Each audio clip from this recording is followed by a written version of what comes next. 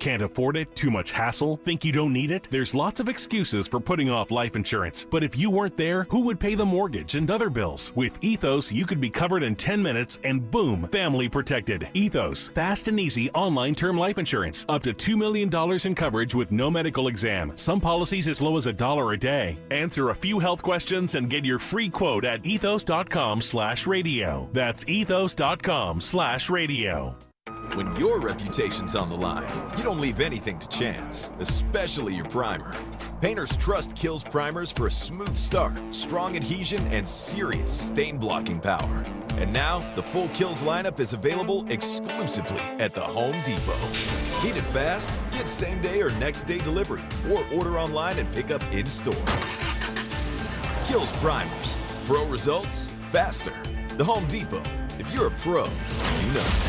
Walking into Bain for the first time after the shooting, it was crippling, but it had to be preserved. In response to the Pulse nightclub shooting that affected the LGBTQ community, Barbara Poma, owner of Pulse, founded the One Pulse Foundation to honor Pulse victims and survivors. If you're an ally of this community, speak out. There are more of us together than apart. It is the power of love in its rawest form. Join the fight for LGBTQ acceptance. Learn how at lovehasnolabels.com. Brought to you by Love Has No Labels and the Ad Council.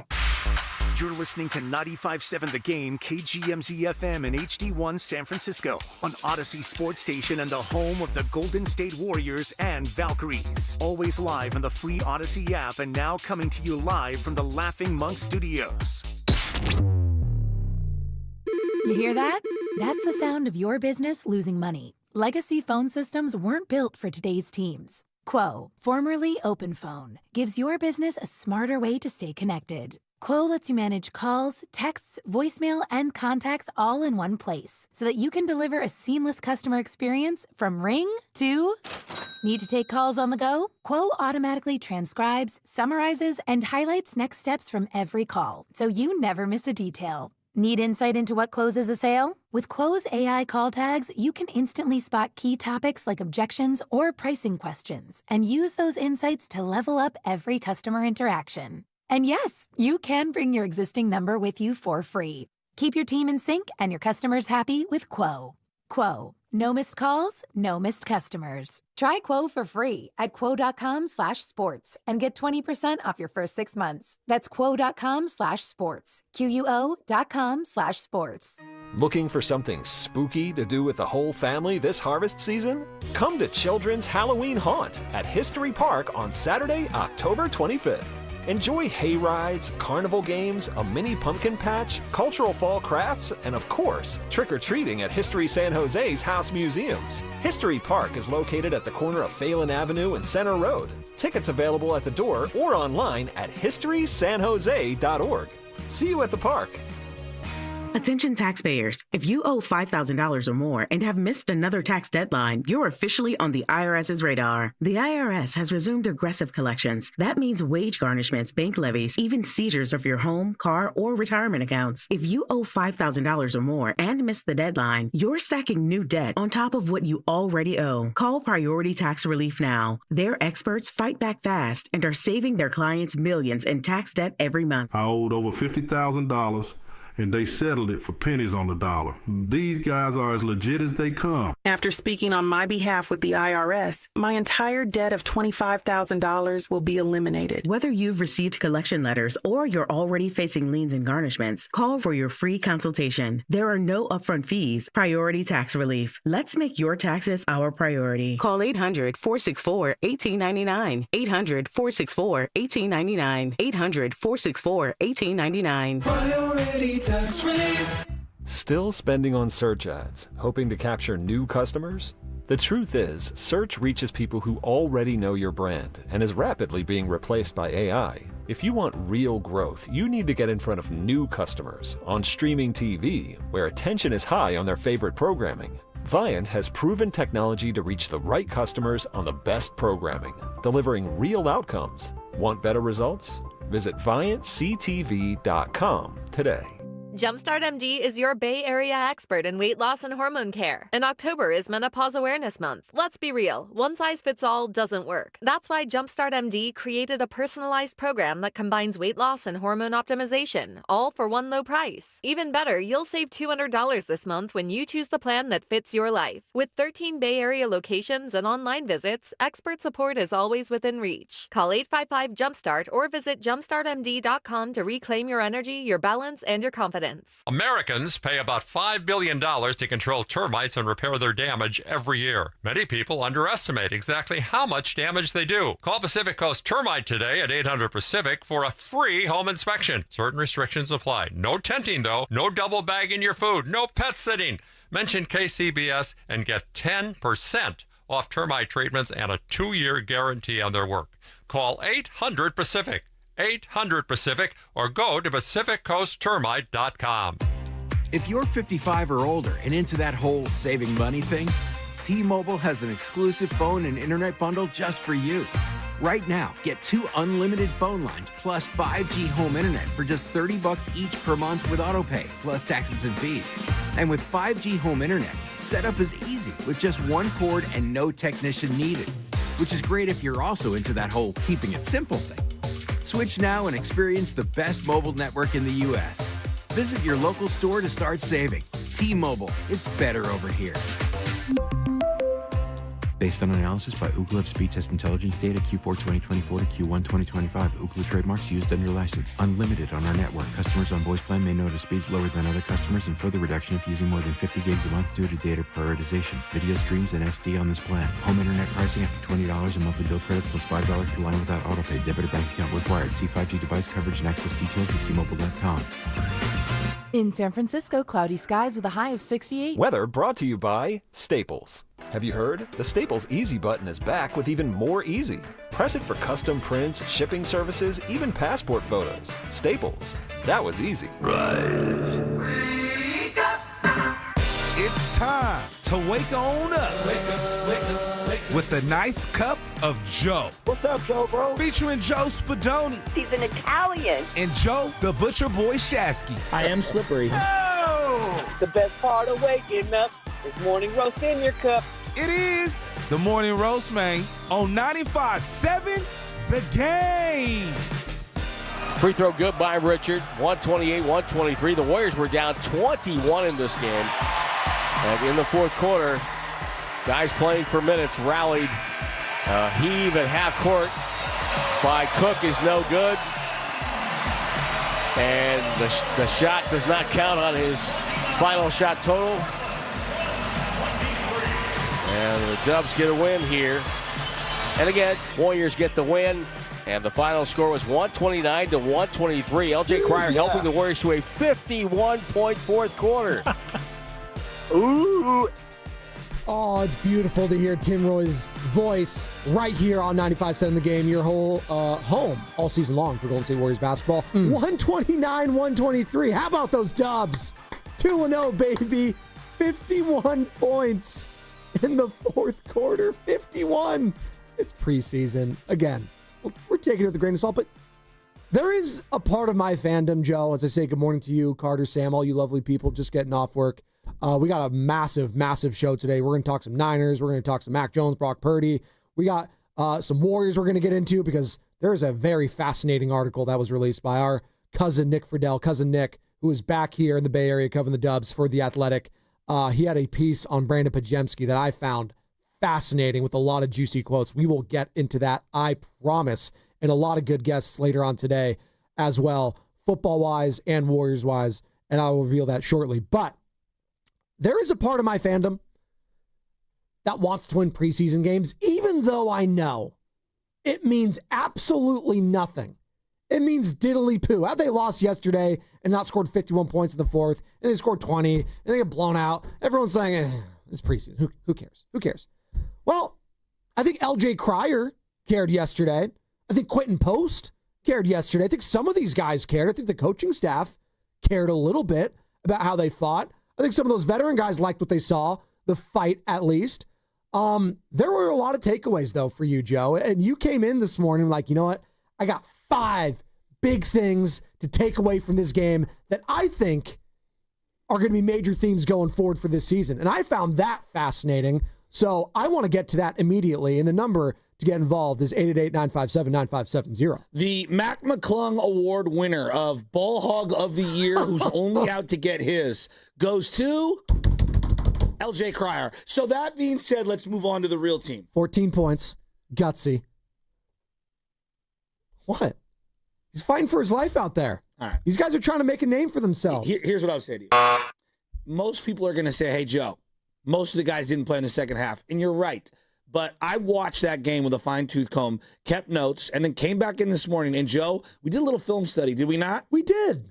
There are some guys on this team who just get a pass from certain people that are covering it. I just don't think you guys know basketball. And I'm going to explain to you some things this morning. And it might be a ice bucket challenge for some of you because you're going to get doused with reality. Hit me, Carter. Let's go.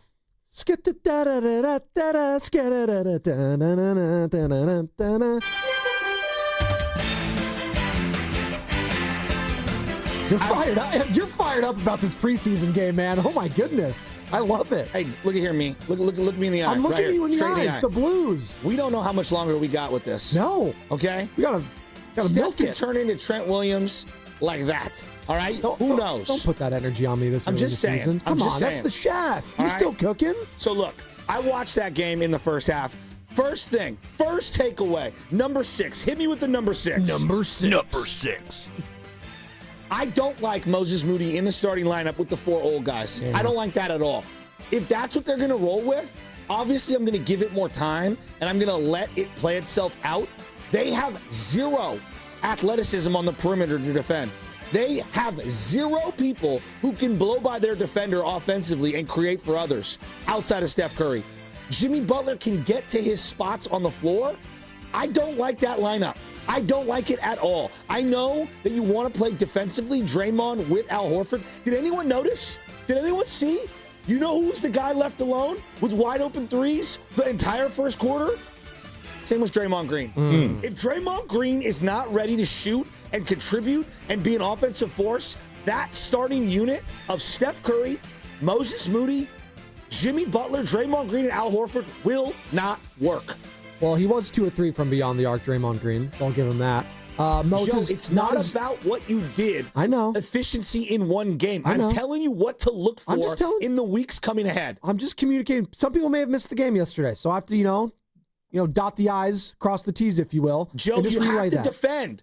How is this team going to defend on the perimeter if they've got, and I like Moses Moody. I think he fits somewhere in the puzzle. I don't know if it's in the starting lineup. They're experimenting, right? I also don't know if I like Al Horford and Draymond Green starting and playing together. I'm not going to sugarcoat it. No, it's not just spacing offensively. To me, it's a combo thing. I think it's also defensively. As good as Al Horford is, he is a great kind of sag defender in the middle of the key. He's really smart. He's actually better in terms of closeouts, even though he's shorter and not as long as what you would like in the modern NBA. They have no size and athleticism.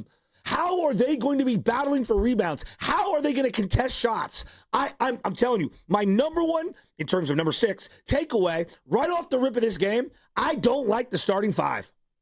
888-957-9570. So we're doing Shasky's top 6 takeaways from this preseason game. That could be themes for this season. And if you have any takeaways from yesterday, please, 888-957-9570. Okay, and again, these are just things I picked up on. Yeah. All right, Warrior season is humming. Let's go. I'm fired up. Number 5 goes right into what I was saying in the first time. Quentin Post. QP. I don't know what to make of him. I'll tell you this, though. Where is the height on this roster? Quentin Post thinks that he's Danilo Gallinari. He's sitting there standing on the three-point line. I don't know what he's doing offensively. Is he just a pick and pop guy? Is that all he's? That's not size. They need size. I got to tell you, one of the more disappointing things I don't think we talked enough about after that playoff run was just QP basically getting iced out and not really doing much after having some moments in the regular season. I know you said Brian Cardinal at one point, I think, for Quentin Post. I was very disappointed in the lack of production, and it felt like the lights were too bright for him early on. And there is a place, as you're saying with Moses Moody on this team, obviously, there's a place, I think, for Quentin Post. But you got to use your size. What was the quote last year that Steve Kerr used? They don't have size. Well, no, the quote that Steve Kerr said in regards to Quentin Post, who is 7 feet tall, he said he's not a fake 7-footer. Yeah. Well, it sure seems like he is. Joe, if he's not using his size, then what is he doing? Joe, he's going to get pulled out on defense, out of the key. He does move backwards better. It's one game. He does move backwards better in this year than he did last year. I'm talking about, it's called retreating and being able to still stay in front of your defender and then still be able to contest a shot if a guy stops, pulls up, and tries to elevate. Where's the size on this roster? How are they going to contest shots at the rim? How are they going to be able to get rebounds? Do you see the size and length of the modern player? This kid Kamara for the Blazers. Alvin? Kamara is everything I would be looking to acquire right now. I would trade my plethora of wings, and we'll get to that in a second, for him. They lack size. And I don't know where Quentin Post fits into the equation. Well, you say they lack size, and he is, again, 7 feet tall. Hopefully he could take a step. Because Joe, not all 7-footers are created equal. I know, Joe. But Markkanen does not play like a 7-footer. Well, by the way, he's reportedly, according to some in the know, Larry Markkanen could be on the trading block sooner rather than later. Shocker. But I'll say this. I hate you're in agreement with me, though. He did have moments last year that perked up your eyes saying, hey, this guy could be a piece here. He did, but I just don't know where he fits. Which brings me to my next point. Number 4. Let's hit it. Number 4. Thank you. Whatever that original second unit was, which was Podz, Buddy Hield, Kaminga, Quentin Post, and GP2, throw that in the Recology dumpster bin and don't ever bring it back. Compost. I know they all love Gary Payton II, and I'm sure he has a role somewhere. I don't get it. We have enough undersized guys who are one-way players. Podz, are you the point guard of this team, or do you think you are Klay Thompson, where you're going to run to the corner and just stand there and chuck?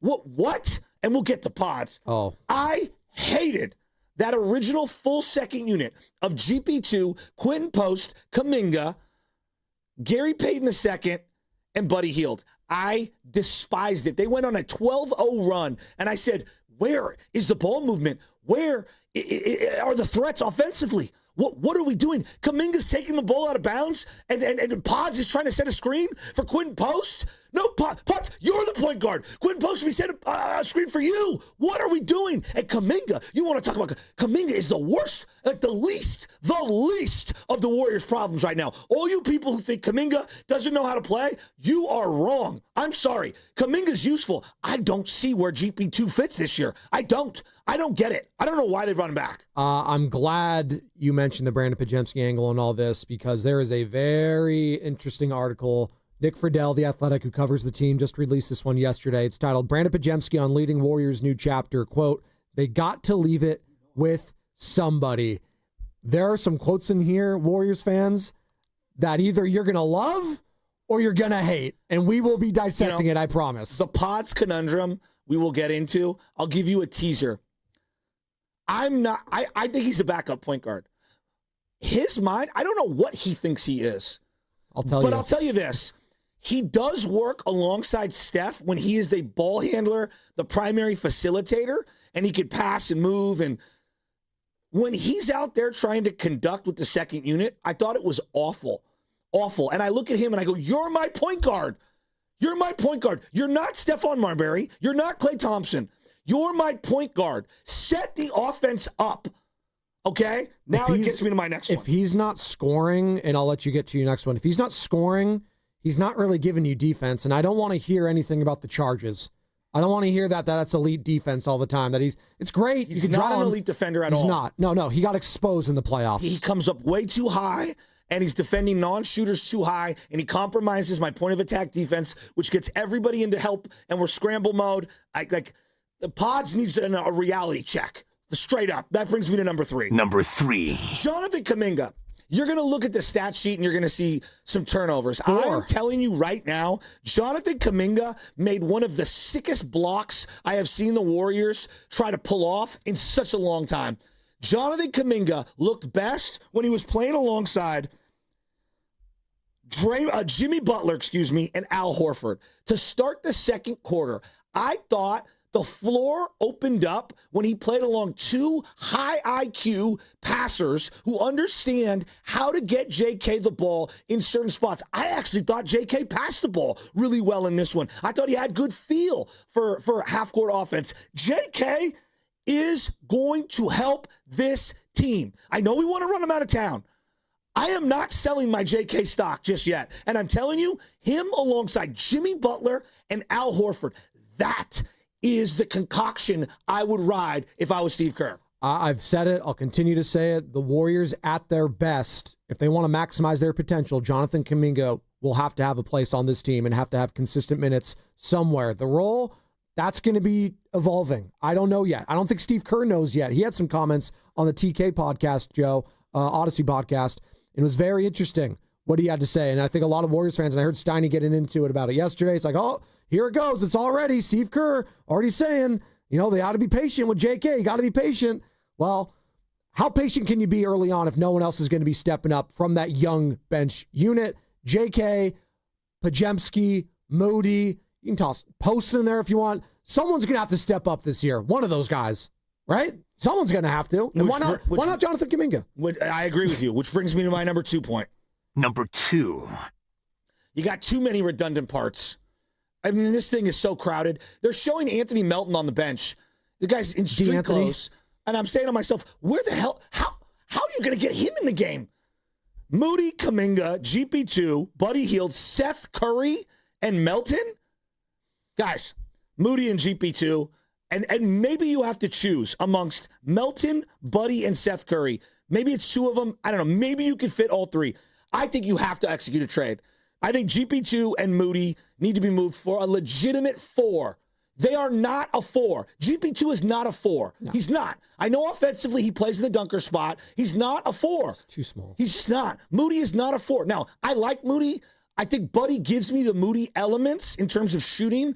I actually think Buddy's rebounding better than Moody right now. I think he's passing better. I think he can dribble a little better. I would trade GP2 and Moses Moody and something else to go get myself a legitimate 4. It is too crowded on the wing. Just too crowded. You're making it difficult for Steve Kerr to find combinations that can click because there are too many options to go with. And you saw juxtapose that with what the Portland Trailblazers rolling out there. Blazers, I'm actually going to be interested in watching this year. I know it's the Blazers. They're probably going to be mediocre, whatever. They got some young talent that has size, youth, athleticism. I kind of care because that's a team that could beat you a couple times this year. I'm not sleeping on the Portland Trailblazers. They have youth. They have size. They have athleticism. They do. By the way, we're going to be talking to their former head coach a little bit later on today, current assistant head coach with the Warriors, Terry Stotts. And the last one, I'm going to leave this to Carter. This is the number 1 takeaway from last night. The Carter? Carter, I'm going to let you say it. I don't know what your number 1 takeaway was from last night, but I'll give you mine, which was the effort was just pathetic last night. I'm sorry. The first half, they were walking on a lot of it, and it's just like, look, I get it's a preseason game, but don't ask me to tune in if you're going to walk. I would argue the second half of that game was worse than an entire second preseason football game. Damn. At least they won though, right, guys? 51 points, fourth quarter. But at that point, everyone tuned it off. Everyone turned it. It was no one's watching. No one's watching. And I get it here. Like it's how we talk about preseason football. You talk about a drive when it comes to like Pearsall and Purdy. Like after Draymond, Jimmy, Al Horford's definitely. This is okay. Draymond's in midseason form. Did you see him yelling at the referees? Yeah, in the first game against the Lakers, he tried to him and Vanderbilt had to be separated from Jonathan Kaminga. First game. Here's the number. 3 what? 3 more preseason games. That's the number. That's all you got to worry about. The most important thing, and I love the top 5, top 6 really. Bro, I'm fired up for the Warriors. I know you are. The most important thing is no injuries. That's one thing we cannot. They have to make a trade. But the only way you lose in the preseason, I'll always say this with any sport, is if you get major injuries. That hasn't happened, and that's going to be the thing I'm monitoring going forward, Joe, is the minute allocation for all these guys. Like, that's going to be, I'm very curious because it's preseason right now. What's Jimmy going to be looking like in full season with this team? He played for like not even a half of the season. Did you see the graphic that came up last night? Which one? The graphic that they showed in the second quarter said the last team to start 4 players who were 35 plus in age was the 2001 Utah Jazz, who won 53 games. Stockton was 39. Malone was 37. Not a chance in hell you get the other 2 names. Stockton, Malone. Thinking back to those Jazz teams. It's not who you think it is. I was 7, 8 years old then, 2000, 2001. Jerry Sloan, the head coach. That's got to take it over the top. He was probably Thank you. He was like 90 years old then, so I don't know. I give up. Olden Polynice, who I consider a Sacramento King. Nick who? And John Starks. Oh, John Starks. They started 62 games together, and they won 53 as a squad. Actually impressive. Jerry Sloan, tip your cap to that head coach. Rest in peace. Fitz was in midseason form last night. He was like, you win 53 this year. I mean, you might be the second seed. Fitz. I love Fitz. And if I hear top blocking from Kalena Azubuike one more time, dear God, Kalena, stop saying top blocking. Stop with the tornado spin move. Jesus. God. Shout out to those watching on YouTube. I can't wait for some of these national broadcasts. Brought to you by First Northbound Credit Union for a low rate and the auto cameras. loan. NBC, can we upgrade the gosh darn cameras? Apply online or just ask for First Northbound financing at the dealer. We love our friends. We're broadcasting in like 780, dude. I'm on 4K. Why is college football the only thing in 4K for my, expensive television? That's not true. Yeah, Amazon Prime's looking crisp on my TV. Why is everything locally in like 780 definition? Yeah, man, you seem very emotional. I am emotional. He is emotional. I am about emotional. This. It's pixelated. It took 2 preseason. Come on. It took 2 preseason games. It's pixelated. Oh. Can we upgrade? Like you're going to charge me $22 extra a month to upgrade to the NBC Sports package?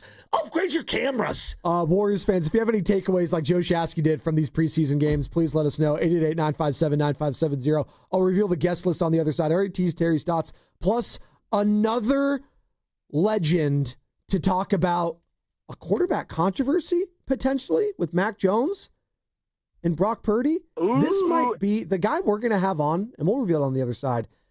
The guy we're going to have on might be the quintessential guest to talk about this. This isn't even hyperbolic. This man might be involved in the singular most important play in the history of the NFL. I'll explain on the other side. Plus, more of your calls, more of your text. We'll dive into Brandon Podziemski and Nick Friedell's article. Cousin Nick, The Athletic, had a very interesting piece. A lot of interesting quotes from that. We are coming to you live from the Laughing Monk Studios. Laughing Monk, righteously brewed in San Francisco. It's Bedoni, it's Shasky, and it's all brought to you by Moderna. mNEXSpike COVID-19 vaccine mRNA by Moderna has arrived. To learn more and find it near you, visit mnexspike.com. That's mnexspike.com.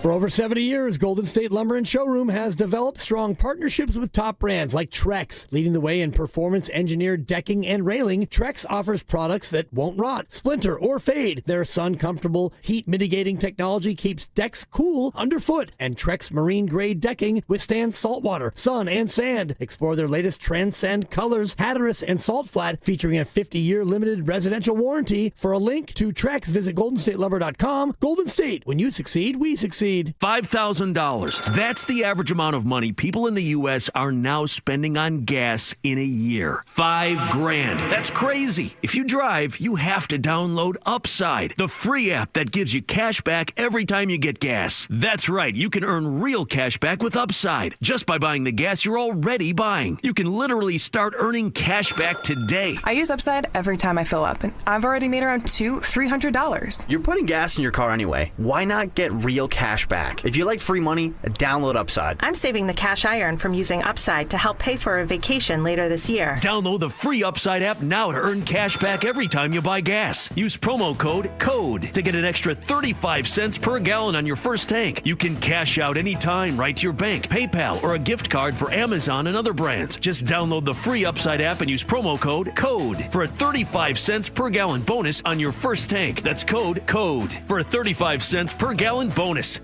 The following is an attorney advertisement. If you get sidelined by a workplace injury, the workers' compensation attorneys at Boxer and Gerson can help you get back in the game. Our team of skilled attorneys will fight by your side for the treatment and compensation you deserve. We care about justice for injured workers. That's what makes us Northern California's premier workers' comp law firm. Call Boxer and Gerson at 510-835-8870 or visit boxerlaw.com for a free consultation. Boxer and Gerson, your life is worth the fight. Did you know that most people wait 6 or 7 years before they buy a new TV? That's a lot of time in front of one TV. So why not get one of the best sets for the next 7 years, like one of the top-rated Samsung, LG, or Sony models? Too expensive? What if you could get up to $1,000 trade-in for your old set? Who would do a stupid deal like this? Right now, at Video Only, you can get big bucks for your old set as a trade-in and a hot price on the new models. Don't be sorry. Check out Video Only. Blue and Gold fans, let's get engaged. Cast your vote in our Expo online before every basketball game on Willard Dibs. Brought to you by Shaneco, your friend and jeweler, where you'll find the Bay Area's best selection of unique engagement rings and their unmatched free lifetime warranty. Visit Shaneco today. When back to the office means back in traffic. 2 left lanes are blocked off. Turn to the traffic leader, KCBS. And a motorcycle involved here. Your NorCal Honda dealers have a huge selection of new Accord hybrids. Trade for the best and get a great deal today. Brought to you by your Northern California Honda dealers. Hey, it's your boy Guru. Every time we put a rat on the table during our show, it's brought to you by Atco Pest Control. Atco Pest Control is a family-owned local business proud to provide pest control in the Bay Area for over 35 years. Atco uses natural methods to give you a peace of mind and keep your family out of harm's way. Quality pest control doesn't have to empty your savings either. Don't wait. Go to AtcoPestControl.com for all your pest control needs. They got you covered. There's nothing like when you get that part from eBay and it just fits. Yeah, the first time. So you can do less of this and get right back to more of this. At eBay, you'll find all the parts you need, guaranteed to fit, at prices you'll love. Sounds good, doesn't it? eBay, things people love. Eligible items only. Exclusions apply. As a mom, comforting my family is what I do best. Vicks Vapor Stick provides soothing, non-medicated Vicks Vapors in an easy-to-apply stick, and it dries fast, so there's no mess. I use it to comfort myself and my family. Thanks, Mom. Vicks Vapo Stick, soothing comfort for the whole family. And try Vicks Vapo Shower Max for steamy Vicks Vapors when you need more comfort for yourself. Use as directed. Red and Gold Game Day starts at Laughing Monk Brewing. Park for free. Enjoy amazing food, ice-cold beer, and every game on TV. Catch 95.7 The Game's pregame show. Then hop on the free shuttle straight to the stadium. Sign up now at 957thegame.com.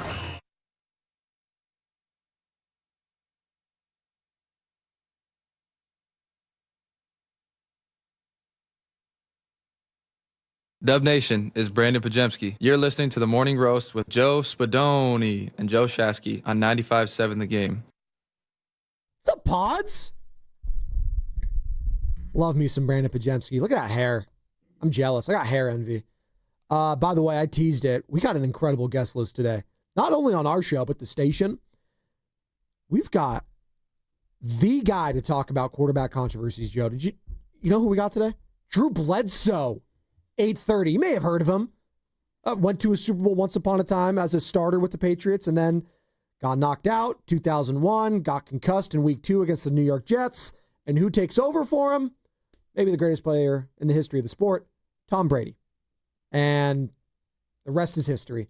So when I said he is involved in maybe the single most important play in the history of the NFL, that wasn't hyperbolic. You could make the correlation. Him in that play getting knocked out, leading to Tom Brady taking over the way he did, 7+ Super Bowls later. It's pretty incredible. So we're going to talk about the entire 49ers situation with Brock Purdy, with Mac Jones, all of that. Drew Bledsoe, 8:30. Can't wait for that. Plus, Terry Stotts, Warriors assistant coach, 9 o'clock, former head coach of the Portland Trail Blazers. Get his thoughts on some of your concerns, Joe. Maybe you can give your top 5 concerns or 6 to Terry, and he can retort. You want to do that? 9 o'clock? I would love to. Okay. Well, maybe we'll Terry might be one of the tallest guys on the team. It's not a bad call. And then I mentioned the other shows today because, you know what, I'm a team player here. Like Steph Curry, like Jimmy Butler, I'm a team. I can facilitate when I need to. Mike Dunleavy with Steiny and Guru today. Yeah, Mike Dunleavy, general manager of the Golden State Warriors. Sean Salisbury, former NFL quarterback, USC, fight on. He's going to be on with Willard Dibs at 3:15. He knows the NFL inside and out. And I'm sure he has many thoughts on Mac Jones and Brock Purdy. And again, all guests on 95.7 The Game appear on the River Islands guest line. Is it time for you to discover the islands, River Islands in Lathrop? You know, I think we spent a disproportionate amount of time discussing Jonathan Kaminga's contract and his status and just arguing about, like, is he good? How good is he? How good is he not? What can he do? What can he do? And it just feels like, to me, there are other storylines on this team. Obviously, the big one is Draymond, Steph, Jimmy Butler, and the cohesion and, you know, how much longer do they have? What does it look like for a full season? How many more great years of vintage Steph Curry do we have? You know, can Horford do what he's done the last 4 seasons, which is play 60-plus games and average over 28 minutes a game? Like, that's kind of crazy. Right. At 39 years old. So there's a lot of questions. I think another one is, like, and I watched it last night, what the heck is going on with Podz? Where does he fit? We asked Nick Friedel this either last week or the week before, just because he's back in the Bay. He's covering the team for The Athletic. Obviously, Anthony Slater moved over to ESPN, so we're so happy to have Nick Friedel back. And he had this article about Podz, and we're going to get to it. But we asked him, Joe, I think I did, his biggest question mark heading into the season. Like, what is something like no one's talking about that we should be talking about? And he mentioned Brandon Podziemski, and I'm sure he was working on the article, so that's why he was neck deep in all of that. But it's going to be very fascinating to watch the development of him, Moody, Kaminga this year, because I do believe he took a leap last year, Joe. Like, you're looking at me like there was a point in stretch last year for Podz.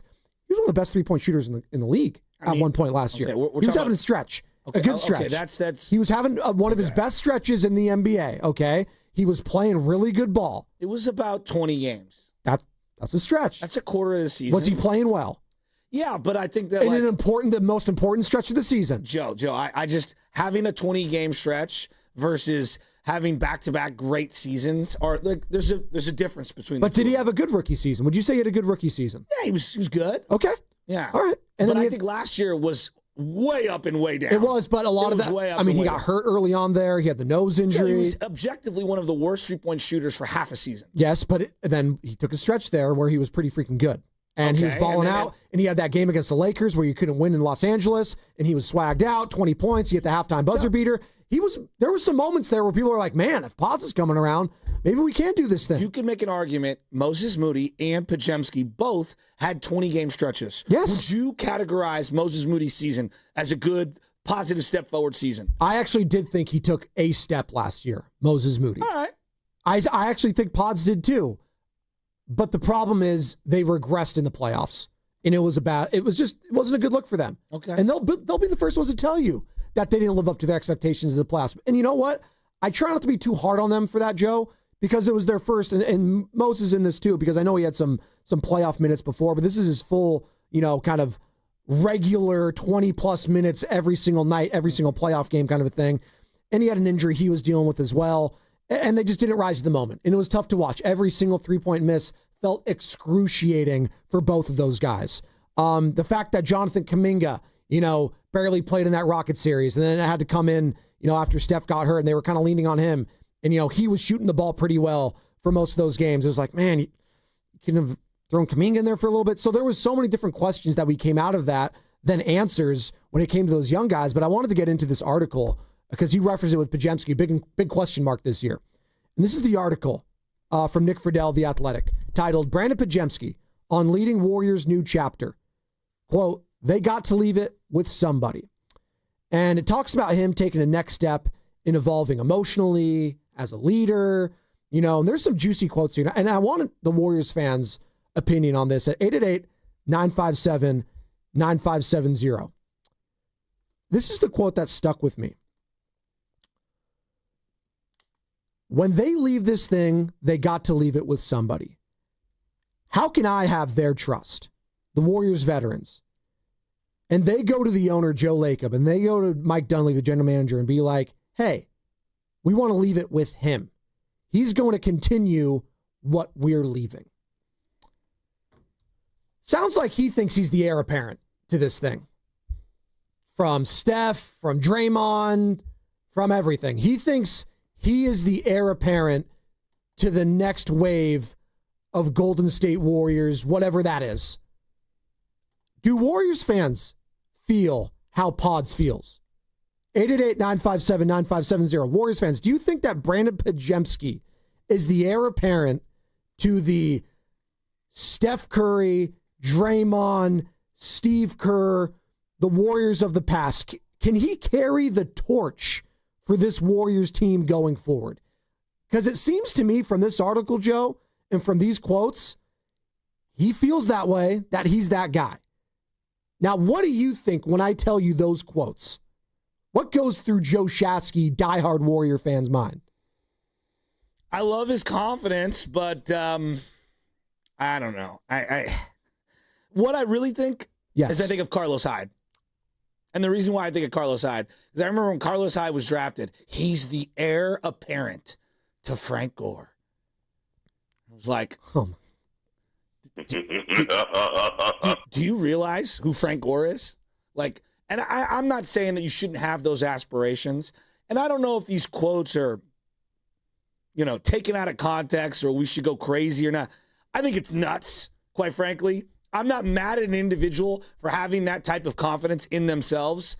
But, I mean, that's almost as crazy as Carlos Hyde suggesting he's the heir apparent to Frank Gore. When, yeah, you might be next in line. That doesn't mean you're anything. Like, you're in and out of the league in a second. And that's a name you probably haven't thought of in years. No, it hasn't. Fans. I have not thought of Carlos Hyde in a minute. In years. Yeah. Okay? The shadow that the legends cast upon anyone who's stepping in to the light after them is just, you don't understand it. And so here's what I would say to Podziemski. Why don't you just end up solidifying a role on this team and just be an awesome role player and then worry about the future in the future. I wouldn't talk about anything post-Steph, and I don't know how much he's thinking about this. Like, again, was this a 35-minute sit-down and this was one sentence? I don't know. There's a lot of quotes here, and we're going to get into them. Why don't you try to be Peyton Pritchard, who's way better than you right now? Why don't you try to be that guy? He was told from Steve Kerr, I think when they were doing the Olympic trials or whatever they call them, when they were all practicing, and he was on the select team. There we go, the Olympic select team. Trace Jackson Davis, him, a couple other people. And Steve was talking about Podz, like, hey, Cooper Flagg, remember, was a part of that team. He's like, can you be Austin Reeves first? Can you? No, seriously, that's what Steve Kerr said. Austin Reeves is really good. I know. Can you be Austin Reeves first? Because there's levels to this before you get. Yeah, no, I'm reiterating what you're saying. This goes back to, like, again, having a 15 or 20 game stretch isn't a season. No. A season isn't multiple great seasons, right? Like right now, forget the future. What is he on this team? I think he thinks he could be a third option on this team. What if I told you that? As a scorer? A third option. He said in this article. What's he elite at? Joe. What's he elite at offensively? Well, it's a great question. I mean, I want to say he's... Other than dribbling. I was going to say he could dribble the ball. I think there was a stretch last year where he could shoot the three-point ball very well, but he's very streaky, as we saw in the playoffs. There's another quote in here, Joe, I want to get into on the other side that goes into exactly what you're saying. Podziemski, I think, is a very polarizing player, and I'm not mad at him for having confidence in himself, but there's a part of me that says if Jordan Poole had made statements like this, we would be crushing him. If Jonathan Kaminga made statements like this, we would be crushing him. Why don't you just embrace your role? Where are Warriors fans at with these comments from Brandon Podziemski? He feels like he is the heir apparent to take over as the guy once Steph and Draymond hang it up. 888-957-9570 is the number. And it's all brought to you by Fremont Bank, which is here for you, here for good. Hey, it's Mark Willard from 95.7 The Game. Look, when life hits you hard, and it happens, could be an accident, an injury, you need to hit back harder. You need a fierce team that knows the insurance game and refuses to back down. That's why I trust Omar Habas and the entire Habas Law team. For over 40 years, Habas Law has gone head-to-head with insurance companies, winning medical care, financial support, and real justice, and Habas doesn't get paid unless you do. Visit habaslaw.com. Habas Law, they'll fight to make it right. Is your house more trouble than it's worth? Dealing with endless repairs or difficult tenants?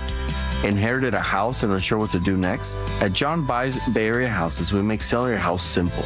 Sell as is without any fees, commissions, or hassles. Start fresh. Don't let your house hold you back.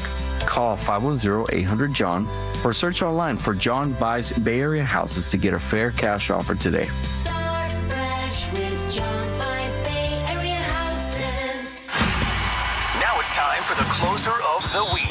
Presented by LiftMaster and R&S Doors. Turn your garage into the envy of the neighborhood. Visit rsdoors.com. This week's closer comes from Ryan from Fresno. Chris and Chuck did an amazing job installing the roll-up door in my workshop. Marlon did my quote and was more knowledgeable than any other company that came out. Prices were affordable. I highly recommend R&S. Recently, my garage door opener was not working. I was in need of a closer. I was put in touch with R&S Doors, and they hooked me up with a brand new garage door opener from LiftMaster. With LiftMaster's MyQ connectivity, my garage door opener can be controlled right from my smartphone. You'll know when a door or gate has been left open and can close it with a tap, no matter where I am. Be one of the first 10 callers and receive 20% off a LiftMaster garage door opener. Call 1-800-FIX-A-DOOR. That's 800-FIX-A-DOOR. Or visit rsdoors.com. R&S Doors. Look for the red truck. Hey, Bay Area, slam dunk and save lives with Stanford Blood Center. Donate blood during October, and you'll be automatically entered to win tickets to the Golden State Warriors game on Christmas Day. Every time you donate, you could help up to 3 people, bringing strength and support to individuals and families when they need it most. This is our way of saying thank you for being a hero in your community. Visit StanfordBloodCenter.org to learn more and schedule your donation today. That's StanfordBloodCenter.org. All guests on 95.7 The Game appear on the River Islands guest line. Warriors head coach Steve Kerr now joining us on the River Islands guest line. Joining us right now on the River Islands guest line, none other than Steph Curry. River Islands in Lathrop is the best-selling master plan community in all of Northern California. With its lakes, parks, trails, and collection of new home neighborhoods, the good life can be your life. Isn't it time for you to discover the islands? Shopping for a new car is fun. Shopping for financing, not fun. Luckily, First NorCal Credit Union can help. With rates as low as 4.75% APR, you can save big by skipping the dealer financing and applying their rebates to your down payment. Visit firstnorcalcu.org to apply. Must qualify for membership. Rates subject to change without notice. Loan subject to credit approval. 4.75 annual percent rate based on 36-month term and 780 FICO score and 29.86 per $1,000 borrowed. Every morning, we rise and shine, make breakfast, and brush away the night's rest. These routines help us start the day off right. Nature-Made vitamins are a simple step in that daily care regimen. Multivitamins with daily essentials, clinically studied probiotics for gut health support, magnesium to help relax the body. Nature-Made is made to care for you every day. These statements have not been evaluated by the Food and Drug Administration. These products are not intended to diagnose, treat, cure, or prevent any disease. When your name's on the paint job, your primer better hold up. Painters trust Kills primers for serious adhesion, stain blocking, and a finish that lasts. Now, the full Kills lineup is available exclusively at the Home Depot. Need it fast? Get same-day or next-day delivery, or order online and pick it up in-store. Kills primers. Pro results. Faster. The Home Depot. If you're a pro, you know. This is the story of the one. As a maintenance supervisor at a manufacturing facility, he knows keeping the line up and running is a top priority. That's why he chooses Grainger. Because when a drive belt gets damaged, Grainger makes it easy to find the exact specs for the replacement product he needs. And next-day delivery helps ensure he'll have everything in place and running like clockwork. Call 1-800-GRAINGER, click Grainger.com, or just stop by. Grainger, for the ones who get it done. Too many tools, too much stress, and way too many bills. Odoo replaces it all. One connected platform for every part of your business. so you can work faster, smarter, and for less. Odoo, the only software you'll ever need. Try it free today at odoo.com. That's ODOO.com.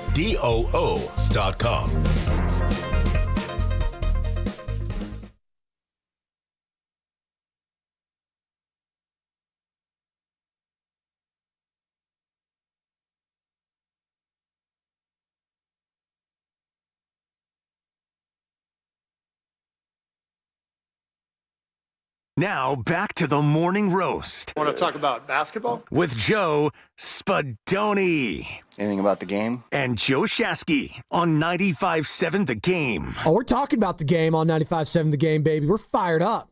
Talking some Dubs basketball. Brandon Podziemski, hey, there's a fine line between confidence and cockiness, and he totes that very well. And there is a part of me, Joe, that respects the hell out of it. I do. I respect it. You got to believe in yourself, right? You got to have belief in yourself. You got to have the confidence and say, I want to be that next guy. I want to be the heir apparent when Steph hangs it up, when Draymond hangs it up, when Jimmy's gone. I want to be that guy for Warriors fans that they can gravitate towards. My question is, do Warriors fans feel that way about him? As Podz feels about himself, being the heir apparent. Can I ask you about a team that got bowed out last night? The Yankees. Anthony Volpe was a local kid that they drafted in the first round to play shortstop. Yeah. Now, baseball's different. I could play shortstop and you could play center field. I could bat eighth and you could still bat cleanup or third or second. I'm a first, DH guy. Right? If Anthony Volpe, after year 1 or year 2, was like, I'm gonna take the captain spot from Aaron Judge one day. That's what I want to do. Yankee fans would go nuts. They're like, Doc, what? You? Huh? Oh, Joe, what? They'd see those and hear those quotes, and as soon as he strikes out at the plate in a regular season game against the Pittsburgh Pirates, they'd boo the hell out of him. I believe he won a Gold Glove his rookie year. I could be wrong, but I believe he did. But he was so up and down this year. So up and down. He was awful in the playoffs. Yeah. Awful. So up and down. Kind of like Podz. And again, had he said those things, like, I'm going to take the keys from Aaron Judge when he's done, people would be like, what are you talking about? Like, establish yourself first, right? And that's kind of where I'm at with Podz. Now, am I mad at a young athlete for having confidence in himself? Absolutely not. But I think that you have to have a little bit of self-awareness and perspective to know how it's going to land. And I just think that basketball, more so than even baseball, understanding your role and the continuity and chemistry and the fabric and the dynamic of the egos at play on a basketball team are very delicate. And at times, I feel like Brandon Podziemski is delusional. You like this quote from the 707, and what we're talking about right now is the latest piece from Nick Friedel, who covers the Warriors for The Athletic, and on 101 with Brandon Podziemski. There's some quotes here that were just eye-opening. But, as I said, there's a fine line between confidence and cockiness, and I think Podz toast that line very well. This is the one that stuck out for most people and for me. Quote, when they leave this thing, they got to leave it with somebody. How can I have their trust? And they go to Joe Lacob or Mike Dunleavy and be like, hey, we want to leave it with him. He's going to continue what we're leaving. So I think about that all the time. And I set myself up in that position to have that. And there's a lot of other things that just skill that you need to be in that sort of position. And he's talking about taking over, obviously, for Steph and Draymond and wanting those guys to hand him the baton to the next generation. From the 707 on the Boxer and Gerson Work Injury Attorneys text line, Joe, we've just spent the last couple seasons tearing Kaminga apart for wanting to be that same guy and just telling him to play his role. But we're okay with Podz saying this? That's why I'm not saying I'm okay with it. I'm just saying if it were Kaminga or Jordan Poole, we would have full lines lit right now. Which is interesting because I feel like, at least on social media, which again, take that with a grain of salt because it's social media, I do feel like people get on Podz a lot for some of these comments. They do. They roll their eyes. They say, really? Like, you haven't done much? Like, I guess my other question is, has Brandon Podziemski done enough, and as you're alluding to, I don't think you think he has, done enough in his professional career to warrant some of these comments that he's made? Joe, I don't even know what his role is on this team. What do you think he thinks his role is on this team? That's a great question. I don't know. Well, I really don't know. I think that in his mind, like most guys, I just assume most guys, unless they have accepted their fate as an NBA player, are like, I should be a point guard with the ball in my, or, a starter, with the ball in my hands, the majority of the game. What if I told you he wanted to be a third option on this team? And he says that in the article. Quote, third option offensively as a scorer? Quote, this is the I'm just going to read the quote. Brandon Podziemski on a sit down with Nick Friedel, The Athletic. Quote, I want to be a third option for this team. I want to be a guy where Steph and Jimmy are out and they can rely on me to help win games. That was the quote. Wow. So like last night, and I know most people didn't watch the game. He's in there with the second unit. There is no Jimmy. There is no Steph. Nope. You got Jonathan Kaminga inbounding the ball. Who do you think he's trying to throw it to? Podz. Yeah, where's Podz? Where is he? Running to the corner on the other side of half court. I thought you were going to talk about the one that turned into a Kaminga turnover where both Quentin Post and Brandon Podziemski are there for the inbounds pass. Both of them do a screen at the exact same time. And Kaminga's like, someone's got to be open. So he throws it. It just right out of bounds. So look, everybody wants to be someone who's a unicorn, right? And it's very different. Everyone wants to be Joe Rogan. Everybody wants to be, what's the guy's name? I Show Speed or whatever? Speed, yeah. Speed. Tom Brady thrown into him. Right. Everybody wants to be Taylor Swift or they want to be Patrick Mahomes. I just want to be Joe Spadoni. Those are unicorns. What makes them so unique is they are so infinitely talented in one area that any of their flaws that are there are masked by their greatness in another area.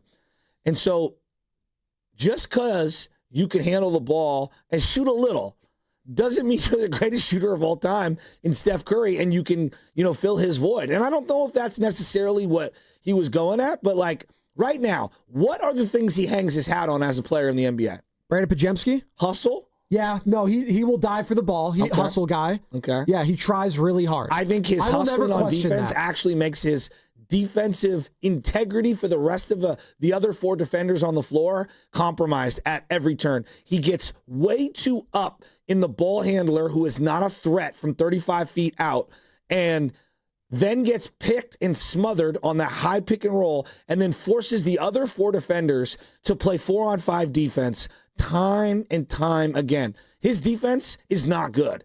Just because you get a couple charges does not make you a great defender. He's not a long defender, so he can only guard certain guys. He's not a laterally quick defender. Now, he overcomes some of these with hustle, loose ball plays. There's only so many of those, though, per quarter. He is a willing rebounder, a really good one, actually. He's a really willing rebounder, and he will get his nose in there and will box out and jump up. But that's not necessarily going to define who you are as a primary defender, though it's needed on this team with not a lot of size. Offensively, he's a pretty good dribbler. I think he gets himself into trouble over dribbling.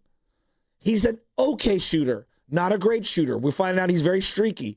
But to try to replace Klay Thompson or Steph Curry, those are the greatest shooters we have ever seen. And what makes them so great is that 5 defenders have been game planning to not let them shoot for however long leading up to the game, and yet they still get theirs. As a ball distributor, I would say he's a plus ball distributor, but at times, because of the over-dribbling and the leaving of the feet after picking up his dribble, he gets himself into trouble. Where I'm going at with this is he's a very incomplete player. He's got a long way to go. He's definitely not a starter on this team locked in. I don't even know if he's a second-unit stalwart right now. Because if Seth Curry comes back, I don't know, maybe they put him there. When Melton comes back, I don't know, maybe they put him there. Right now, I don't know. So to have this self-belief, I love it. It's great. So that on the floor, what are you? And right now, I think he's got a lot more question marks than he has answers. 888-957-9570 is the number. Warriors fans, do you see Brandon Podziemski as the heir apparent type of player to take over for Jimmy, Steph, Draymond when they hang it up? He seems to feel that way. 888-957-9570. Do you think he's a combo guard? Do you think he's a point guard? Do you think he's a 2? I think he should be a point guard. Yeah. Right? He should, he handles, I think he has a good handle. I think he can be a good passer at times. But here's the problem with him as a point guard, and it's not problem. Here's the thing that he does too often.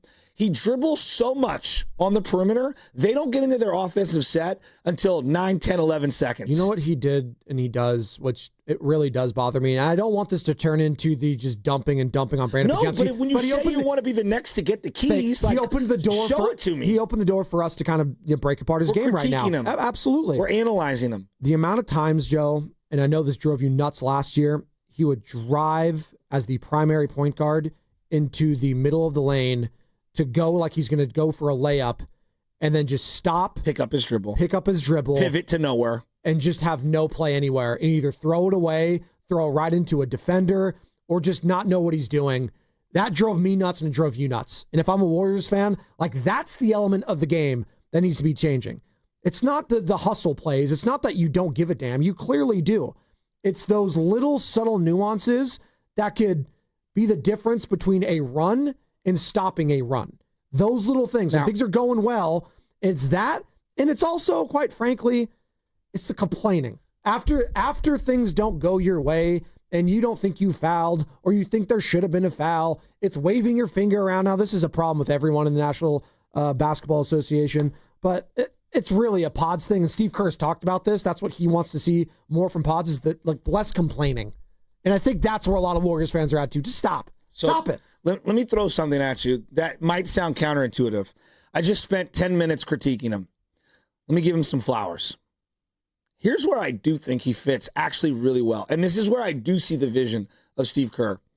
Last night, we talked about the starting five. The starting five was, and I'm going to write it down so that I can not confuse anyone. Steph Curry, Moses Moody, Jimmy Butler, Draymond Green, and Al Horford.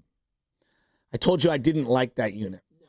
Defensively, I didn't like them. And then offensively, it just felt like to me, you kept getting stuck in the we're sagging off everyone, not named Curry. Moody, you take as many shots as you want from the outside. Draymond, you take as many shots as you want from the outside. Jimmy, you take as many shots as you want from the outside. It felt very redundant. And you'd get either early or late shot clock grenades all across the court. I don't think their best offense is that way to start a game. I would use Podz in the starting lineup if I wanted the best version of ball movement, hustle, and frenetic pacing to start a game. I would actually have Draymond Green come off the bench.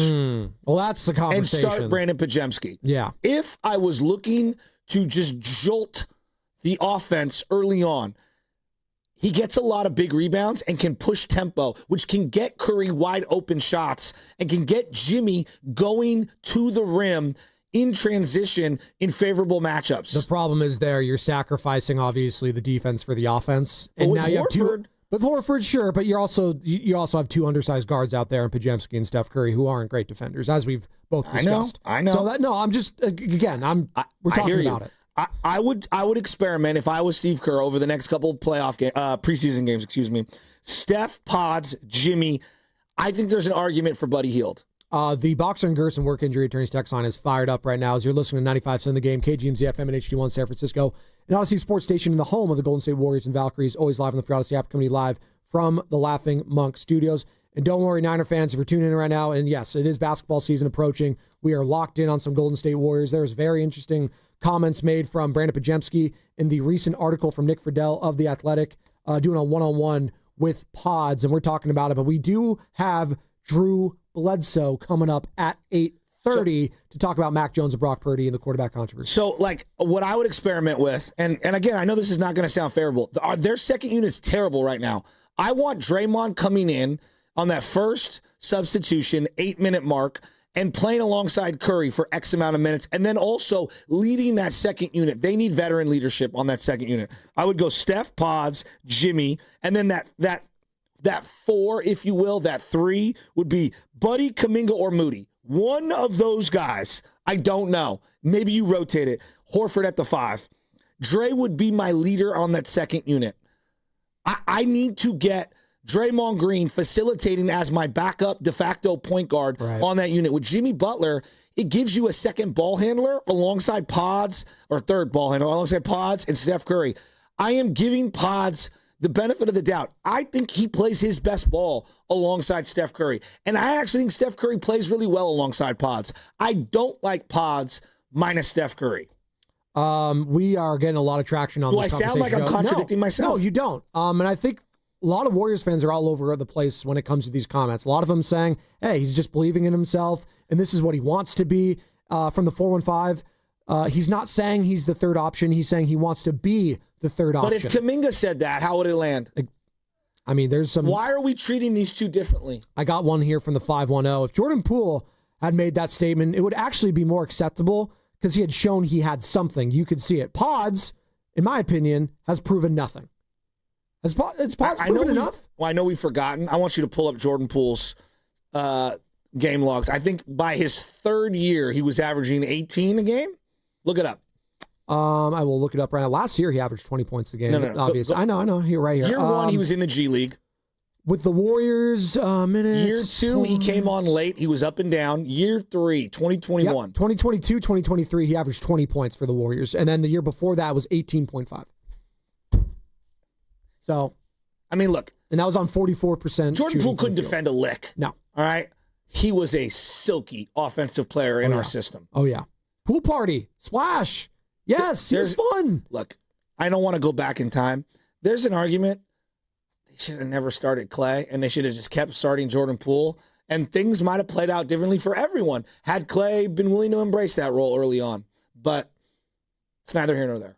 888-957-9570. Do you view Brandon Podziemski as the heir apparent, as Podz seems to feel like he could be for this team after Steph, Jimmy, and Draymond wrap it up? The problem is that I think that Steph and Jimmy and Draymond are playing at such a high level, but they are older. And then you throw in Horford. I personally believe you need to split those guys up throughout the regular season. The playoffs is different. If it's a must-win game, I'm throwing all those things out the window. We're talking about putting together the best team on a nightly basis so that each unit is kind of gelling. And right now, I think you need to inject some youth into that first unit and have one of your veterans come off the bench. 415 seems to disagree how I'm taking it, and he's reading this differently. He's not saying he's the heir apparent. He's asking, quote, what do I have to do to earn that trust? Every player should be thinking like that of how to make the team better. Yeah, I don't view it that way. I think he feels like he is that next guy to take over for them because he's made comments similar to this in the past. He believes that, and that's okay to feel that way. I'm not here sitting saying that's a bad look for him. I'm just trying to gauge how the fan base feels about that. Clearly, the 415 on the Boxer and Gerson Work Injury Attorneys text line likes what he's hearing. I'm seeing a lot from the 510, from the 707. They don't like hearing this. They think he's just a role player. Just do your job. Don't say a lot. But you know what? These guys are going to talk. That's this generation. So let me ask Warrior fans. There's a one-on-one sit down. Let me ask Warrior fans, and let me ask you. How do you view Brandon Podziemski heading into this season? I think... Where does he slot in? He is... This year. Forget future. Off the bench role guy. Going to get allocated 20-plus minutes a night, I feel like. He's going to be a backup point guard. I bet it's closer to 30. If we were to, and I'm not trying to for sure. parse your words here. If 21's on one side and 28's on the other, wouldn't you say he probably leans closer to 28 minutes a game? Probably. Yeah. I said 20-plus because I would agree. At minimum, that's what he's getting. At minimum. Yeah, I would split the baby and go 25. 25 at minimum there. Sure. There we go. But he definitely has a role on this team that Steve Kerr wants. Now, how Podz feels about it, how the organization feels about him. See, that's what I keep getting at, Joe. We had the conversation yesterday about made men and who feels like they're a made guy on a given team. Like George Kittle, Fred Warner were made guys. Hell, we even said Brock Purdy might not be a made guy on the Warriors. He took a team to the Super Bowl as a quarterback. Different sport, mind you. But again, like Steph Curry on the Warriors is a made guy. Draymond Green's a made guy. You know what? This might sound insane. I think right now, Jimmy Butler might be a made guy on this team. When it just comes to minutes, having a role, having a contract going forward, he might be a made guy. Whether you feel he is as a fan or not is different. They ran a play last night. Jimmy's the inbounder.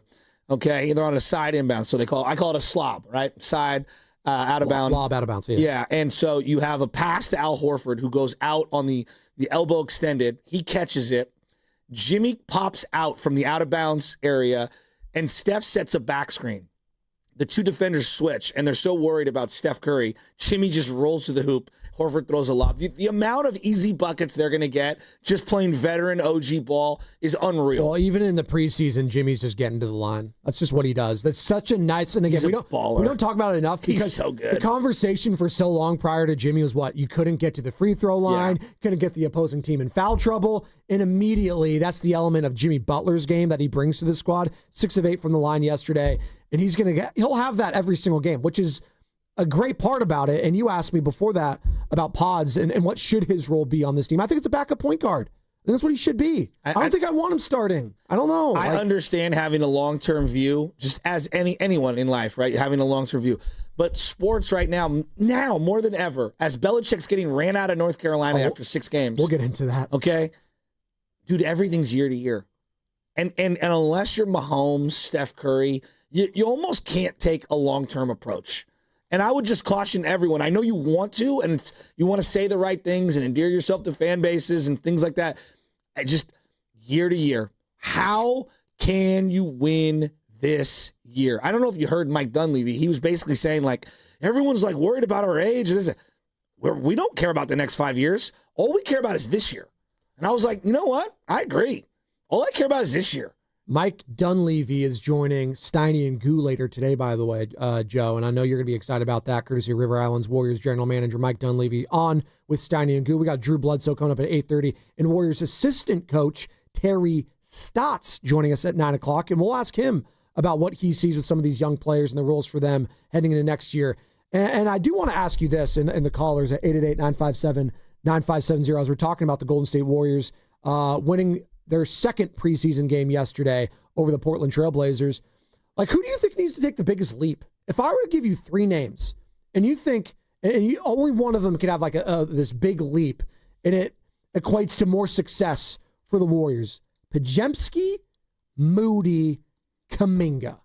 Who would you like to see out of those 3? If I could only give you one as a leap in their game, who would you say you want it to be? Maybe I'm stubborn. I still think it's Kaminga. Okay. And what does that leap look like for you and what you want to see? When I watched, they played the Blazers yesterday. They did. Most people had no idea Drew Holiday was on the Blazers. No. Most people couldn't name any of the guys on their team. Is Dame there? Well, and they do have young talent, okay? Yeah. I told you, this kid Kamara, I love him. The lefty, he reminded me of Mo P from Michigan State, except he can defend. Tamani? Yeah. Joe, they looked so unathletic compared to the Blazers. Blazers got some good players, though. And then, stop it. I'm not trying to be that guy. I agree. No, I agree. But Joe, I'm just saying, it's the Blazers. Yeah. Like, if we were to do all these preseason rankings and who's a contender, who's a player. If you're struggling against the Blazers, what is it going to look like against the Thunder? I get it. Yes. Struggling athletically. Now, again, this is all relative. They look super old and super small and super unathletic against the Blazers. When Kaminga came in there, it was like, whoa. Finally, we got somebody who's bouncy and fast and quick, and he met somebody at the rim. Shaedon Sharpe was getting any shot he wanted. We're up against it, Joe. I want to continue this conversation on the other side. And, Sam had a good question about, what players should be saying they want the keys to their team right now. What young players in the Bay right now should be the heir apparents going forward, in your mind? 888-957-9570 is the number. We'll get into that. Drew Bledsoe, 8:30, former Patriots quarterback, to talk Brock Purdy, to talk Mac Jones, all of that. And it's going to be brought to you by Fremont Bank, which is here for you and here for good. You hear that? That's the sound of your business losing money. Legacy phone systems weren't built for today's teams. Quo, formerly OpenPhone, gives your business a smarter way to stay connected. Quo lets you manage calls, texts, voicemail, and contacts all in one place so that you can deliver a seamless customer experience from ring to... Need to take calls on the go? Quo automatically transcribes, summarizes, and highlights next steps from every call so you never miss a detail. Need insight into what closes a sale? With Quo's AI call tags, you can instantly spot key topics like objections or pricing questions and use those insights to level up every customer interaction. And yes, you can bring your existing number with you for free. Keep your team in sync and your customers happy with Quo. Quo, no missed calls, no missed customers. Try Quo for free at quo.com/sports and get 20% off your first 6 months. That's quo.com/sports. QUO.com/sports. This is Larry Flick, owner of The Floor Store. Our fall sale is on now, and it's big. Up to 50% off store-wide, 0% financing for 2 years, and we pay your sales tax. Go to floorstores.com for directions. The Floor Store, your Bay Area flooring authority. Boxer and Gerson, Northern California's premier workers' compensation law firm, helping injured workers get their lives back for over 40 years. For all contest rules, go to 957thegame.com/rules. Comcast Business can help turn your small business into a connected, secure, modern business. It's how restaurants become reliably up and running neighborhood favorites. How healthcare offices become the data-protecting caregivers that we all depend on. And how wealth management firms become cyber-securing guardians of your information. With reliable connectivity, enhanced cybersecurity, and Wi-Fi backup, your business can stay connected and get threat-ready with Comcast Business. Powering possibilities. Now through November 16th, new Comcast Business customers can get started with 150 megabit internet plus security for $59.99 a month for 12 months with a 2-year agreement. Plus, ask how to get a $500 prepaid card on a qualifying gig package. Call today. Restrictions apply. Requires enrollment in paperless billing and autopay with bank account. Early termination fee applies. Equipment, taxes, and fees extra. Hi, I'm Chris. I'm David. And I'm John Margevisi with Jack's Restaurant and Bar. Dude, what's with that voice? Bro, it's my radio voice. People say I have a great voice for radio. Bro, people say you have a great face for radio. Oh, you have a radio Guys, face. not again. We're here to talk about Jack's. Our mom taught us everything we know. Use the best ingredients. Cook everything homemade. Treat everyone like family. Don't forget the bar. With amazing cocktails. Of course. Full bar. Amazing cocktails. Let's stay focused. You're right. I'm sorry, bro. I'm sorry, too. That's better. Besides, you're twins. You have the same face for radio. Why, you little I love Jax.com. I joined the military for my kid and his mom. I miss my son a lot. One of the things with the military is tobacco, but I saw a lot of people try to deal with mental issues. Everyone's vaping constantly. After my first hit of a vape, I was hooked like that. Once I got back home from my deployment, I caught my son trying to hit my vape. That was it. I had to quit. Isaiah started vaping to try to deal with stress and quit because of his son. Learn how he and other Californians are rising above big tobacco at undo.org.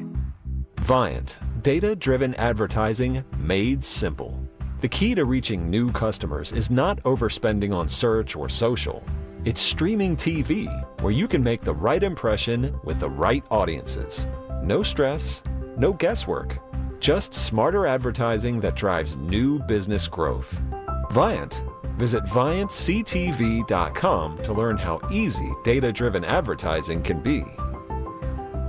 This is an important notice to all U.S. taxpayers. The IRS is giving away billions of dollars in tax savings through a federal program called the Fresh Start Initiative to aid delinquent taxpayers. This initiative was established for anyone facing financial hardship and unable to pay their back taxes. Qualifying and enrolling in this program will stop all collections, settle your delinquent tax problem, and even reduce what you owe by thousands of dollars. Call the hotline at People's Tax Relief to see if you qualify and get this free information by dialing 800-351-4596. If you have unfiled tax returns or cannot afford to pay your personal or business back taxes, you can now get the help you need. One simple phone call can resolve your tax problem and save you thousands of dollars. To see if you qualify and to get this important free information, call 800-351-4596. 800-351-4596. 800-351-4596.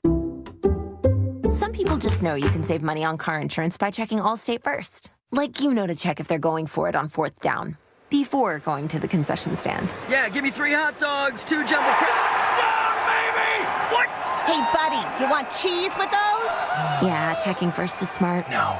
So check Allstate first and see what you could save. You're in good hands with Allstate.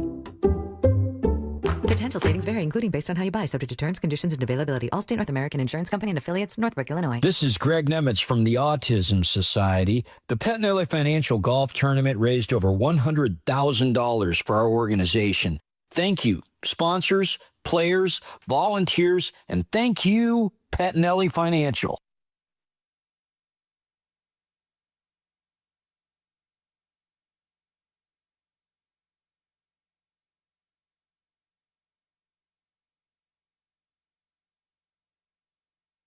Steiny does. I actually don't jerk it as much as Steiny does.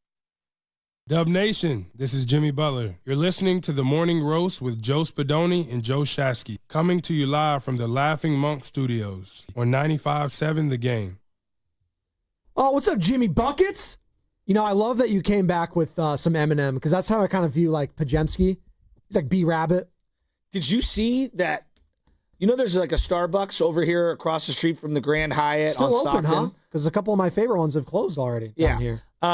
There's a mural for Jimmy Butler. It's an ad. Did you see it? Big face? A-L-O. Is it Aloe? Aloe? I don't. How do you pronounce that? Baby, I can see your halo. I think it's Aloe.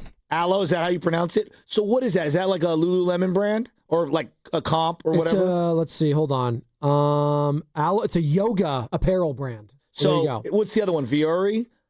Hey, dude, we need to start our own brand and like get a couple of like, you know, influencers to get in on it. You can make a lot of money. You're an influencer, right? $140 for like sweatpants is just insane.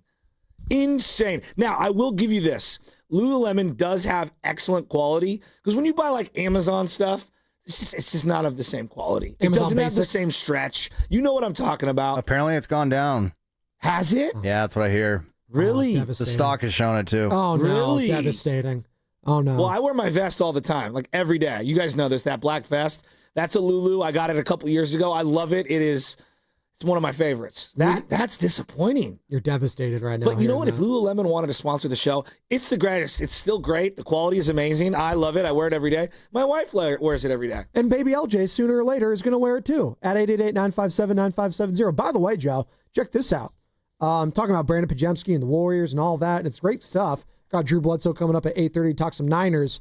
But before that, the kickoff show is also this Sunday with Lorenzo Neal and Evan Giddings, which starts at 11 a.m. And if you're looking for somewhere to watch the games this weekend, head to Laughing Monk Brewing in Sunnyvale. The Gold Rush girls will be there for a meet and greet, taking photos and signing auto. Dude, you got to take LJ there to meet the girls. Come on. Get them to hold LJ. It's going to be great. It's going to be fun. You and Michelle, be a great time. Go down there. The next home game is Sunday night, October 19th, and Lone Evan will be live from Laughing Monk starting at 3 o'clock that day. You can sign up for the free shuttle to the stadium right now. First come, first serve. So go to the Eventbrite page on our website, 957thegame.com, and sign up now. You reference LJ, my son, and this morning I woke up, the alarm goes off at 3:25, and I roll over, I grab my phone. You know when you do like it's like what is not ambient light, but whatever the light is on the phone. Yeah, sure. And I'm like looking at the phone, and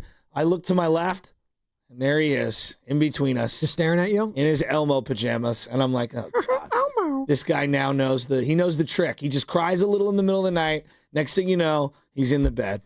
Sam looked at me like that. That was a solid Elmo. When you become a father of two like I am, you work on the voices, all right? So I didn't know that Big Bird got phased out as the number one. He is not the A chair anymore on Sesame Street. No, it's either Elmo or Cookie Monster. Cookie Monster's balling these days, by the way. He's balling. He is, but is he giving every child like a speech impediment by the way he talks? No, is they it lean into that stuff. Sesame Street's very inclusive, all right? Did you not know that? We love Sesame Street. Just asking. All right, hey, get off my guy. And then there's like a purple character. Cookie. No. There's like a purple. It's not Elmo-ish. It's not the same whatever species Elmo's supposed to be. But it's like a purple fairy thing. I don't even know how I describe it. Abby. Yeah. She has the wings and the wand.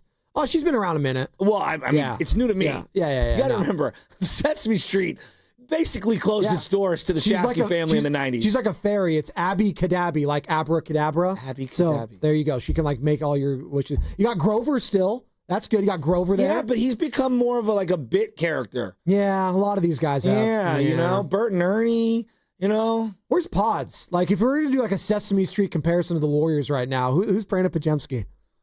That's a loaded question. Yeah. You're going to get his dad listening. It sounds like he's Cookie Monster. Oh, no. KC in San Jose. KC wants to talk about Brandon Podziemski. We're talking about Podz at 888-957-9570.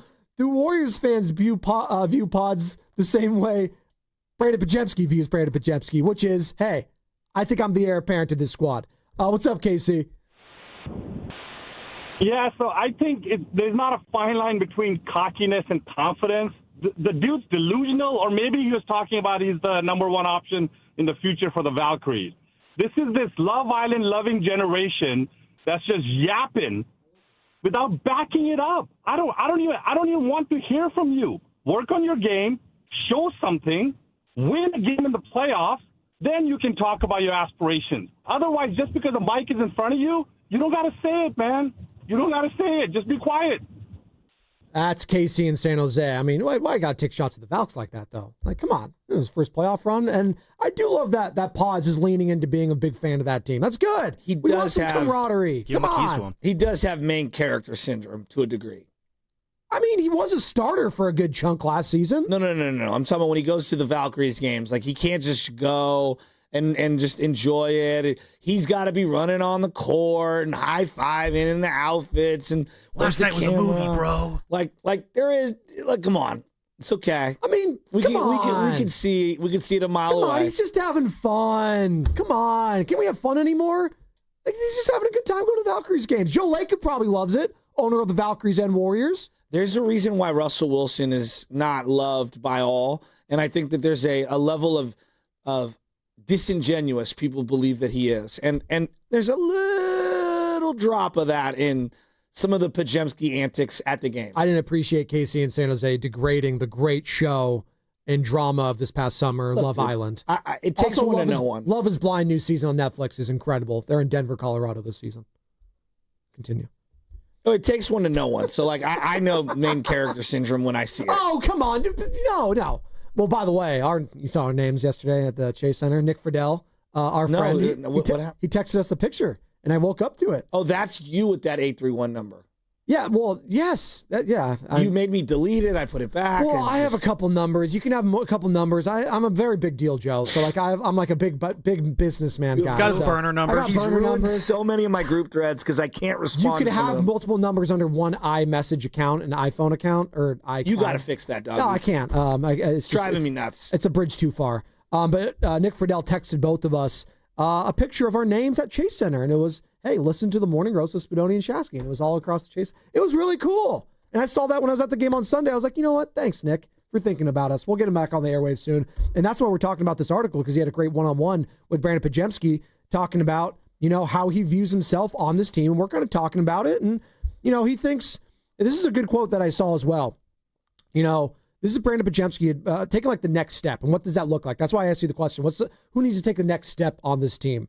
Because Bonte's talked about that with us a lot. Like, hey, if Moody, Podz, maybe JK, if these guys could take another step.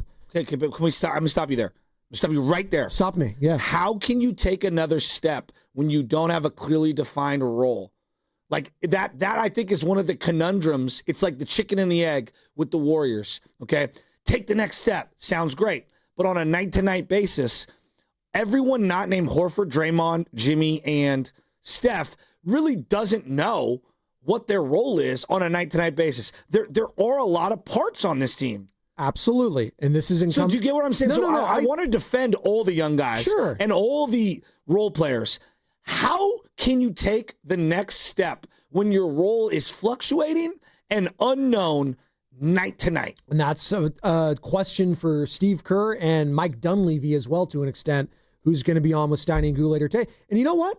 We'll ask Terry Stotts at 9 o'clock, who's an assistant coach for the team and has been a head coach for a very long time, obviously with the Portland Trailblazers once upon a time with Dame Lillard and co. He had a lot of young players. He had to try to play with some vets, right? I'm sure he has some thoughts about how to integrate Moses Moody, Podz, Post at some point had some role last year, and Jonathan Kaminga is going to be the one that gets everyone going and gets their ruffles, their feathers ruffled. Where I'm at with this team right now, Joe, is I'm actually very excited because I think this is going to be one of the most entertaining Warriors seasons we've seen in some time. I don't know how it's going to translate on the court to wins and losses. That remains to be seen. I do think they are a playoff team, and we have a couple weeks to still talk about them leading up to the start of the regular season. But when you have Jimmy, when you have Steph, when you have Draymond, those are a lot of characters. Those are a lot of mouths to feed. I'm looking at the leadership of those three guys, too, to try to put the young players in also positions to succeed. That's going to be some of their responsibility too, right? Right?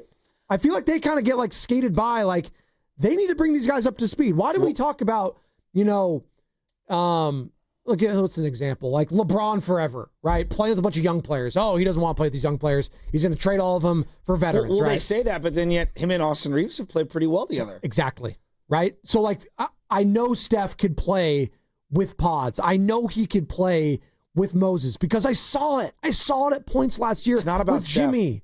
To me, with Jimmy, I know. I think it's about Draymond. Draymond, though. See, this is the part where, like, Draymond give it, and I also think he take it away. Draymond brings so much to the table. Starting Draymond creates complications for this roster. And I'm not blaming Draymond. I'm explaining the best use of Dre for himself long-term for the season for the rest of the current roster you have might be him taking a slight step back in the starting role to be able to finish the season on a high note and close out games when it matters most with 6 minutes to go. This is not the 2017 Warriors. You're not going to blow teams out. What's the most important part of a game for the Warriors right now? It's to start and it's to finish. I think when they start games, you're starting with Draymond. And I get why, because you think, oh, defense. Right. No. I need the defense at the end of the game. I think offensively getting things going is the more difficult task for this offense and this team. And I think that they're going to be driven for long stretches throughout the middle and bulk of games through offense and flow and guys feeling good and the ball humming. I would have Draymond come off the bench, and I think it eases so many tensions on this team, and it opens things up for the young guys to have clearly defined roles, enabling them to take the necessary big leaps you're asking for. By the way, did you see, we kind of teased it, Lauri Markkanen back on the market, Joe? You see that? There's, according to reports, that the Utah Jazz are very interested in moving off Lauri Markkanen. Ooh. I mean, wake me up if you've heard that one before. Do you think the Warriors should have interest? Yeah. How much? Well, a lot. I mean, you have to match salaries, and it's a lot of money. If there was a way I could keep Kaminga and move a bunch of wings and draft picks to go get Lauri Markkanen, I would have done it yesterday. He signed a 4-year, $195 million contract with the Utah Jazz. So he is set to make the cap hits for the next 4 seasons, including this one, $46 million, $49 million, $53 million. So it would have to include 9 times out of 10, probably Jonathan Kaminga, and I would be not willing to do that. Okay, so then you're not really. Even though I want the shooting. That would probably be the guy that they're most interested in. To me, it would be something like GP2, Moody, Podz, something like that's what I would be looking to move. Because I have Seth, I have Melton, I have Jonathan Kaminga. I actually like Pat Spencer. And I don't know. I would be very intrigued if I could find a way to keep Jonathan Kaminga. I think they need Jonathan Kaminga's athleticism. The reason I ask you that, not because I think Lauri Markkanen is going to get traded to the Warriors. I don't think that's going to happen. But we're talking about Brandon Podziemski and Big Smooth in Oakland. I'll get to you in a second. We're talking about Brandon Podziemski and his role and how he feels about his role and all of that. And, I think a lot of Warriors fans are like how you feel, like how Carter, Sam, do you even care who is on this team post Stephen Curry at this point? No, I'll worry about that when it's post Steph Curry. But you don't it's not keeping you up at night oh, this team, the 2 timelines after Steph. Oh my God. Once they got Jimmy, it was everything was unified. Okay. Once you went in on Jimmy, it was all right, next 2 years, that's it. As in this year, next year. That's it. I'm just taking it year by year. You're not having this, I would love to keep, a homegrown guy like a Podz, a Moody, Kaminga, that usher in the new. Look, ideally, I will cross those bridges when I need to and figure it out long-term when I need to. But you're all just this year and then we'll see? Joe, I would exhaust all options to be able to get one more championship with this core. And if you do, wow, that'd be amazing. Big Smoothie, Oakland. What's up, Big Smooth? Long time no hear. You're on the Morning Roast. Gentlemen, always a pleasure to be on the Morning Roast with Spadoni and Shasky. But listen, guys, you're talking about Shasky. Come on, man. We're still talking about roles. Hey, how about you show us what you can do consistently? If Podz had a consistent jump shot, you think we could find a role for him? Absolutely. If Podz was Sharonis Marsplonis, which he could do, why don't you look at tapes from Sharonis and say, this guy was effective. What can I do? Podz is not I like Podz, first of all. I do too. But his jump shot is not consistent, man. Nope. He's not. Make yourself more valuable. How about that? For example, Shaden Sharp last night. He's a good player. This guy's going to be a problem. I agree. You can see he's been in the lab. You know, we say that cliches, but this guy, his jump shot is smooth, is crisp. I would even say Moses Moody looks like something is going to develop with him. He looks a little sharper. His jumper more consistent. He's going to the bucket. Can you say that about? I hate to say this, look, this early, but listen, Kaminga, for example, he did a move, tried to cook and turn the ball over, and I'm thinking, hopefully we won't see a lot of that because we saw a lot of that last year. Nick, who covers the Warriors for not Bleacher Report, the other outfit, The Athletic. Yeah. He perfectly described the issue with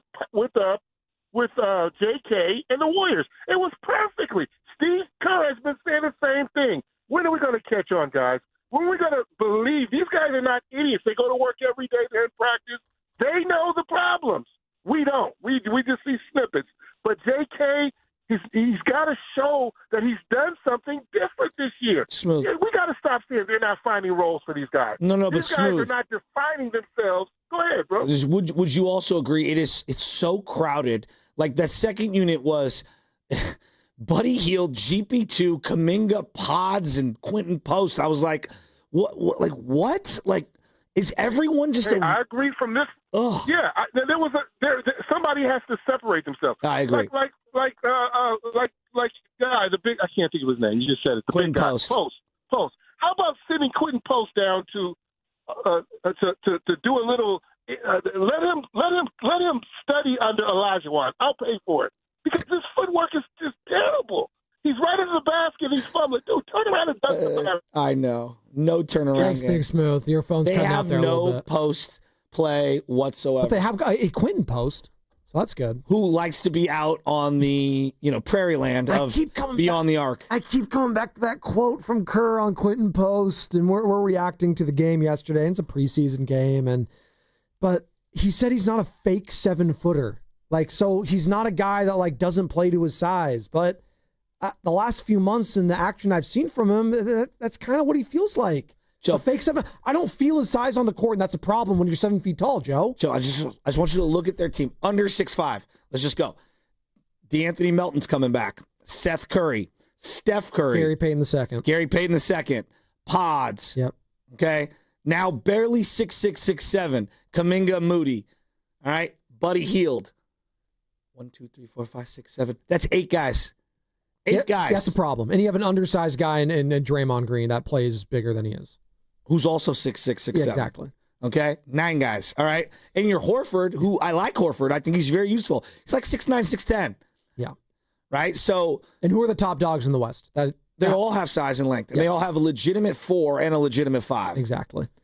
But all that being said, I'm still optimistic about this team this season. I am. You guys might say I'm crazy. I saw enough in that couple game stretch when they cobbled this thing together out of just glue and duct tape. And you say, here, Jimmy, we're the 10th spot. Figure it out. They went to the second round of the NBA playoffs. But what does that mean? What do you mean I'm optimistic about this team? Like, I'm optimistic. Because if I extrapolate what they were able to do in a couple months stretch, why can't they do that for a full season? Why can't they be a playoff team? Why not? Oh, so just be a playoff team. Well, no, we're talking about them like they didn't make the second round of the Western Conference. No, we're talking about them like they have one of the greatest players of all time, and there's only a couple years left. If you have one of the greatest players of all time, then we should talk about hey, the impact of this team could be pretty freaking good then, right? Well, no, I just think that the way we're talking about this is you have Jimmy, you have Dre, and you have Steph. How can you get Steph and Dre that 5th championship? I think that's the way I'm viewing it. No, absolutely. Did you not feel like that you allowed yourself at one point in the playoffs last year, Joe, after that Rockets series, or hell, when they were up 3-1, you started to believe, you know what? Could this Warriors team somehow get to the finals? That started creeping into your mind a little bit. Well, also there were a lot of other, because there were other injuries in the West and things, shake out. You're in the middle of the season and you start feeling a little delusional. But I'm looking at it from a whole new lens, and it's a long, long journey. It is. It's a marathon. It's not a sprint. And I'm saying to myself, I'm picking this team apart through that, not championship lens, but let's just say second round lens. Who's guarding Julius Randle this time around? I mean, who's boxing out Aaron Gordon? but I think these are the necessary questions. Who's guarding Luka and LeBron on the perimeter late in the game with Austin Reeves? Well, the Lakers lost to the Warriors at one point. No, forget what happened. I'm asking for this year. Who's guarding Shai Gilgeous-Alexander on the perimeter in a tight game, and who's guarding their other point guard, whatever his name is, who got the same exact name as the other guy? Series are always different if we're doing the series conversation. No, well, I just in a given game, anyone could beat anyone. We've seen that with the Warriors. They matched up well in the regular season against the Thunder, who were the best team all season long. They didn't play him with Jimmy. So I know. Look, I'm asking questions that are necessary questions as we view the entire year. So to just say, I'm optimistic about them. You're not optimistic like I am about the Warriors. You can optimistic say that. About what? About their chances in the West. Yes. To be what? In the second round? To be in the playoffs. In the playoffs, team. Absolutely in the playoffs. Okay, but isn't the goal a little higher than that? Isn't the reason we've been kind of wrung? What? They were a play-in team last year, and the year before, they need the goal is to make the playoffs. Yeah, but last year I started with Wiggins and correct. Kaminga was more. I viewed him more important for you. Now that you've gotten Jimmy, I've recalibrated. So I don't really care what happened last year and the year prior, before Jimmy got here. What I'm worried about now is how can we be a top 4 or 5 team in the West? Yeah, and I'm telling you, I think they are a top 4 or 5 team in the Western Conference. I still think they need to do some tweaking. I think they need to get some size to be able to offset that before I take them. I think they're in the playoff mix. Before I take them to that next step, I got to see it play out, and I got to see them carve out roles, and I think they need to trade and get themselves a 4. One of the biggest Warriors fans that loves to call on our station is calling right now, Joe. It's our guy Oscar in Stockton, wants to talk to us. What's up, Oscar? What's going on, fellas? How you doing, man? Hello? Long time no hear, Oscar. Okay. What you been up to? Oh, I've just been out here working, man, trying to maintain, watching my son in cross country right now. Nice. But, yeah, man, I just want to say one thing. I watched the whole game. You know me, I'm watching everything. God bless you. Yes. We started out slow, but I'm going to tell you one thing. The young players, they're going to have a role in this team. No need to panic, even though they're starting 5 a little bit seasoned. But you got to understand, we got players that has been working in the lab. And Steve Kerr, man, he got a mixture of this, man. We're going to be the top 14 in the NBA. And let me say one thing about Podz, man. I watched Podz all summer. Podz is one of them kind of kids, man. Yeah, he wanted to be in the limelight, but he's working hard. I'm not going to get mad at what he said. He's showing confidence. He's cocky, but guess what? If you're not cocky and confident, you're not going to make it in the NBA. So I'm going to give Podz a break. I'm not saying he's going to be a superstar. He's going to be a good role player on our team. But saying all that, players like Kaminga, he's got to don't show his frustration, but he's got to be playing. Kaminga has to play at least 25 to 28 minutes a game. We had to have Mr. Youngsters in. If we don't, athletically, we're going to get run off the court in the first half. I'm just saying, we got to mix the youngsters in with the veterans, man. But I'm not going to panic. I know because the Warriors is going to be the top 4 teams this year, and we're going to be in there. Let's go. Hey, Chasky, I love your spirit. Hey, I know you guys are on it, but guess what, man? The Warriors going to be one of the top teams, man. Believe that. Let's go. You guys have a good day, man. That's all Oscar in Stockton. He's saying, lock it in. Top 4 team in the West, baby.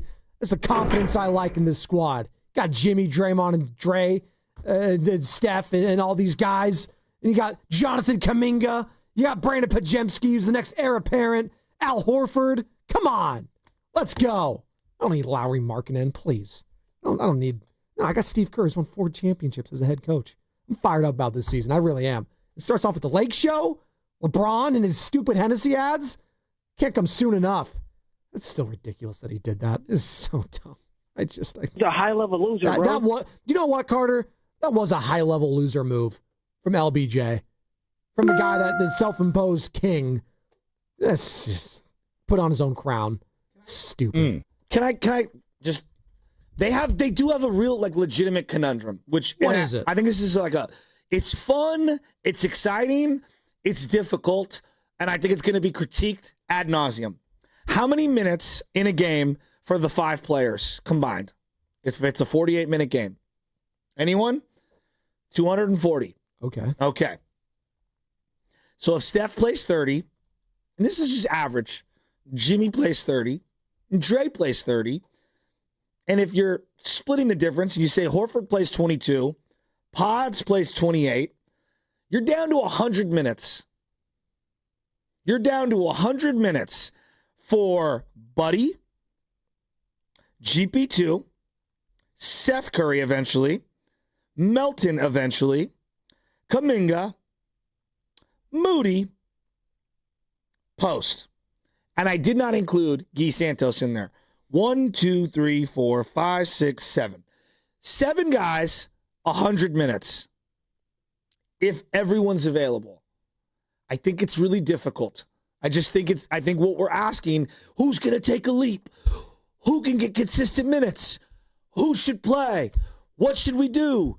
Blah, blah, blah. Again, guys, just go off of what Steve Kerr has done over the last few years and do the math, and let's work backwards. We're talking about 100 minutes, give or take. I'm just going give or take when everyone's available, and you got Buddy, GP2, Seth Curry, DeAnthony Melton, Jonathan Kaminga, Moses Moody, Quentin Post. 1, 2, 3, 4, 5, 6, 7. 7 guys, 100 minutes. I think this is a really difficult task for Steve Kerr to find the different combinations that are going to work. I'm sure he'd agree with you. I didn't add TJD into that list either. You could throw him in there and say he's your 8th guy that would be splitting these 100 minutes. I think it's pretty obvious. A trade has to happen. For what? Clarity. Forget the position right now. Just make this easier on everyone. Clarity for the role, clarity for positions, clarity for Steve Kerr, lineup combinations, creating carved out specific first, second, and then that starting second quarter unit, which is your third unit, essentially. Like, guys, we're talking in circles about the same thing. We're having the same issue again. 1, 2, 3, 4, 5. There are 5 guys with guaranteed minutes. The other 8 guys that we're talking about in this 12-man rotation, 12 is too deep. We all know this. Yes, but you are going to need the bodies because of the amount of back-to-backs this team has. Sure. Yes. So sure, I grant you that. Yeah, you're going to have to lean on some of these young guys at some point, right? Yeah, but when everyone's healthy, what are the conversations going to be like the very next morning? We're going to be arguing about this 100 minutes I'm talking about that is going to be divvied up amongst these 8 guys. And 9 if I throw Guy in there. Listen, I'm not worried about Draymond. I'm not worried about Jimmy. I'm not worried about Steph. I'm really not even and we saw the whole Buddy Hield experience last year where he was pretty awful for most of the regular season. And then like Buddy does, he's very streaky is what I learned from him. He's going to be streaky this season too. He might start off hot, might go cold, might go hot again. We'll see. He was a huge factor in that Rocket series in Game 7, obviously. And then I got those other 3. JK, Podz, Moody. And I know there's Seth, and I know TJD, as you mentioned. We'll see with his role. That's the other one I don't think we've talked about enough. What is his role this year? I would like to see more Trace Jackson Davis. I think a lot of Warriors fans would. Where?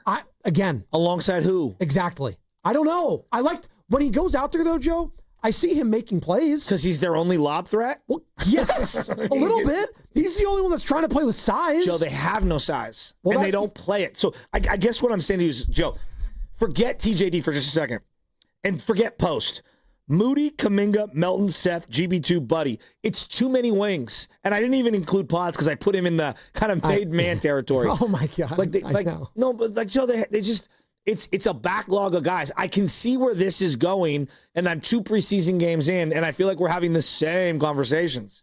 Are you as concerned as Shasky is right now about the minute allocation with this squad as it pertains to the others? We all know what these guys need. Clarity. I don't think you are playing this position. You're going to play with these lineups. I feel like we have clarity with this roster right now, don't we?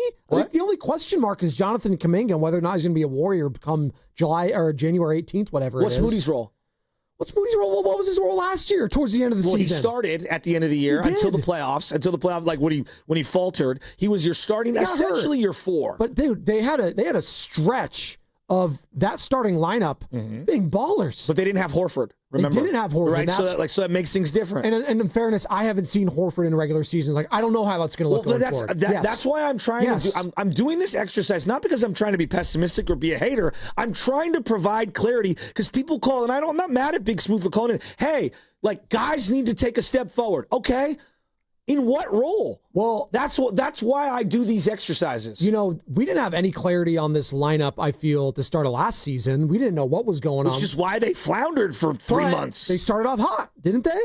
Yeah, but we kind of figured that was fool's gold. Well, maybe, but what if they start off hot again? Are we still going to say it's fool's gold? Well, no, this would be different because, Wiggins is not here.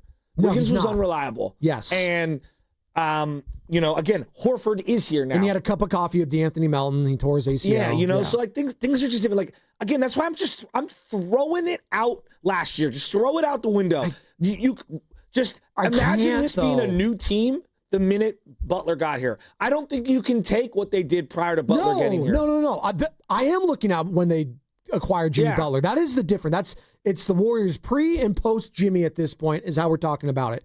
And post Jimmy, there's a lot to like about this team, right? Sure, absolutely. Yes. Absolutely. But if we're going to have fifth ring conversations, I do think that clarity and then like all these guys Podziemski taking a leap or Kaminga or Moody, you call in, you're like, hey, that's the guy who's going to take a leap.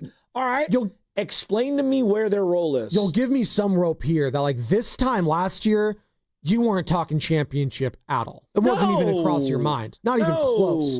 Because Jimmy's infinitely better than Wiggins. Not even close. But again, it's a great trade. Right now, October 9th, reacting to the second preseason game of the Warriors. Dude, we're having fun. We're talking Warriors, exactly. Dude. Like this, we went from, hey, just maybe make the playoffs to now I'm like, all right, let's look at this team. How good are they? Yeah. Where do they stack up? Where's the role? Dude, we spent all summer complaining about Kaminga, and now I'm asking you guys, what's his role? Where does he fit?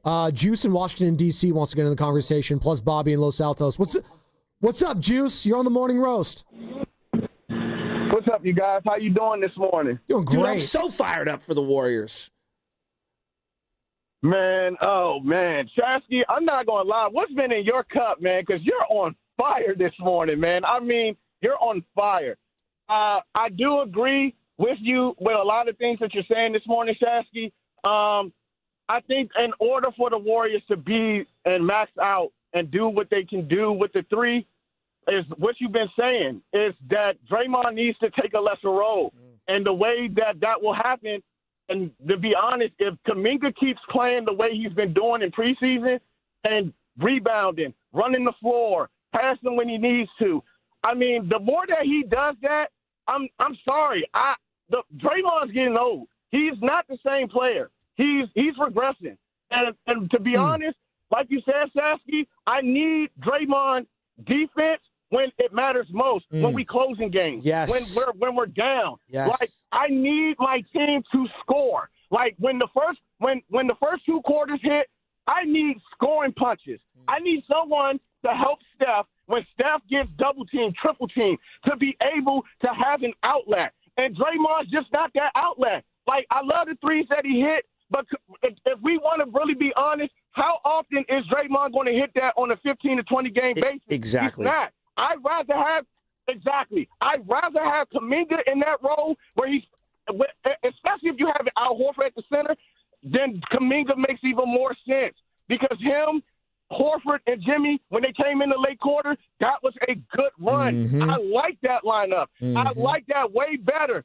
And to be honest with you, too, Sasky, I know you don't like that the Moody and the on shooting guard, but to be honest with you, I'd rather have Moody until we get Melton back than having Podz there because, like you said, Podz is he's too much of a liability on defense. And like we saw Shaden Sharp did yesterday, he blew past a lot of people. Shaden Sharp looks at least legit. One thing I know for Moody, if he is there, he will space the floor. True. He will play defense, and he'll be the connector that Kerr needs on the floor to help the lineup work out, so that way we can maximize Steph and everybody on the team. Call. Thank you for this morning. Great call. That was great stuff, Juice. So many things.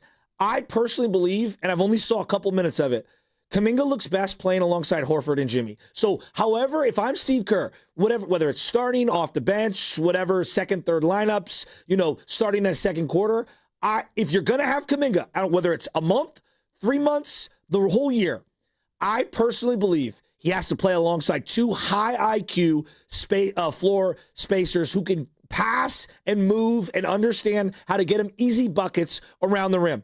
Horford and Jimmy really work playing with Kaminga. That being said, everyone views coming off the bench as a concession of Draymond's decline. No. I want him on the Iggy on roids role. I want him coming off the bench, sparking the second unit, staying out of foul trouble against starters, and being able to close games frenetically with more energy and less fouls and more connectivity and be in that Iggy, that glorified Iguodala role. It's obviously it's a Draymond role, not an Iggy role, but in the same way Iggy embraced coming off the bench, embraced being able to close games and connect various lineups, whoever's humming, whether it's Livingston or rolling with Bogut at the end of games. I want Draymond on the Iggy on roids role. That's the role I want him on. Do you think he'd be willing to embrace such a role? I hope. I don't think he's ready yet. And how do you get him? Is that like a Steve Kerr? Is that a Steph? Does someone else, does that have Jimmy? Like, who needs to talk to him about that? If I swapped out, and I'm not like the largest Podz fan. If I swapped out Podz for Dre and had Dre come in with that second unit, and second unit means he's playing alongside Steph. Yes. It's Jimmy that would probably come out of the game for a couple of minutes, and that's what I'd put Podz in the starting lineup, and then maybe it's Moody, maybe it's Buddy, maybe it's Quentin Post, maybe it's Kaminga, whoever. Maybe it fluctuates. Maybe it is Melton. I would start Podz. I would. And I'd have him as my ball handler and as my space floor, and I'd have Draymond off the floor. I'm telling you, it would save Draymond's body early in games. It would save his foul trouble late in games so that he doesn't have 4 or 5 fouls and it's compromising his aggression on defense. The key is to have at least one of those guys on the floor at all times. It's either Steph or Jimmy for me. 100,000%. That's what is the goal for this season. 100,000%. Have one of those guys on the floor at all times, whether it be Steph, whether it be Jimmy, and now whether it be Bobby and Los Altos before we hit the injury report. What's up, Bobby? You're on the morning roast. Bobby. Oh, on the other side? Oh, we're up against it? Oh, it's a long break this time. Bobby, I just hit you with the bump fake. It's okay. Bobby's probably laying in his bed right now, eating some McGriddles and just having a good time. We'll get to Bobby on the other side. Plus, we're going to get to Drew Bledsoe, and we will be talking some 49ers football because, hey, football starts tonight, by the way. Eagles, Giants, Thursday Night Football. All eyes on that, and all eyes are going to be on Niners Bucks this Sunday around 1:25, I think, is the kickoff local time here. Can't wait for that. Injury report.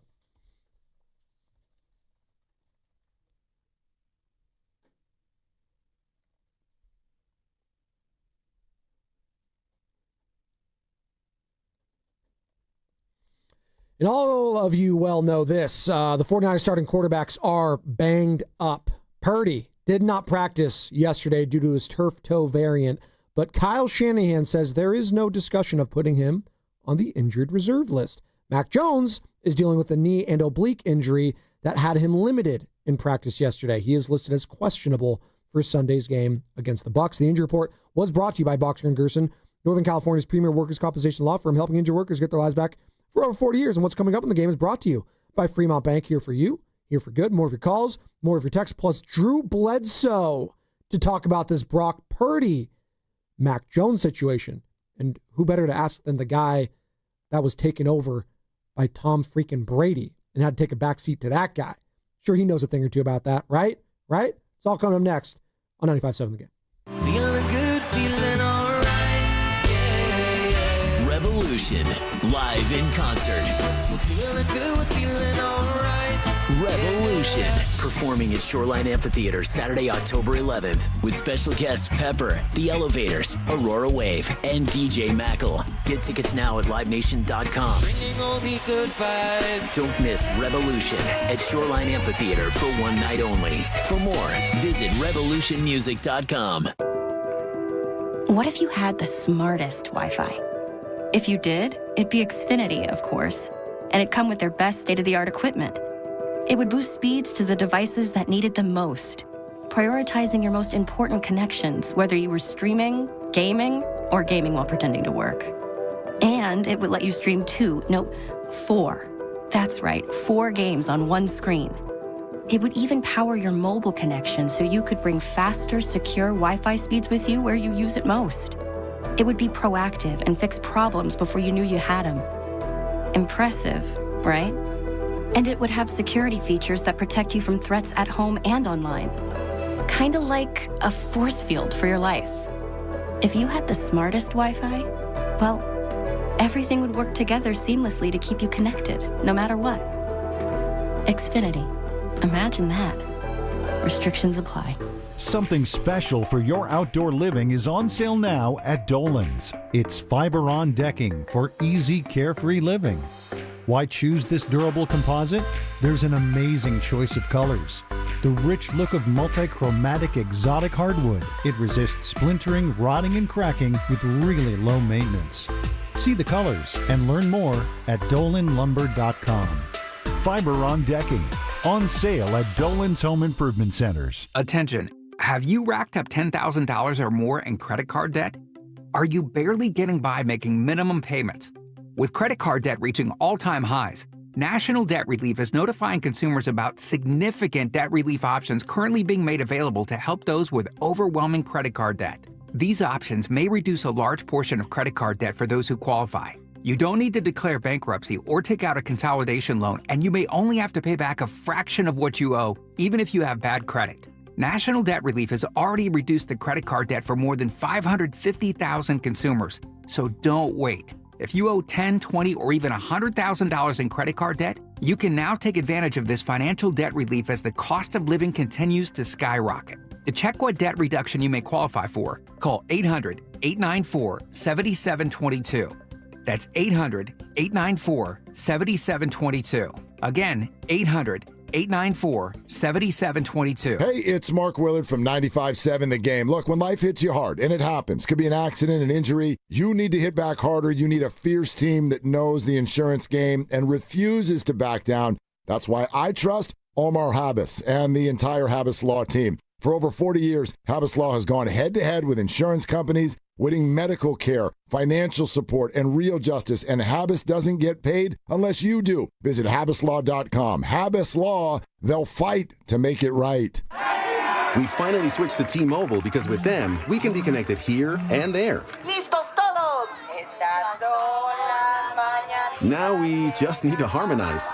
Switch today. Get 4 Samsung Galaxy S25 phones with Galaxy AI. Plus, get 4 lines for just $25 per line. Visit a store, T-Mobile.com, or call 1-800-T-Mobile. 1-800-T-Mobile.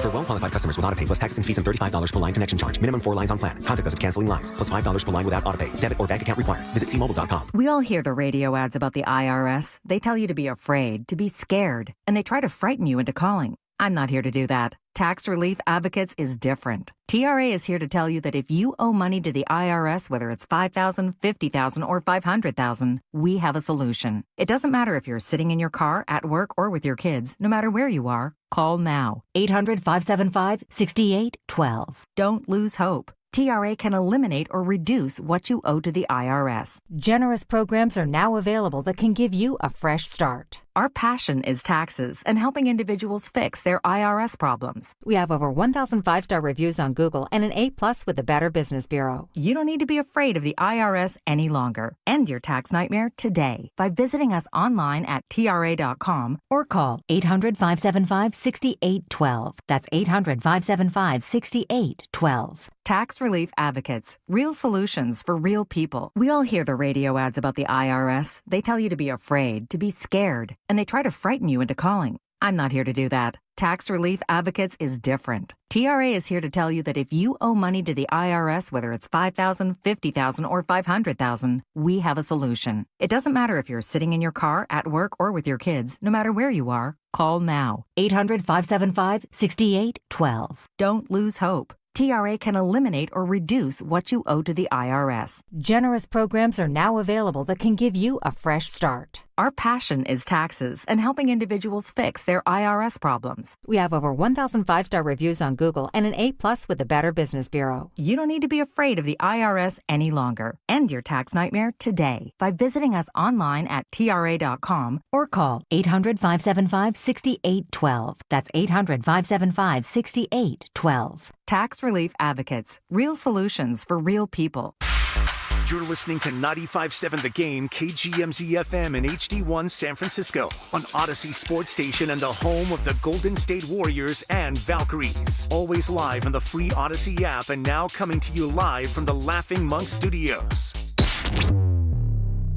Rise. Wake up! It's time to wake on up.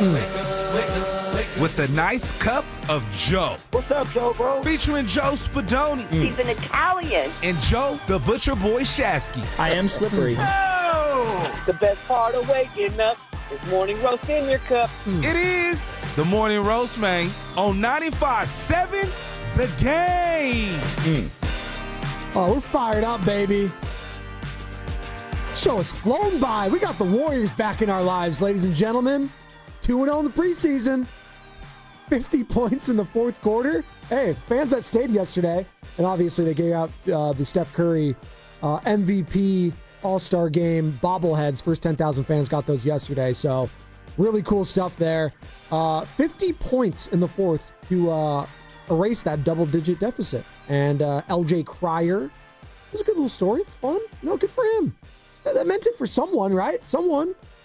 But what we're talking about today is some of the big boys. Steph, Jimmy, Draymond. What are the roles going to be for Brandon Podziemski, Kaminga, Moody? Obviously, Horford's a part of this now. Great. Gary Payton's back. What's Seth Curry going to do? D'Anthony Melton. There's a lot of names and a lot of mouths to feed, Joe. And we're just trying to figure out this whole thing. Got a couple weeks to do it before they take on the Lakers down at Crypto.com in game 1 of this season. I was actually just looking at their schedule.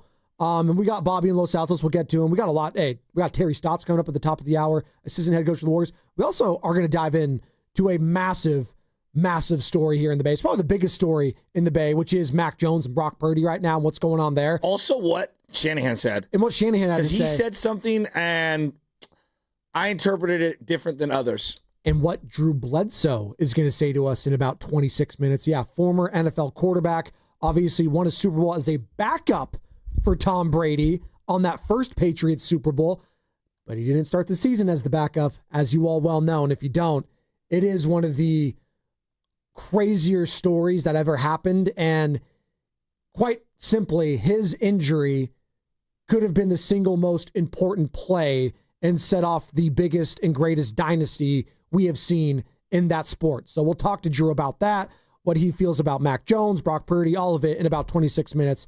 But 888-957-9570 is the number to get involved. Talking some Warriors right now and just thoughts about, Brandon Podziemski, Draymond Green, some of the young guys we've been talking about and their roles going forward, and just the question marks on this team. And I know, and people are coming at you on the Boxer and Gerson injury attorney section. It's like, oh, why is Shasky being so negative? You're not being negative. What am I negative about? No, but people are saying because you have question marks about this team. Like, this team was good last year. They could have easily, if Steph didn't get hurt, they could have been in the conference finals. Like, we should be happy. This team could make the conference finals. I don't think you're not saying that. The question was, can they win a championship? Yeah. Like, I'm listening to Mike Dunley, who's going to be on with Steiny and Guru. Yeah. But he was on the broadcast last night, and he's like, dude, we're looking at this as like, how do we win this year? Yeah. A championship this year. I don't care about what happens years from now, because people were asking about the age of the team. And I thought it was actually just like pretty clear from him, from everyone. How do we win a championship this year? That's fun. Like, that's fun to break down. And sometimes you have to identify the reality of your roster.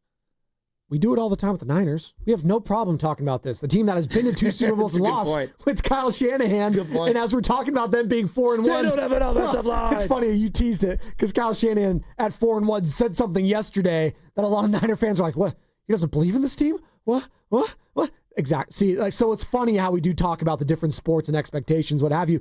This team has legit expectations now. This time last year, the expectations were, hey, let's not be in the play-in game. But if we're in the play-in game, at least that's okay. We made the play-in, because this is what we have to look forward to. Jimmy, Steph, and Draymond. 3 Hall of Famers on the court at once. Can you keep them healthy and upright throughout the season? That is the main goal for me, on top of obviously stacking wins. And part of that, Joe, is having to lean on the youth at times in this team. Whether that's Jonathan Kaminga, whether that's Brandon Podziemski, whether that's Moses Moody, a Post, some new guys obviously on this team, Seth Curry, I know Gary Payton's back, D'Anthony Melton, where's he going to be at physically? And therein lies the question marks on this team, is how does it look when those guys are called upon, right? Yes, but if you're starting the 4 guys, the old guys, and then, you're just looking at how you're going to set things up. And yesterday it was Moses Moody. You're not leaving a lot of wiggle room for young players to thrive. And Buddy right? Hield, did I not mention? Yeah, Buddy Hield, obviously. Yes. So, I don't know. I'm trying to identify solutions, and I'm trying to put together through a coach's lens how you're going to figure this thing out.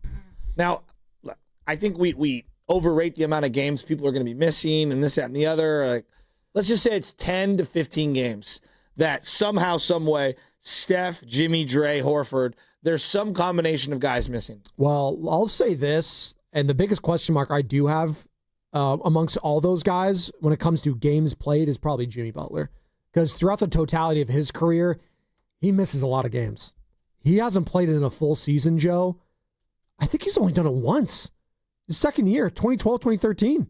Outside of that, it's 67, 65, 67, 76. 65's good. 59, 58, 52, 57. A lot of 50s when he was in Miami Heat. So I'm just saying, that is a big question mark. He came more than halfway through the season. Okay. It was great. Didn't play a lot with the Miami Heat. This is a full season now under his belt. Yeah. And how's it going to look? So I have question marks there. Well, which wouldn't that make it more important for Steve Kerr to find carved out specific roles for the young guys to take some of the load off the vets? See, I do believe the vets need to have a come to Jesus moment. You're going to be needed in the playoffs in April and in May when your time is called. Getting there, you're going to need some of the young guys. And that's where I think you have to take a step back to take 2 steps forward. And I'm looking at Dre Horford, that combo starting with Jimmy and Steph. I think Steph and Jimmy are starting. It's not a question. To me, it's one of the two. Dre or Horford has to come off the bench. You just have to. I cannot go the 4 old guy starters 60-something times a year together, and it's going to stymie the specific roles that you will have carved out that you need, the quantum leaps that you absolutely need to get where you want to go from a Moody or from a Kaminga or from even a Podziemski. Big term. I don't think Podziemski's best if we're talking about Podziemski being the best version of Podz for this team, I don't think it's off the bench. I wonder what Bobby in Los Altos thinks at 888-957-9570 is the number as we're reacting to an article from Nick Friedel in The Athletic. Sat down, talked to Brandon Podziemski, and talked about his role going forward. And he hopes to be a third option for this team. He wants to be the guy that takes over when Steph, when Draymond, when Jimmy, when all those guys hang it up. He wants to be that next iteration of whatever the Golden State Warriors is. And what does that role look like this year for Brandon Podziemski? 888-957-9570. Bobby, what's up, man? You're on the Morning Roast. How we feeling? Hey, doing well. Thanks for taking my call. Listen, the main reason I called, I'm not going to lie, is I wanted to take a bullet for Grandy and just let Shasky know that the Vikings and the Houston Rockets, the Houston Texans, they're on bye this week. So if there's any players that you have on your roster.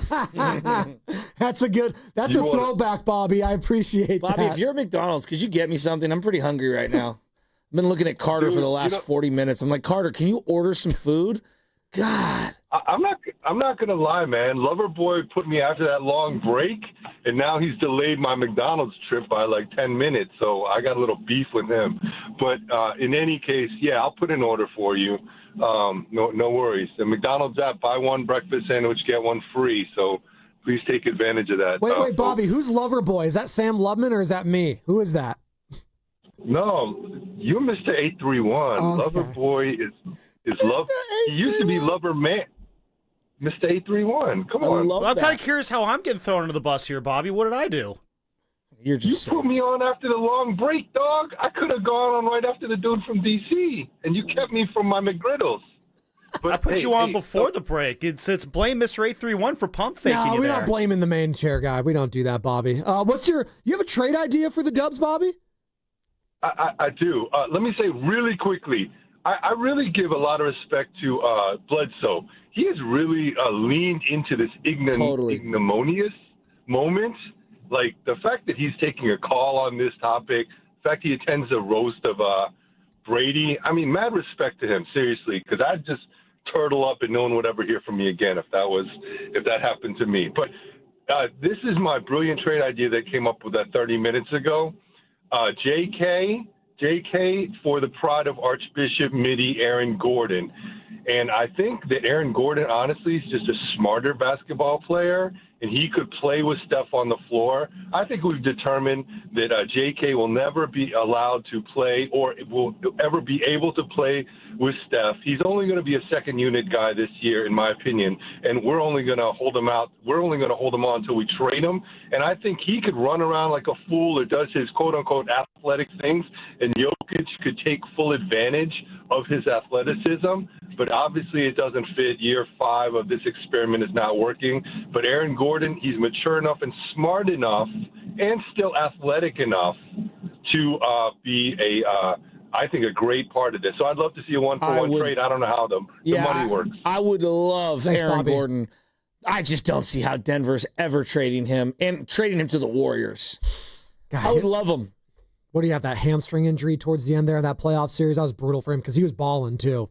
Aaron Gordon. He's one of those players where you look at where he started and where what he's become as a pro player. It's pretty impressive. Like the role that he has bought into on that team. It took time. Talking about buying into roles, Joe. Yeah. Like, it took a while for Aaron Gordon because he was drafted to be the guy for the Orlando Magic.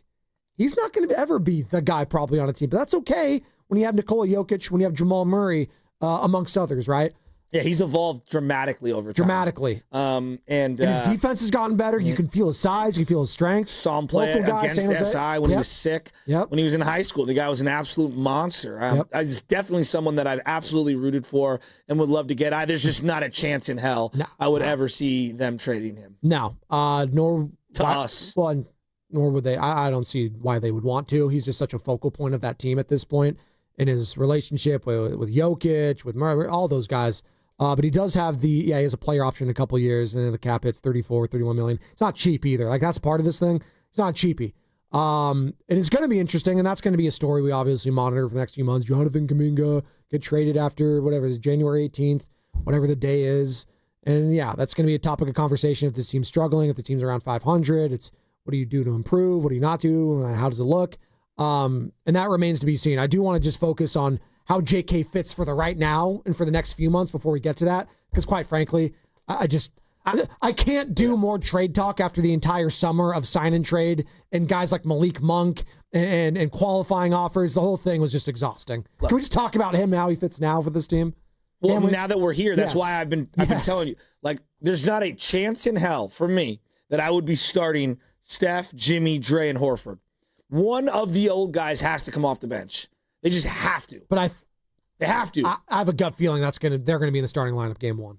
I have a gut feeling that's going to happen. I am letting you know the best path for this team to navigate an 82-game season and to have their fresh best legs come April and at the end of every game is one of these guys takes a back seat for the first 4 to 5 minutes of a game and realizes it don't matter because it's where you want to go at the end. I know that sounds insane, but if they do that, one of the guys that you need to take a leap will have the role specifically carved out so they can take the leap. I mean, if we're just going to play this game and go down the hypothetical that is, I mean, it's going to be Horford then that takes the back seat, not Draymond. Right? I don't want Dre starting at the small ball 5 every game. I know. Because that's even worse. The wear and tear. I know. Dre starting at the small ball 5 every game is worse because now he's going to be in foul trouble and he's going to get physically worn down every single game. So that's actually even worse to take Horford out and go those 3 old. I'm telling you, the logical one is it's Draymond Green. Like, we could do this till we're blue in the face. It's Draymond. And it's not you're taking a back seat. It's you're taking an elevated role and an importance at the end of games. This was Steve Kerr on the TK show. Was this a couple days ago? Tim Kawakami, obviously, our teammate over at Odyssey, head coach of the Golden State Warriors, talking about this not being a last dance type of year, a la his days with the Chicago Bulls. By no means am I looking at this as the last dance or my last dance. I think this team obviously Steph and Draymond and Jimmy are all signed for 2 more years. That Bulls team, everybody was a free agent. Michael, Scotty, Phil, half the team, we were all free agents. So that was very clear-cut and defined. We were also coming off back-to-back championships. It's a very unique situation. This is different. This is more of a traditional NBA situation where you've got some aging stars. You're just trying to be good for as long as you can. You don't know if it's going to be this year or 2 more years or 3 more years. None of us have any idea. So this is definitely not the last dance. Well, and Steve going in kind of a lame duck coaching situation, I find a little fascinating in all this too. He talked about it. He poo-pooed it. He says, it's not a big deal. Like we've done this in the past. I can sign right after. You kind of likened it to Phil Jackson when he was with the Lakers. Like, he's a made guy. Steve, if he wants to come back, he's going to come back. Steve can do whatever he wants. And he's already said, as long as Steph's here, I'm going to be here. So I'm going to take him at his word in that regard. But I do believe there is a lot of pressure on Steve, and he knows that. Like, just to figure this thing out. All these bodies, all these mouths to feed. Like, if the fans had no pressure, they would have their own professional pride and pressure built in because of their own sense of wanting to accomplish something. That's why he is who he is. Correct. Steve, as a player, was intense. The guy got into it with Michael freaking Jordan. Like that's how intense he is as a player. As a coach, it's the same thing. We all love the gif of him breaking the clipboard, him getting pissed off, yelling at everyone. Like, that version of Steve Kerr, we're going to see at times this year. I feel that. Now, we've been talking so much about trades. I actually do want to pivot to the Niners because I know we're going to have Drew Brees come on, and it's very important. Drew Bledsoe. Drew Bledsoe. It's going to be really important. Drew Brees at 1.2. He's hitting the rounds on first take. Yeah, we'll get him on. To kind of like set this up for the audience. We're talking about Warriors trades and whatever. Like, they're not even in the regular season. So let's see where they're at. The Niners are a third of the way through the regular season. Did you hear the comment that Kyle Shanahan made yesterday regarding trades? I did. I have the sound. Can you play it? I do. He was asked if this year, and I think this is the one you're talking about, if this year feels like the 2019 trade deadline. This is what Shanahan had to say, and obviously that 2019 squad reaching the Super Bowl and makes some big-time acquisitions, a la an Emmanuel Sanders. Kyle Shanahan asked about the comparison yesterday. The Emmanuel Sanders trade was like, really, you said it, we're maybe one piece away. Do you feel at all similar? I know it's a little ways away to that time.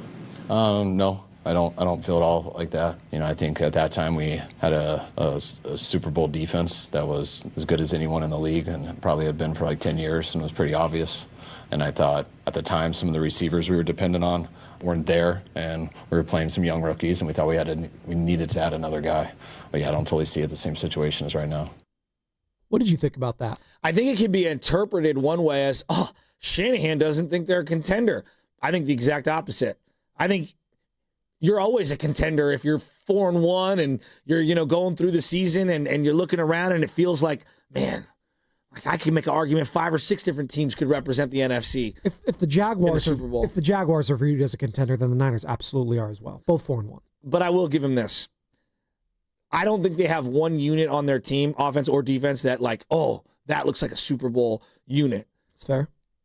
I also didn't feel that way about the 2021 team. And they made small little incremental changes like bringing in Charles Omenihu and things like that, Jordan Willis, to add to that team that ended up paying off dividends, right? So the Emmanuel Sanders trade, like you might interpret him saying, he doesn't think they're a Super Bowl. No. Shanahan is just like underselling, over-delivering in this situation, which I just think is the smart move to do. I am not mad at him at all. I actually think they are a contender. For as banged up as they are, for as wild as it seems, for as insane as that might sound, I know Kittle's out. I know Bosa's not coming back. I know who knows what you're going to get from Ayuk. Joe, as long as Kyle Shanahan's the coach and you got CMC and you got Trent and you got Warner, you always got a shot. Well, he also said this, and I want to play this down before I react, asked if being 4-1 increases his own desire to make a trade. What increases my interest is who's the guy that can absolutely help us get better this year without hurting us next year, and you balance both of those out. But there's got to be a guy available, and sometimes it's two different things. Sometimes there's one guy who can only help this year. Sometimes there isn't a guy available who's like that. So we'll see what comes up. Sometimes things come up, but I don't see any different right now than how I felt going into the year. He's talking financially right there, obviously. And draft capital. And draft capital. It's like, I don't want to get hurt next year, obviously. The cap hit, the draft capital, all of that. And a guy that would foot that or fit that mold, I should say, a Trey Hendrickson type. What is he going to cost you, right? Is he going to cost you a bunch as the Cincinnati Bengals made the trade now for Joe Flacco? That was a big trade today. So you're scoffing. You're scoffing. Hey, if you're a T. Higgins or Jamar Chase owner in fantasy, you are elated that Joe Flacco is now the quarterback. So Joe Flacco is going to run around better than Jake Browning behind that porous offensive He's got line. a better deep ball than Jake Browning. He's got an arm. Like, that's the one thing that Joe Flacco does have. He has a cannon still. I still think they're just done. No, they might have a couple of Joe, moments. I'm talking fantasy purposes. Like, you can still get garbage time points with Joe Flacco as your quarterback. Is what I'm. If you're just saying. Okay. But I want to get back because that's not what I want to talk about. Drew Bledsoe coming up in 8 minutes. Your point about Aiden Hutchinson, not Hutchinson, excuse Trey me. Hendrickson. Trey Hendrickson. He is a free agent. Yes. So whatever you trade, you're getting a rental. He's probably going to want to hit the open market. Do you see what these pass rushers are getting? A lot. I mean, J.J. Watt, the other Bosa brother has been hurt 1,000 times, and he's still getting guaranteed contracts that are just out of this world. Chase Young getting guaranteed money that's out of this world. So if I'm him, I'm hitting free agency. I'm not re-signing with someone. So that feels very desperate. Go trade for him, give up draft pick for a rental, and then he's just going to probably test free agency anyway. Like, I wouldn't go that route either. But someone under team control like Kayvon Thibodeau makes a hell of a lot more sense for me. I'm looking at these comments from Kyle Shanahan, and he might be, setting the tone here. Like, yeah, we might not just do a big trade like that. To hell with like Super Bowl expectations. I don't think he was talking about that at all. I think he might be just laying the foundation. Like, yeah, you guys are all looking for like a massive, like big name, and that just might not be in the cards for us. Sure. It takes two to tango. But if they win this weekend, every single Niner fan on the planet is going to say, we are a contender.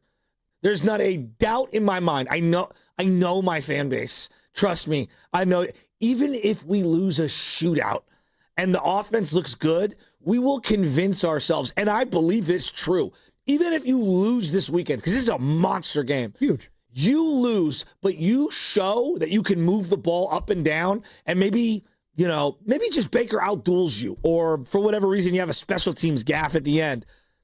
I still think with a loss, you can walk away feeling great. I want to win. We win, I'm telling you, Niner fans are going to be like, oh yeah, we are a contender. Not a doubt in my mind. You'd follow up the best win of the season with the next best win of the season, obviously, at that point, because of the way the Bucs are playing on the road. Yes. Now it's the A team. You got Nance, you got Romo. Everyone's gonna be fired up. The way Baker's playing, he's fired up. You don't think Jed York would think they're a contender? Please, do you think that the guys in that locker room, Fred Warner, you win this weekend, you don't think Fred Warner's going, Kyle, we got to get some reinforcements?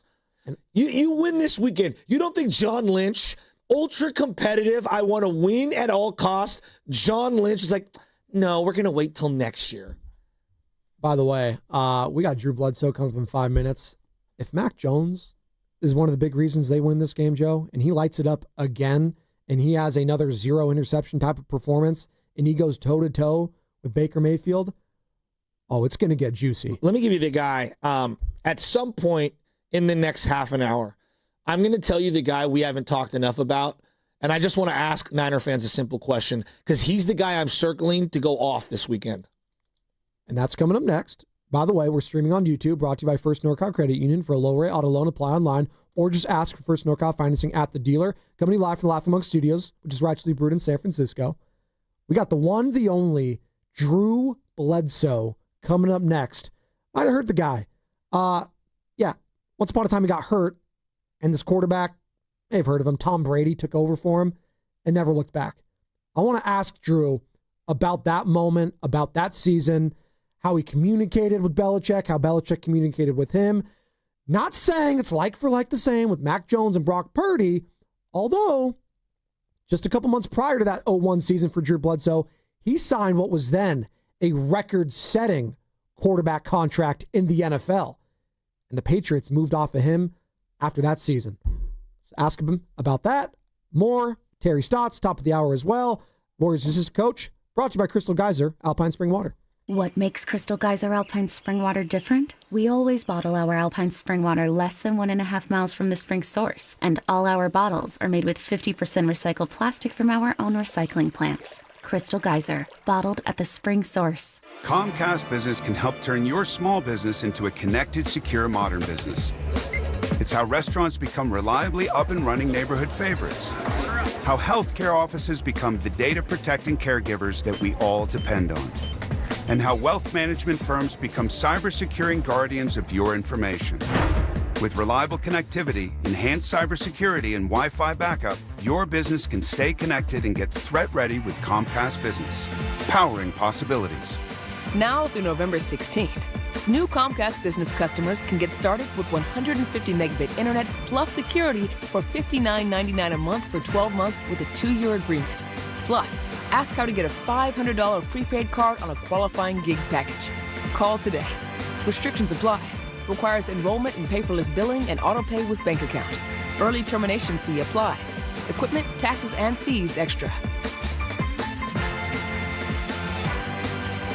When your coffee game isn't strong, people can tell. Good morning! See what I mean? But at McDonald's, your coffee game is always strong. A medium caramel or mocha frappe, just $3.89. A medium iced coffee, only $2.79. Big flavor, cool refreshment. And your morning's back on track. Don't risk a weak coffee game. Keep it strong at McDonald's. Order ahead in the app today. Ba-da-ba-ba-ba. Prices and participation may vary. Cannot be combined with any other offer or combo meal. Hi, I'm Dustin, your friend and jeweler at Shane Company. I know finding a dream engagement ring can be overwhelming, but don't worry, we got you. As director of diamond sourcing, it's my job to make sure every single diamond at Shane Company is truly the best of the best. Our team travels the world to see diamonds up close, in person. We handpick each one for its unique fire, brilliance, and scintillation. Diamond buying is an art.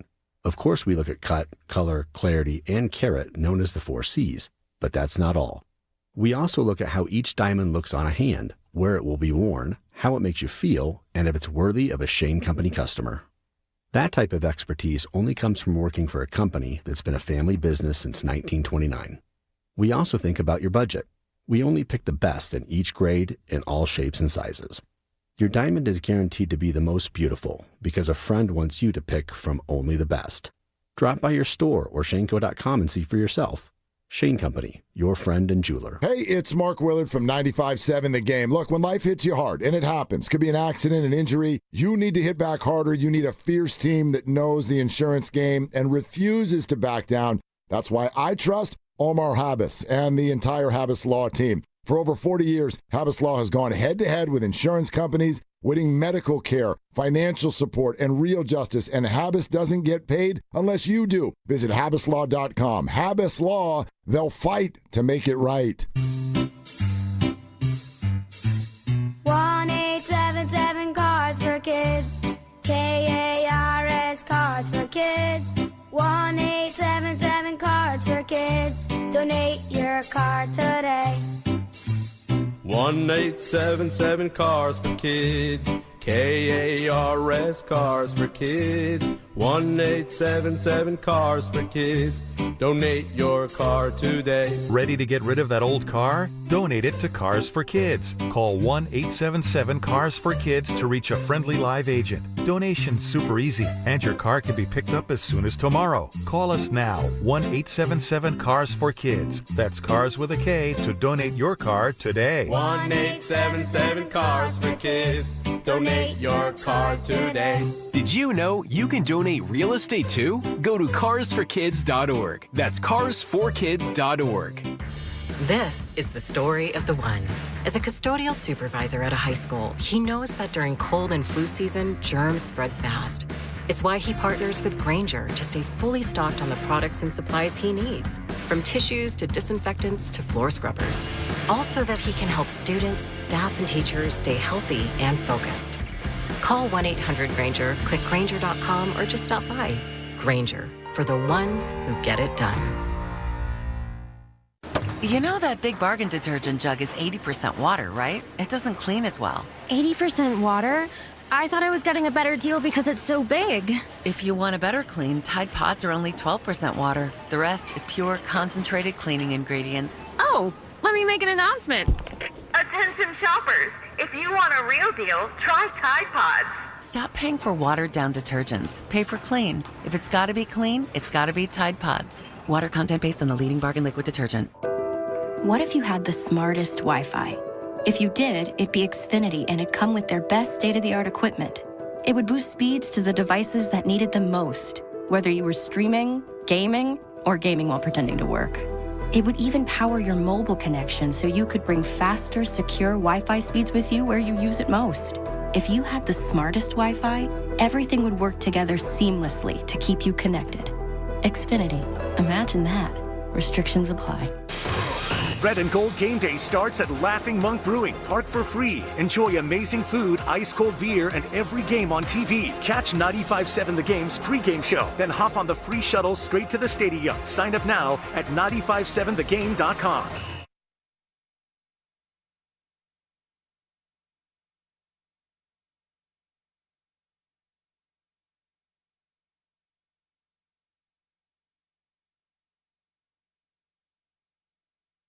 Dub Nation, it's Quinton Post. You're listening to the Morning Roast with Joe Spadoni and Joe Shasky on 95.7 The Game. I love that pronunciation from the Flying Dutchman himself, Quinton Post. Warriors win yesterday, 2-0 in the preseason. So preseason, they're not big games. But we got a big game going on in football this week when it pertains to the 49ers. They're taking on the Tampa Bay Buccaneers in Tampa. It's looking like Mac Jones is going to be the starter this week. Probably not going to have Ricky Pearsall. Probably not going to have Brock Purdy. We'll see with Juwan Jennings. But Mac is limited. I will say that. Mac practice limited, oblique, and knee for Mac Jones. And I'm happy to bring in right now a guy that I grew up watching. You grew up watching, Joe. A Super Bowl champion. Obviously went to another Super Bowl as a starting quarterback of the New England Patriots. And he joins us now on the River Islands guest line. That's Drew Bledsoe. Drew, good morning. Joe Spadoni alongside Joe Shasky. How are you doing today, man? Great, man. What's happening? Hey, this might be a first for you guys. You ever done an interview from a vineyard? I'm up in Walla Walla. We're in the middle of the last week of harvest. I'm out wandering around the vineyard with our picking crew. I love vineyards because I'm a big Russian River guy. So I know you're big in the wine industry right now. What's the name of the brand that you have? Yeah, we've actually got 3 different wineries, but the main one is called Doubleback. The reason it's called Doubleback is I grew up here in Walla Walla and then went off and played ball and then doubled back and came back home to my hometown to make wine up here. So yeah, it's been going really well for us, man. It's been a lot of fun. Drew, you were back in the old Pac-10 days. You were just an absolute gunslinger. We didn't have all the games on TV the way we do now. Man, I rooted for you so hard with those Washington State teams back in the day. It was like the Copper Bowl way back when. I don't even know if that still exists. Yeah, good memory, man. Yeah, it was the Copper Bowl, and then I think it became like Insight.com Bowl. They've all changed names. But Oh no! Wait, Drew, we're losing you real quick. Let's pawn him down. Give us 1 second. Yeah. We'll re-tee you up here. We'll re-tee him up as he's going down his vineyard. God, look at the vineyard behind him there. Is he stomping the grapes out there? Let's go. Walla Walla in Washington. I've got to take a ride up to the Russian River today to go to the cabin for X, Y, and Z reasons. You look great. Tell me if this is any better. That's better. For you? Let me ask you this, Drew. Okay. Like I said, I rooted for you. You know, seeing you go up against Brett Favre in the Super Bowl. Niner fans were rooting for you. Trust me, we were rooting for you against him. But you're most known for the whole Tom Brady thing, where you get knocked out, Tom comes in, and history kind of becomes itself. We've got this situation with quarterbacks going on right now, and I'm just curious, from your perspective, if you had an opportunity to talk to Brock Purdy and kind of what's going on right now with him, what would your advice be to him? So, the best advice, 2 pieces of advice. Number one, I was just saying this, yesterday. I was actually talking with a kid that was doing a project for school, but always keep in mind that even when things aren't perfect, you're still getting paid to play a game. So nobody gets to feel sorry for us, right? Which it's hard to have that perspective sometimes. And then beyond that, man, if you just handle yourself properly, then there will continue to be other opportunities. For me, because I didn't completely screw up that situation and blow it up. First of all, we ended up winning a Super Bowl, but second, then when other teams came looking, they knew that I would had decent character and that there were other opportunities there. So I'm not saying that's Brock's done in San Francisco. I don't think that's probably the case, but you just handle yourself like a pro and put the team first. And then no matter what, you come out of it, with other opportunities and knowing you did the right thing. Talking to Drew Bledsoe here on the Morning Roast, former Patriots quarterback, Super Bowl champion, 4-time Pro Bowler, and joins us now on the River Islands guest line. And Drew, I guess what I also want to know is like the conversations like the coach is having with you right now. Like that's where a lot of Niner fans are going like, what is Kyle Shanahan saying to Brock Purdy and vice versa? Because it's a week-to-week injury. Yeah. It's an injury people like don't really know a whole hell of a lot here in the Bay Area because it's a turf toe. It could be re-aggravated. It's not like it's a hamstring or a soft tissue or something like that. It's a toe injury. So they're being cautious about it. But what were the conversations like you were having with Belichick at the time when you felt good to go? And was he like, we're going to keep you on the bench right now for a little bit? Well, first of all, I think they need to rebrand turf toe because it sounds like it's not serious, but it's actually a very serious injury. It's pretty bad, but it just sounds like, oh, you stubbed your toe, get back in there, you went. But coaches are so focused during the season on just trying to win the next game. That there's not a whole lot of time. I mean, football's not a touchy-feely sport. It's not about your feelings. It's just about trying to win the next game, and that's what they're focused on. And I'm sure that's where Kyle is. That's where Belichick was. It didn't mean I was happy with the situation, but it was just and then part of the situation with me was that I was out for so long. Before I was able to practice that, it was like there just aren't enough reps to get two quarterbacks ready to play. So you really have to make that call. And so Belichick obviously made a huge mistake playing that Brady kid because he never turned out to be anything.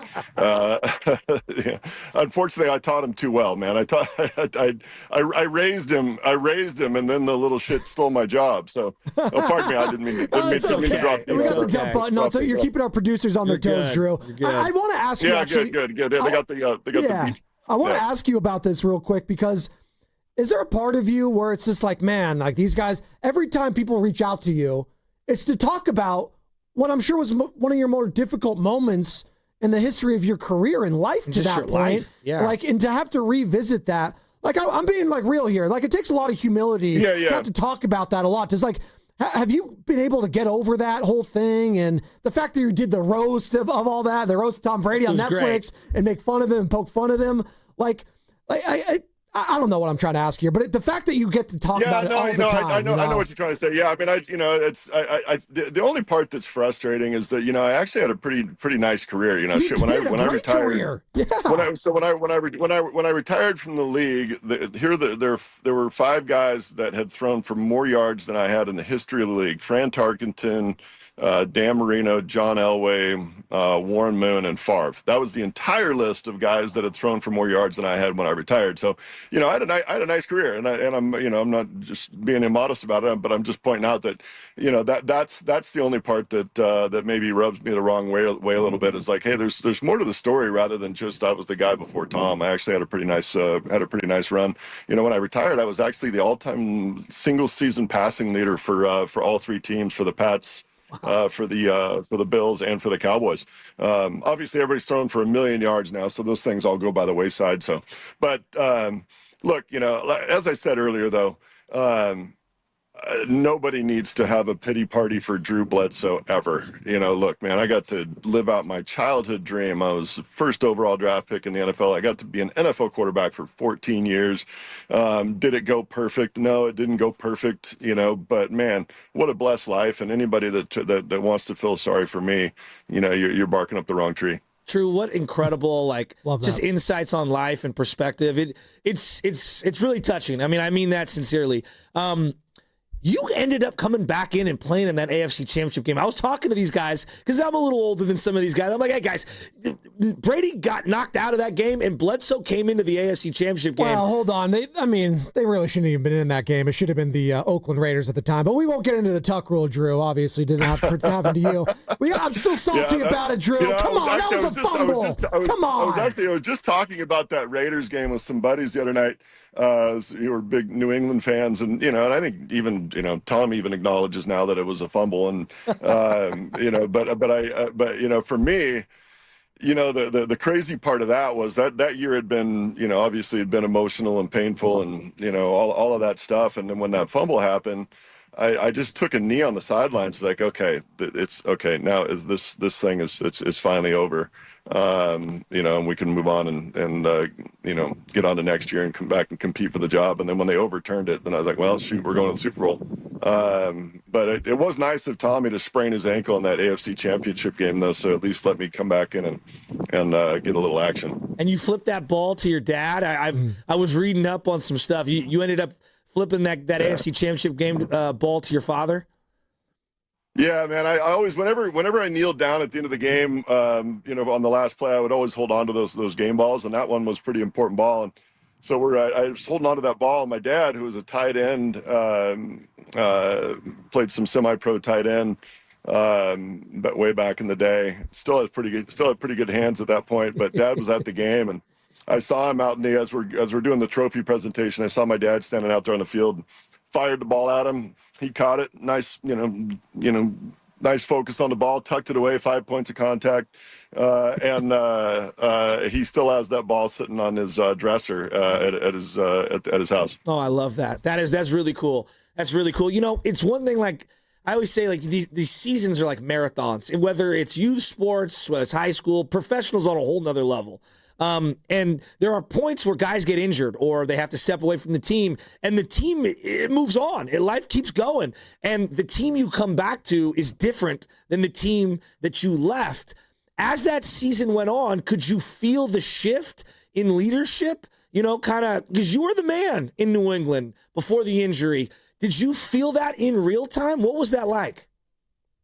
One of the big things that happened that season, because I was the franchise quarterback. I was kind of the guy, and when I went down, I think there was a sense of accountability, I think, from the rest of the team, because at that point, Tom wasn't the Tom Brady that he became.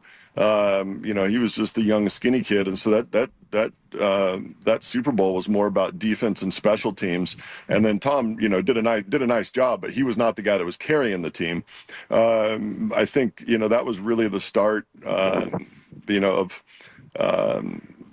the way that they went on to become the dynasty that they became. Was just accountability across the board from everybody. It was not about superstars. It was about everybody stepping up and carrying the load. And then obviously Tommy went on to become what he became. But that first year, that was more about defense and special teams. And then later on down the road, then Tom carried a whole bunch more of the load. Dr. Drew Bledsoe here on the Morning Roast, former Patriots quarterback, 4-time Pro Bowler, Super Bowl champion at a vineyard right now.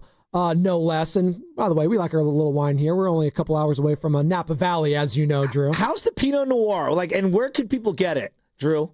Yeah, so we make in Walla Walla, we grow Cabernet, and we've we'll take the Pepsi challenge with your California boys anytime. We're making some great Cabernet up here, but then over in the Willamette Valley in Oregon, we're growing some Pinot Noir over there, and it's fantastic, man. I'm slightly ashamed. You're not supposed to get high on your own supply, right? You're not supposed to drink all your own juice and drink away your profits. But man, I drink a lot of our Pinot Noir, man. I really like the stuff that our team's making for us. I love that the former athletes that are you, Charles Woodson, everyone's doing the wine now, the whiskey, all of it. Right. Jasky, I think we need to get involved in this stuff. I do. I got to ask a straightforward question, hoping that maybe you say something off the cuff here. Is there a little bit of you smiling about the Belichick stuff in North Carolina currently? Just a little. Like, I got a little pettiness in me. I'm just curious. Of course. It's look, I think everybody was pretty stunned that he decided he wanted to go back to college and do that. And, it's just hard for me to envision him sitting in a living room with like a 17-year-old kid and trying to convince him it's going to be fun to come play for this, notoriously grumpy old guy. But he's obviously brilliant. I wouldn't bet against him, going forward, but the optics are definitely different. Yeah, anytime you have to release a statement in your first season after 6 weeks, probably not the best vote of confidence, but, anytime your girlfriend or wife is on the sidelines during the game. It's funny. You guys have seen it over the years, just like I have. Anytime management comes out with a statement saying we fully support and we're committed to the process and all of that stuff, it's like, oh man, that's trouble. It's like it's a little bit like. Anytime, we would always say if there was ever a players only meeting, things were not good. No. You never had a players only meeting to discuss playoff tickets. You had a players only meeting when things were going sideways. And anytime you have to release a statement saying you're fully committed and committed to the process, man, things are not rosy. But it'll be interesting to see how it plays out. I wouldn't, like I said, I wouldn't bet against Bill. He's obviously brilliant. Drew, which was more difficult for you? Because we're seeing Mac Jones. He similar to you. He was a high pick, and he came with expectations. Had some immediate success, and then he's had to reinvent himself over the last couple of years, and specifically this year with Kyle Shanahan. What was more difficult for you, being the high pick coming out or having to reinvent yourself on the fly as you've kind of face planted in your first stop? Yeah, so, I mean, shoot, I was in New England. I was there for, it was 9 years in. So, you went through the trials and tribulations there. But the downside to being a really high draft pick, and I was the first pick, is that the team that's picking you has earned the right to pick there by being awful. Yeah. So it's a blessing and a curse to be drafted high as a quarterback, because you're going to a team that was not very good the year before. But that first stint, we made it to the Super Bowl after year 4. So we got it turned around pretty quick there. But then, the challenge of going to a new team and going to Buffalo, as an older guy, was a different kind of challenge. Came in, and rather than being the young guy, I was kind of the old guy, and really had to step up and be more of a vocal leader. When you get to a team and you're 21, you just show up, shut up, and do your work. Until you earn the right to speak up. But getting to Buffalo, I had to take a little bit more of a vocal leadership role right out of the gates, and get to know a new team and get to know a new place. So they're different challenges. But I would say, if you're asking which one's more difficult, it's definitely the start of your career, especially as a high draft pick, where you're going to a team that was not very good the year before. That's a huge challenge in every possible way. I was just telling somebody yesterday, they were asking about the same thing. And, when I was 21, and all of a sudden you step into the huddle with grown men, guys that have families and investment portfolios and all this stuff. And I was in my dorm room, 5 months prior to that. And all of a sudden I've got to step into a huddle with some grown ass men, and be their leader. That's a big challenge, but man, it sure was cool. Yeah. I loved the challenge. First overall pick, 1993 draft. I wasn't even born yet. I was about to be in next to the month. So there you go. 93, great year for me. Drew, we're talking to Drew Bledsoe here, former Patriots quarterback, 4-time Pro Bowler, Super Bowl champion. You're obviously Patriots Hall of Famer, all-timer over there. Did you have any, conversations, interviews? Did you talk to Mac Jones at all when he was coming out of Alabama, and the Patriots obviously drafted him in the first round? Yeah, no, I just got to meet him one time. I was back there for a game, in his pregame, so not a lot of time to talk. But he was in the training room. Got to meet him, say hello. I know that he was really highly regarded in the organization, just character-wise. I know they all loved him and they're all cheering for him. Unfortunately, he just got there at the wrong time when the cupboard was pretty empty. So he really didn't get a a chance to really be successful, because they just didn't have the pieces in place around him when he was there. And so it's, I do love, some of these stories that we're seeing around the league with some of these quarterbacks that, were in bad situations and now are having some success. Sam Darnold last year in Minnesota, now he's with the Seahawks, having a lot of success.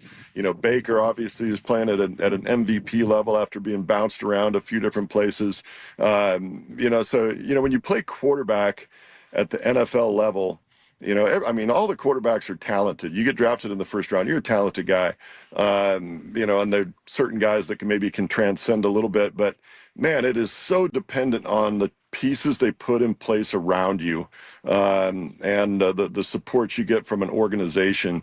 And so to see some of these, redemption stories from some of these quarterbacks I love to see it. It makes me happy.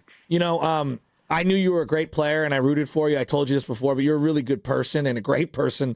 And I appreciate you coming on here and just being so upfront with everything. I want to go back to Parcells, though, that 96 team. I'm dead serious. You guys were so good. I think history has forgotten because you lost the Super Bowl. Terry Glenn, Lawyer Malloy, Teddy Bruschi, Sean Jefferson, Ben Coates, Curtis Martin. I referenced Parcells. That team was so good.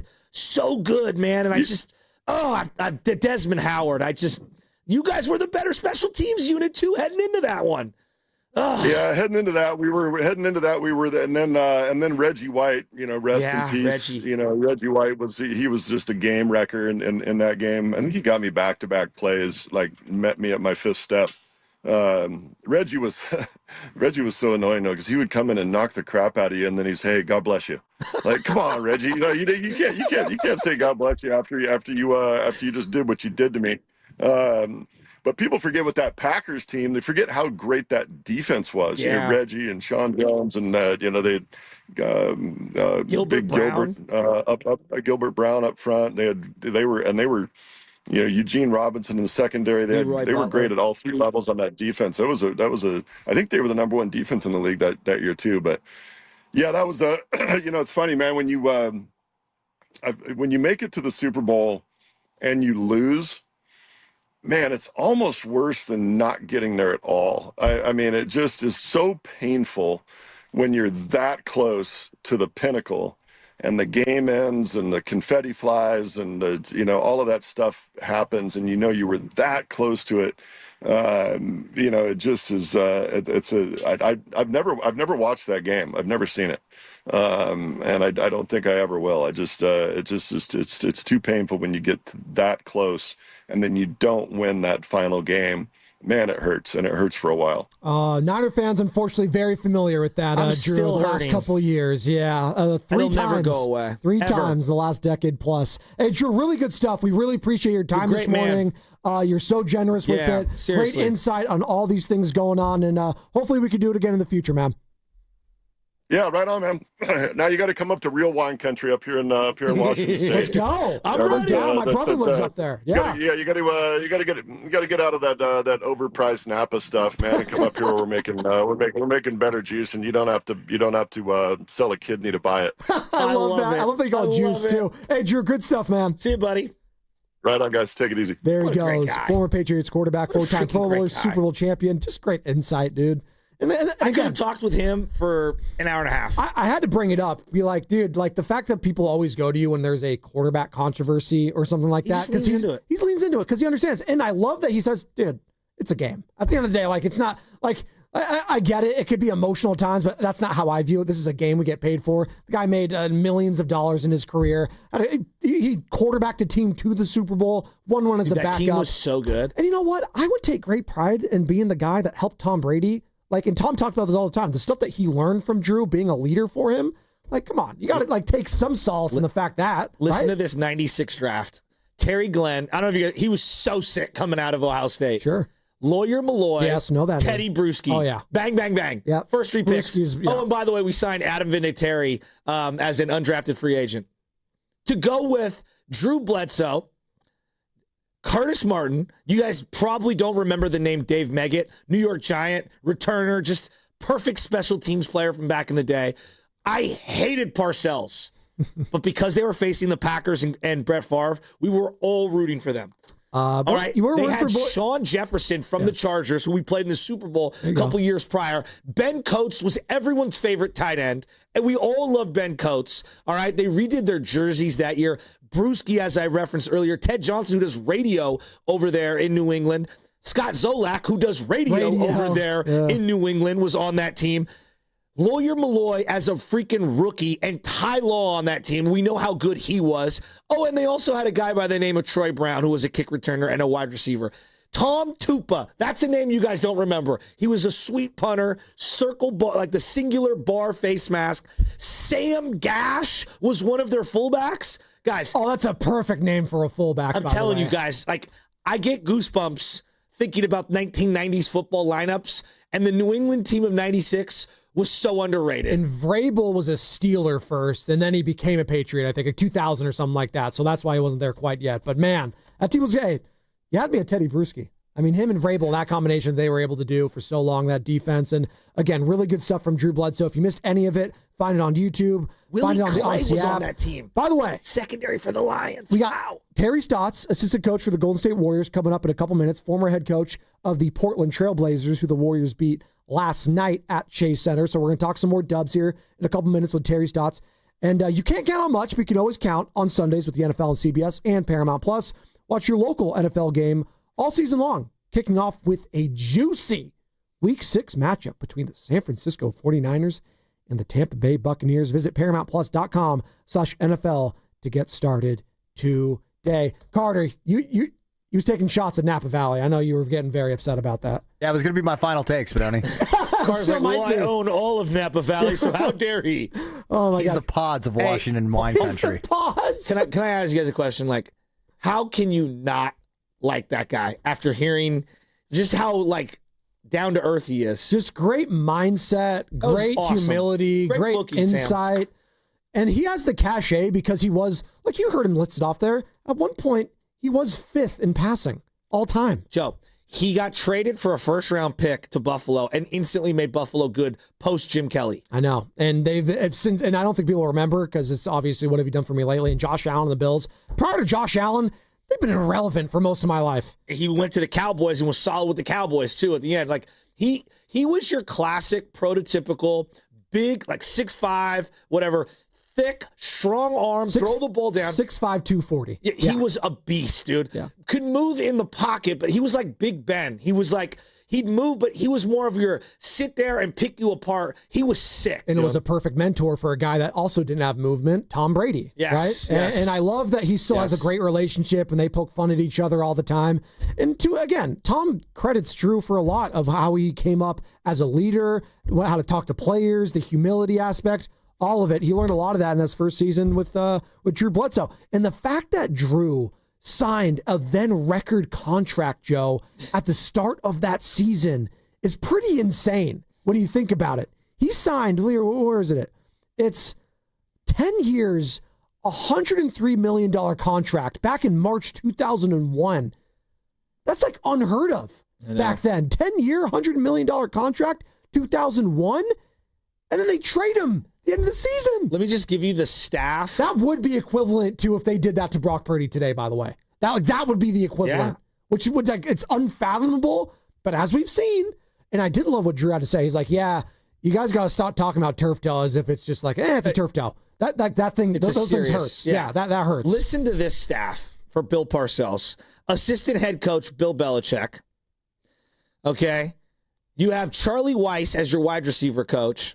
Al Groh is your linebacker coach. Romeo Crennel is your defensive line coach. And your DB coach is Dante Scarnecchia.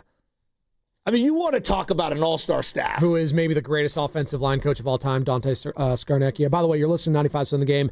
God. KGMZ FM and HD1 San Francisco and Odyssey Sports Station in the home of the Golden State Warriors and Valkyries. Always live in the free Odyssey app. Coming live from the Laughing Monk Studios. And check this out. Friday, October 17th, the Warriors will face the Los Angeles Clippers in their final preseason game. So again, that's next Friday. The first 10,000 fans in attendance will receive a Jimmy Butler III and Buddy Hield Best Buddies bobblehead. I can't wait to see what this one looks like. Single game tickets are available at Warriors.com by calling 1-888-GSW-HOOP or at the Chase Center box office. Now joining us, Warriors assistant coach Terry Stotts, who again joins us on the River Islands guest line, as all guests on 95.7 The Game appear on the River Islands guest line. Isn't it time for you to discover the islands, River Islands in Lathrop? Coach, good morning. Joe Spadoni alongside Joe Shasky. It's the morning roast. Let me ask you this first and foremost. I know it's the preseason. I know the wins and losses, they don't count towards anything. But you guys dropped 50 in the fourth quarter yesterday. That was pretty cool to see with some of those young players just, trying to get some action. That was pretty cool. That was exceptional. I mean, you're right about preseason and everything, but when you see the young guys get a chance to play, and the game obviously wasn't going very well for us, and for them to turn things around and the way they played, the energy, making plays for each other, got the crowd back into the game. It was, regardless of when it is, when you see something like that, it's pretty cool. Coach, I got a random question to ask you. All right, middle of the game, you're sitting there next to Steve Kerr. What exactly is your task to be looking at on the floor while the game's going on? My mom was like, what does each coach do? I go, Mom, I don't know. I'm going to ask them when next time I talk to him. And she's like the guy who's sitting right next to Steve Kerr. Like, is he supposed to be looking or thinking about something specific? What exactly is your duty sitting next to Steve Kerr for every single game? Well, primarily, I really focus on the offense, first of all. Jerry Stackhouse and Chris DeMarco really focus on the defense. I focus on the offense. But at the same time, I try and help them out with game management, whether it's substitutions or if I see something on the court or if I have an idea, relay that to them. There's just so many things going through his head during the course of a game. I try not to clutter it, but if I have observations on the game or particularly the offense, I relay that to them and, relay information, timeouts or substitutions or matchups or something that they're doing, the opponents are doing defensively that we might be able to take advantage of. Just, a variety of things. And actually, being a former head coach, I do have a kind of a head coaching perspective, and so hopefully I can add some insight along those lines as well. So there was a couple of moments last night that they always stick out in my head. Like, they hit a free throw. Jonathan Kaminga goes to inbound the ball, and like Post and Podz, or I don't even know what happened. Kaminga just throws one away. What are you guys just pulling your hair out next to each other watching that? Well, I'll be honest. So it was that happened on the other end of the court. So all of a sudden we see that we lost the ball, and I really at the time, I might have been writing something down or I don't know what, but I didn't see what happened. So I watched it this morning on the game film, and it was just I don't want to say it was careless, but Portland did a good job of picking up and pressuring, and we took it. Quentin was going to get the ball, and then he decided to go set a screen for BP, and JK thought he was going to throw it to Quentin. So anyway, it was just lack of certainty. You just, when teams pick up, you have to be alert, and it's good that it's preseason. You just can't take possessions for granted, particularly when teams like Portland are being aggressive in the backcourt. Yeah, and I'm sure it's a good teaching lesson for the entire team to kind of go through that, over some point in the future. But then there was another one that was the reverse. So it's a high IQ play.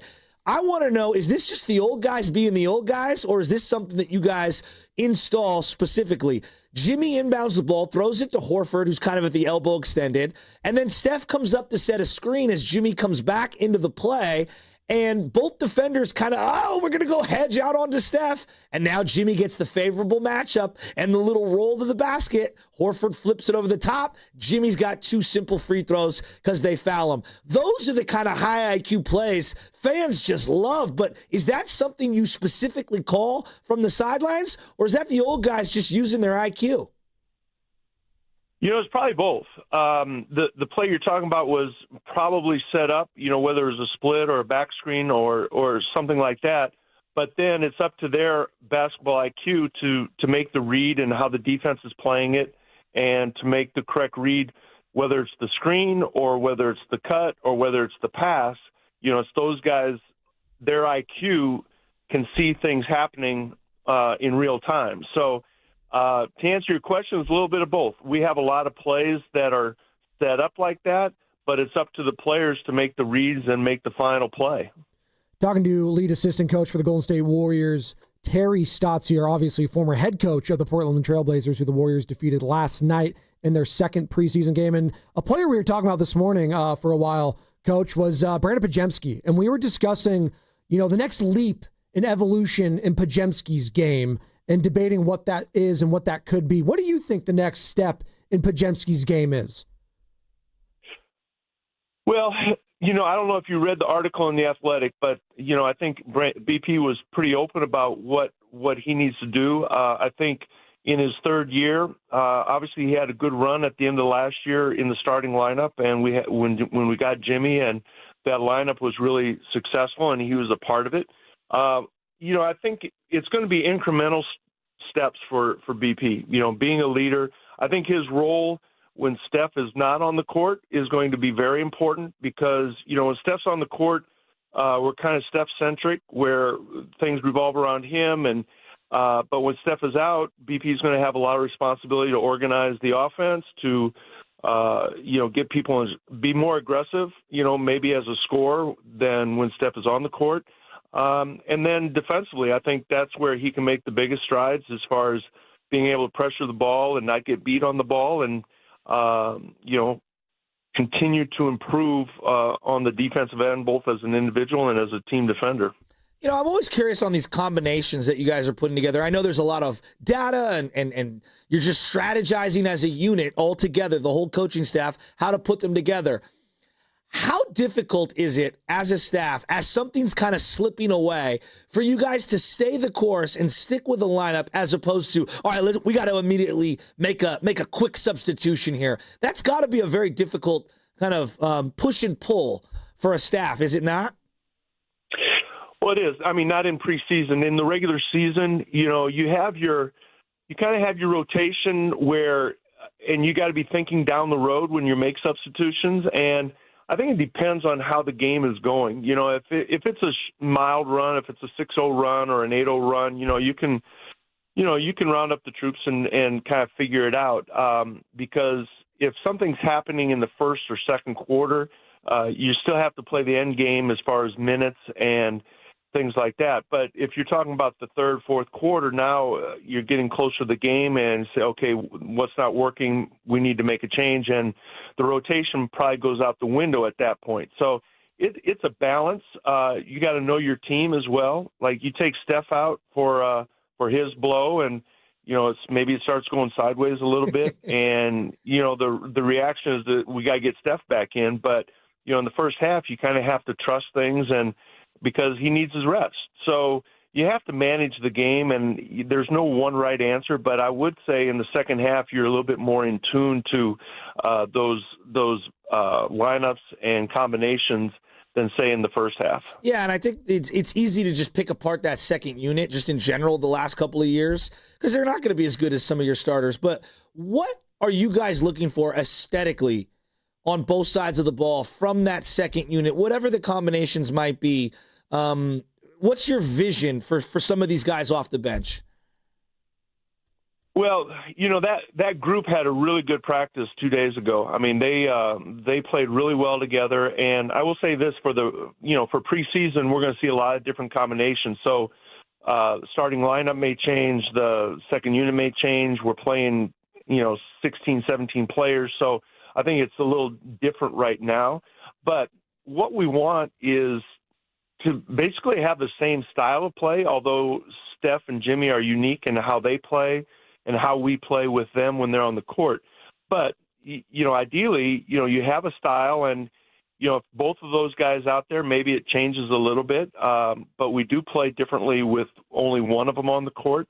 But I think it's important to just understand defensively, first of all, we have a system and we are able to adapt. And I don't think that changes that much depending on who's on the floor. Offensively, where the points are going to come from might change with the second unit. But I do think, especially with the addition of Al Horford, and you saw what Quentin Post did last night, when we have some spacing fives who can open up the court for JK and BP to do their thing on the second unit, I think that's going to be interesting for us.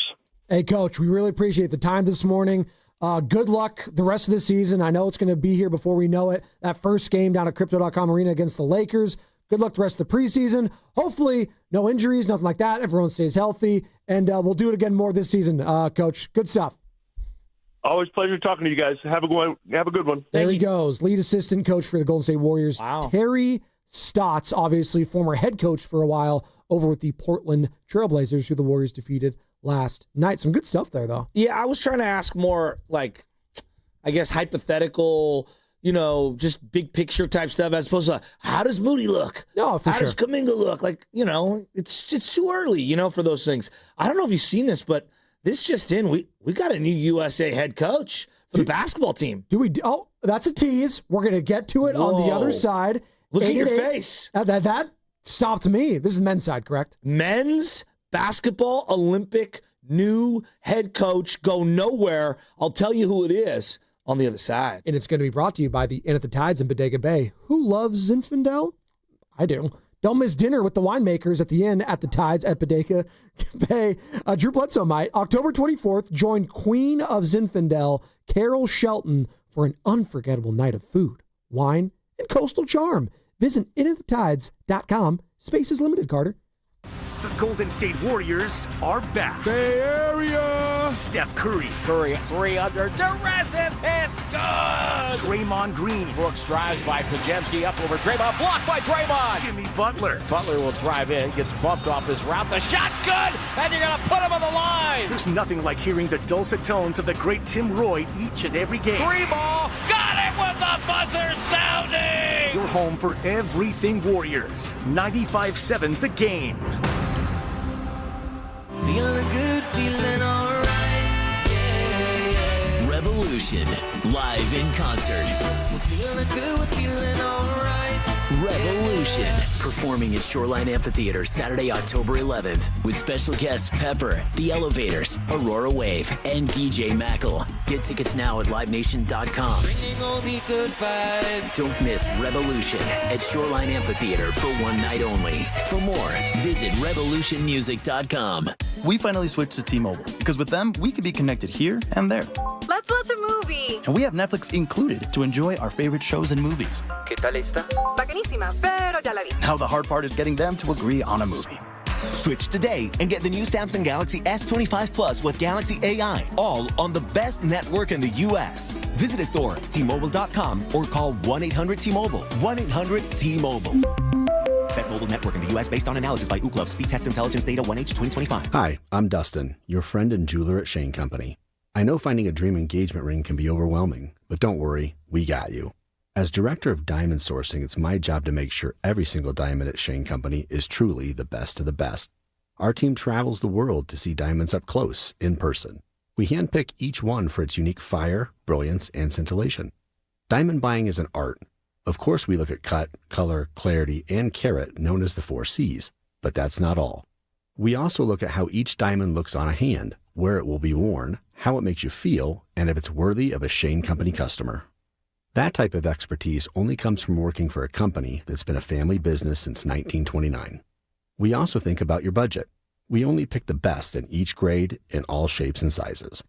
Your diamond is guaranteed to be the most beautiful because a friend wants you to pick from only the best. Drop by your store or shaneco.com and see for yourself. Shane Company, your friend and jeweler. Hi, I'm John with Jack's Restaurant and Bar. My brothers and I recorded our first commercial a while back. It got a little chaotic, so I'm here today. What's going on here, bro? Are you recording a commercial without us? Guys, no, I'm just trying to what? Take all the credit for our half-pound all-natural burgers? Or the best fish and chips or around? 7 mac and cheeses and 14 sandwiches, including a French dip that will change your life? Or our homemade meatloaf, pot roast, and next-level lamb chops? Or that people can order takeout and delivery by visiting ilovejacks.com? Guys, no, I'm just went behind our backs. I knew he would. Wait till we tell Mom. Oh, please don't tell Mom. Real family, great food, ilovejacks.com. For over 70 years, Golden State Lumber and Showroom has developed strong partnerships with top brands like Trex. Leading the way in performance-engineered decking and railing, Trex offers products that won't rot, splinter, or fade. Their sun-comfortable, heat-mitigating technology keeps decks cool underfoot, and Trex marine-grade decking withstands saltwater, sun, and sand. Explore their latest Transcend colors, Hatteras, and Salt Flat, featuring a 50-year limited residential warranty. For a link to Trex, visit GoldenStateLumber.com. Golden State, when you succeed, we succeed. You hear that? That's the sound of your business losing money. Legacy phone systems weren't built for today's teams. Quo, formerly OpenPhone, gives your business a smarter way to stay connected. Quo lets you manage calls, texts, voicemail, and contacts all in one place so that you can deliver a seamless customer experience from ring to...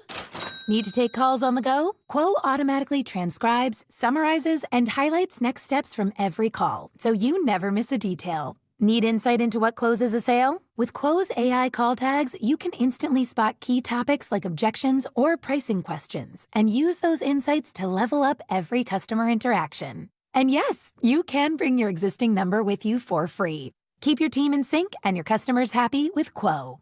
Quo. No missed calls, no missed customers. Try Quo for free at quo.com/sports and get 20% off your first 6 months. That's quo.com/sports. QUO.com/sports. Do you owe $10,000 or more in credit card debt or personal loans? With credit card debt at all-time highs, Debt Relief Advocates is urgently notifying consumers of debt relief now being made available, designed to aid consumers with out-of-control credit card debt. Those who qualify and enroll for this relief program will only have to pay back a fraction of what they owe. This is not bankruptcy or a debt consolidation loan. This is a relief program that credit card companies would rather you not know about, as it ends your debt nightmare and saves you lots of money. Consumers owing at least $10,000 in credit card debt or personal loans can now take advantage of this debt relief as the cost of living skyrockets. Debt Relief Advocates has established a relief hotline for you to call to learn what debt reduction you may qualify for, so don't wait. For this free information, call the Relief Hotline at 800-707-6152. 800-707-6152. 800-707-6152. Okay, I have to tell you, I was just looking on eBay where I go for all kinds of things I love, and there it was. That hologram trading card. One of the rarest, the last one I needed for my set. Shiny like the designer handbag of my dreams. One of a kind. eBay had it, and now everyone's asking, ooh, where'd you get your windshield wipers? eBay has all the parts that fit my car. No more annoying, just beautiful. Millions of finds, each with a story. eBay. Things people love.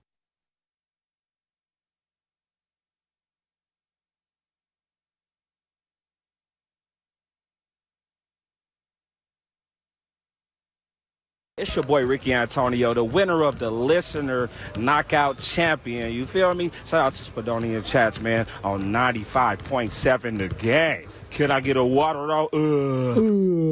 There we go. We're rolling, baby. What? One more segment? This just in. USA Basketball, per Shams Charania, is expected to name Eric Spoelstra new head coach of the men's national team. Liar! Makes sense. He will succeed Steve Kerr for the next World Cup and the 2028 Summer Olympics.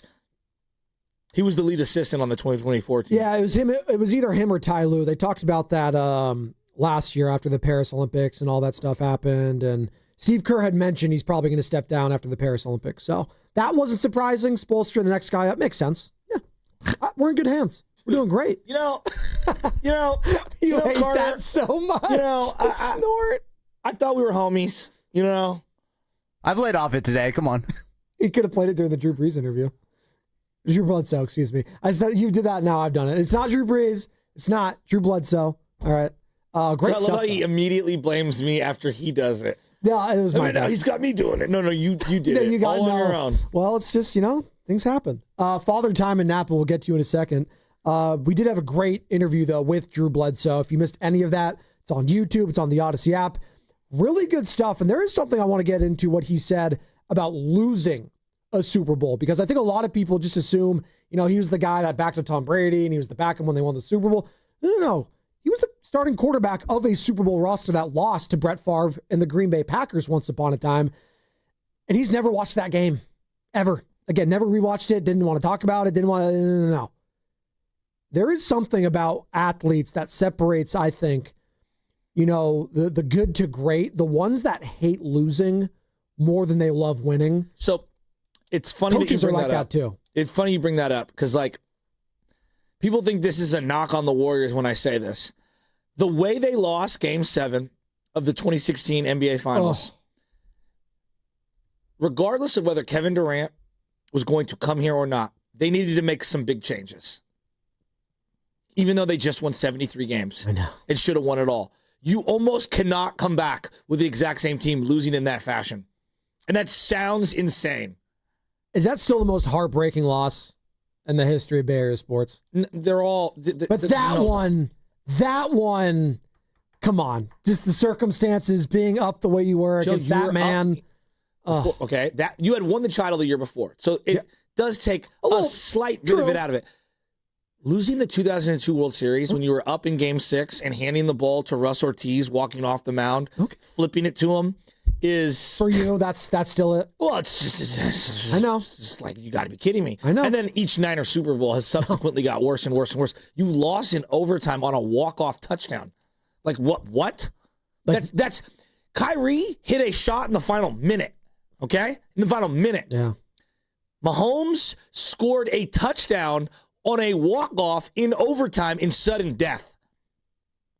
I know. And then the 3rd and 15 to Tyreek Hill and the other one prior to that, 2019.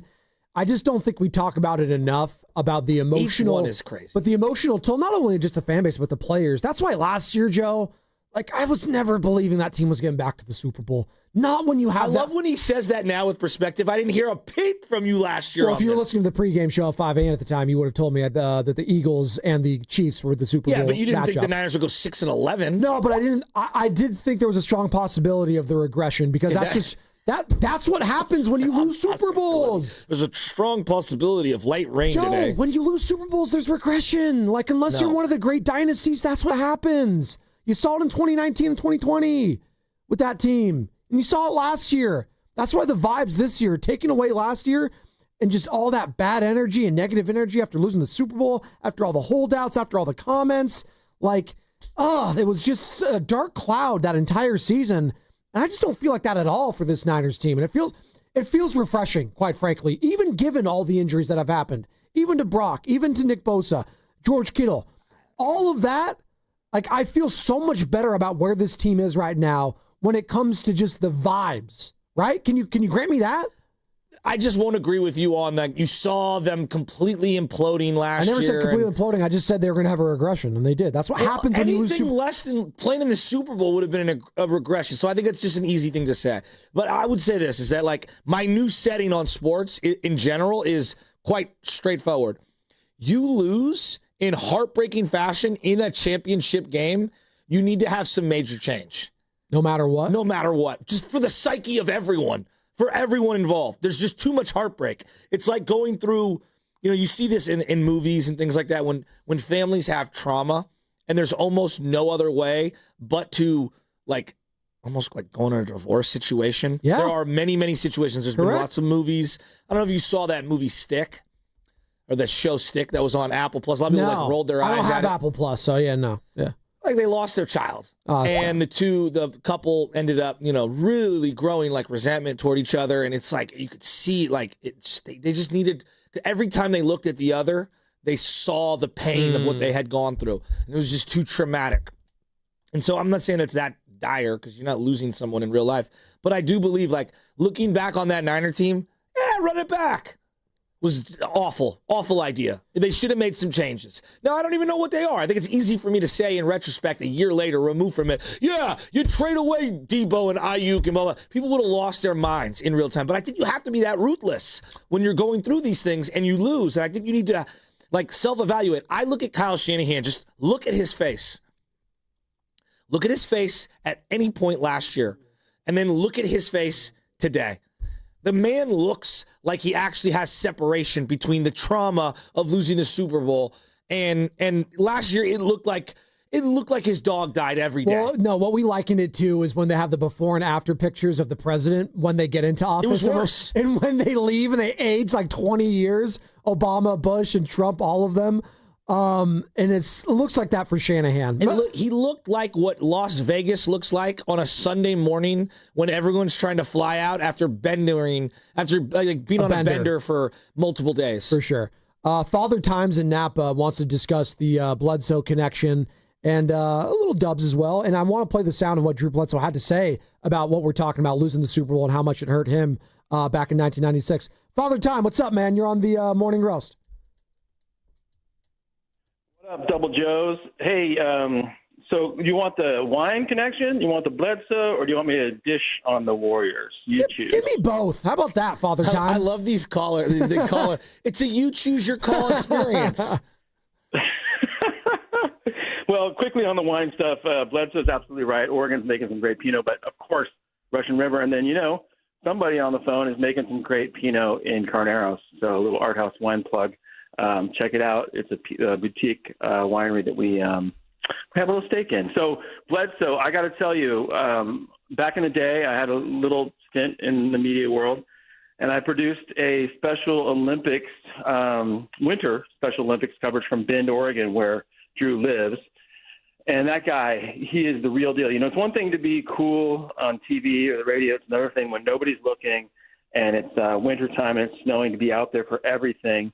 He jumped in the river in what they call the polar bear plunge in his chonies and got out and did an interview. It was just so incredible. So anyway, when you meet someone like that, an NFL quarterback who doesn't take himself so serious and is willing to give as opposed to other NFL quarterbacks, if you know what I mean, it's so special. So anyway, that's my Drew Bledsoe story. Just an amazing, amazing person who didn't hi-hat anybody. Just an awesome dude. Warriors, come on, guys. I know it's the flagship station. We're talking about a crew, like 4 starters over the age of 35. One of them is going to be 38 soon. I mean, the odds, I'll take these odds all day if anybody wants to place a wager. 18-1, 30-1 in some cases. What's the wager? I love the Warriors. What's the wager? Let's do it. Well, whatever you want. What are we wagering? Like what? Not like is it wins, championship? That they will win, that they won't win. Like what are we wagering? Oh, sorry. My bad. Sorry. It's championship because we're talking about this drive for 5. You think they will or they won't? Hell no, they won't. No. So I got a case of Art House. If anybody wants to put up something else, I mean, it's ridiculous. I hope they're great. I hope it's a fun season, but we've got to stop. You have to stop with this whole quest for 5 stuff. Anyway, I love you guys. I hope to talk to you real soon. Take it easy. Thanks, Father Time in Napa. He's like, I know you guys are the flagship, but you can't be that delusional. Well, they were a Steph Curry injury away last year from being in the Western Conference Finals, potentially. Not saying they were going to do it. I don't know. It's hypothetical. But I think they have a good chance to get to the Western Conference Finals and take on the Oklahoma City Thunder, who eventually won that championship. And I think the Warriors felt like they matched up decently against that squad. Now, we'll never know. We'll never know. And you know what? That could have been their best opportunity, and Father Time might be right. Forget quest for 5. We're foraging for 5. Foraging? Yes. We're in the forest right now? Yep. Okay. We're in hunter-gatherer mode. Hunter-gatherer. Do you know where I have the odds right now? What are the odds? Do you want to guess? Okay, in order. Number 1, best odds, yes. Oklahoma City. Correct. Plus 245. Okay. The Warriors have the 8th best odds right now currently. Can you name the 7 above them? So you got the Thunder. Okay, I didn't know order. Let me just write them all down. Wait. My pen and pad. Okay. OKC. Correct. Number 1. Okay. I'm going to go Denver. Correct. That's number 2 at plus 600. Okay. Because there's so many of these fans. This is via DraftKings, by the way. Lakers. Lakers are number 6 with plus 1,400. Correct. Okay.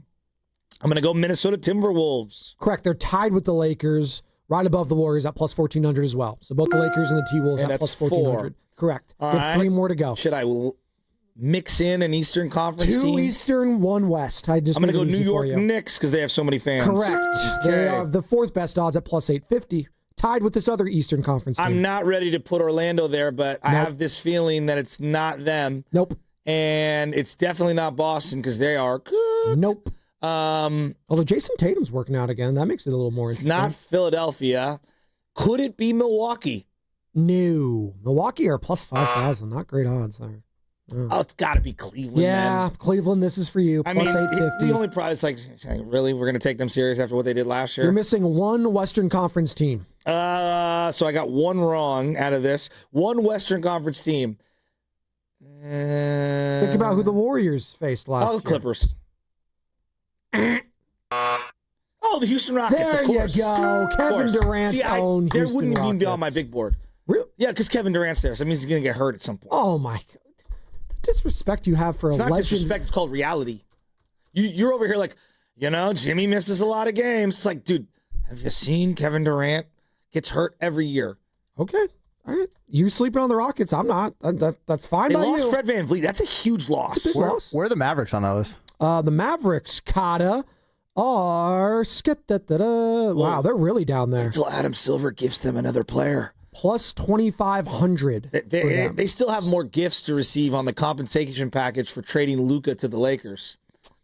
I'm not saying anything about that because you know what? I don't know what actually took place. Can we just stop? How did they win the Cooper Flag thing? I mean, come on. How did that happen? I watched the Hunger Games yesterday. The odds were ever in their favor. You got to believe in the balls. This thing that no one gets to see live, that we just, hey, trust us.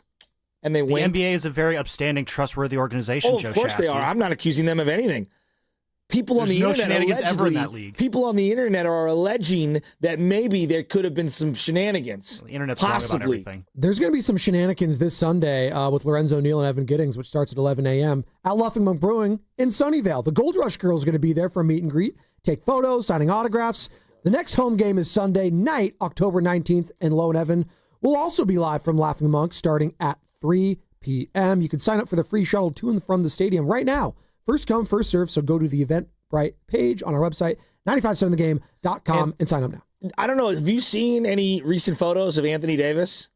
What is he? I know he's wearing goggles now or something, right? Yeah. Oh, he's fat? What? Dude, it looks like he ate Anthony Davis. It's incredible. I was like, what happened? Well, I heard the comments. He said that he loses so much weight during the season that he has to pack on the pounds during the summer. I actually kind of love that. Okay. That's kind of a great excuse, though. Pat Bailey said that 2 years ago. I love that, Remember that when Pat Bailey said that 2 years ago? Well, Draymond Green would do it all the time. Jock Peterson was the opposite. Jock Peterson. Well, they got a Pasoy problem there. I'm putting on a winter coat. Oh, my God. Puts on like 5. I kind of buy it, though. Hey, Mavericks are interesting, though. I know we were getting there, Carter. Mavericks are an interesting team. I don't know what to make of them yet. I told you, dude. Like, they are interesting. Kyrie's way ahead of schedule, too, which is really interesting. Cooper Flag, like, where's he going to be at? He's flashed a little bit in the preseason. He's raw, though. I love how like, just in general, everyone's like, yeah, dude, just the Cooper Flag thing. It's like, I'm telling you, dude, 10 years from now, we're all going to be like, can you believe that Luka got traded and they got the #1 overall pick just randomly seconds later? I mean, you guys are sleeping on Klay Thompson over there, too. It's the summer of Klay. Klay the Thompson. Thank you, him and Meg the Stallion. Talk about power couples. They also did have a 0.8% chance to get that ball, so it wasn't 0. That's true, Carter.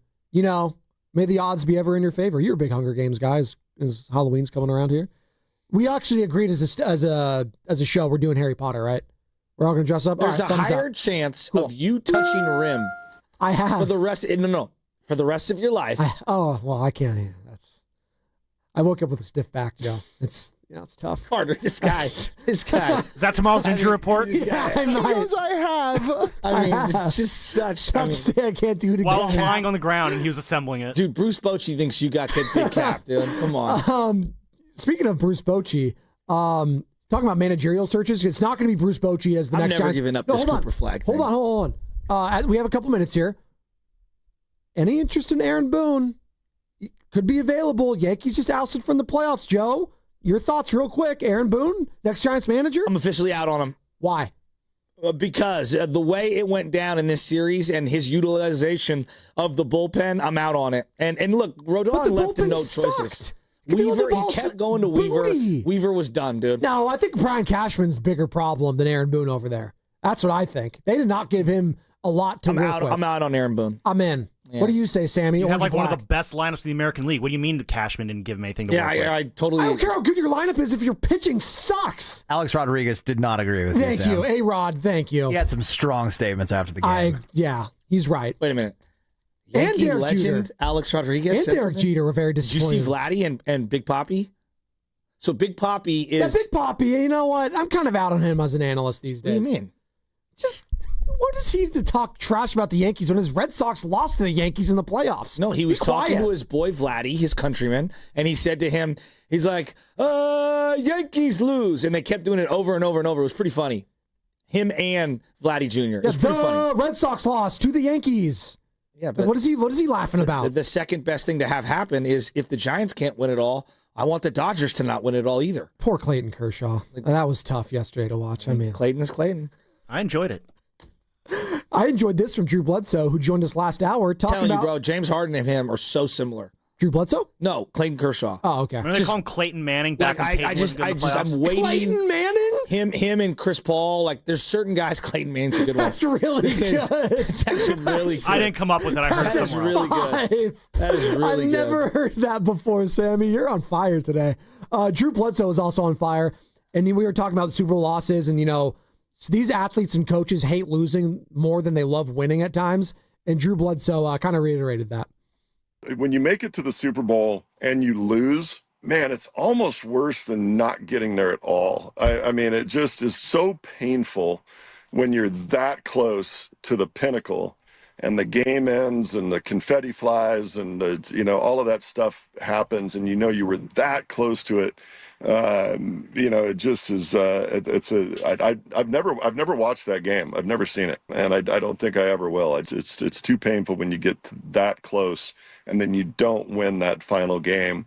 Man, it hurts, and it hurts for a while. That was really good stuff and great insight. Again, if you missed any of that interview we had with Drew Bledsoe, You agree with him? Yeah, because I think Drew's time out. You've been crying about the freaking tuck rule for 30 years. I never hear you complain about the Super Bowl loss. Well, because, again, talking about conspiracy theories, I mean, they didn't change the plays. I mean, Tim Brown even said he felt his own head coach sabotaged him, Bill Callahan at one point. There's a lot there that I'm not going to dive into. I just knew the writing was on the wall. The fix may or may not have been him. Let me ask a question, and Shasky, I'm going to throw this one at you. We were at that Super Bowl in Allegiant, and it sucked. Drew Bledsoe said losing in the Super Bowl sucks more than not getting there. If you could go back and undo history, would you rather the Niners have lost to the Lions in that NFC title game to avoid the pain? Knowing what I know now? Yes, knowing what we know now. Yes. I think that perfectly sums up what you said. We lost in overtime, didn't know the rules, okay? We lost Dre Greenlaw forever, basically. That sucked. I'm sorry. Like this. Shasky, did you go to the Lions game? Yeah. You would trade that experience? Yes. That was one of the best games I've ever been to. That experience at Allegiant was really Guys, bad. I want you to know something. Outside of the Green Bay game in the rain, I have been to every single playoff game for the Niners, home playoff game, since 93? I'm not trying to brag. I'm just saying, I've been to some great games. Sat next to my grandfather and my dad for the 94 championship game. All right? Was there at the wild card game.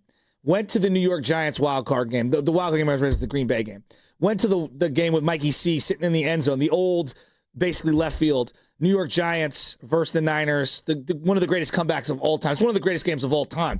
The New Orleans Saints game, I know you guys love the Detroit game. The New Orleans Saints game is one of the greatest games ever played. I would even argue, as bad as the loss was, the NFC Championship game against the New York Giants is one of the most epic football games I've ever been to. In the mist. It's the worst walkout ever. All these games are amazing. I've been very blessed. The final playoff game ever at Candlestick, Kaepernick versus Aaron Rodgers, where he threw a freaking interception on his first pass attempt on the sideline, and then just destroyed the Packers. Destroyed the Packers. Clay Matthews still running somewhere trying to catch Kaepernick. He was just doing that the entire game. He threw a dot to Michael Crabtree over the middle, and I forget who the safety was talking smack, and then Kaepernick sprinted down the field, headbutted dude, and was in his face. Kaepernick was ridiculous. I've seen some great playoff games, I guess is what I'm getting at. And that Detroit game was amazing. Carter, it was amazing. The third quarter was amazing. The fourth quarter was edge of your seat. What is Dan Campbell going to do now? Which Lion is going to drop the ball here, there? No doubt about it. The Dallas Cowboy game the year prior was just as good. We forgot about that game. That was such an incredibly physical, it was fun game. Unbelievable. Every play felt like the season's on the line for the entire second half. So Drew Bledsoe talked about losing the Super Bowl. This is what former Niner, and obviously I got played. Wait, one second. I don't want you to keep moving on. Carter, you disagree. You think I'm not moving on. I don't think the Cowboys game was as good as the Lions game. No, I don't. But that was the best playoff game you had been to? Yeah, had been to in person, yes, for sure. Okay. It was incredible. Did you think that game was that good, the Detroit Lion game, Joe? Yeah, I was on my couch. It was fun to watch. It was incredible. Was that the best Shanahan playoff game? Because I think I could make an argument it was the Green Bay game where they didn't score an offensive touchdown. I agree with you. It's one of the most thrilling games I've ever been to in my life. Jimmy Ward or whoever it was, Jaquan Scott, chasing down the guy at the end of the half to keep them from scoring. You don't even remember that. I don't know if you guys remember this play. Like they should have scored a touchdown right before the end of half, and they ran the guy down. Like Debo with the run to set up the field goal to win the game, where they motioned Trent Williams over. I don't know. The Shanahan masterclass, even the one... The Dallas Cowboys game when they went into Dallas. Well, that's what I was going to say. That was a great game. That one was insane. And then they tried to get the spike, and it didn't get it in time. And Tony Romo and Jim Nantz were on the call. I don't think they have enough time. Oh, my goodness. What was funnier, that spike or when they had Zeke Elliott hike the ball to Dak? That was one of the dumbest things I've ever seen on a football field. Was it Dre Greenlaw that destroyed him? It was. Oh, my God. It was incredible. That was his last moment, I think, as a Cowboy, too. It was Zeke Elliott. Look, the Detroit game was amazing. I also watched them. They were down at the half against, that was a divisional round game. It was different. Yeah. But they were down at the half or maybe it was the wild card round, to Seattle.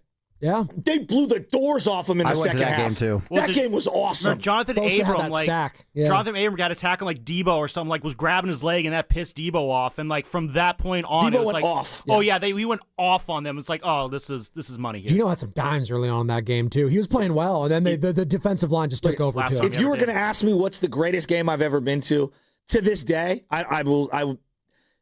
Not much is going to surpass for the Niners the New Orleans Saints playoff game, because we waited 10 years essentially for that game to be played. Everyone stood the entire game. I've never felt the stadium rock the way it did. And for Alex to have those plays in that final 5 minutes, I've never seen anything like it. Vernon Davis making multiple huge plays, the throw, the way the place erupted, the run before with Staley leading the way.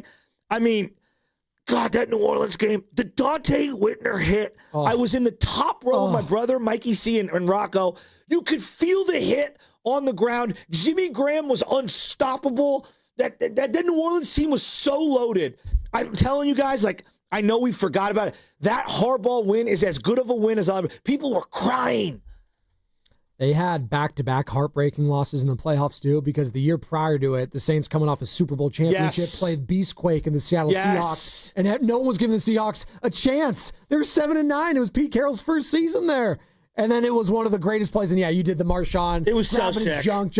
It was one of the all-time runs, too. I know we don't like the Seahawks here, but it's still Marshawn's moment. That was all-time. And to lose that game, and then the next year, lose in San Francisco at Candlestick Park like that, oh, it was incredible. The Ravens Super Bowl, it just sucked that it was in the Super Bowl. They shouldn't even have been close. I hate saying that, but it's true. They were getting blown out. Yeah, they shouldn't even have been close.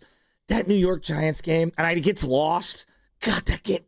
I'm telling you, it's one of the greatest games I've ever seen in my life.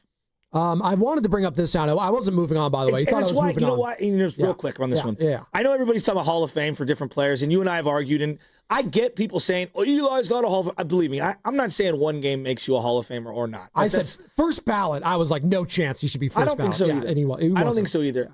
I do believe that when I watched him in that game, and we all can disagree, whatever, I was like, yeah, I'm watching a Hall of Famer. He should have been sacked 100 times in that game. He was amazing. You will never not tell me that, yeah. Eli Manning, toughness will never be questioned. He threw some dimes to Mario Manning. I know this is a name. Mario Manningham. That were unbelievable throws. Just teardrop throws with Carlos Rogers draped all over him. Vernon caught a touchdown pass for a 75-yarder and jumped on the light well at the beginning of that game. God. I mean, you mentioned Mario Manningham. Everyone goes to David Tyree in that first Super Bowl, but Mario Manningham had a great catch and throw in the Super Bowl again to beat the Patriots in that same season. So Ahmed Bradshaw ran so hard in that game. That was one of the hardest hitting games. I know the Seahawks game gets remembered. That New York Giants team, Tom Coughlin with the freaking red nose in the rain. Rudolph. God. I know. And then their kicker, not only does he make it, he turns to our sideline and then turns to their sideline with his hands out and everyone's swarming him. Eddie Pinheiro-esque. Eddie Pinheiro, by the way. Sneaky funny. What did he say yesterday? That he had he kissed the upright or made out with it. He French kissed it. French kissed it. That's what he said. So when the Giants finally won the World Series, I'll never forget. I dropped to my knees. I couldn't believe it was happening, and it took me 35 seconds to calibrate that they actually won the World Series and they didn't botch this. And I truly believe one day, when the Niners, at some point, hopefully in my lifetime, win the Super Bowl. I don't even know if I'll be able to like just run out the door, and I think I might drop to my knees and be like, did that really happen? That's kind of how you felt about the first Warriors championship, right? No, the first Warriors championship, I sat on my couch. All my boys were over. We were at a big watch party. And we all sat on the couch like, we just beat LeBron James in the finals. Yeah. Yeah, I couldn't even fathom it. Yeah. As a Warrior, like, at least the Niners have been knocking on the door. The Warriors knock on the door. They weren't even in the right area code. Like, what? There was no door to knock through. Couldn't afford the door. Joe, they were so bad. Didn't even have a door handle.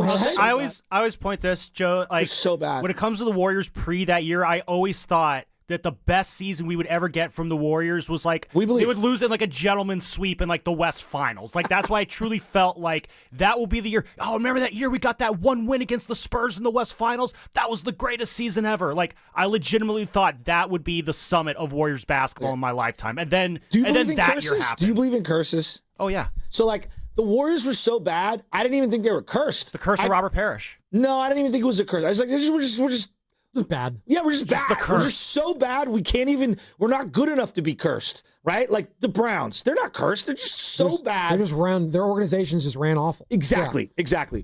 I thought the Giants were cursed. Yeah, because they would at least get close. Exactly. That's why it's worse. Exactly. Yeah. I am now almost convinced that the Niners are cursed until it gets broken. I'm dead serious on What's the this. curse of? I don't even know. Leaving Candlestick? I don't know. The curse of... Yeah, but they didn't win it at Candlestick. I was going to say, they didn't win it even with Jim I don't even Harbaugh. know. Is it the Eddie D curse? I don't know. Bill Walsh? I don't know. I don't know what it is. But it feels like I'm meant to be tormented by my Niners.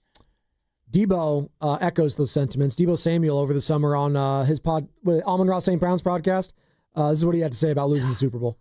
Losing the Super Bowl, bro, like, it puts you in depression. Like, bro, like, I don't think, like, bro, you go months without, like, talking to people, want to be seen. Like, bro, when I lost the Super Bowl, bro, I stayed in Vegas and hopped on I got on a Sprinter to go back home, like, by myself, 7 hours just on there. Like, bro, like, losing the Super Bowl, like, that's one of the worst feelings, like, ever. You just think about it. Like, think about it in our position. Like, bro, we just went through camp. We just went through the whole season. We got here. We lose. Now you back to work in 3 weeks. And you about to do it all over again. So it's just like, God, like, bro, lose the Super Bowl, crazy. I lost the Super Bowl twice to the same team. And that's kind of how I think fan base felt. Like, I'm not talking to anyone. No one. Nada. Zip.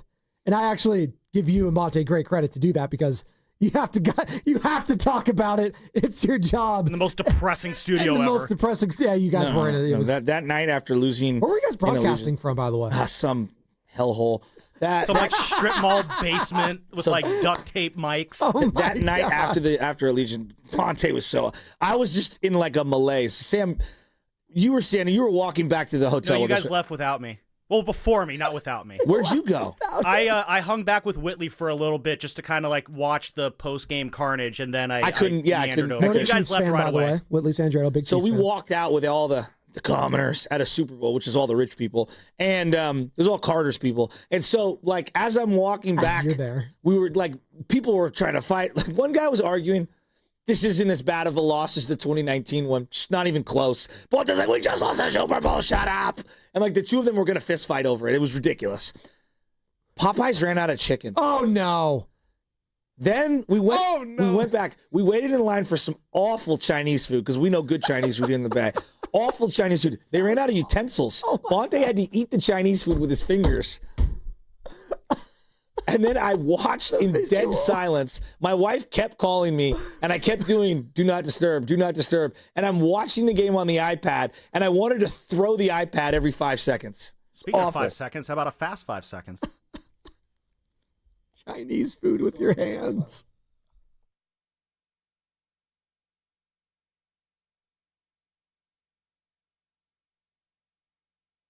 I'm just picturing Bonte with a box of chow mein, human chopsticks, picking it up and just eating it. I'm happy with chow mein. So I don't know what you guys, but when I'm really depressed, I'm like a sugar eater, right? I'm going right to the ice cream.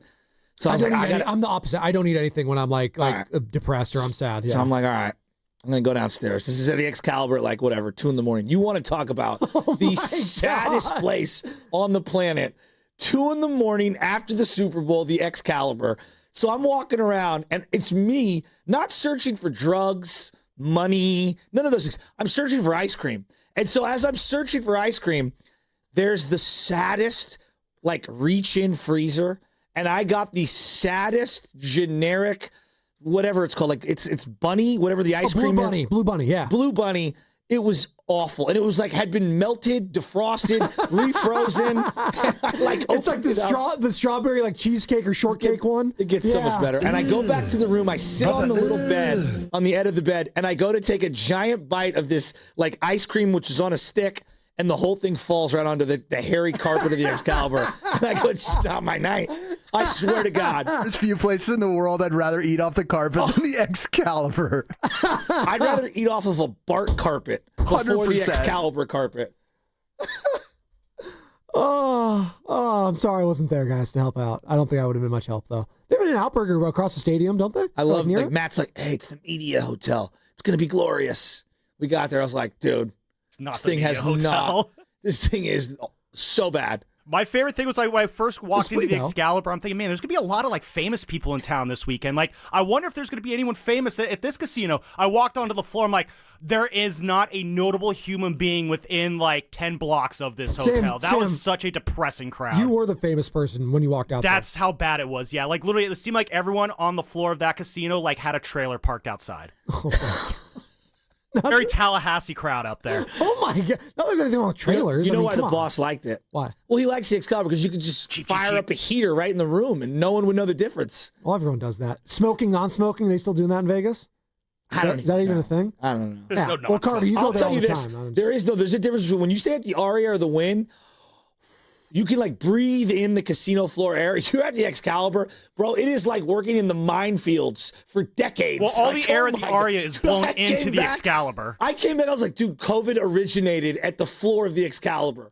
There's not a doubt in my mind. I think the next Super Bowl at Allegiant is going to be 2027, maybe, or 8. I'm not sure. But they'll be back. They'll be back in Vegas. That's going to be part of the rotation. You know how like what is Chernobyl? That's what they should do to the Excalibur. Jesus. Should have wiped that out and put the A Stadium there. Jesus. Yeah, let's have some like nuclear toxicity in the state of Nevada. They already got Area 51, or that's Albuquerque. Yucca Mountain. Is that New Mexico? Fonte texted me and goes, he's not lying. One of the worst nights of my life. Anna FaceTimed me and I started crying. I swear to God. The King's tears. Oh, no. Excalibur. Oh, the King was an Excalibur. Hey, there was nothing royal about that except, oh, God, it was just the worst. We got Steiny coming up here. Steiny, we're you know on what? air. Steiny knew I was talking about my misery. He came in ear to ear smile, ready to drink up those King's tears. I like how him and Goo come in here, look at us like we're not on air. Clearly my mic is turned on. Don't we have a red light out there that says we're on air? Doesn't matter. I swear to you, when I say this, it's one of the greatest days ever, pivoted into one of the worst nights of all time. But it was a great show the next day as I was producing it by myself here. That was Fast 5 brought to you by Xfinity, introducing the 5-year price guarantee. One consistent internet price for the next 5 years guaranteed. Steiny and Goo /Evan next, brought to you by Fremont Bank. Here for you, here for good. When your coffee game isn't strong, people can tell. Good morning! See what I mean? But at McDonald's, your coffee game is always strong. A medium caramel or mocha frappe, just $3.89. A medium iced coffee, only $2.79. Big flavor, cool refreshment, and your morning's back on track. Don't risk a weak coffee game. Keep it strong at McDonald's. Order ahead in the app today. Ba-da-ba-ba-ba. Prices and participation may vary. Cannot be combined with any other offer or combo meal. Comcast Business can help turn your small business into a connected, secure, modern business. It's how restaurants become reliably up and running neighborhood favorites. How healthcare offices become the data-protecting caregivers that we all depend on. And how wealth management firms become cyber-securing guardians of your information. With reliable connectivity, enhanced cybersecurity, and Wi-Fi backup, your business can stay connected and get threat-ready with Comcast Business. Powering possibilities. Now through November 16th. New Comcast Business customers can get started with 150 megabit internet plus security for $59.99 a month for 12 months with a 2-year agreement. Plus, ask how to get a $500 prepaid card on a qualifying gig package. Call today. Restrictions apply. Requires enrollment in paperless billing and auto pay with bank account. Early termination fee applies. Equipment, taxes, and fees extra.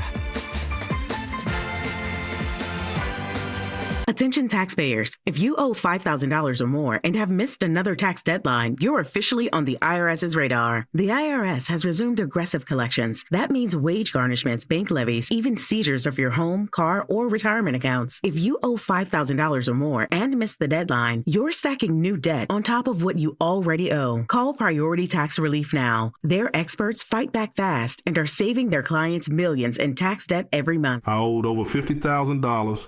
And they settled it for pennies on the dollar. These guys are as legit as they come. After speaking on my behalf with the IRS, my entire debt of $25,000 will be eliminated. Whether you've received collection letters or you're already facing liens and garnishments, call for your free consultation. There are no upfront fees. Priority Tax Relief. Let's make your taxes our priority. Call 800-464-1899. 800-464-1899. 800-464-1899. Priority Tax Relief. Member Week is here at Lowe's. My Lowe's Rewards members get up to 40% off hundreds of items, plus free standard shipping. Join for free today. Free standard shipping not available in Alaska and Hawaii. Exclusions and more terms apply. Loyalty program subject to terms and conditions. Details at lowes.com/terms. Subject to change. Now it's time for the closer of the week. Presented by LiftMaster and RNS Doors. Turn your garage into the envy of the neighborhood. Visit rnsdoors.com. This week's closer comes from Jonathan from San Francisco. I called RNS to help with a misaligned beam for our electric parking gate. Salvador tightened all the worn hardware and made sure the gate functioned properly. He was patient with our questions and a pleasure to work with.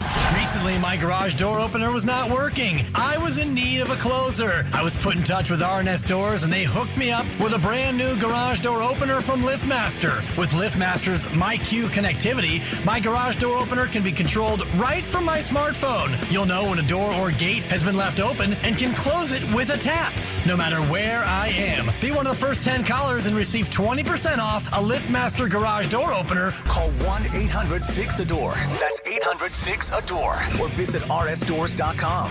R&S Doors. Look for the red truck. Hi, I'm Nancy Cartwright. You may know me better as the voice of Bart Simpson. On Simpsons Declassified, we're diving into the mysteries that keep the Simpsons forever young. Have you ever wondered how the Simpsons regularly predicts future events? Who better to ask than the show's creators, performers, and writers, the celebrity guests? Be sure to follow and listen to Simpsons Declassified wherever you get your podcasts. This is the story of the one. As a maintenance supervisor at a manufacturing facility, he knows keeping the line up and running is a top priority.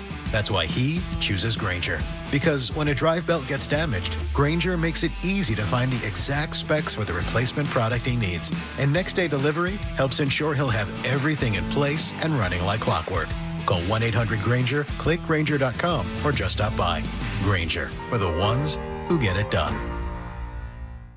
You know that expression, put a little spring in your step? Well, whoever said it must have been talking about Glide Step hands-free Skechers slip-ins. Because with Glide Step, you get a pillow-like soft landing, then an explosive takeoff. It makes walking feel effortless. So springy, it's almost like you're floating. And speaking of effortless, have you tried hands-free Skechers slip-ins technology? Just step in, and instantly your shoes are on. No bending down and no touching. Try Glide Step hands-free Skechers slip-ins at a Skechers store, Skechers.com, or wherever stylish footwear is sold. You're listening to 95.7 The Game, KGMZ-FM in HD1 San Francisco, on Odyssey Sports Station and the home of the Golden State Warriors and Valkyries. Always live on the free Odyssey app and now coming to you live from the Laughing Monk Studios. He brings the passion. For what? I want to know now. I'm mentally invested. Don't tell me to pray and you don't say what for. He brings the perspective. Yeah, I think they both have a great point. Get off me, text line.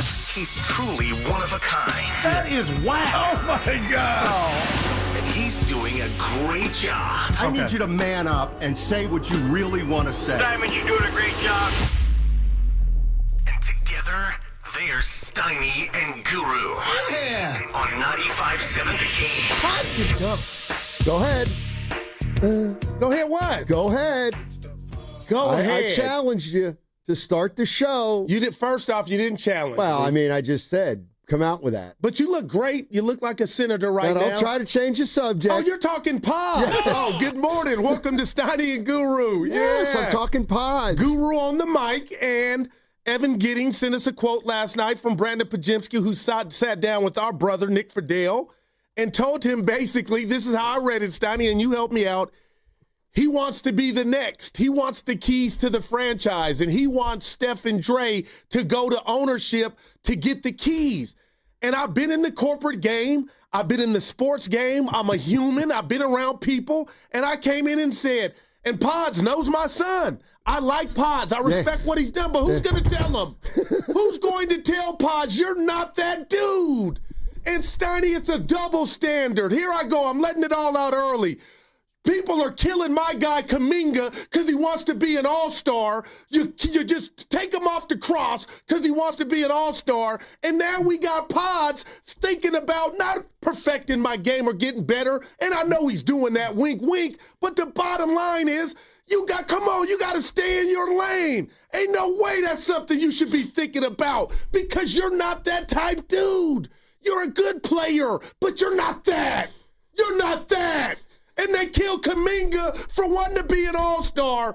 So what's going to happen here, Steiny? And if I'm his teammates, Moody, Kaminga, and I'm not telling Podz it's not wrong to dream or think, but to voice it, I just think that would land wrong if I were his teammate, man.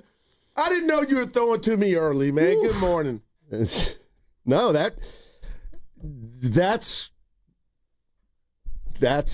what I was thinking. So Brandon Podziemski talked to Nick Friedel. Good morning, everybody, by the way. And love Podz, but damn. The Steph's getting older, Draymond's getting older, and Podz was asked about the future by Nick Friedel, and he had a couple interesting quotes.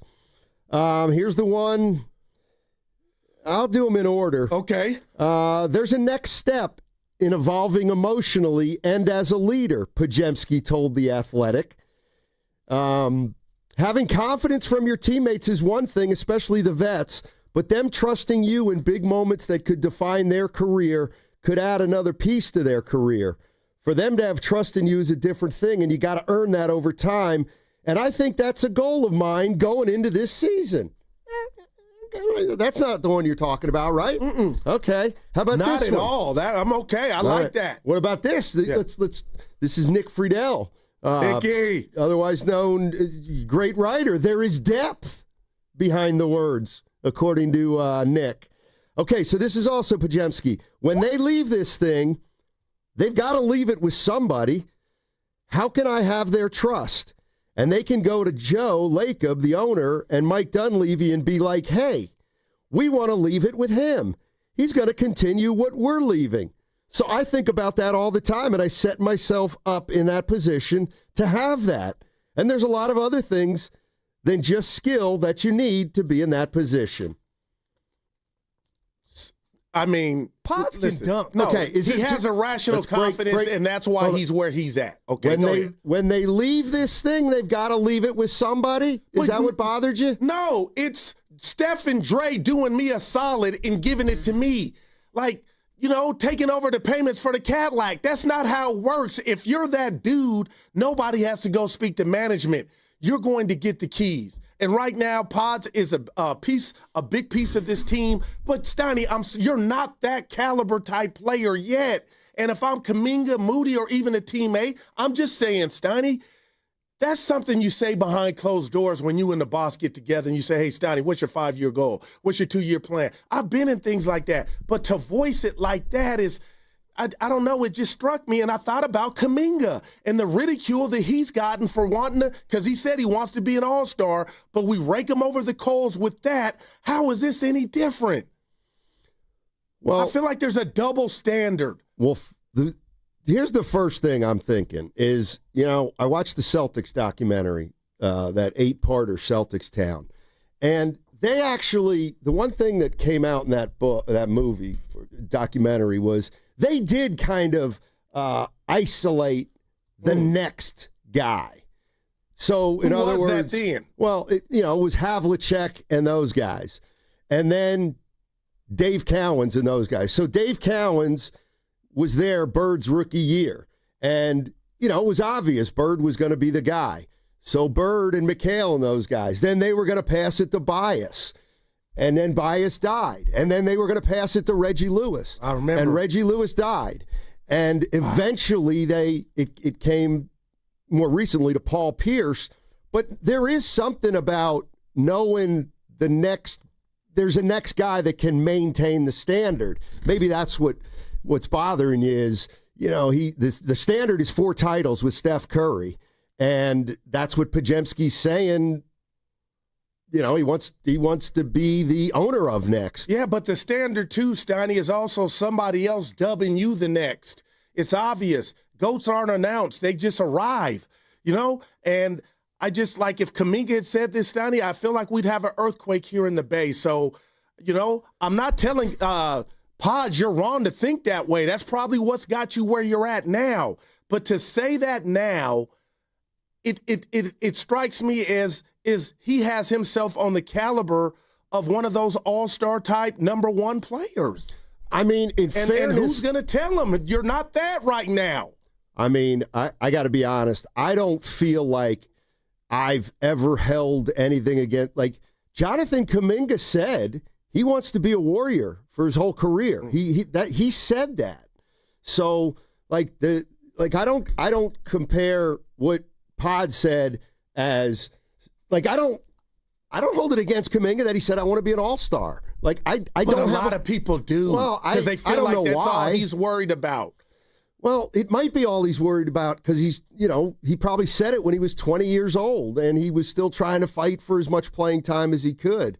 I don't know. It sounds like you think Podz is getting a little too big for his britches. Is that what we're talking about? The other thing I want to ask he's is... saying he wants to wear some britches that are too big for him. Okay. Because I'm asking you now, you don't look at him as a 1 or a franchise player. No, but what if he's Kevon Looney? What if Looney would have said something like that and that's 3 years ago? Looney would never say that. Probably not. Guys like Looney, it's too short. Get in where you fit in. And I do wonder, and I'll never know, Steiny, and again, I like Podz. I'm just saying that. This blew me away. What are some of your other teammates side-eyeing you like, who's this dude think he is? Moody's probably thinking I'm better than you. Yeah, I would want the keys, but I never would say that. But your owner a couple years ago in Vegas said Podz might be an all-star. That could come to fruition, but I guess when you get that early, maybe you feel empowered to say stuff like this and just let it lie. I mean, I don't think Podziemski said anything super duper alarming to me. How about I'm going to work on my game to be a more rounded player? Or I'm first of all, he talks talks all the time. Okay. I'm sure he has said that he's going to work on his game. You know what I'm saying, Steiny? There's a million things you could have said before this one out loud. But if he gets okay? What if somebody said to you, Goo, you're on a team with I'm just going to use Dibley. You're on a team with Steiny and Dibley. Those guys are getting old, and you're kind of the young man here. What do you think of when you look 2, 3, 4 years down the line, and you know that Steiny and Dibley aren't going to be here? Would you want the responsibility that they have? Is it just you and me sipping a beer at the old ship? I'm a media guy. No, I'm a media guy. See, I think I would not want that smoke of what me thinking about it's me before anything else. But how would you answer it? Politically, I wouldn't give you. Well, let's hear it. Is what I'm asking. Goo, we got 2 minutes. Well, I don't do anything in 2 minutes. How about 3, 4, maybe? But actually, you don't have to do it. It was just phrasing. Sometimes I feel like these guys get asked stuff, and it's a. But now I feel like you're trying to not save them, but you're trying to dial it back. No, I didn't. This hurt hurt me for Podz. This doesn't. To me, this quote doesn't reveal anything more about Podz than I've already known. That's, I guess, what I'm saying. Okay. But this is who he is. Credence to the fact that if Kaminga said this, Steiny, it would be this. Get him out of here. No, I mean he's getting ripped for saying he wants to be an all-star. Kaminga. Hold on, I think you're wrong here. I think if Jonathan Kaminga said when they leave this thing, who else they've got to leave it to? They've got to leave it with somebody. How can I have their trust that they can go to the, like, I think if Kaminga would have said this, it wouldn't have been a big deal either. Or I don't know if this is a big deal. What do you guys think? 888-957-9570. At 11 o'clock, we're going to talk to Sean King, former NFL quarterback for the Tampa Bay Buccaneers. May have been the original Brock Purdy, and we will explain that as the time approaches. But Sean King going to join us at 11 o'clock, and that's when we'll get into football. Anybody else have a little issue with what Brandon Podziemski said to Nick Friedel in The Athletic? 888-957-9570 is the number. What's coming up on the game is brought to you by Fremont Bank. Here for you, here for good. That segment was also brought to you by Crystal Geyser Alpine Spring Water. What makes Crystal Geyser Alpine Spring Water different? We always bottle our Alpine Spring Water less than 1.5 miles from the spring source, and all our bottles are made with 50% recycled plastic from our own recycling plants. Crystal Geyser, bottled at the spring source. Are you curious about who offers the best deals on top-rated Samsung, LG, and Sony TVs? The answer is surprising. It's not online, and it's not the warehouse clubs. The best deals on top-rated TVs are at Video Only. Don't believe it? Then check out the trade-in deals at Video Only. How about $500 for your old TV? Try doing that online. Before you buy that new TV, drop into Video Only. If you don't, you'll be sorry. Want to interact with the hosts but can't call? Text the Boxer and Gerson Work Injury Attorneys text line at 888-957-9570. Boxer and Gerson, Northern California's premier workers' compensation law firm, helping injured workers get their lives back for over 40 years. Jumpstart MD is your Bay Area expert in weight loss and hormone care. And October is Menopause Awareness Month. Let's be real, one size fits all doesn't work. That's why Jumpstart MD created a personalized program that combines weight loss and hormone optimization, all for one low price. Even better, you'll save $200 this month when you choose the plan that fits your life. With 13 Bay Area locations and online visits, expert support is always within reach. Call 855-JUMPSTART or visit jumpstartmd.com to reclaim your energy, your balance, and your confidence. Are you ready to finally make that dream a reality? Maybe it's updating your kitchen, paying down high-interest credit cards, or covering tuition. Your home is more than where you live. It's also your most powerful asset. At Unlock, we make it simple to turn equity into options. With a home equity agreement, you can access cash today without taking on monthly payments. Imagine the freedom to invest in your home, reduce financial stress, or finally start that big project you've been putting off. It's your home. It's your future. Unlock it today. Visit unlock.com to learn more about a home equity agreement. That's unlock.com to learn more. Terms and conditions apply. Not all homeowners will qualify. Not available in all states. Actor Portrayal. Home equity agreements are offered by Unlock Home Equity Solutions, Inc. In certain states, NMLS number 2657081. Visit www.consumeraccess.org for more info.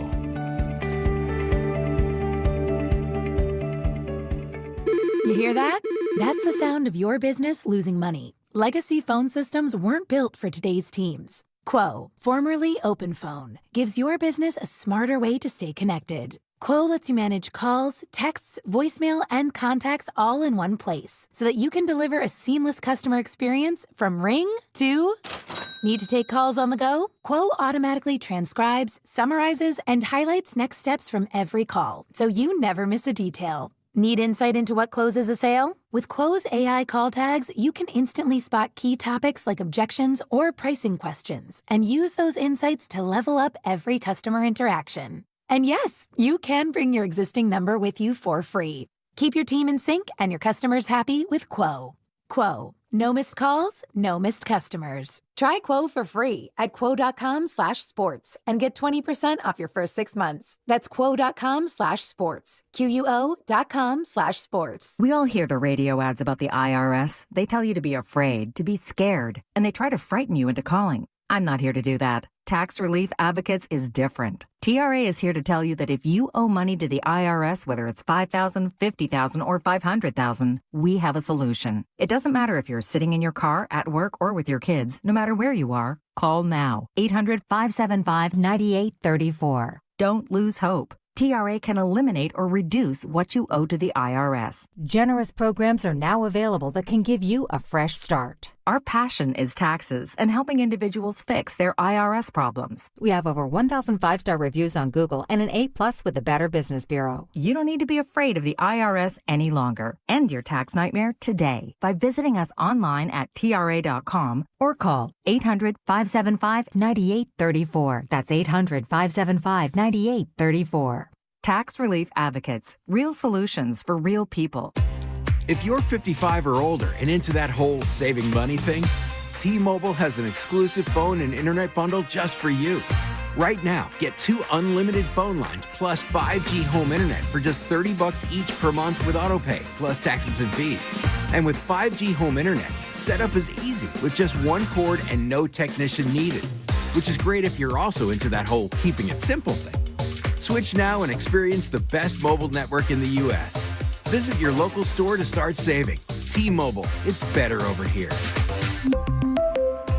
Based on analysis by Ookla of speed test intelligence data Q4 2024 to Q1 2025, Ookla trademarks used under license. Unlimited on our network. Customers on voice plan may notice speeds lower than other customers and further reduction if using more than 50 gigs a month due to data prioritization. Video streams and SD on this plan. Home internet pricing after $20 a monthly bill credit plus $5 per line without autopay. Debit or bank account required. See 5G device coverage and access details at T-Mobile.com. See comedian Daniel Tosh performing live at the Masonic in San Francisco on November 29th. The first show sold out and a second was just added. Buy tickets at livenation.com. For your chance to win a pair of tickets to the second show, enter online at 957thegame.com.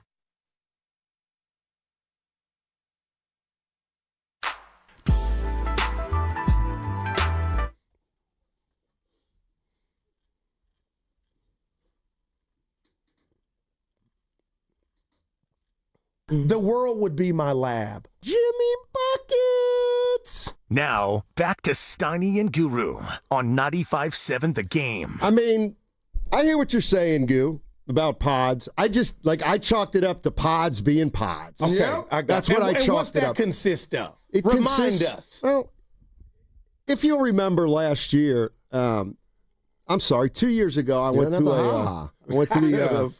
a Warriors Bulls game. And if you remember, Podz missed a little chippy reverse for the layup game. late. Yeah.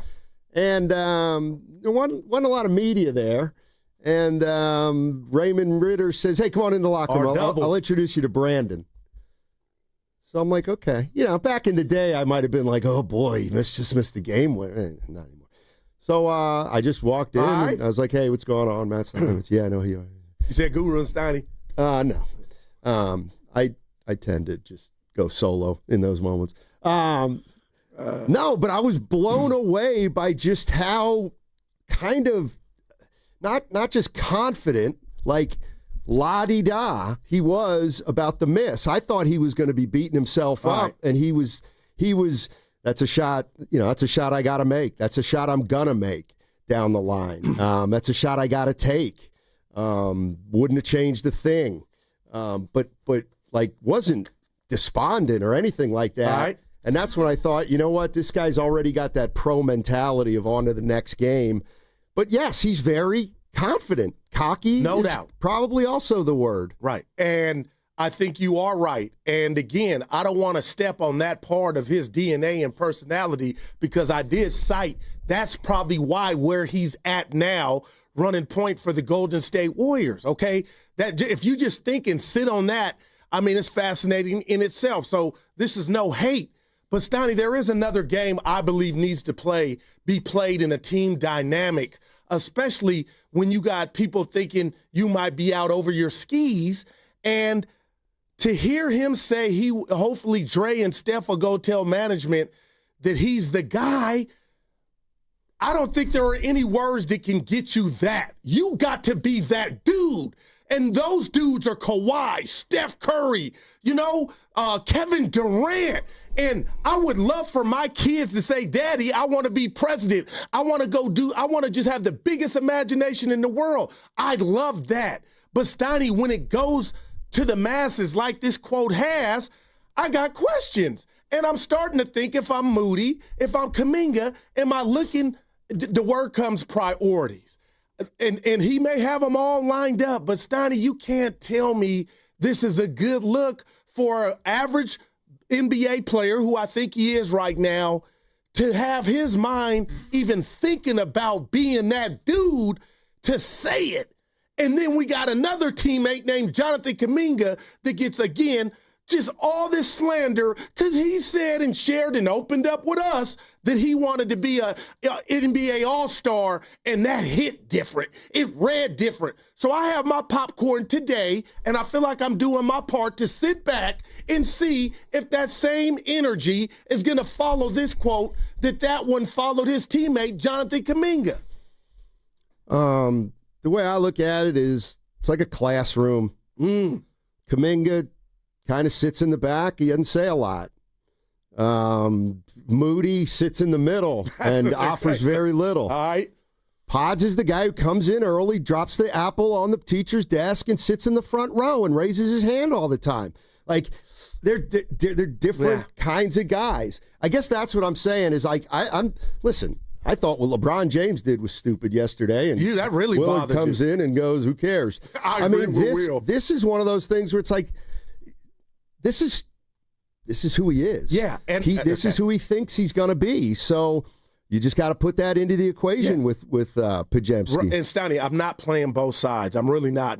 And Josh Ram on the YouTube chat is saying what deep in my core I feel, Steiny. It is a nothing burger until he went like I would have said, you know what? I could tell Nick Friedel this, but I'm gonna think about my teammates and just how it would come off. And maybe, and I'm not saying he's not focused. He's super focused, right?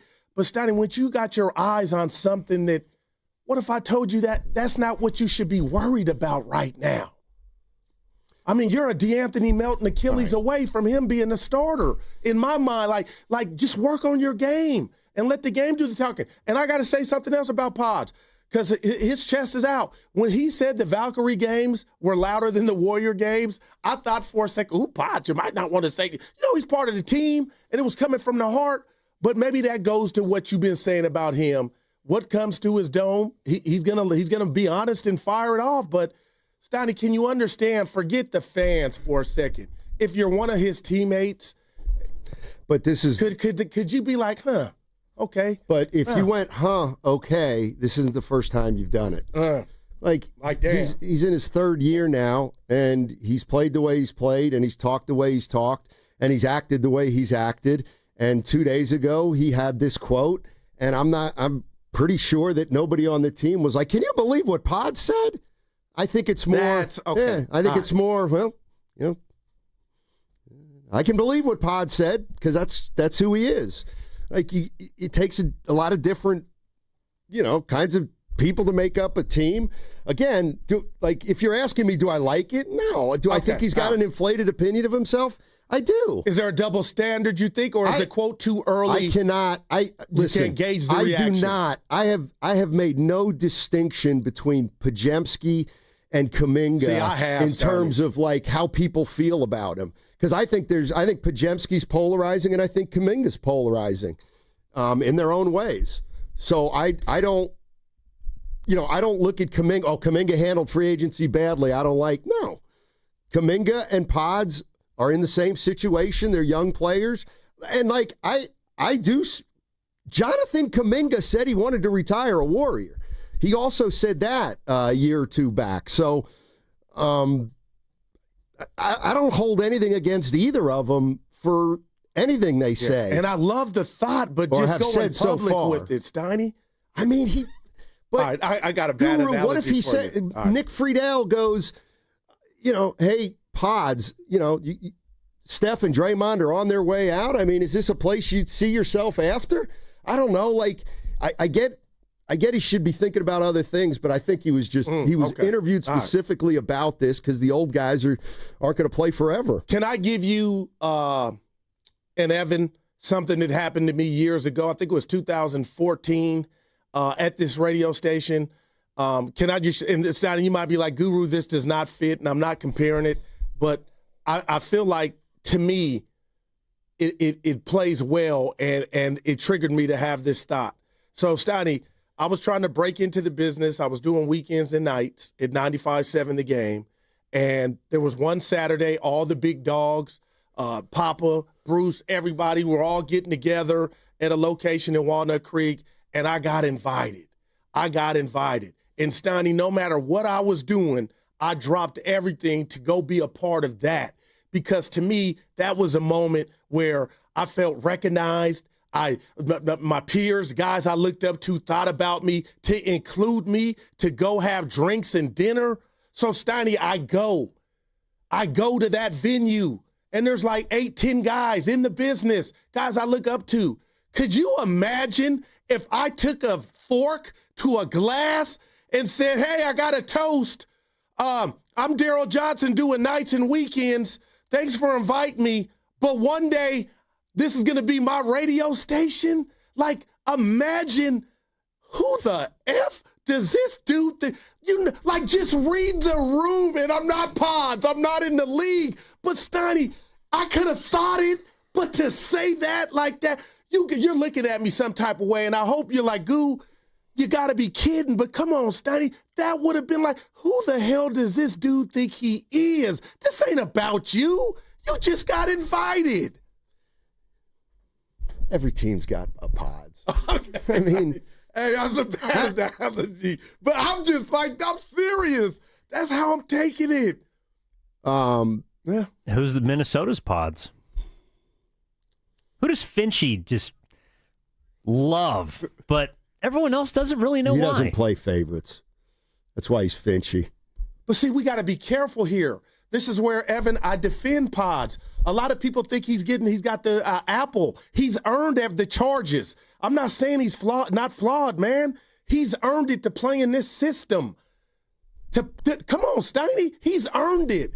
But to say this now is about the keys tells me you feel like you've mastered what you're supposed to do, and you have not. We need thunder. And forget the Warriors, the NBA. You're not that dude. I don't hear him saying I've mastered anything. When you get keys, you are the driver. That's his goal, is to get the keys. Like he said, how could I have their trust? How could I ever get him to go to Lacob and Dunleavy and say, we want to leave the team with him? Does it sound self-important? Yes, of course it does. But I don't think his intentions are evil. Yeah. But hey, Kaminga's, I know you're not, you've kind of said, Steiny, you're not making a correlation. Kaminga says, he said less. I want to be an all-star. And people that are not Kaminga fans, they just hold it against him as if, he had a DUI or something. Like, it's just that outlandish. That guy's not thinking about the right stuff. He's selfish. But I'm not hearing none of that with this quote. I mean, the bottom line is if you really think, like when you say Podziemski earned it, I could come back and say, not really.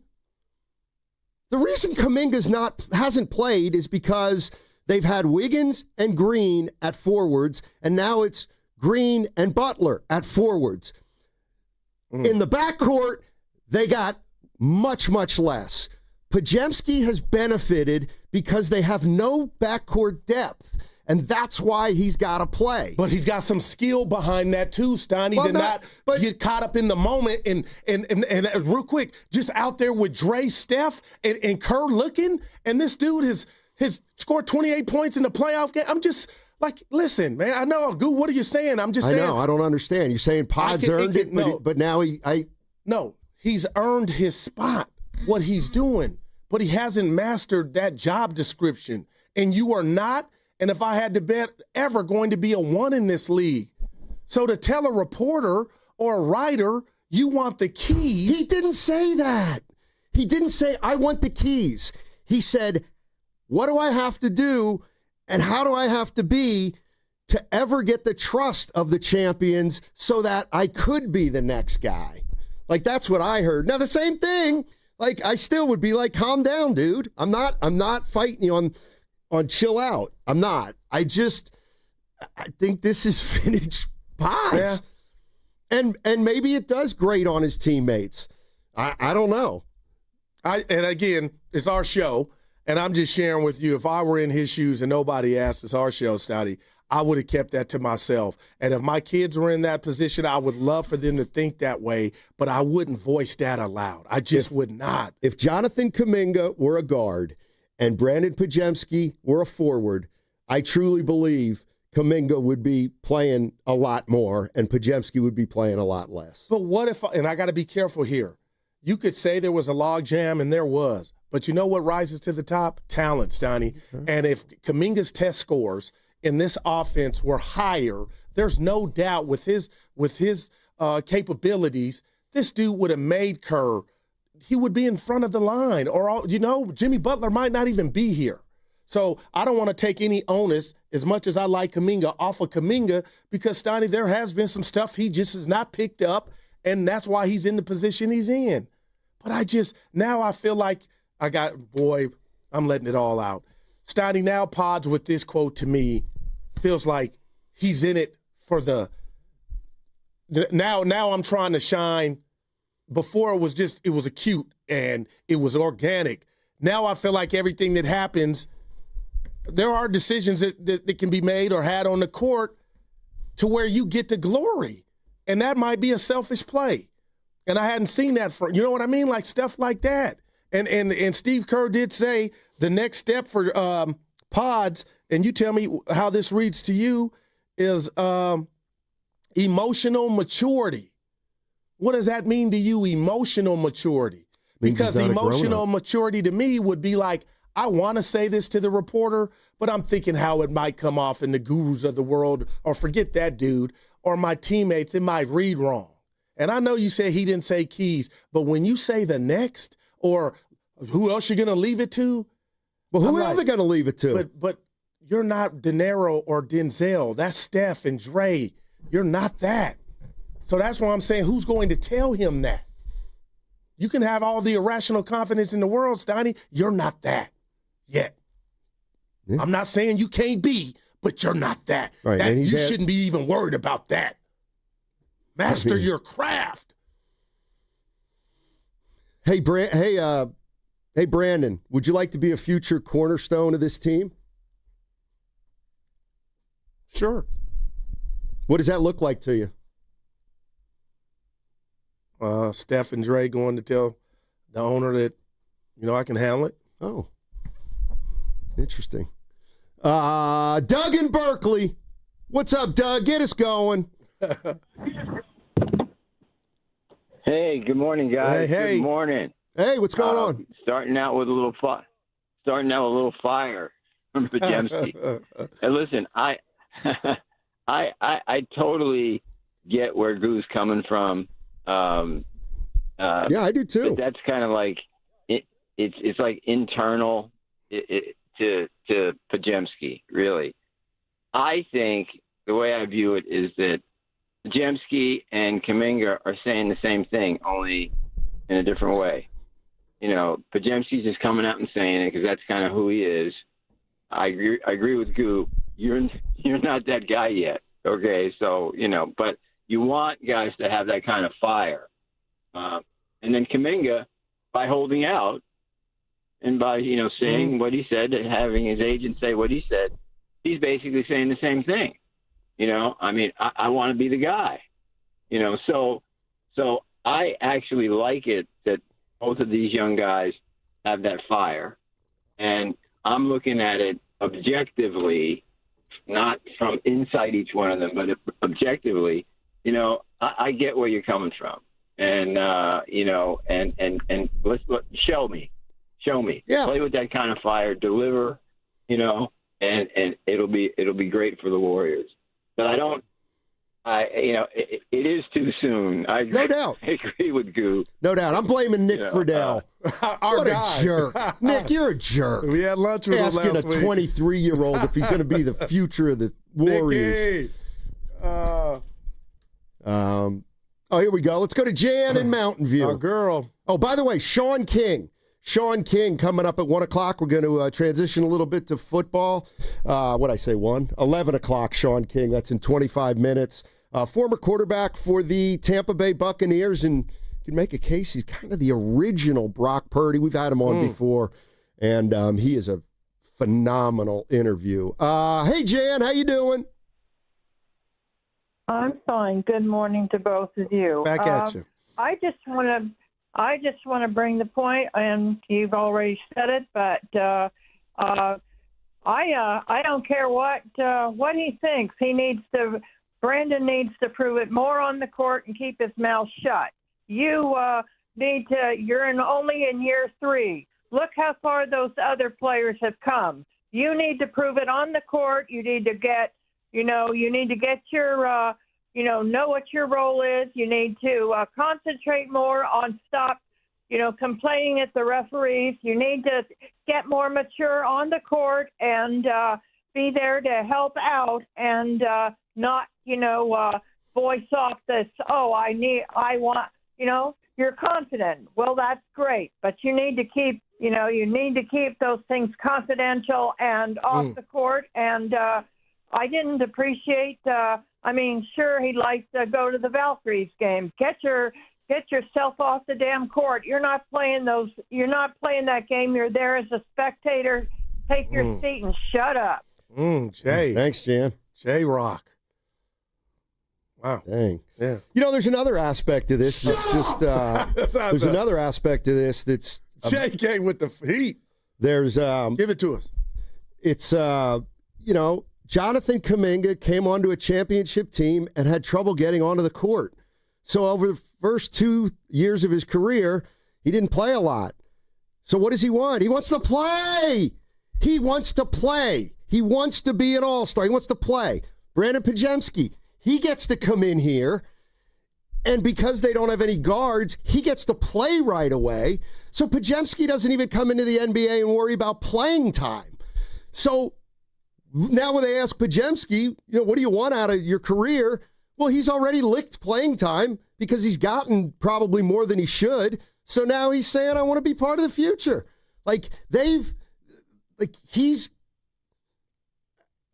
For Brandon Podziemski kind of not to have to worry about playing time, that's just a function of a roster that isn't deep enough, and maybe that'll change this year with Melton. So you think I'm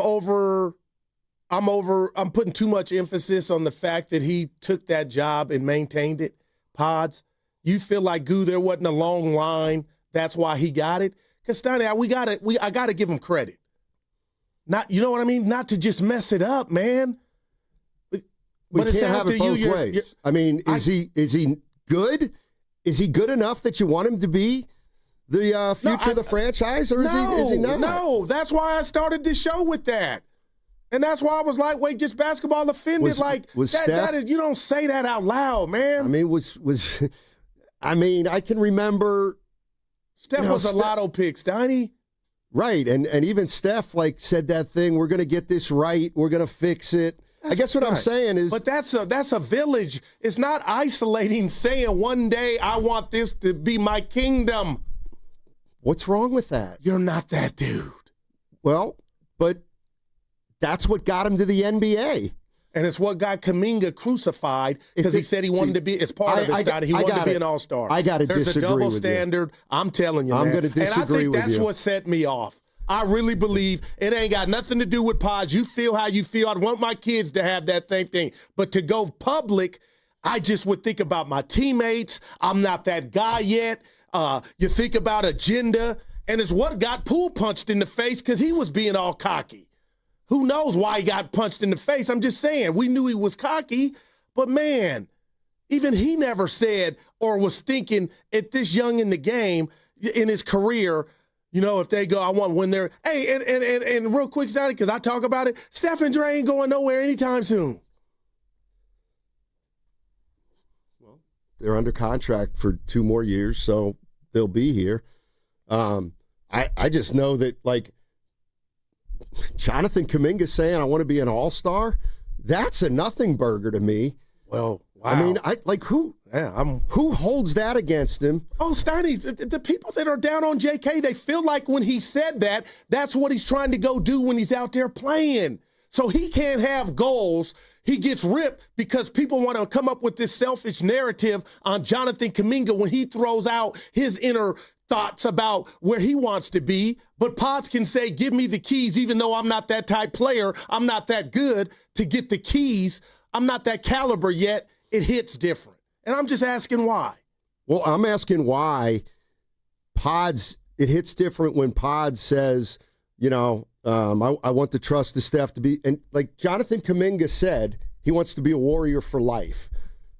Like we didn't say at that point, easy, big fella, you got to get a lot better before, you think you can be on our team. Like, I have nothing bad to say about the way Kaminga handles himself off the court. Like talking. I'm with you. Brandon Podziemski thinks he's better than he is. And you know who else does? Kaminga. But Kaminga goes about it a little different way. Podz is, Podz wants to be, Podz is already thinks he's more established here because he's got more playing time than Kaminga. All right, coming up in 20 minutes. I'm excited to talk to him. We got Sean King, former quarterback for the Tampa Bay Buccaneers, and was in a situation very similar to Purdy, very similar to Mac Jones. Looking forward to talking to him. And also the kickoff show this Sunday with Lorenzo Neal and Evan Giddings starts at 11 a.m. If you're looking for somewhere to watch the games this weekend, head to Laughing Monk Brewing in Sunnyvale.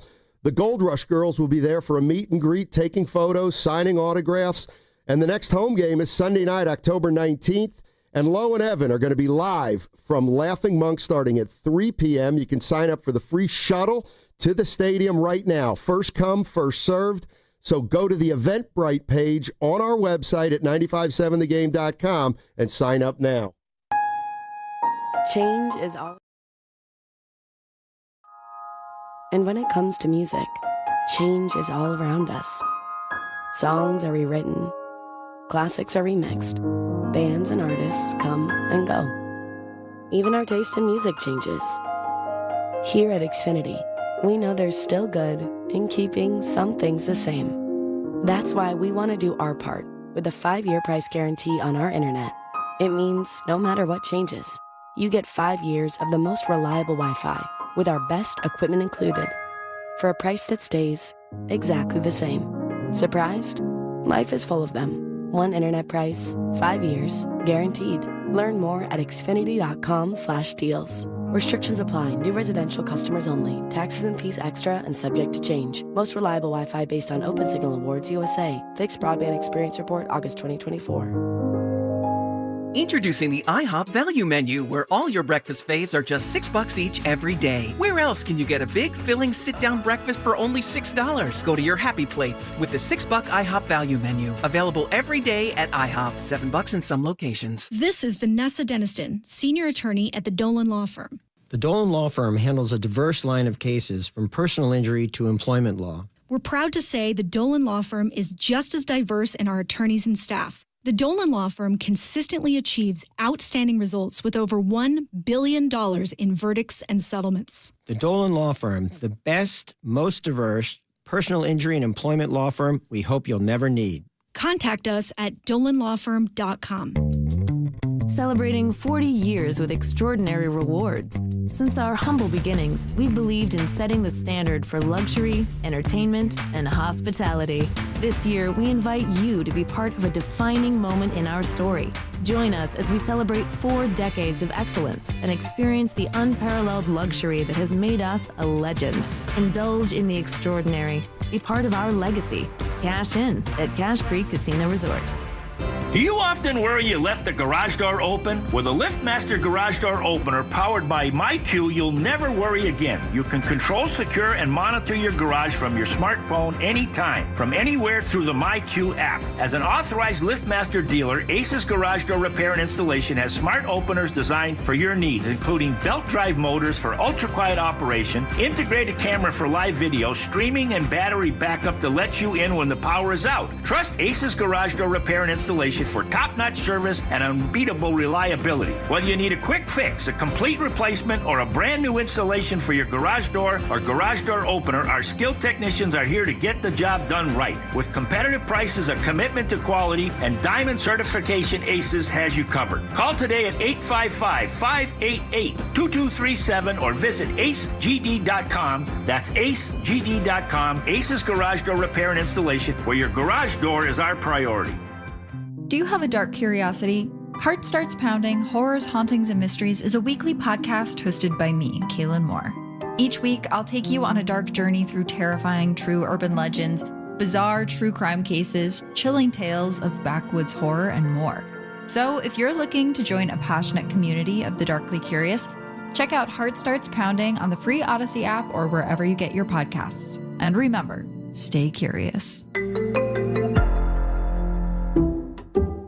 Some people just know you can save money on car insurance by checking Allstate first. Like you know to check the weather first, before wearing face paint to the game. Bro, your Go Cats is dripping into your nachos. Oh, and now paint is in my eyes. Interception! Did you see that? No! Yeah, checking first is smart. So check Allstate first and see what you could save. You're in good hands with Allstate. Potential savings vary, including based on how you buy, subject to terms, conditions, and availability. Allstate North American Insurance Company and affiliates, Northbrook, Illinois. When your reputation's on the line, you don't leave anything to chance, especially your primer. Painters trust Kills primers for a smooth start, strong adhesion, and serious stain-blocking power. And now, the full Kills lineup is available exclusively at the Home Depot. Need it fast? Get same-day or next-day delivery, or order online and pick up in-store. Kills primers. Pro results, faster. The Home Depot. If you're a pro, you know.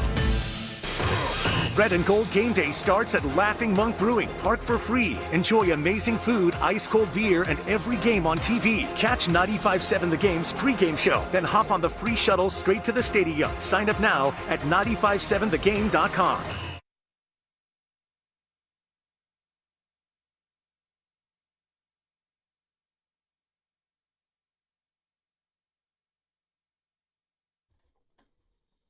Appreciate y'all. Leave me alone this summer. This is Tim Roy, and you're listening to Steiny and Guru on 95.7 The Game. All right, coming up in 10 minutes, Sean King, former NFL quarterback with Tampa Bay and Arizona. He led Tampa Bay to the playoffs in 99 and 2000. We've had him on before. He's good on the mic, Steiny. He's really good. And you know where he went, don't you? Give me 2 seconds. Why would you, Matt Steinmetz, ask Tulane? Yep. Chalking up for the Gipper. Yep. Go Green Wave. I'll tell you right now, I'm not going to bring it up. You want to bet me?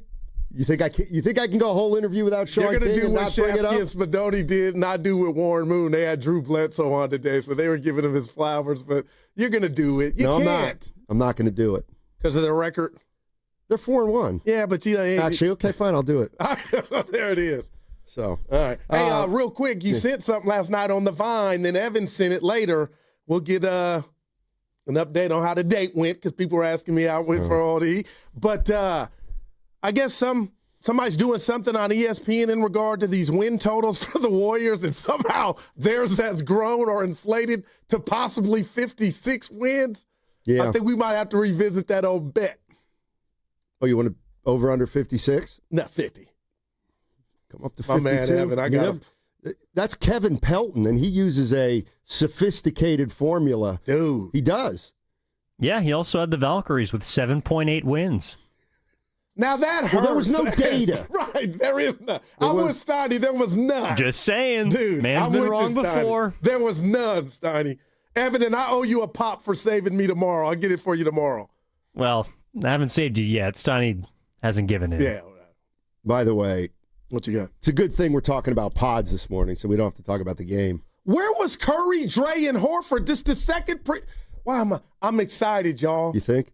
Where are you at? Come cheer the youngsters on. I don't like looking at the bench and they're gone. So I'm asking you, you covered the team. Where are the OGs at after halftime? I agree with you. They're probably working out. And also, you couldn't just come support the guys. I think it's probably got something to do with how many players are on the roster right now. Because there's a lot. I mean, you know what? Those guys shouldn't have to watch what they watched. Although the third team's better than the second team. No saying talk about the game. It was and Spencer and Cryer. Boy. And Kryler. And Kryler got some wiggle.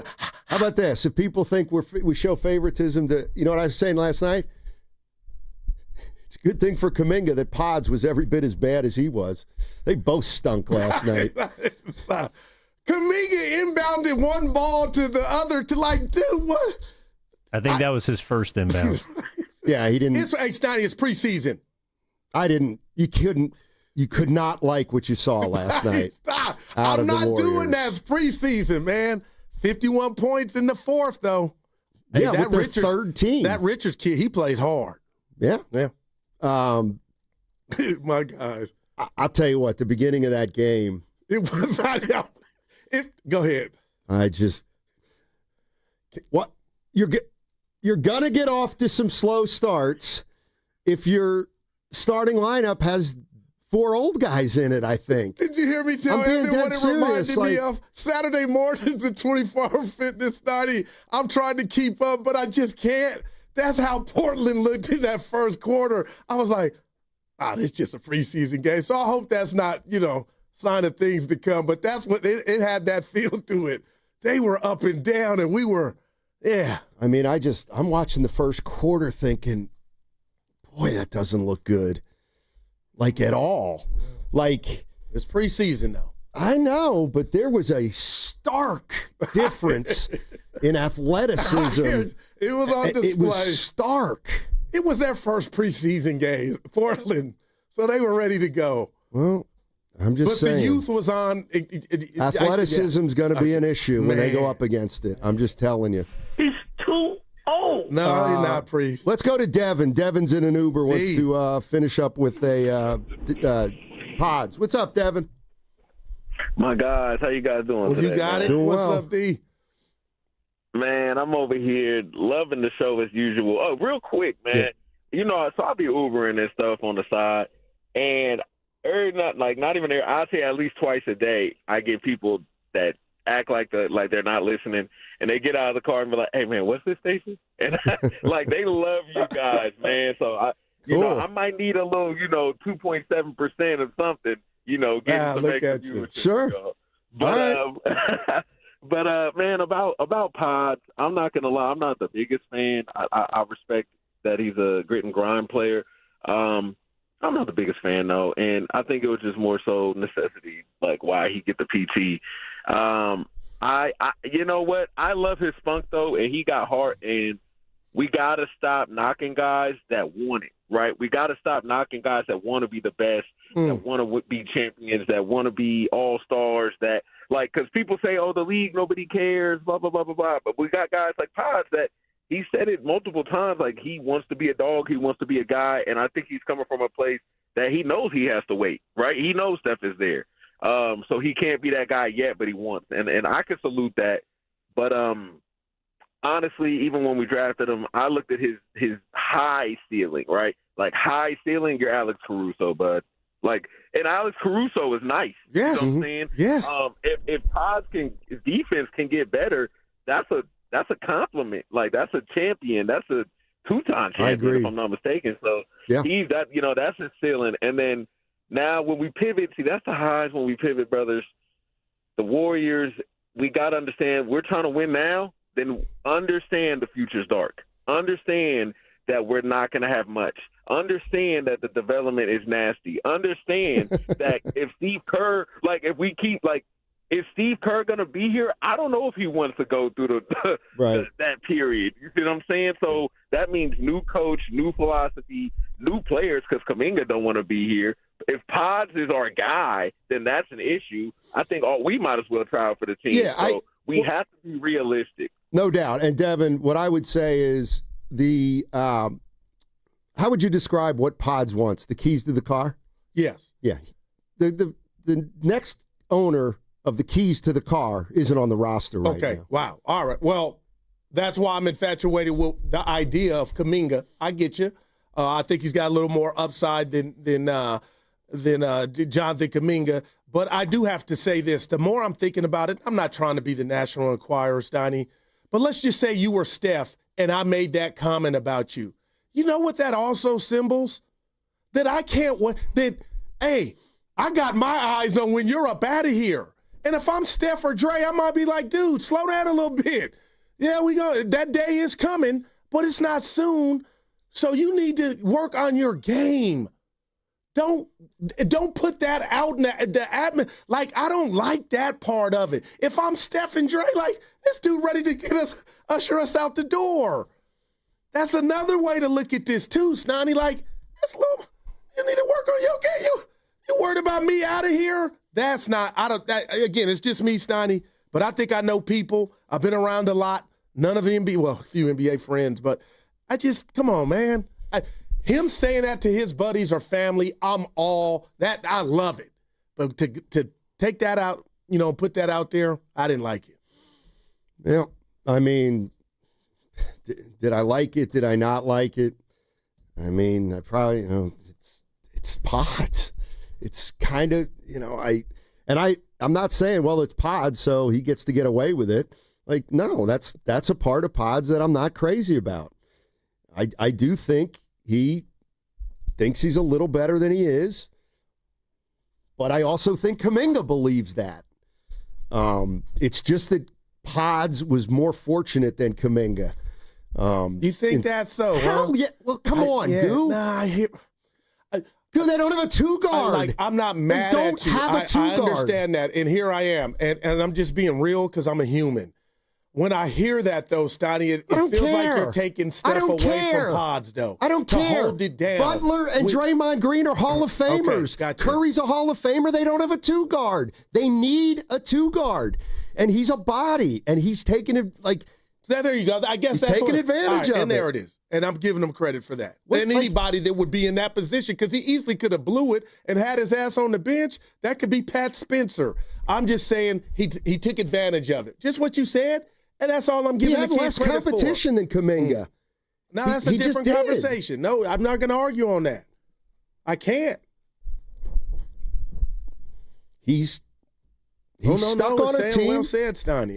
He's stuck on a team where Kerr's infatuated with the veterans and the Hall of Famers, and Podz is lucky they have an opening. It's like there's a job opening. But you know what? Let's see what Melton can do. Let's see if Melton can be a starter in this league. I mean, he's been one before, but he's been hurt. So he was they brought him back after getting hurt, and we saw 6 games. Mm-hmm. We liked it. I will say this. Joe Lacob a couple years ago in Summer League, remember he said Podz could be an all-star. And I wonder, a guy like Podz with irrational confidence, when you hear that, maybe that's what this has grown into to where you feel confident in saying that out loud. I'm just telling you, Steiny, I wouldn't say that thinking about how I would come off to my teammates. The old ones and the ones that are on my level are even better than me.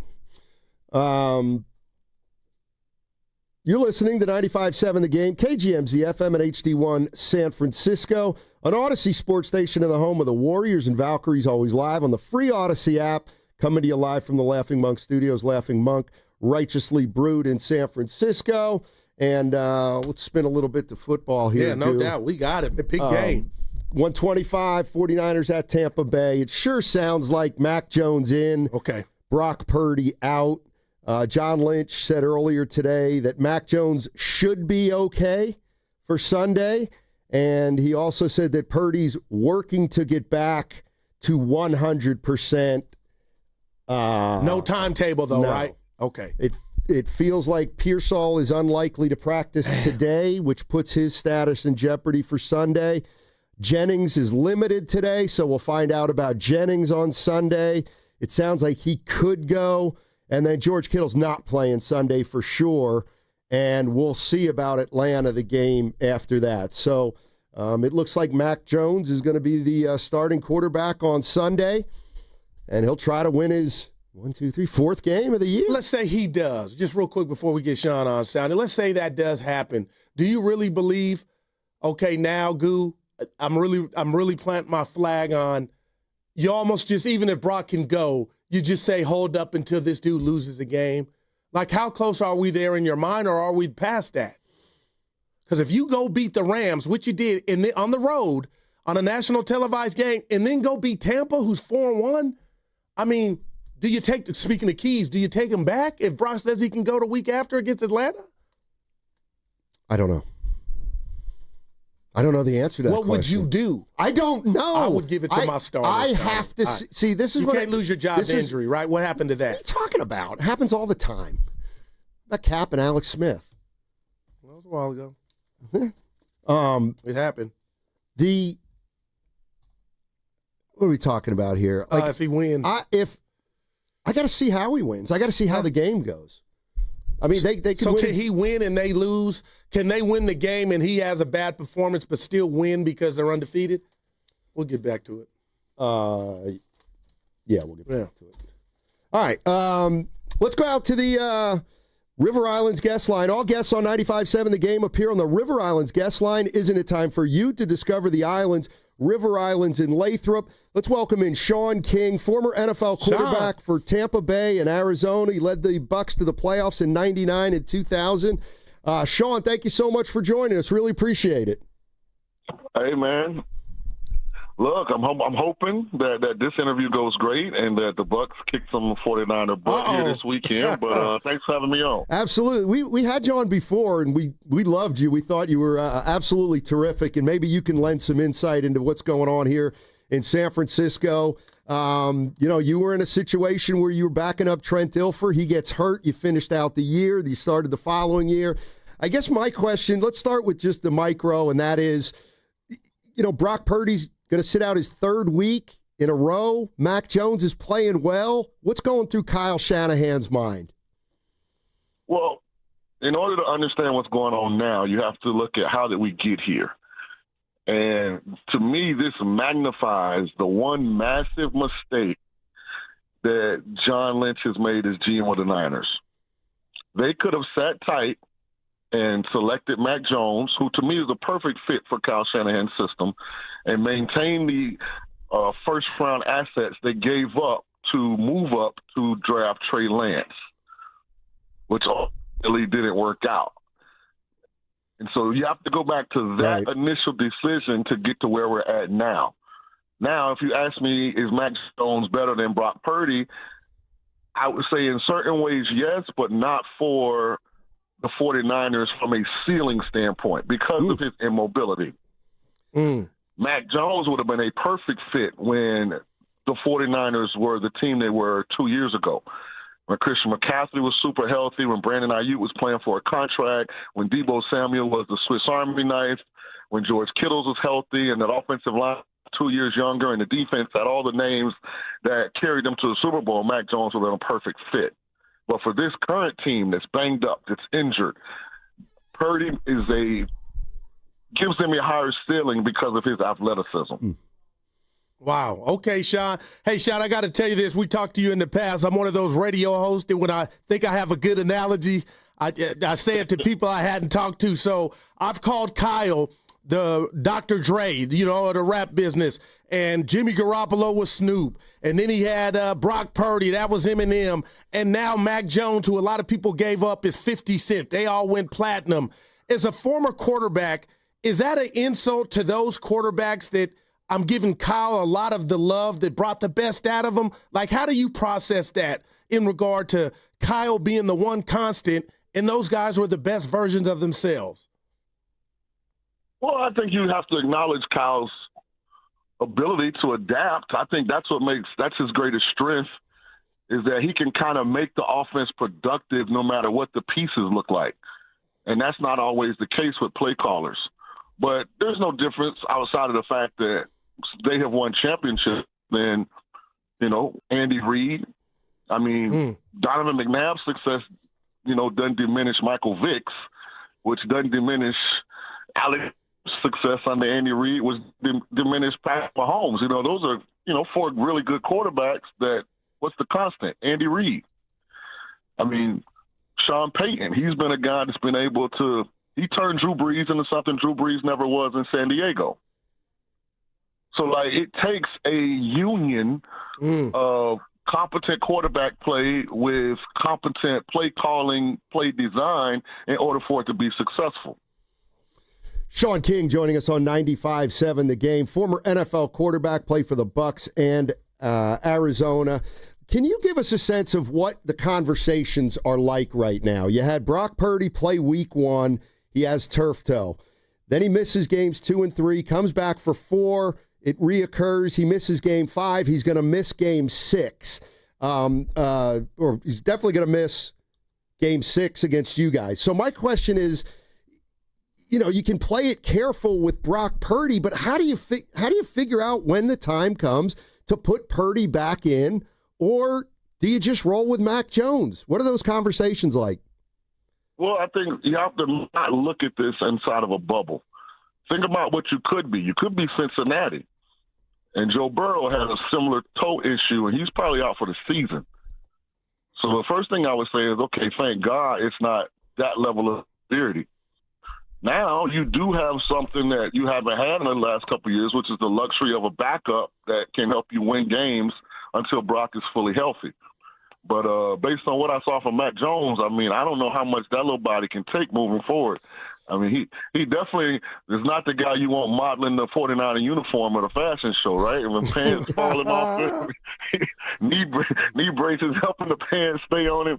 Like, he's a frail kid, so I don't know that he could make it a full season. So I would be patient with Brock, because you need Brock to be fully healthy and be durable moving forward. Because we look at the NFC, nobody's ran away from anybody. I mean, huge win for the Niners on Thursday night. I mean, so they still have playoff expectations. And, in order to win the Super Bowl, you got to make the playoffs. So I would take it slow with Brock. I would, if I could advise the 49er fan base, I would say, listen, it could be a lot worse at quarterback. You could have Jake Browning, who looks awful, and be trading for a guy, Joe Flacco, that's old as all three of us. No doubt. Hey, Sean, I could talk to you an hour about this subject, but when it comes to black head coaches in the NFL and opportunities or second chances, but Todd Bowles has seized this one. Baker Mayfield has had a resurgence. What word would you be? Are you shocked at the success with the Tampa Bay Buccaneer team, or did you see it coming? Where are you at when you look at Todd Bowles and what he has going on in Tampa right now? Well, shout out to Arians. The one thing with opportunities, man, it sure helps if you got a friend in a powerful place to help you get it. And Bruce Arians had groomed Todd Bowles to be his replacement the entire time. And they had been successful, so he had leverage. And he did what was probably unpopular, not just, maybe inside the building, but I know you guys aren't privy a lot of times to locally what's going on in Tampa, but there's a lot of pushback. A lot of people wanted Todd gone, after Cooper Kupp, converted that play late in the playoff game and the Rams beat us, the year that the Rams, won the Super Bowl when they beat Cincinnati. So Todd had to withstand some outside pressure, and he's won over the fan base by doing what every head coach can win the fan base over doing, winning. Bucs have won 4 Division South championships in a row. They've been in the playoffs. They've won multiple playoff games over the last couple of years. So now it's unquestionably the right decision. So, whether you're black, white, Hispanic, Chinese, you all are really under the same threshold initially, and that you got to be successful. Sean King joining us on 95.7 The Game, former quarterback for the Bucs and Arizona. I'm really curious to know where you balance this, because we always hear, a win is a win. It doesn't matter how. There's no style points. But when you look at these two teams, Sean, you've got one team that's got 4 wins, and apparently they were down with a minute to go in all 4 of them, and I'm talking about Tampa Bay. And then you got the Niners, who have won games similarly. They've won 4 one-score games, and they've been in all one-score games. It seems like both these teams have made big plays in the fourth quarter. How do you measure the sustainability of that versus, a one or two off? Well, I think it speaks to the quality of the organization, and it's on both fronts, because Tampa's battling the same thing San Francisco is. We didn't have Chris Godwin for the majority of the early part of the season. Now we don't have Mike Evans or Bucky Irvin. Our draft pick last year, McMillan, still isn't back. We're missing 3 offensive linemen. So we're battling injuries just like San Francisco was. But quality organizations all have one thing that's a part of all their cultures: next man up. We're not asking you to be George Kittle. We're just asking you to do a adequate job for us to win this particular game. And I think with your Kendrick Bournes and with some of the young players that have stepped up for you guys, for us, it's been Emeka Egbuka, a draft pick. You know, he wasn't expected to carry our offense, right? He was going to be a third wide receiver behind Mike Evans and Chris Godwin, but he stepped up. Rashad White stepped up in the absence of Bucky Irvin. So good organizations are able to sustain mass injuries over a short period of time until they can get healthy and run at full speed. So I just think it speaks to the quality of an organization like Tampa and San Fran. And let me put this caveat out there because, you know, fans can be very unrealistic. Y'all got a damn good organization. And I know people frustrated you hadn't found a way to win the big game, but hell, you could have not been to any big games. And I know last year was a bad year, and that's unexpected and unusual, but it's a lot of teams, that's their normal. That's their normalcy. I mean, you could be a Jet fan, you could be a Giant fan. Like, you could replace, you know, the Niners with a whole lot of teams that are worse organizations. So winning a Super Bowl is hard. Tampa and San Francisco are doing it the right way. They're putting themselves in position to at least have a chance to compete for one. And with a break here or there, I think, you know, either team could represent the NFC when they get healthy. No doubt. Sean, I got to ask you this question because we're in there and you kind of touched it on Monday Morning Quarterback from what we do, and it comes everywhere. Social media, the TV, the talking heads. Christian McCaffrey, he only played 4 games last year, and that season was bad for the Niners. He's on pace for over 470 touches, Sean. And we got, you know, people calling in. Kyle's using them too much. From your experience, do coaches give a damn about, you know, if you can go, you can go, or are they into the touches to where people want him to be more? Give carries to Brian Robinson, spell them, but Kyle's just running them in the ground right now. Where's that fine line, or is there a line? Hey, to whom much is given, much is required, right? Like, he's being compensated at a high level. Yeah. So there's a high level of production and usage rate that's expected, you know, when you compensate a player at that level. And I think if you ask Christian, he's just happy to be capable of doing it. I mean, he's battled injuries, you know, so much in his career. I mean, he's glad to be used. I mean, 2 years ago I think it was 2 years ago, right, that he had that phenomenal year. I mean, his usage rate was at least at the same level, and that was with healthy Ayuk and Debo and Kittles. Yeah. So, I mean, he's doing his part. He looks healthy. He looks happy. You know, and I think it speaks to the character, the football character of Christian. Because a lot of times guys at that position at this point in their career who've gotten multiple big bags, you know, it's kind of like, do I really want to run between the tackles with power and leverage? And my ankle hurt a little bit. My hammy ain't right. Like, it's a lot of ways to sit out. Yeah, right. What does the NBA call it? Load management. There you go. It's ways to low manage on the low. And here you got a soldier that just shows up and says, "Put me in, coach." Yeah. So I think he should be applauded. I think people should appreciate the level of commitment that he's demonstrating. And then, listen, man, you make a lot of money. You know, I say this, I'll just say this. I'd rather be paying McCaffrey and use them too much than be playing Tua and know everybody's going to get fired and we got no chance to win in Miami. Wow, there it is. Yeah. Hey, Sean, let me ask you this, and we're talking to Sean King, former Tampa Bay quarterback and also played in Arizona. There, you know, people bring up Baker Mayfield and how he's emerging now, and I think they're talking about Daniel Jones a little bit the same way. From what you're watching, why is Baker Mayfield taking this jump as a quarterback in the last 2 or 3 years? Is it just the system? He got a chance to grow up. What do you mean? Like, the problem in this current NFL environment is, man, if we don't think you're like a Pro Bowler after 2 starts, we give up on you. Like, after year 1, if we don't think you can be the leader of the locker room, we call you immature. Like, and Baker, he'll acknowledge it. He was immature in Cleveland because you're coming from – see, this is the correlation that we have to grasp. And Baker was kind of on the front end of it. They had NIL, but it wasn't legal yet. So put that in context for a second. When you call these collegiate programs, especially now, these guys are older because of COVID. They're making a lot of money. They're big fish in a small pool a lot of times, and they think the world revolves around them.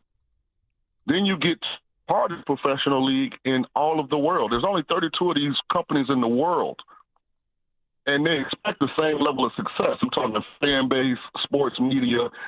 If you're on a relevant team, you can be somewhere irrelevant and nobody cares, and you'll get patience. But for the teams that matter nationally, the expectations are unrealistic. Like, I coached J.J. McCarthy. I was an OC at IMG, and I'm a member at a cigar lounge here in Vegas, and a couple of Vikings fans, they wanted to bench J.J. McCarthy at halftime of the Bears game. And I was like, do you know how ridiculous you guys sound? I mean, Peyton Manning threw 28 picks as a rookie. Could you imagine him coming into the league in 2025 and throwing 28 picks? They'd say he was Jameis Winston. Wow. You can't win. He turns the ball over to us. Like, they make these macro judgments on these guys. Man, let it play out. Like, the dumbest organization in the NFL is the Cleveland Browns. Like, the opportunities they missed this offseason to get Shedeur Sanders and Dylan Gabriel reps because they had this unrealistic belief that Kenny Pickett was any good. They gave up on that, traded him to the Raiders. Then they had an even more unrealistic opinion that Joe Flacco wasn't old as he actually is. And the ceiling was so low. Look at all the reps they missed with those two guys. This year should have been about one thing if I were in the Browns. We're going to play Dylan. We're going to play Shedeur because we need a legitimate portfolio information to determine, do we think one of these guys is capable of being our franchise quarterback? That's all this year would have been about. Sean, and you got to give these kids a chance. You can't judge these guys on one or two games, good or bad. No, that's real. We were talking about it yesterday, and I'm just looking at your guys' record in Tampa. What part of your defense concerns you to face this 49er offense coming this Sunday, or is there any part of this defense that gives you concern? All of it. We're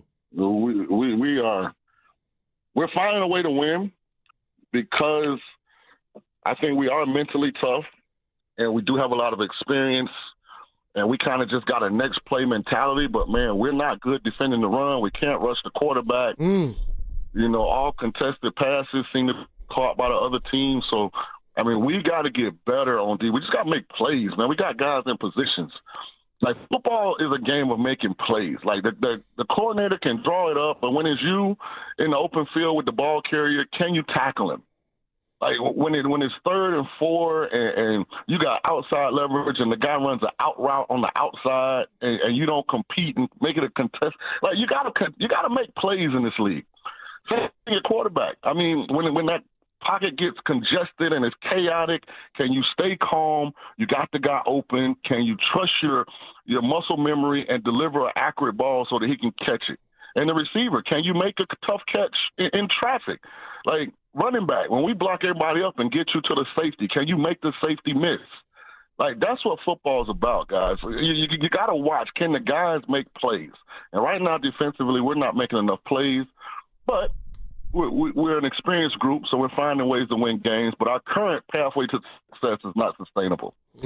With all that's going on, if I were to just quickly ask you, are the 49ers close to a quarterback controversy? How would you answer that? Not at all. Okay. No. You guys are told. You don't overthink this thing. All right. Brock Purdy's a good player. He's more athletic than people give him credit for. He's operating in a system with a bunch of strangers. Like, listen, even Ricky Pearsall was out. And I know it was Mac Jones, but come on, guys. Like, this isn't close to the team that he inherited when he first got the starting job. Get a guy a break. He's a good player. You guys got a great situation because you got a competent backup in Mac Jones. And don't overthink this thing because it could be worse. Trust me, guys. It could be worse. Sean, I need a therapist because my partner's looking at me like I don't even know that I'm going to go off. But we were talking about Shedeur yesterday, and I'll leave the draft thing and what happened that day alone. But when I saw the Browns are hesitant on naming the backup quarterback, I just went off and said, I've had enough. Now, to me, Sean, something is going on that's not cool. Can you give us your take on the Shedeur situation, and especially with that caveat that I gave you about Cleveland hesitant about naming him the backup? Quit playing with him. Well, here's the thing. He played with himself. Like in life, you can be whoever you want to be, but when you take a certain line and you stand with a certain arrogance, you can't play victim if it doesn't work. Mm-hmm. When you tell Baltimore and who was the other team that they wanted to draft him, that, nah, we don't want y'all to draft us, then you can't complain about where you get drafted. It's only 32 of these jobs in the world. Like when you're the third string quarterback and you come out and say, you know what, it's a bunch of, I'm paraphrasing here, well, it's a bums in this league. I know I'm better than some of them. Yeah. Oh man. You when you take that approach, and I'm not saying he should change. Maybe that's just who he is. But you can't play the victim when it doesn't work. And I think not having him as a backup when Flacco was there was more about Gabriel than it was about Shedeur. Because I do think if they would have made Shedeur the starter, that they would have Flacco as the backup, and nobody would have said anything. Because you want your starter to feel like he got the full support and that you're going with him, and he's the guy, at least for this period of time. So Shedeur will get his shot. Okay. Like, he'll get his shot, but you can't take that approach he took and then try and play the victim. And I'll just say this last thing. This is for all the young quarterbacks out there. And here's why I was so appalled by what he said about being better than the other quarterbacks that he's seeing. When you get your shot now, you can't make no excuses. Nobody's going to want to hear the O-line didn't block, or I didn't have the top receivers, or we couldn't get the running game established. So, hey, you put a lot of pressure on yourself to be that guy right from the beginning when you take that line. It's better to be quiet and humble and let your production make you a talking point, not your mouth and not your behavior and not your actions. It's a tough league. Wow. Hey, right on, man, Sean. You know what? I'm going to lose a bet here, but I don't care. Hey, how do you think Tulane has adjusted from Darian Mensah to Retzlaff? Are you happy with how the transition under Summerall's gone? Well, it's a layered answer, and I'll be quick. You're never happy when you have a homegrown player that was a redshirt freshman that you developed into somebody that other teams are willing to pay $4 million a year to. Yep. You don't want to lose that kind of sweat equity, right? Right. Because Duke could have signed Darren Mensah out of high school, but they didn't evaluate properly. We did. So to lose him, that stinks. Now, we were very fortunate because of the off-the-field stuff at BYU that made Retzlaff available. And, you know, he's a really good athlete. He's in a tough spot. I think he got to Tulane maybe, 2 before the first game. Mm-hmm. Yeah, he hasn't been on campus long. Yeah, he's still repping a lot of stuff for the first time. So we got fortunate in that situation. But, you know, that's the issue with NIL and transfer portal. I truly believe I could fix it, and I'll be quick. First of all, high school kids should not be eligible for NIL. The essence of NIL says name, image, likeness. If you haven't played a game at the university, you haven't generated any money yet for the university. So I would eliminate high school kids from being eligible. Second thing is you get one-time transfer without penalty. But if you transfer, you're not eligible for NIL to the school you're transferring to. Because it's unfair for Cal to do a hell of a job evaluating and then SC just outspend Cal after Cal's developed a kid. Wow. Yeah, I got you. Yeah. Hey, so Sean. If the kid wants to leave Cal and go to SC, fine, but you can't get NIL at SC. Gotcha. Hey, Sean, stuff, man. really appreciate your time. You've been very generous so guys, with it. Y'all can have me once a week, man. Just digging them pockets, man. I'm like Brock Purdy, man. We'll talk to the. You could be our Tulane correspondent. Hey, man, thanks for having me, man. No you doubt. guys have a great weekend. Right. Go Bucks. All right. Thanks, Sean. Appreciate it. Sean King, former Tampa Bay quarterback. Yeah. Tulane grad. Yeah. He shut me down. He didn't want to hear that stuff. No, he didn't. But, hey, I got the message. But was there a parallel with what Podz is doing with the voicing what he wants, Steiny, as opposed to going out there and doing it? I know it's different. I'm not putting what Podz said up there with Shedeur, because Shedeur, he did, and his dad, but Steiny, I think what's going on now is bad, but there is just something about talking about it when you're not that guy. I'm just thinking, who do we bump to get Sean King on here? Hey, we got to have the video component next time, Steiny. Can't be Ross Tucker, right? Nah, Ross is on Tuesdays. I'm going to talk to the boss about Sean King. I saw you in there this morning. He called me in. I didn't say. You're so jealous. It's unbelievable. Why would you believe it? I said I just saw you in there. Yeah, let me guess. You want to know what he talked to me about? No, never. I'm not that guy. Okay. It's about you. What's coming up on the game is brought to you by Fremont Bank. Here for you, here for good. Comcast Business can help turn your small business into a connected, secure, modern business. It's how restaurants become reliably up and running neighborhood favorites. How healthcare offices become the data-protecting caregivers that we all depend on. And how wealth management firms become cyber-securing guardians of your information. With reliable connectivity, enhanced cybersecurity, and Wi-Fi backup, your business can stay connected and get threat-ready with Comcast Business. Powering possibilities. Now through November 16th, new Comcast Business customers can get started with 150 megabit internet plus security for $59.99 a month for 12 months with a 2-year agreement. Plus, ask how to get a $500 prepaid card on a qualifying gig package. Call today. Restrictions apply. Requires enrollment in paperless billing and auto pay with bank account. Early termination fee applies. Equipment, taxes, and fees extra. Attention taxpayers. If you owe $5,000 or more and have missed another tax deadline, you're officially on the IRS's radar. The IRS has resumed aggressive collections. That means wage garnishments, bank levies, even seizures of your home, car, or retirement accounts. If you owe $5,000 or more and missed the deadline, you're stacking new debt on top of what you already owe. Call Priority Tax Relief now. Their experts fight back fast and are saving their clients millions in tax debt every month. I owed over $50,000. And they settled it for pennies on the dollar. These guys are as legit as they come. After speaking on my behalf with the IRS, my entire debt of $25,000 will be eliminated. Whether you've received collection letters or you're already facing liens and garnishments, call for your free consultation. There are no upfront fees. Priority Tax Relief. Let's make your taxes our priority. Call 800-464-1899. 800-464-1899. 800-464-1899. Priority Tax Relief.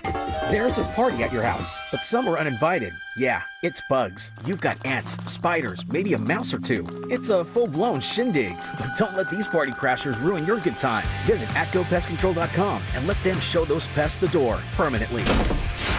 Because when the only guests you want are your friends, leave the pests to them. Visit their website today, ATCOPestControl.com, before your house becomes a full-blown infestation. Call 888-900-9697 now for 10% off your initial service. Shopping for a new car is fun. Shopping for financing, not fun. Luckily, First NorCal Credit Union can help. With rates as low as 4.75% APR, you can save big by skipping the dealer financing and applying their rebates to your down payment. Visit firstnorcalcu.org to apply.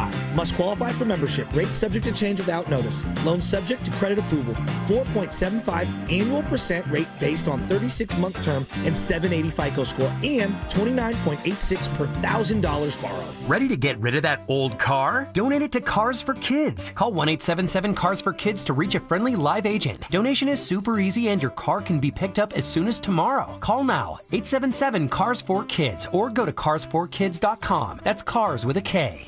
I spent 14 years in foster care, mostly in group homes. I slept in a lot of different rooms, but none of them really felt like mine. There are more than 100,000 children in foster care waiting to be adopted. The Dave Thomas Foundation for Adoption is working to help find them a permanent home. Now I have my own room, a place that's mine, and a family who loves and supports me.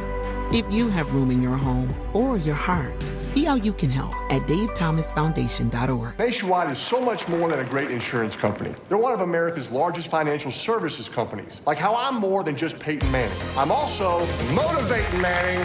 When I say insurance, you say financial services. Insurance. Financial services. Insurance. Financial services. Now when I say nationwide, you say is both. Nationwide. Is both. Nationwide. Is both. For your insurance and financial needs, Nationwide is on your side. Nationwide Investment Services Corporation, member FINRA, Columbus, Ohio. Let's go. You're still glowing, flirting, grooving. You still got it. But your immune system weakens as you age, making it harder to fight flu, pneumococcal pneumonia, RSV, and COVID-19. Vaccines are a key part of any health routine and help strengthen your immune response. Ask your doctor or pharmacist which vaccines you need. Schedule in minutes at VaxAssist.com. Sponsored by Pfizer. This is the story of the one. As a custodial supervisor at a high school, he knows that during cold and flu season, germs spread fast. It's why he partners with Grainger to stay fully stocked on the products and supplies he needs, from tissues to disinfectants to floor scrubbers. All so that he can help students, staff, and teachers stay healthy and focused. Call 1-800-GRAINGER, click Grainger.com, or just stop by. Grainger, for the ones who get it done. See comedian Daniel Tosh performing live at the Masonic in San Francisco on November 29th. The first show sold out and the second was just added. Buy tickets at livenation.com. For your chance to win a pair of tickets to the second show, enter online at 957thegame.com.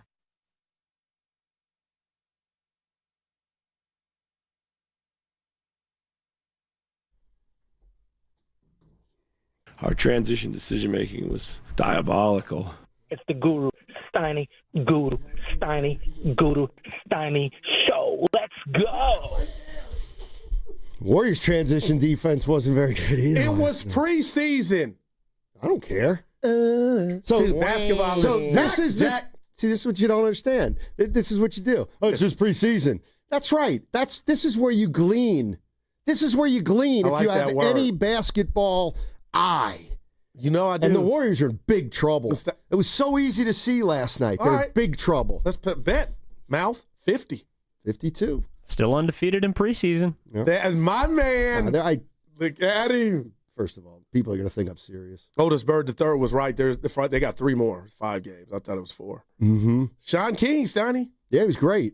He shut down my Shador thing. Oh, man. He went Matumbo, rest in peace. It's just his opinion. I don't need that. I'm not you. I noticed you didn't get mad at him, though.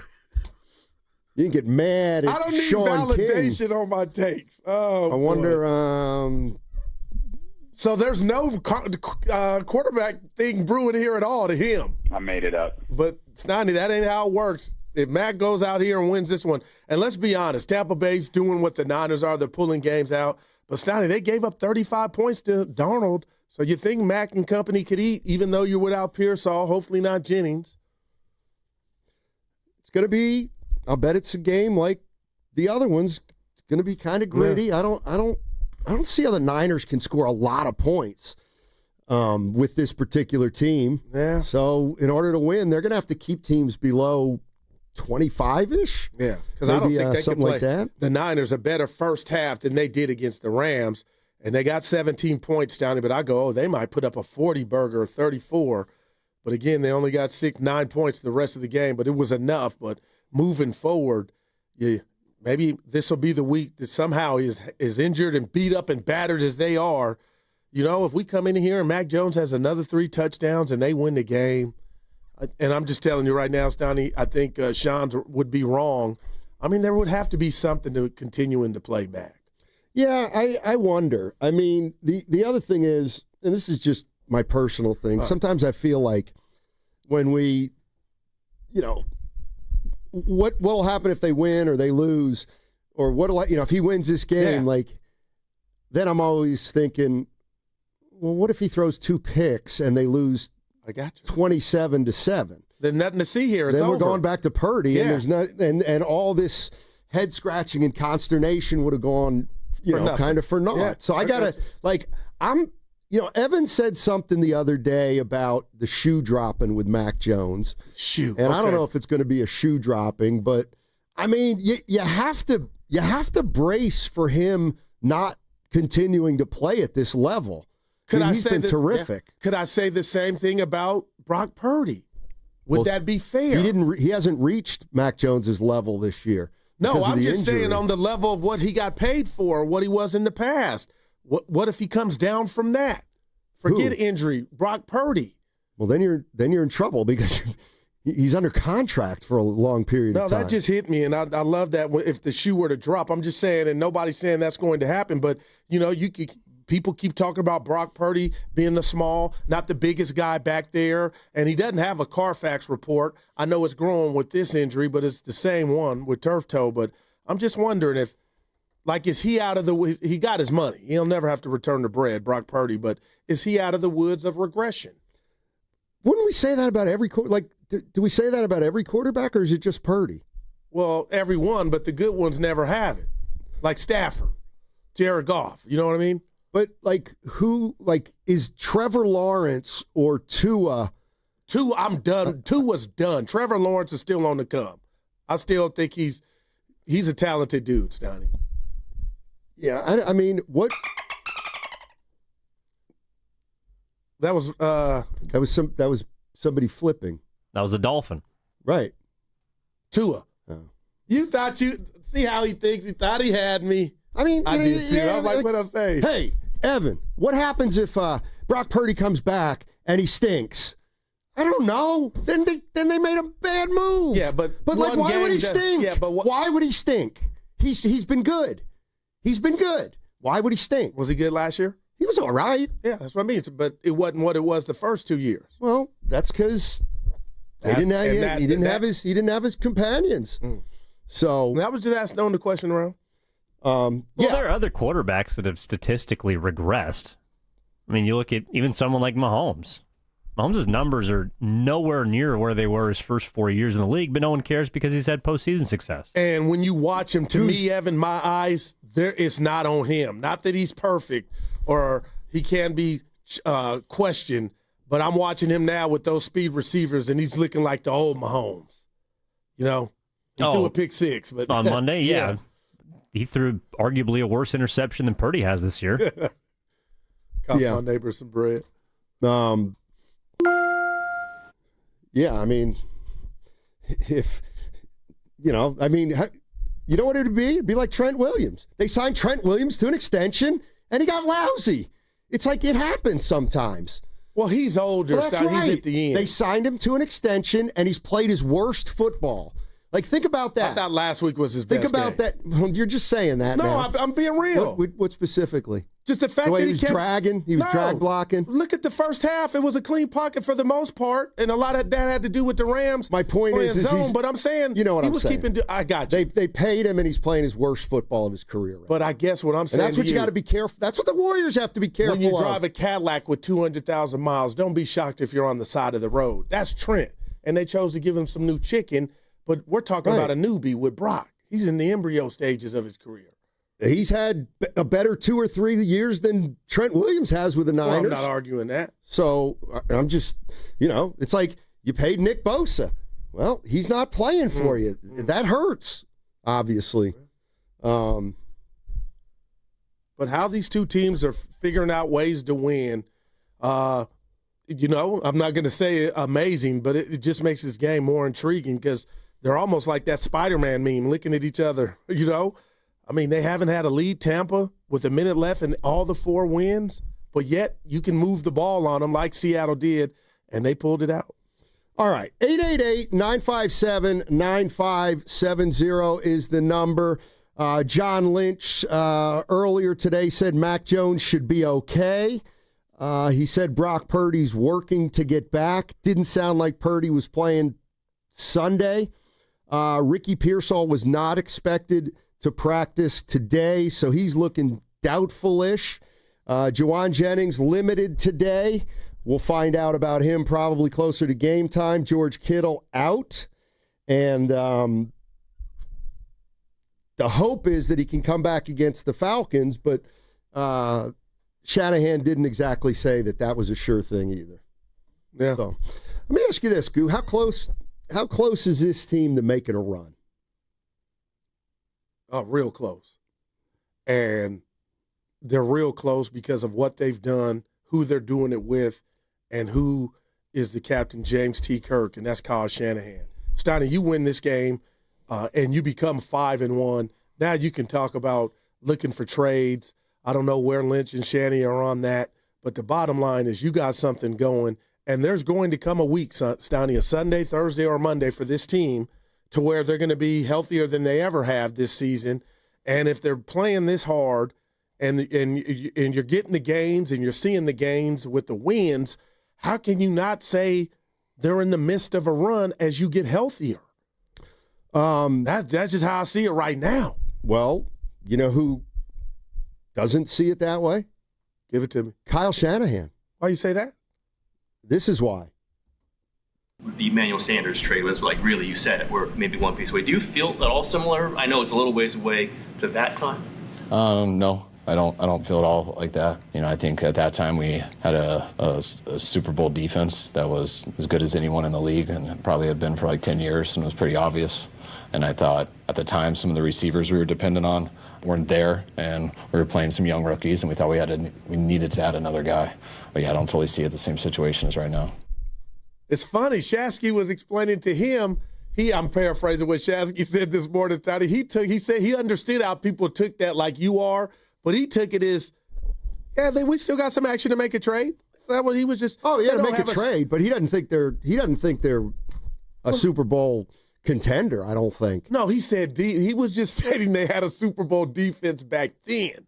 Right. They don't have that now. Well, no. He said, do you look at it? Do you look at it being one piece away, like you said about Emmanuel Sanders? And he goes, no, I don't see it like that at all. And he was saying, well, first of all, we had a Super Bowl defense. That means he doesn't think this is a Super Bowl defense. But does that mean to you also that you don't think they're going to do something if they keep winning? Because that's what it boils down to, and I think they are. I think if incrementally they can get better, then they try to get better. But we'll play that again on the other side. But I do think this is a case where Kyle Shanahan probably understands his team maybe a little better than the fans. But we can get into it on the other side. And, hey, head on over to YouTube and Twitch to see Steiny and Guru by searching 957. And while you're there, download and subscribe for all our great content at 95.7 The Game. You hear that? That's the sound of your business losing money. Legacy phone systems weren't built for today's teams. Quo, formerly OpenPhone, gives your business a smarter way to stay connected. Quo lets you manage calls, texts, voicemail, and contacts all in one place so that you can deliver a seamless customer experience from ring to... Need to take calls on the go? Quo automatically transcribes, summarizes, and highlights next steps from every call, so you never miss a detail. Need insight into what closes a sale? With Quo's AI call tags, you can instantly spot key topics like objections or pricing questions, and use those insights to level up every customer interaction. And yes, you can bring your existing number with you for free. Keep your team in sync and your customers happy with Quo. Quo. No missed calls, no missed customers. Try Quo for free at quo.com/sports and get 20% off your first 6 months. That's quo.com/sports. QUO.com/sports. For over 70 years, Golden State Lumber and Showroom has developed strong partnerships with top brands like Trex. Leading the way in performance-engineered decking and railing, Trex offers products that won't rot, splinter, or fade. Their sun-comfortable, heat-mitigating technology keeps decks cool underfoot, and Trex marine-grade decking withstands saltwater, sun, and sand. Explore their latest Transcend colors, Hatteras and Salt Flat, featuring a 50-year limited residential warranty. For a link to Trex, visit goldenstatelumber.com. Golden State, when you succeed, we succeed. Calling all basketball fans. Make your game day experience unforgettable with a stay at Hotel Via, just steps away from the action. Enjoy chic accommodations, stunning rooftop views, and the ultimate convenience for catching all the action.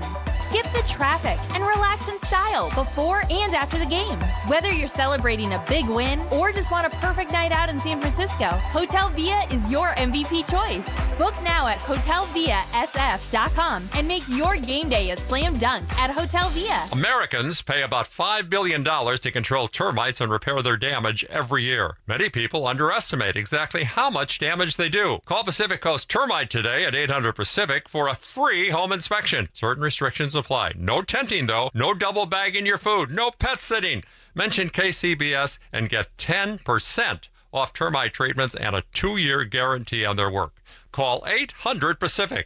800-PACIFIC or go to PacificCoastTermite.com. Injured at work? Don't wait. Every day you delay can mean lost wages, delayed medical care, and more stress for your family. At Boxer & Gerson, we fight for people just like you. Construction workers, delivery drivers, factory workers, restaurant staff, hardworking folks who get hurt just trying to earn a living. We won't back down. We get results. You work hard, you deserve real help. Call Boxer & Gerson now at 510-835-8870 or visit BoxerLaw.com. The consultation is free, but waiting could cost you. Boxer & Gerson, justice for workers.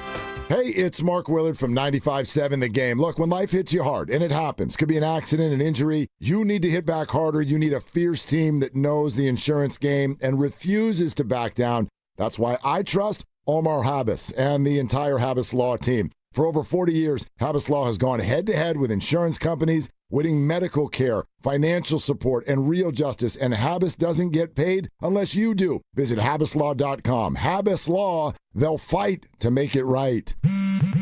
At Straight Talk, we get it. You say no a lot. Mom, can I get a tarantula? No. Coffee? No. So we're giving you more reasons to say yes, like a free 5G phone with real unlimited data with select plan activation. Can I use the free phone?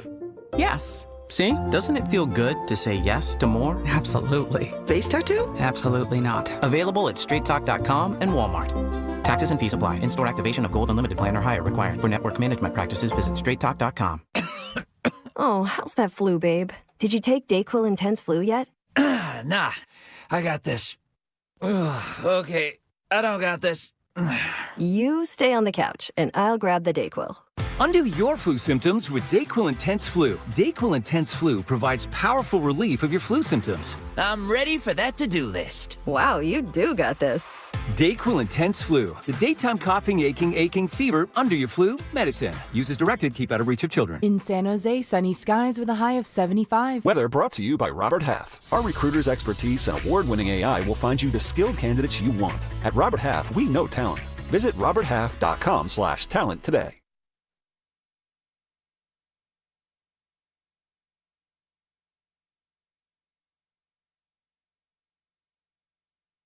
I'm a journalist with words. You're not a man of God. It's the Guru, Steiny Guru, Steiny Guru, Steiny Show. Let's go. All righty. Thanks to Sean King, former quarterback of the Tampa Bay Buccaneers. Came on. If you missed that interview and we want to check it out, download the Odyssey app. We've had him on before. Really knows what he's talking about. We might not have him again. He wanted some chicken. I was like, oh, you barking up the wrong tree. Yeah. Money time! So the 49ers are 4-1, and obviously they've lost Nick Bosa for the season. Damn. And back in 2019, the 49ers needed a receiver, and they went and they got Emmanuel Sanders. And Tim Kawakami of the SF Standard the other day was asking Kyle Shanahan about, is there a move that, is it similar to 2019 where there's a move that could put you over the top? And this is what Shanahan said. The Emmanuel Sanders trade was like, really, you said it, we're maybe one piece away. Do you feel at all similar? I know it's a little ways away to that time. No, I don't feel at all like that. I think at that time we had a Super Bowl defense that was as good as anyone in the league and probably had been for like 10 years, and it was pretty obvious. And I thought at the time some of the receivers we were dependent on weren't there, and we were playing some young rookies, and we thought we needed to add another guy. But yeah, I don't totally see it the same situation as right now. I get what, but that still doesn't say, in 2 or 3 weeks, if they're 7-1 or 6-2, that if a Fred Dean is out there or somehow he can be had or something to bolster your D line, that they won't go do it. But I hear that didn't sound like a vote of, oh boy. But I feel like he's saying we're taking it week to week, man. Yeah, I've always felt like coaches know their teams obviously better than anyone else. And, he's doing one of two things. He's either lowering expectations or he really doesn't think this team's on the cusp. And I don't they might be on the cusp, in week 12. You're right. Yeah. But I think he realizes that they're 4-1, but there have been a lot of extenuating circumstances, and he's allowing for the young defense to have some hiccups along the way. Okay, and how about I just take it one step further? I'm not saying you're wrong, but I keep bringing Podz into this because Podz went to what's not now. Podz went to the future with what he wants to be. But what if Kyle simply was in the moment? Even if I told you, yeah, I think we will, we're not now. So what good would it be for Kyle to show us all with his words what's the hands in his deck, the cards in his hand. There was no need to at this juncture. Yeah, I agree. I mean, there's no need to say. But you keep winning is what I'm saying to you, Steiny. Then it's like, oh, man. Well, I don't know. I don't know how he feels about this team overall. I don't know how he feels about this team compared with other years. But what he's saying is when they got Sanders, he thought that was a final piece in 19, and he doesn't see similarities between that and this team. And I mean, look, I think he's just saying that it feels to me like what he's saying is we're just starting something here. We're not finishing anything. And so. But you're not saying he is a little just minute as possible. I didn't expect us to be 4-1. I don't think he expected to be 4-1. Actually, I don't know what he expected or what he didn't expect. I'm sure he's pleased with the results. Yeah. But if we're being real, Steiny, they could have lost all the, you know what I mean? The ball could have bounced a different way, and instead of 4-1, they're 1-4. Because the games have been close. Yeah. 888-957-9570 is the number. Kyle Shanahan. I mean, what do 49ers fans think of that? And the question is could they get to that point this year? Have expectations changed for this team? I mean, it felt like everybody was on the same page early in the year that the goal was to make the playoffs, and it's gone much, much differently than we thought it would go. But the reality of the situation is they're 4-1, so that goal should still be on the table. But you're right. At what point did the expectations grow? Could the expectations grow to a point where they become Super Bowl contenders in the regular season? That I don't know, but I'll tell you what. When Willard asked all of us at the summit in San Jose, what was the goal or what was your prediction? Mine was 10 games and mine was the playoffs. And if you were able at that point to show me who would be out, Bosa, what would happen to him, all the guys that have missed games, Steiny, there's no way in hell I would have said through 5 this team would be 4-1. So with that said, my goal is still my goal, which is now just to get to the playoffs and get 10 wins. I'm looking at the schedule, and I know things change and it can fluctuate, but right now I'm looking like that's a solid-ass bet if you took the Niners before the season to make the playoffs, even after you think they've already been to the deepest part of the sea with with wicked waters and waves. Like they've kind of, Steiny, they've kind of gotten through the worst part of the storm. Did you change your prediction after Bosa got hurt? No, I was saying if I could have, I would have lowered it. Yeah, you would have dropped it. Yeah, I would have dropped it. I think I allowed it. See, hey, Marcy, you don't have power over me to allow anything. No, you don't have the keys. Yes, I can. You ain't Podz. In my mind, your prediction is now 8, Evan, and how they're does that halfway sound? there. People like I allowed it. That you allowed his prediction to be changed? After Bosa got hurt, I said, would you change your prediction if you could? I said I wouldn't. He said he would. But okay, I got that. But so I'm allowing it. No, I didn't take off like 3 wins. You're not the warden. You took off 2. No, I was scared. I would have jumped in the So you allow that, but you won't allow the bet that you guys made the other day to be a lot of people getting to changed. Me. Yeah, a lot of people texting me on what that. Bet? 48.5. No, you want us?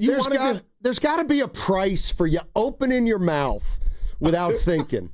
So there's either no bet. I forgot Vegas. I was unaware of Vegas. It's all good. I was having a real bet with my partner, my radio spouse for 8 years. Come back to 52 and we'll have a bet. What is real quick, Steiny? Well, I'm not betting. You want to sucker me. So you're disappointed that Evan put that to bed.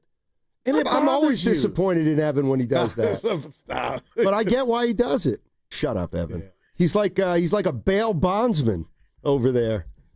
They still have those? Just give him a little money and he'll get you out. He'll get you out of jail. Am I going to see your daughter on TV? The reason I bring that up is Tulane's on ESPN tonight. Game day is there now. Steiny, Evan, he goes, they're there. I go, we're going to see your daughter. He said, nah. No, she's in the library. What? You sure? Yes. Yeah. If you, Okay. Let me ask. Let me tell you something. Okay, buddy. If you think she might not be in the library, Whatever but helps you sleep well. Okay. Let me tell you something, Evan. Okay, she might not be in the library, but let me tell you where she isn't. She isn't outside Ullman Stadium right now holding up a sign behind Pat McAfee or whoever the hell's on TV.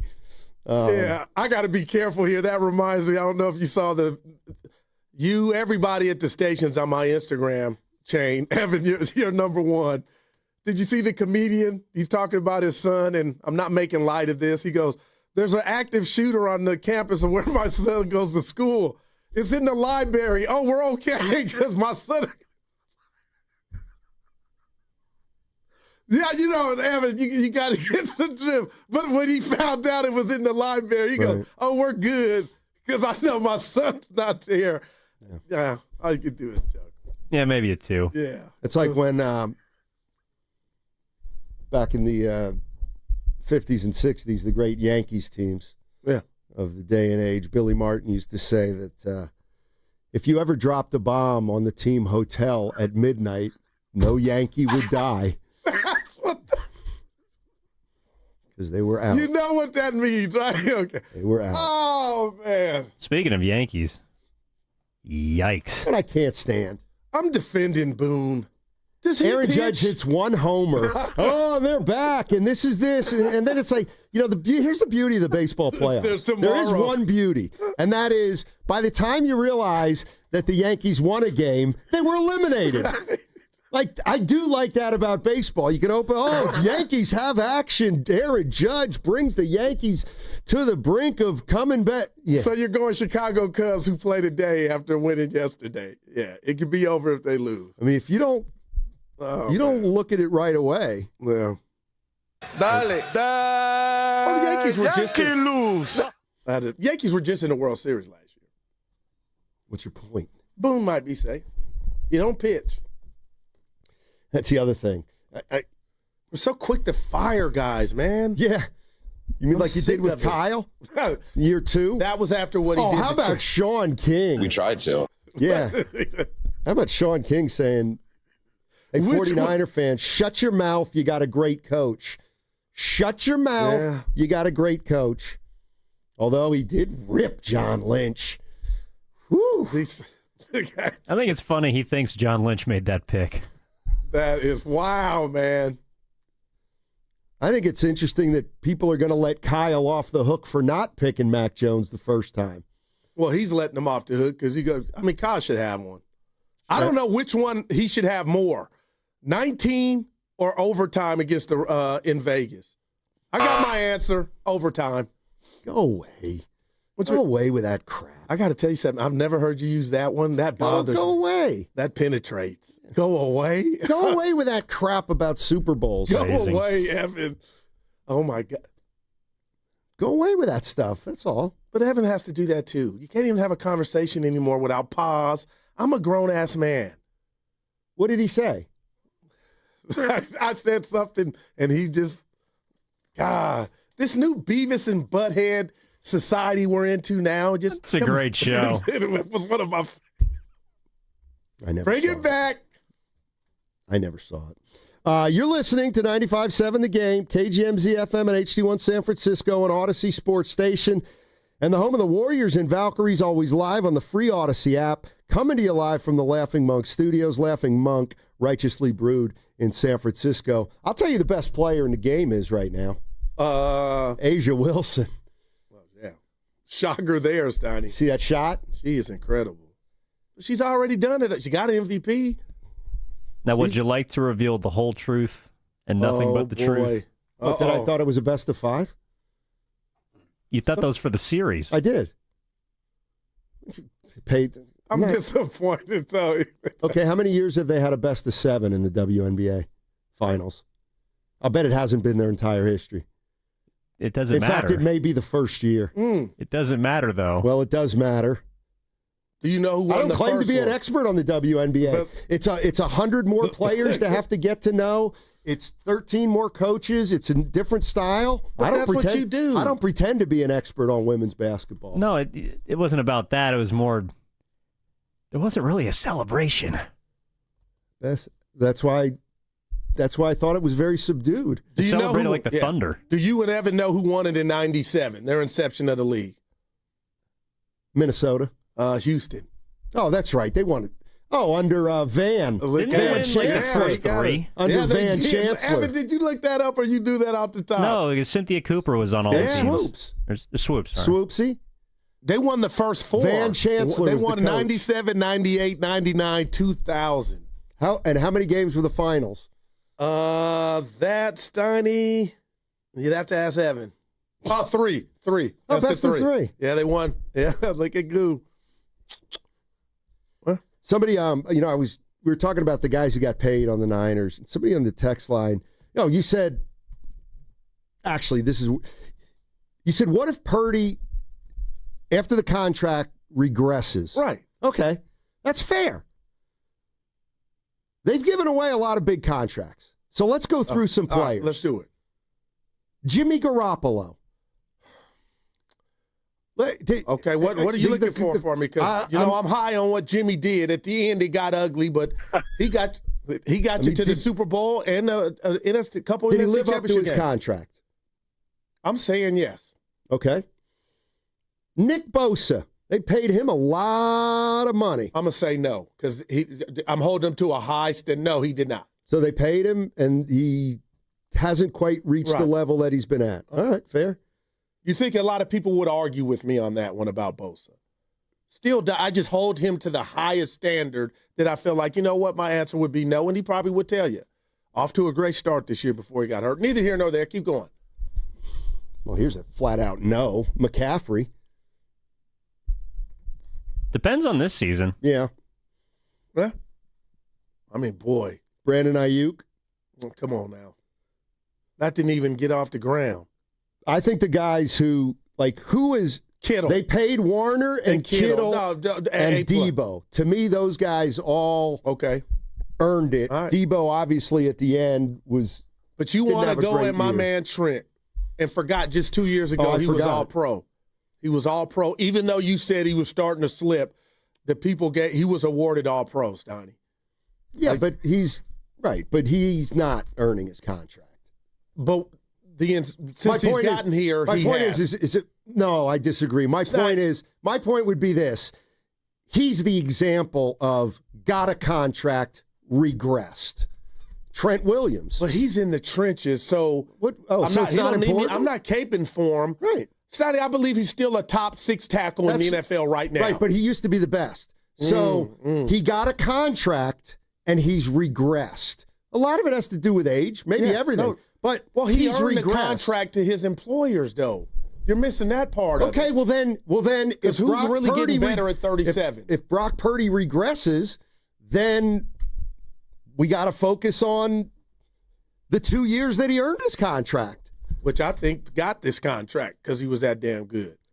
Yeah, so I mean, a lot of guys earn a contract and then can't live up to it. I don't know who's going to be who on this team. Who's the next going to get paid? Patently fraudulent, says Steiny. Stop dragging Trent. Yeah, something's weird going on. And it's been happening for a year and a half, and I'll let you go. Like, what is it about him? Last year was personal stuff, too. That's what you said, but it wasn't. He needed to get paid. It's what he said, too, though. Not crazy about the way he went around about his business. That's all.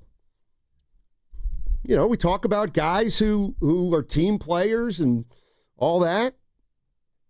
I don't like, look, him, McCaffrey, Ayuk, I hold them more responsible for the year than the other players, but I also hold Lynch and Shanahan accountable for what happened. Let's spend a minute on Ayuk, Steiny. I know, and you may have any intel, but right now, if he were to miss the whole, like how bad does that contract look now today on Thursday?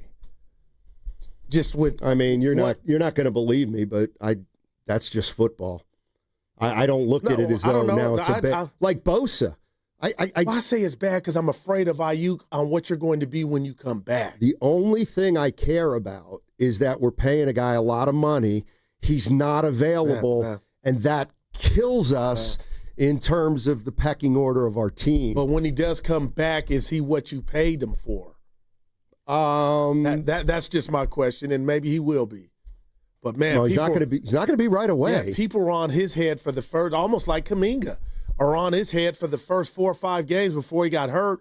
I can only imagine him coming back and not being what he was, and how the. Well, he's not going to be what he was. It's a 2-year injury. I think like everybody says that.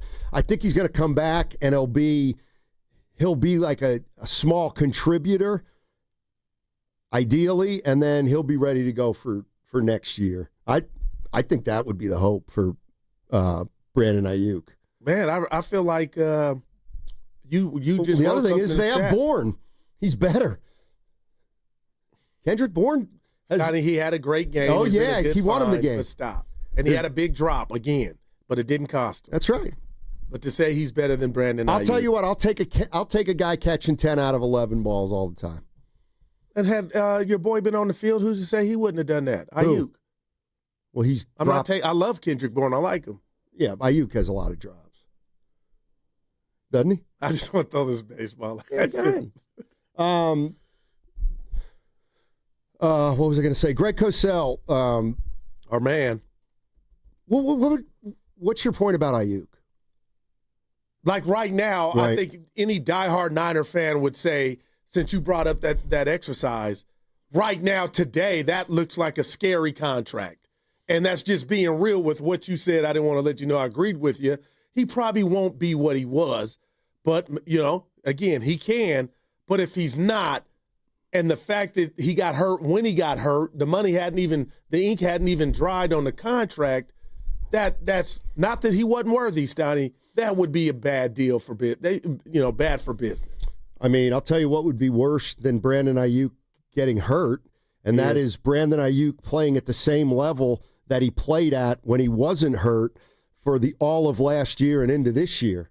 Like, then we would have had a problem. But he got hurt, so he's got to rehab and get back to it and see if he can get back this sometime late this year. Hey, you can't count on much, but you can always count on Sundays with the NFL on CBS and Paramount Plus. Watch your local NFL game all season long, kicking off with a juicy Week 6 matchup between the 49ers and the Buccaneers. Visit ParamountPlus.com/NFL to get started today. Boy, Sean King was good. Yep. What was the one thing they got you? When he just shut you down.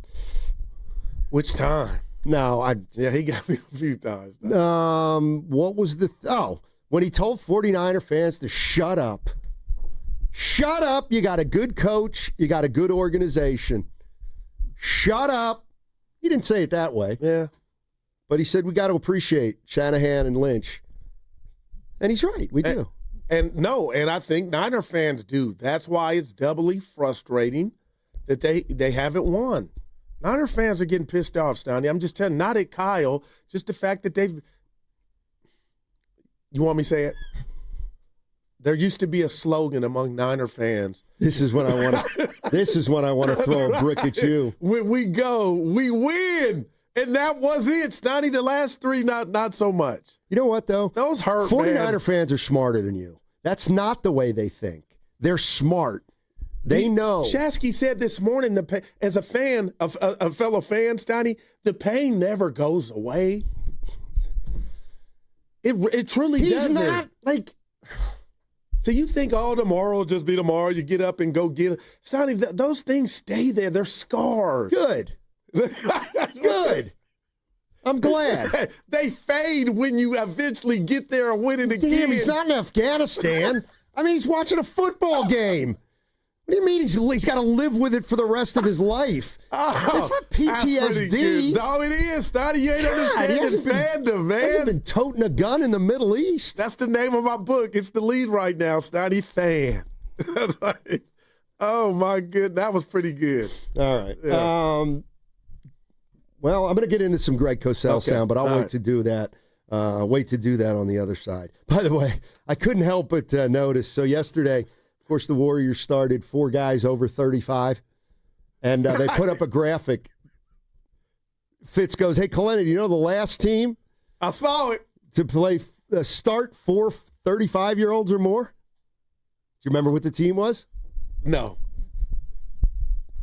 I was at the game. I don't know, like the Harlem Globetrotters? No, it happened in the early 2000s. It was the Utah Jazz. Yeah, there we go. And give us the guy that really put him over the top. Oh, I'll give him to you. I got his name. I'm going to be watching. Stockton. Get this, Malone. Olden Polynice. And this is the one.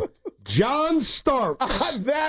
John Starks. Wow. Who was the third guy? Olden Polynice. That's fitting. From Virginia. Remember? Yeah, that's a good one. Boy. Now, this is what I love. I love our I love our hometown stats. You talk about cooking the books. You say I do it. So they said, Fitz goes, look at that team. He said, hey, Kalena, how many games do you think that team won? Kalena, of course, was like, I don't know. And Fitz goes, 53. There's no doubt. Yeah. They lost in the first round. All right. Well, nobody They didn't even get out of the first round. How many did they win? The total. Yes, people are going to care if the Warriors lose in the first round. I'm just telling you, they got the ingredients to win 50 or more. There's a bet in there, man. Just man up and do it. Why don't you save it? Save this. Save this shtick. I didn't like that tone. Go away. Chicago Jason telling me, you're rubbing off on him. Goo, it's okay to criticize a Niner player. I do that more than anybody at the station. Yeah, okay. No, you do. And I was talking to somebody, Steiny, Evan, I hate to say this. We are the most toxic show at the station. And we have to embrace it. We have to. Yeah, you're the guy. No, I love you. You love me. But we're toxic. I said, oh, my God. I didn't want to come in. We got to go. All right. What's coming up on the game is brought to you by Fremont Bank. Here for you, here for good. The Golden State Warriors are back. Bay Area. Steph Curry. Curry, 3 under duress, and it's good. Draymond Green. Brooks drives by Podziemski up over Draymond. Blocked by Draymond. Jimmy Butler. Butler will drive in, gets bumped off his route. The shot's good, and you're going to put him on the line. There's nothing like hearing the dulcet tones of the great Tim Roy each and every game. 3 ball. Got it with the buzzer sounding. Your home for everything Warriors. 95.7 The Game. What if you had the smartest Wi-Fi? If you did, it'd be Xfinity, of course, and it'd come with their best state-of-the-art equipment. It would boost speeds to the devices that needed them most, prioritizing your most important connections, whether you were streaming, gaming, or gaming while pretending to work. And it would let you stream 4. That's right, 4 games on one screen. It would even power your mobile connection so you could bring faster, secure Wi-Fi speeds with you where you use it most. It would be proactive and fix problems before you knew you had them. Impressive, right? And it would have security features that protect you from threats at home and online. Kinda like a force field for your life. If you had the smartest Wi-Fi, well, everything would work together seamlessly to keep you connected, no matter what. Xfinity. Imagine that. Restrictions apply. Dan Daly, the administrator of Lawton Skilled Nursing and Rehabilitation Center, thanks his staff for earning Newsweek's top Bay Area facility recognition. Lawton, in San Francisco's Sunset District, provides top-tier therapies and partners with UCSF Medical Center. With a 5-star rating and Dr. Darby Clayson as medical director, it's also listed among the best by U.S. News. For skilled nursing, call Dan Daly at 415-566-1200. That's 415-566-1200. Ragnar the Terrible is interviewing at a big bank. Let's listen. So, your last job was, 5th century warlord. Yes, I am expert at inflicting pain, just like your big bank. Question, should we raise customer loan rates? Raise customers' village. Raise, as in make higher? Raise, as in destroy. At Star One, we remove the painful parts of banking with low fees, lower loan rates, and higher savings rates. Star One, in your best interest. All guests on 95.7 The Game appear on the River Islands guest line. Warriors head coach Steve Kerr now joining us on the River Islands guest line. Joining us right now on the River Islands guest line, none other than Steph Curry. River Islands in Lathrop combines new home neighborhoods with lakes, parks, and trails. All new charter schools, a waterfront restaurant, and all the elements to make the good life your life. Isn't it time for you to discover the islands? Hey, it's your boy Guru. Every time we put a rat on the table during our show, it's brought to you by Atco Pest Control. Atco Pest Control is a family-owned local business proud to provide pest control in the Bay Area for over 35 years. Atco uses natural methods to give you a peace of mind and keep your family out of harm's way. Quality pest control doesn't have to empty your savings either. Don't wait. Go to AtcoPestControl.com for all your pest control needs. They got you covered. At Skechers, comfort is a technology. That's right. You don't just make a shoe and hope it comes out comfortable. It takes research, innovations, compounds, engineering, and so much more to feel so comfortable you'd swear you're wearing pillows on your feet. We have features like Skechers Air-Cooled Memory Foam and fits like Relax Fit, Stretch Fit, Wide Fit, Arch Fit, and so many more to make the shoe feel like it was custom-made just for your foot. Plus, we have hands-free Skechers Slip-ins technology. Just step in and go. Find yours at a Skechers store, Skechers.com, or wherever comfortable footwear is sold. When your name's on the paint job, your primer better hold up. Painters trust Kills primers for serious adhesion, stain blocking, and a finish that lasts. Now, the full Kills lineup is available exclusively at the Home Depot. Need it fast? Get same-day or next-day delivery, or order online and pick it up in-store. Kills primers. Pro results. Faster. The Home Depot. If you're a pro, you know. This is an important notice to all U.S. taxpayers. The IRS is giving away billions of dollars in tax savings through a federal program called the Fresh Start Initiative to aid delinquent taxpayers. This initiative was established for anyone facing financial hardship and unable to pay their back taxes. Qualifying and enrolling in this program will stop all collections, settle your delinquent tax problem, and even reduce what you owe by thousands of dollars. Call the hotline at People's Tax Relief to see if you qualify and get this free information by dialing 800-351-4596. If you have unfiled tax returns or cannot afford to pay your personal or business back taxes, you can now get the help you need. One simple phone call can resolve your tax problem and save you thousands of dollars. To see if you qualify and to get this important free information, call 800-351-4596. 800-351-4596. 800-351-4596. See comedian Daniel Tosh performing live at the Masonic in San Francisco on November 29th. The first show sold out and the second was just added. Buy tickets at livenation.com. For your chance to win a pair of tickets to the second show, enter online at 957thegame.com.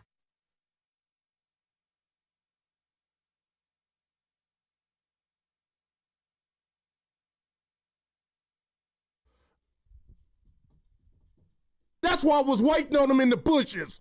Lamar Jackson stinks. Now, back to Steiny and Guru on 95.7 The Game.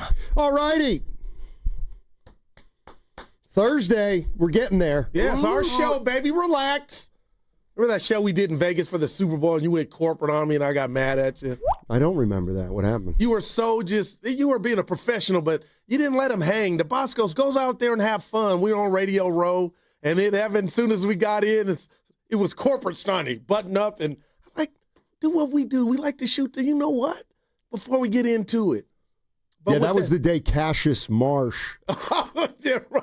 was on our show for 22 minutes. Yeah, I forgot. I left for 5 minutes, and Cassius Marsh took over the show. Oh, boy. You kidding me? Evan, I did ask Steiny a question before we get to this guy. No, and I mean it. I know you mean it, but if you had your youth over, what field would you get in today's world if you were 18? Mine would be acting. I would really say, you know what? I want to go be on TV. What would Steiny do? The one industry less stable than radio. But it's about the art, Evan. Something about the camera, man. Yeah. What would you do, Steiny, for real? Probably. It wouldn't be sports writing, though, huh? No. I'd probably, you know what? I'd like to. Like, I'm being real. Yeah, I know you are. Probably a teacher or something like that. I don't know. You don't got the patience. You're right. Evan, what about you? When you pack this in, what are you going to do? Like, seriously. Well, I thought it was if you had a do-over. That's it. I still don't know if I want to do this over yet. Yeah, he's right. I told Tim Roy he's going to be somebody's Tim Roy. Just don't forget about Goo and the kids. Yeah. He's in year 31, by the way. Think about that. For the Warriors. Do you know that? Wow, man. Do you know that? I'm 31.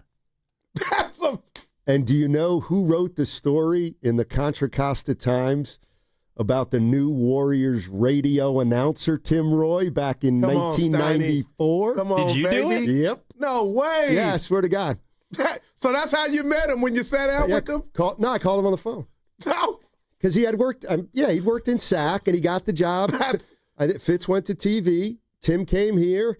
And back in those days, in the newspaper business, you had like a media writer. Yeah. The guys who would write about the media. Like, it was their beat. Damn. So, yeah, I remember talking to Tim. Now, that's a factoid. Wow, man. Yeah. And look at you now. Yep. Look at me now. What happened? What happened? Is Westbrook going to get on a team? Because if he's not, then I'm done watching. Guys that hustle and give their life to the game don't get in trouble off the court. We can't get a scholarship, but Bronny's got a jersey. See, that's what I'm talking about. A steward, a guy that's going to a Hall of Fame, he can't get a jersey, but Bronny can. Make it make sense. The dude to play for nickels. I'm out of here, man. Promise? I don't know. He cannot be that guy. Really, Steve. Come on, man. Where do you think the Warriors are? If you're giving me health, man, I think I could see them in what I wanted last year, Steiny, with the series against OKC. It's just something about Minnesota and them not being buttoned up. And it starts with Anthony Edwards. He's a god on the court, Steiny. But there's just something about if you want to go there, you got to be buttoned up. LeBron was buttoned up. Steph is buttoned up. KD was buttoned up. I just don't think Minnesota is buttoned up. And that leaves the door open, I believe, to a Houston Rocket team without their IQ, their engine, which I believe was Van Vliet, Steiny. So I'm thinking, why not the Warriors if you're telling me they're going to be healthy? About Denver. You guys beat me. You guys double crop. Man, you and Evan jumped me. They've, lost to, beat the Clippers in 7, lost to OKC in 7. So I'll give you Denver. I got you. OKC and Denver, my top 2 West teams. Tim Kawakami on the TK show, his podcast, was interviewing Steve Kerr about where the Warriors are kind of in their evolution. They've got a bunch of old players. They've got some young players. And he asked him, I feel like we've been hearing this for the last couple of years, whether or not this is the last dance for the Warriors. But here's how Steve Kerr answered the last dance question. By no means am I looking at this as the last dance or my last dance. I think this team, obviously Steph and Draymond and Jimmy are all signed for 2 more years. That Bulls team, everybody was a free agent. Michael, Scotty, Phil, half the team, we were all free agents. So that was very clear-cut and defined. We were also coming off back-to-back championships. It's a very unique situation. This is different. This is more of a traditional NBA situation where you've got some aging stars. You're just trying to be good for as long as you can. You don't know if it's going to be this year or 2 more years or 3 more years. None of us have any idea. So this is definitely not the last dance. Like, Steiny, if I was grading that's an A+. Like, I totally believe that. And he sold me on it's not the last dance. Obviously they're coming off the back-to-back chips. Everybody was a free agent. But, man, we know for a fact, we don't know how long Steph, Dre, Jimmy are going to be here past this year, Kerr most likely. So, I just thought that was a brilliant job of, he didn't solve cancer, but cure cancer, but of saying the pros and cons, compare and contrast to the last dance. I think it's his last dance. How so? Because he's been here before. I think it's his last year. He's been here before. I know he has. But what gives you that, though? that this is his last year? Because the last time was 5 years ago, and I think I'm going to tell you this then. Steph's retiring soon. I will put this in the cap. If, with your Harry Carey glasses, if you believe that, Jonathan Kaminga will not be moved this year. Because then, now this takes on a whole thing of who will Jonathan Kaminga's next coach be under that regime that Podz wants to be a part of, but the keys will be given to a guy like Kaminga if he's here. And these damn keys. That's how they don't have a player on the roster right now good enough to hand the keys to. And that includes Kaminga, and that includes Moody, and that includes Podz and Post and TJD.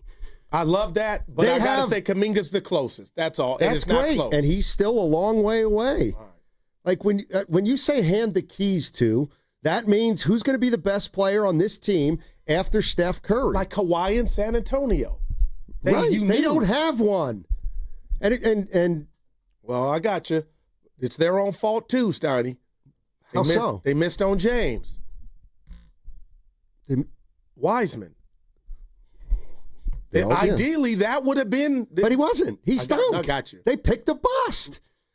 My point is, some dynasties. James Wiseman. My man. So Steiny and Guru. Some dynasties don't even get that number 2 pick, and then you kind of got to just wear it on the chin. That's what hurts. The Warriors had it, and had that been Halliburton, I think now with everything that's happened, I don't. He would be. They were, you know what? Can't we look at it now and say they were never drafting a guard with that spot?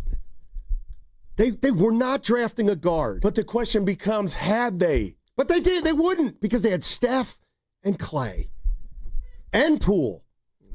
They needed size. They drafted for a position. They made the cardinal sin. Perhaps. I tell you what. Here's when I watched the Warriors. I thought they looked good in Game 1. I actually thought they were horrible. Yeah, and it was. I got you, Steiny. It's preseason. Yeah, but this is the thing. Okay, preseason doesn't mean anything. Okay, you're right. It doesn't mean anything. But is there anybody out there that thinks the Warriors may have trouble getting off to great starts this year if that's the lineup they're going to put out there? I think that would be okay. But so we're going to see. Probably it's the preseason. It doesn't mean anything. My major but I think we're going to see that this year. I'm predicting over 50 wins. I think that was just a game on a Wednesday night. And Steiny, you are right. It's something I'm looking at. But the $1 million question for me is, how many nights are we going to see their age show? I think we saw it last night. Just, it's like how many? Like, think about this. How many times over the years have we talked about Curry in the first quarters, kind of letting the game come to him? All day long. Right. So they can't really do that. They got to, like Jimmy Butler, he doesn't come out guns blazing. But he's the perfect type to say, damn you fools, it was a Wednesday night preseason game. I know when it's time to go. Right, I'm telling you right now, that game's not an outlier. It's not an outlier. I'm like, they're going to come out guns blazing. I'm just saying Tuesday, whatever they open up against the Lakers, the energy and the legs and everything will be exact opposite of what that was, is what I'm saying to you. They're not going to get off. Like, I expect the age to show, partner, after a couple months, not right off the gate. And I'm with you. I was like, oh, man, Portland looks like the younger team. It's their first preseason game. They're young and dumb, just running up and down. I think age shows how quickly you can get into a game, too.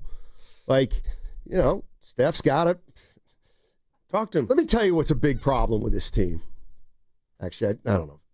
We're having a conversation. Butler and Green. What about Butler and Green? Speak on it. It worked last year, Steiny. This team is so freaking old, it's unbelievable. Like, it's truly unbelievable. Like, I know, I get it. It was one game. Right. I'm watching them in the half court last night in the first 6 minutes, and I'm like, how are they going to score? You're going to have some guys, you're going to have your guy running like crazy with Curry, trying to keep him away from anything. Jimmy Butler's not going to be shooting because he's too cool for that, or whatever he does early in games. I don't know, man. I think these two games shouldn't even be looked at. The other thing is they're going longer and longer stretches between really good stretches. That's what's going to happen this year. Like Draymond Green, he's going to be good, but he's not going to be good as much as he was last year. And those gaps, because of the age, are going to be really hard to fill in. That's what I saw. And Steiny, I'm gonna pull one of yours. I don't care what you saw, and I'm talking to any Warrior fan. It's like we gotta wait till it's go time to come with that. And I'm not saying what you're saying can't be before our eyes, but I'm not looking at the next 3 games. Nothing, Burger. These guys are older. They're pacing themselves, and they know probably if there was a loose ball. If I'm Jimmy Butler, do I want to go get that ball in a game that doesn't mean anything? And I think that comes with age, man. But I will sit here from across from you and say, oh, yeah, that wasn't a bet, but it was a preseason game, Donnie. Right, but they're not getting any younger in the regular season. And that's that. Like, I'm not watching a game and like, oh, Jimmy Butler. I'm expecting a March effort from Jimmy Butler. It's more than that. Because it's October. Yeah. I get it's October, but they're old and they're slow. And I felt like it was noticeable last night. Well, what about, okay, and I'm going here, and I mean it's not, but what about when Jimmy came last year and the run that they went on, all the numbers and the metrics, they even showed it last night. Like, I mean, my gosh, and the team is damn near that team, but without Horford. Right, they had an easy schedule after he came, and they were playing harder probably than most of the teams were at that point because they just got Jimmy. I mean, like, all we can do is take Draymond Green at his word when he says, we're playing playoff games half the year. That's a fact. Okay, well, guess what? You ran out of gas. So why is it not going to happen this year? Because you're going to coast in the regular season, but then you're not going to win enough games. Like I do worry about, and this is what they signed up for, Steiny, and they're not running from it. A good team, like when they play OKC, or teams like that, that's going to be a problem. That is like there's no way around it, but it's how you attack it, and that's why I want to see more from Moody, Podz, that's why, like, you're telling me you envisioned a Warrior team without Kaminga, even with his flaws? Oh my gosh! Well, I got news for you. Yeah, I'm serious. Tell me. First of all, the second unit was terrible. They stunk. They were unbelievably bad, worse than the first unit. That happens. Like, okay, you ready? Yeah. I don't like Podziemski playing with Kaminga. I don't like it. There's something going on there. And here's the other thing. Yeah, okay, it was a preseason game in October. Battle of the Keys. Did you watch? And in a way, I said to Evan this morning, I'm glad everybody stunk because now we don't have to just single out Kaminga for stinking. But the reality of the situation is, if you watch that game last night, the Warriors have a problem in that Kaminga he can't be ignored. When he comes on the court, he is a focus. And a game like last night, to me, he wasn't into it. He was very frustrated. And there are going to be a ton of games like that, I believe, for Kaminga. But Steiny, I saw him making the pass to try to set up the other guys. The first pass he threw, I saw it. He threw out of bounds. Right, I got you, Jimmy man. Butler went to go tell him he inbounded a ball, or Butler tried to throw it to him in the low post. Kaminga doesn't move to go get the ball. It's a turnover, and Butler walks up to him. It's like, you got to come meet the ball. Yeah, I saw it. It doesn't go away. But this is when you do it in the preseason. How can you sit there and think Kaminga's going to be able to flick a switch and be completely engaged every single time the Warriors play when he's never been that guy? Like I said to Evan last night, I was like, not last night, this morning, I was like, boy, good thing Kaminga didn't, good thing everybody stunk because now we don't have to just hit Kaminga. And he's like, he was kind of like, he didn't really stink. It's just vintage Kaminga. That's what you get 1 out of 2, 1 out of 3 games. Yeah, I just felt like he didn't know when to go. I felt like he was just, there was a delay with the Wi-Fi on when to go, and all I would tell him is just be you. Do what you do, and as much as I've criticized Podz today for his words, going viral, which I would have kept to myself, I look at him. You don't got to tell him when to get in and to do it. He picks and chooses, and that's what Kaminga's lacking. But Steiny, I really do, partner, feel like you're overreacting, and what you're saying is probably going to follow them the whole season. But, man, Steiny, it was just a Wednesday night in October, man. You're right. They got off to a slow start, and they were bad. I got you. But, man, this is no omen for the season. This is where, again, I'm not saying I'm right. No, you're just telling us what you saw. So,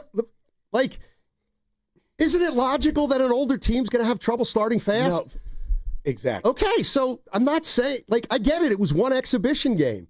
But somebody out there going to try to tell me that that's not going to be something that needs to be overcome all season long? That's one of the things they're going to have to figure out.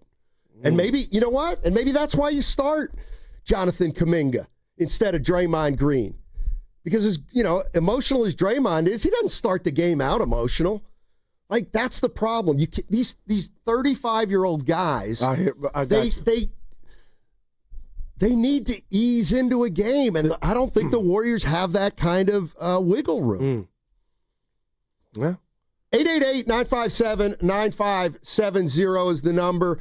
I feel like you should take the bet now with whatever number it is, because if you feel that way, Steiny, then they may just have run out of gas, it sounds like to you. I think they will run out of gas. And I think they'll probably get off to a good start. Because every team tires and you go through ups and downs and stretches, but I just feel like they showed us last year, and I get it. You said they had a weak schedule at the end, but Steiny, that was real. That was tangible. You could put your finger on what they were doing. Their defense got better. Kaminga's second game back from dealing with all that, so I'm not even looking at but we're so thirsty and excited about the season, and I get it. For example, you're focused on the birth certificate. That's not changing. Did you see what Steve Kerr was saying after last night's game? That their point of attack defense was atrocious. So Moses Moody, your cure-all, okay, your new Klay Thompson, he's going to have some ups and downs. He's not a lockdown guy, but which Kaminga is fine. can be. No, he can't. Stop that. He's got more talent, athleticism, and his feet move quicker than Moody. Don't tell me that. Now don't tell me Moses Moody is a better defender or has the capability to be a better. That's not what I said. Okay, that's he what I'm saying. He is not a locked. This dude is a jewel. Somebody has to unlock him. And if you're right, if you think Kaminga's a lockdown defender, no, he can be. Well, then say he can be. That's what I just said. You said he is. No, I said he had the potential. And no, he can't be. He's not smart enough right now to be. Well, whose fault is that? His. I mean, I'm saying what you're saying about age is all the more reason his ass should have been in there to divvy that up. Exactly. But they don't know how to incorporate him. Let's go. 888-957-9570 is the number.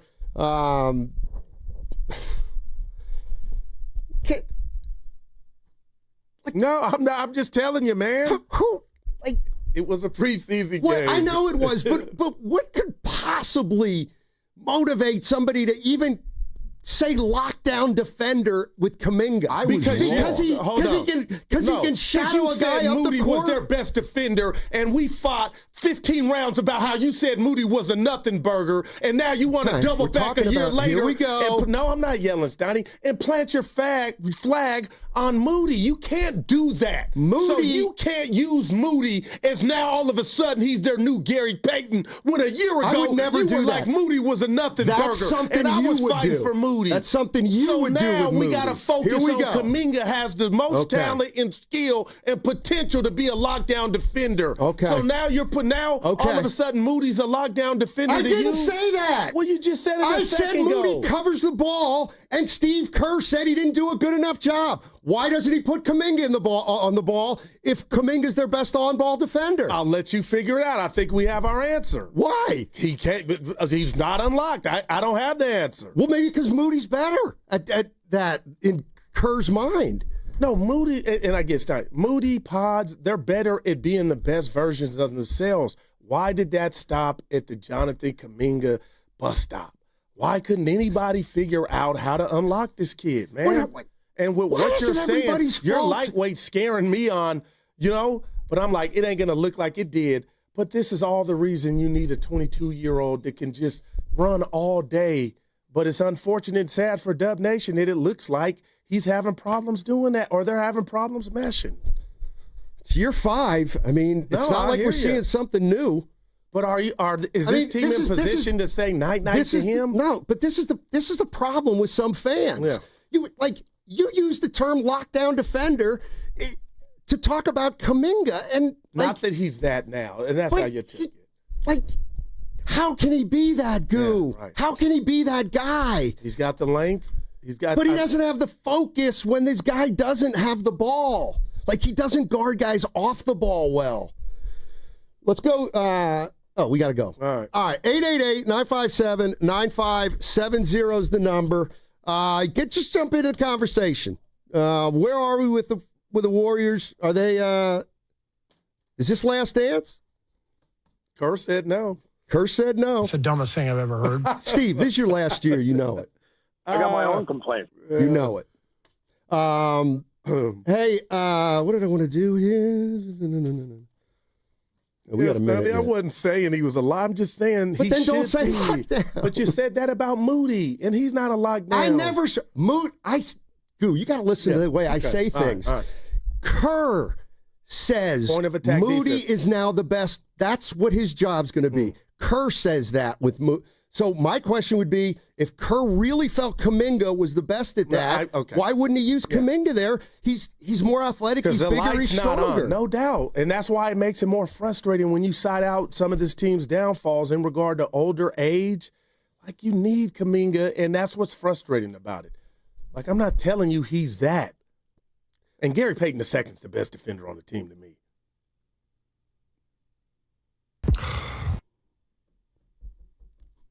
He was terrible, too. But it was preseason. I know. But how many shots did he make late last year? Well, I'm worried about Gary Payton II. Oh, no. You've been saying that. I know. Guys like him, if they lose a little athleticism, they drop in a hurry because he's not a great shooter. Hey, head on over to YouTube and Twitch to see Steiny and Guru by searching 957. And while you're there, download and subscribe for all our great content on 95.7 The Game. Don't forget the kickoff show this Sunday with Lorenzo Neal and Evan Giddings. It starts at 11 a.m., and if you're looking for somewhere to watch the games this weekend, head to Laughing Monk Brewing in Sunnyvale. The Gold Rush girls will be there for a meet and greet, taking photos and signing autographs. The next home game is Sunday night, October 19th, and Lo and Evan are going to be live from Laughing Monk starting at 3 p.m. You can sign up for the free shuttle to the stadium right now. First come, first served. So go to the Eventbrite page on our website, 95.7 The Game, and sign up now. No. That's gone too far. Ready for the ultimate red and gold game day? Laughing Monk Brewing is the place to park, party, and ride. Skip the traffic. Forget the expensive parking. Park for free and dive into an epic tailgate with mouth-watering food, ice-cold Laughing Monk beer, and every game on TV. Catch 95.7 The Game's pregame show with Lorenzo Neal and Evan Giddings. Then hop on the free shuttle minutes away from the stadium. Shuttles are first come, first served. So head to 957thegame.com to sign up and join the party. Comcast Business can help turn your small business into a connected, secure, modern business. It's how restaurants become reliably up and running neighborhood favorites. How healthcare offices become the data-protecting caregivers that we all depend on. And how wealth management firms become cyber-securing guardians of your information.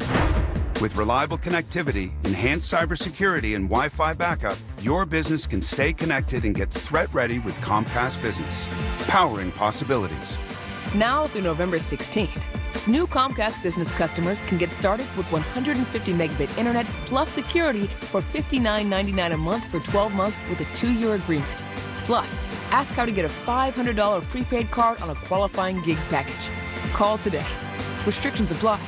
Requires enrollment in paperless billing and auto-pay with bank account. Early termination fee applies. Equipment, taxes, and fees extra. Do you often worry you left the garage door open? With a LiftMaster garage door opener powered by MyQ, you'll never worry again. You can control, secure, and monitor your garage from your smartphone anytime, from anywhere through the MyQ app. As an authorized LiftMaster dealer, Ace's Garage Door Repair and Installation has smart openers designed for your needs, including belt drive motors for ultra-quiet operation, integrated camera for live video, streaming, and battery backup to let you in when the power is out. Trust Ace's Garage Door Repair and Installation for top-notch service and unbeatable reliability. Whether you need a quick fix, a complete replacement, or a brand new installation for your garage door or garage door opener, our skilled technicians are here to get the job done right. With competitive prices, a commitment to quality, and diamond certification, Aces has you covered. Call today at 855-588-2237 or visit acegd.com. That's acegd.com. Aces Garage Door Repair and Installation, where your garage door is our priority. Injured at work? Don't wait. Every day you delay can mean lost wages, delayed medical care, and more stress for your family. At Boxer & Gerson, we fight for people just like you. Construction workers, delivery drivers, factory workers, restaurant staff, hardworking folks who get hurt just trying to earn a living. We won't back down. We get results. You work hard, you deserve real help. Call Boxer & Gerson now at 510-835-8870 or visit boxerlaw.com. The consultation is free, but waiting could cost you. Boxer & Gerson. Justice for workers. It's almost here, budget season. Are you trying to do more with less? You're not alone. Thousands of companies from $10 million to $300 million in revenue trust My Outdesk to solve staffing gaps, control costs, and accelerate growth. Whether you're scaling, cutting overhead, or battling turnover, My Outdesk's elite global talent helps your team move forward with confidence, fast. Book your strategy call and find out how much you could save. My Outdesk, where momentum meets results. Visit myoutdesk.com. That's myoutdesk.com. You hear that? That's the sound of your business losing money. Legacy phone systems weren't built for today's teams. Quo, formerly OpenPhone, gives your business a smarter way to stay connected. Quo lets you manage calls, texts, voicemail, and contacts all in one place so that you can deliver a seamless customer experience from ring to... Need to take calls on the go? Quo automatically transcribes, summarizes, and highlights next steps from every call, so you never miss a detail. Need insight into what closes a sale? With Quo's AI call tags, you can instantly spot key topics like objections or pricing questions and use those insights to level up every customer interaction. And yes, you can bring your existing number with you for free. Keep your team in sync and your customers happy with Quo. Quo. No missed calls, no missed customers. Try Quo for free at quo.com/sports and get 20% off your first 6 months. That's quo.com/sports. QUO.com/sports. Morning, Zoe. Got donuts. Jeff Bridges, why are you still living above our garage? Well, I dig the mattress, and I want to be in a T-Mobile commercial like you. Teach me, Saldana. Oh, no, I'm not really prepared. I couldn't possibly. At T-Mobile, get the new iPhone 17 Pro on them. It's designed to be the most powerful iPhone yet and has the ultimate pro camera system. Wow, impressive. Let me try. T-Mobile is the best place to get iPhone 17 Pro because they've got the best network. Nice, Jeffrey. You heard them. T-Mobile is the best place to get the new iPhone 17 Pro on us with eligible trade-in in any condition. So, what are we having for lunch? Dude, my work here is done. The 24 monthly bill credit is on experience beyond for well-qualified customers plus tax and $35 device connection charge. Credits end and balance due if you pay off earlier. Cancel. Finance agreement iPhone 17 Pro 256 gigs, $1,099.99 and new line minimum $100 plus a month plan with auto pay plus taxes and fees required. Best mobile network in the U.S. based on analysis by Ookla Speed Test Intelligence data 1H2025. Visit T-Mobile.com. This is Greg Nemitz from the Autism Society. The Pettinelli Financial Golf Tournament raised over $100,000 for our organization. Thank you, sponsors, players, volunteers, and thank you, Pettinelli Financial.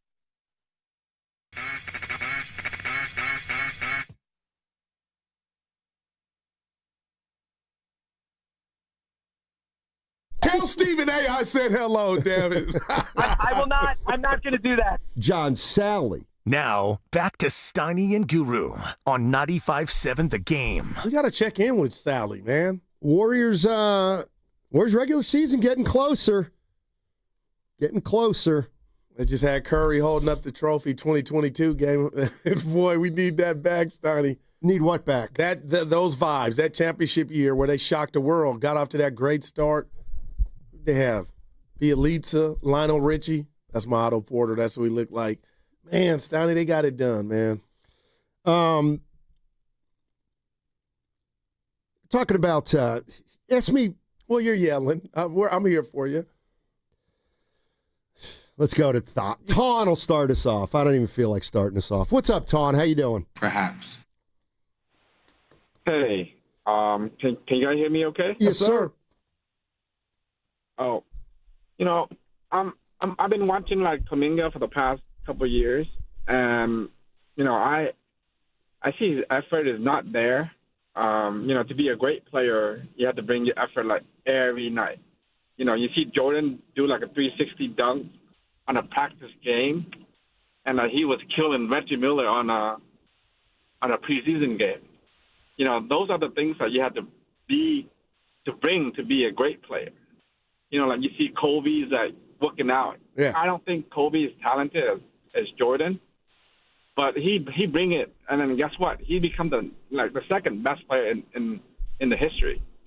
So effort is one of them, and sometimes you have to take a role in a great, like a smaller role in a great team. You see, like Ron Harper was killing them in Cavalier, but he came to the bowl and he was averaging like 8 points, 9 points, but he's still a pretty good piece. Yeah, he got on the Chicago. No doubt, and team. he had to deal with an injury too, so that's what kind of forced him to turn into a role player. I mean, I agree. Kaminga's got to bring it every night, but thinking he's going to bring it like Kobe Bryant or Michael Jordan. I mean, you're talking about two of the most competitive players of all time.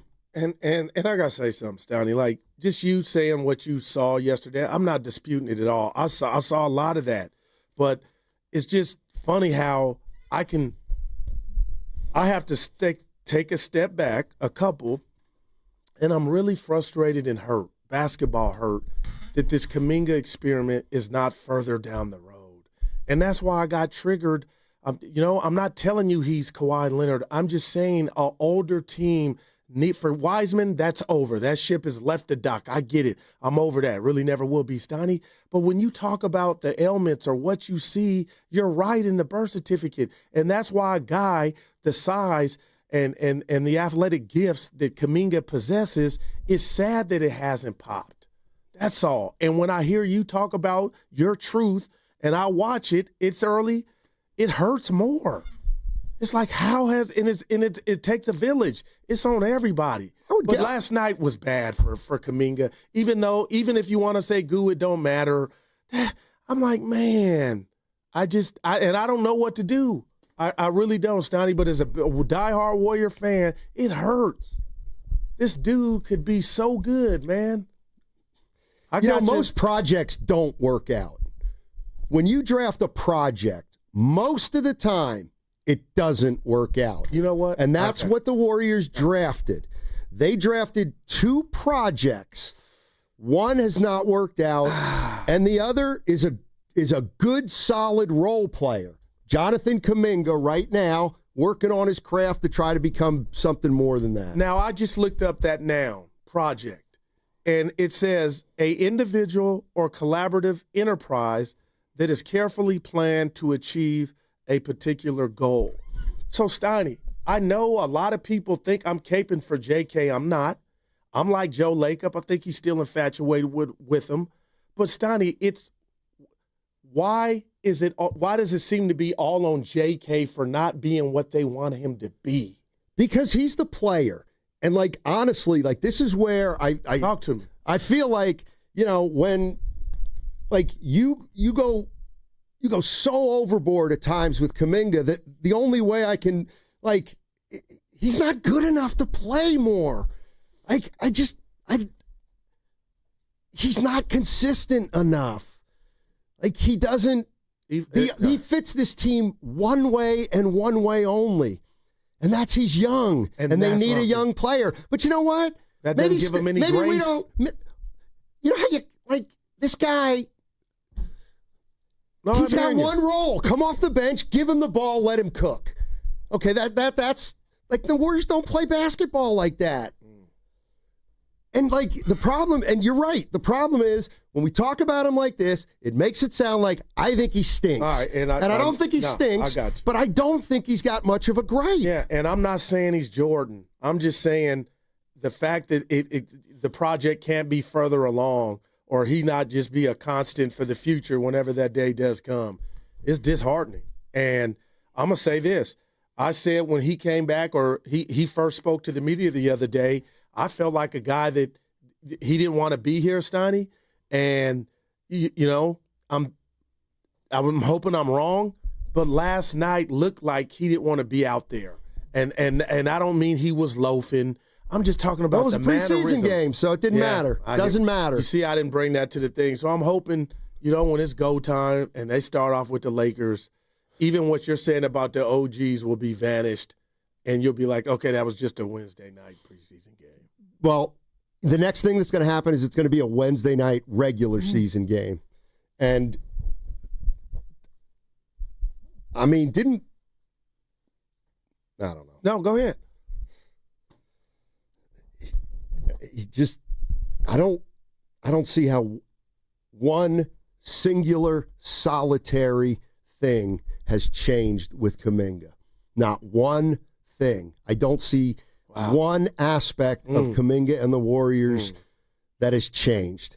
I hope you're wrong, man. But, okay, give me one thing that's changed. No, I can't because I hadn't seen it. Exactly. Yeah. He's still got two better players in front of him that the coach likes more. I mean, that's the bottom line. And that's not going away. And most importantly, that's not going away for Kaminga. I mean, trust me. When you're a player and you think you should be getting more time and you're not, it's hard to go to the gym every day all revved up and being a professional. Sometimes you're like, this is BS. Okay. It's really hard on a young player. Steiny, I got something that Daryl L. Johnson the first needs answered. We do this all day with every team, and I always think you're the king of it. But, we talk about the future. And if you're ready and Warrior fans are ready to identify Kaminga not being part of the future, because you brought this up earlier and I didn't get a chance to stop and tell you where I was going with this, but you said the next guy's not on this roster. No. Let me tell you something. The Warriors aren't going to be in the lottery this year. They're going to be what I think we've deemed, and you taught me at times, the worst place to be sometimes is in the middle. But if you are correct, because I'm hoping you're not, if you are correct, how concerning is that as an organization that you don't have anything remotely close to being the next? Honestly? But hold on. And you need to be dependent on that youth right now. Dude, because if money. Kaminga was balling, okay, there you go. That's what I'm looking for. It's going to be a free agent, or that's the plan. The plan is out. Okay, that's all I was looking for. They don't want anybody. Why did they not trade for Monk? They don't want any money on the books.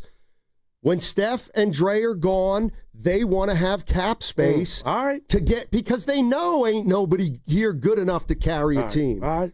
So that's when makes me feel better, right? Okay. And that's where we'll find out if a free agent wants to come here and follow Steph Curry and try to do what he's done. I'll say this to that.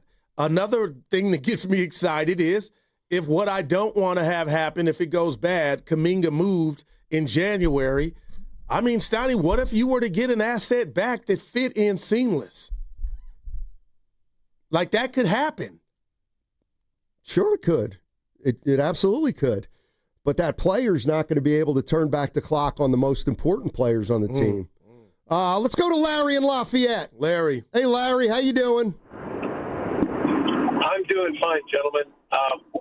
I think, this kind of reminds me of Billy Beane and not the way he stopped drafting prospects and started drafting people who could put up stats. And Kaminga was drafted as a prospect, like you mentioned, a project to be worked on. And I think it's unfair to him to try and get him to fit into everything he needed to do, with COVID and everything else that happened. It stunted a lot of kids' development. But where we went wrong, honestly, in my opinion, is we let Draymond punch Poole off the team. Oh, man. And we ended up giving Poole away for nothing. Really. We got nothing out of the Chris Paul move. So, and it also showed Kaminga couldn't play with Chris Paul. Kaminga's having a hard time playing with Jimmy Butler.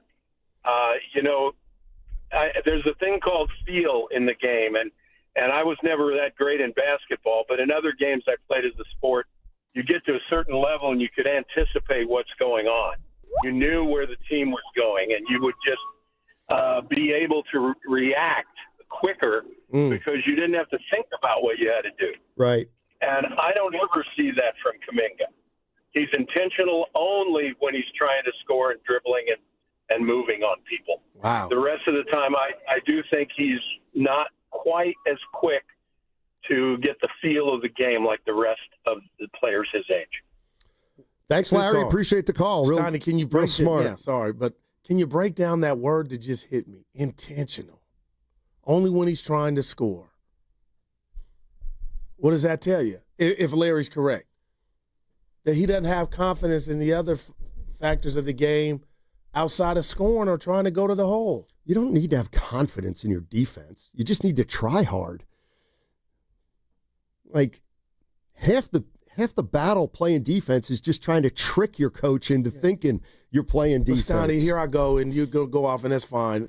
I'm being real. He's not a loafer, man. You're not saying that, Kaminga. I see him trying to bust tail. He just doesn't know where to put his energy. You're listening to 95.7 The Game, KGMZ FM and HD1 San Francisco, an Odyssey sports station in the home of the Golden State Warriors and Valkyries, always live on the free Odyssey app, coming to you live from the Laughing Monk Studios. Laughing Monk, righteously brewed in San Francisco. I do want to say one thing, just because everybody, it feels like you're either a Podz fan or you're a Kaminga fan. And I feel like I got to make this clear. Ask me what I think of Kaminga's basketball IQ. Hey, Steiny, what do you think of Kaminga's basketball IQ? Not much. Ask me what I think of Podziemski's basketball IQ. Steiny, what do you think of Podz's basketball IQ? Not much. Now that's not much. People I got my taking sword. a charge mixed up with that other thing. Like, I do not think Podz is a smart player right now. I think he gambles too much. I think he drives too much into traffic. I don't necessarily trust him late in a game. But Kerr does. Well, that's fine. And so do the others. But he also may have to because he's got nobody else to go to. But I like the one thing that I always have not understood. Oh, Podziemski's so smart. Steiny, really? Wow, man, I'm shocked. How so? Like, what is smart? Because I think he can step in and take a charge? No. One, he hustles, he rebounds, but his IQ of not to mess it up and know who to get does mess it up. He tries to do too much. Perfect, but for him to retain that job is smart, Steiny. I got news. No, you're wrong. And this is here's why you're wrong. Is because we've spent the first hour talking about how Podziemski thinks he's better than he is, and that is the first part of not knowing your game and not being a smart player. He thinks he's better than he is. No doubt. So therefore, I don't think he's a smart player because he can't even realistically evaluate his own game. Okay. That's the way I look at it. But I'm separating and differentiating, Steiny, the verbal game than what you do on the court. And there have been times on the court, you're right, because this thing is starting to become a thing or a theme to me, driving in, thinking you're going to go for the layup, realizing, okay, the taller dude's got me, I'm going to just throw it to anybody. But Steiny, for him on his best day to hold down his job until I think that's all upstairs. Like, you got to give him that. Who? Podz. So, you're almost saying he's keeping the job or he got the job by default. I'm saying he's kept that job next to Steph and Dre. I mean, guys who will sniff a phony out or a guy, a one-trick pony, they'll sniff him out. And Kerr's entrusted that dude to run the team at times. That's all I'm saying. So when you say smarts. Give me one other guy on the roster that's in the backcourt that can play other than Podz. Wow. All right. He has to play. He does. Right, but it's when he plays too, though, Steiny. You're not going to be able to convince me he's getting that beat I think on he's D. a smart player. Wow. You're just no Evan, chance. how would you answer that, about smarts and Podz and me thinking that's what's keeping him out there? Steiny says, not to paraphrase, that's lacking? I think he plays well with the best players. So wouldn't that make you smart too, though? He himself individually is not a great player, but he plays well with Curry, Jimmy, and Draymond. Doesn't that take smarts, though, E? I mean, yes and no. Okay. Congrats, Brandon. But he tried. I'm not telling there you are players Isaiah. that don't play well with those three guys. All right. And Kaminga's one of them. That's a skill. It is. And damn. Kerr wants players on the floor that amplify those three guys and what they do well. And Podz, to his credit, is one of those players. And I guess that's what I'm giving him credit for, Steiny, by calling it smarts. But I think that's what, at the end of the day, just because you can take a charge doesn't mean you're smart. I'm not saying that. And just because you can, more than that. Just because you can step in front of somebody. I hear you. But I don't think he's. Well, they addressed the backcourt depth with Melton. I really believe he's going to be a starter if he's healthy, Steiny. Starter. 415. Who? Melton. Please talk about the good young players who showed up in the fourth quarter last night. Cryer and Post can be very good. Post can shoot it. He's a chucker. Kryler. He's played big-time basketball. I was looking at him sorry, Cryer. My bad. Third team was better than second team last night. Wasn't even close. Something about Post. I got to see more of him. But he'll let him fly. Friend of the show. He will. I like him. You darn right he will. played. Yeah, he was great. No, he was actually better than most of the guys coming off the bench. It was a preseason game. I'm run down the plus. So now guys like Trace Jackson-Davis don't have to play hard in the preseason game? No, that's different. Okay. You scared me with what I think is Steiny. Who did the rankings? Hollinger, whoever the projected rankings were had the Warriors. Maybe Kevin Pelton. Yeah, Pelton. I mean, when it's go time, this team will be ready. That's all I'm saying. This team's not perfect. It still lacks size in important positions to me, but they're going to be a problem. I'm surprised you didn't bring up TJD, Goo. He played well yesterday. I'm proud of myself for not overdoing the preseason thing. I don't know how to – you know what I think of TJD. I think highly of him. I think now that Tito, Al Horford, Steiny is not playing back-to-backs, he will have a chance to show what he can do and be a part of this 3-man rotation, 4-man rotation with Green. But what you're talking about is real with the OG. He's got to get better defensively, Post. But he can shoot it. Not afraid to. But either. How valuable are you, Steiny? And you hear this a lot of times. You score 30, but you give up 28.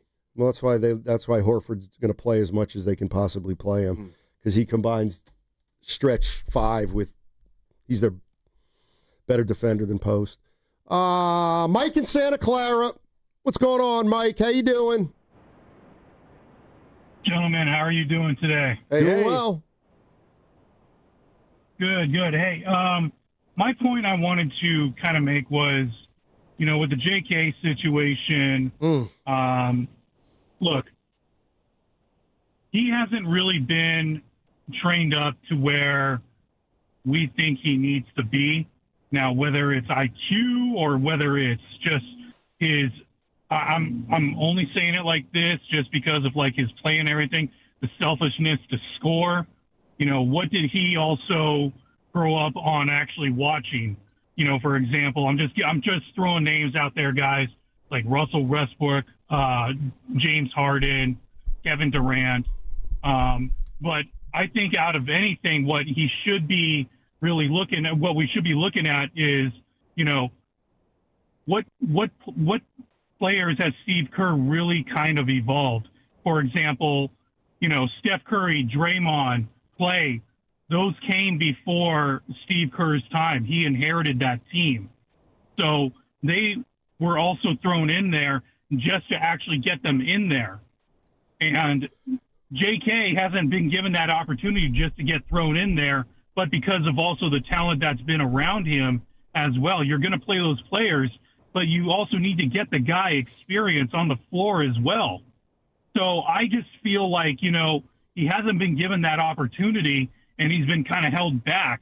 But at the same time, the Warriors culture is what? A team culture. You have to play with the team. He's playing like a one-man team.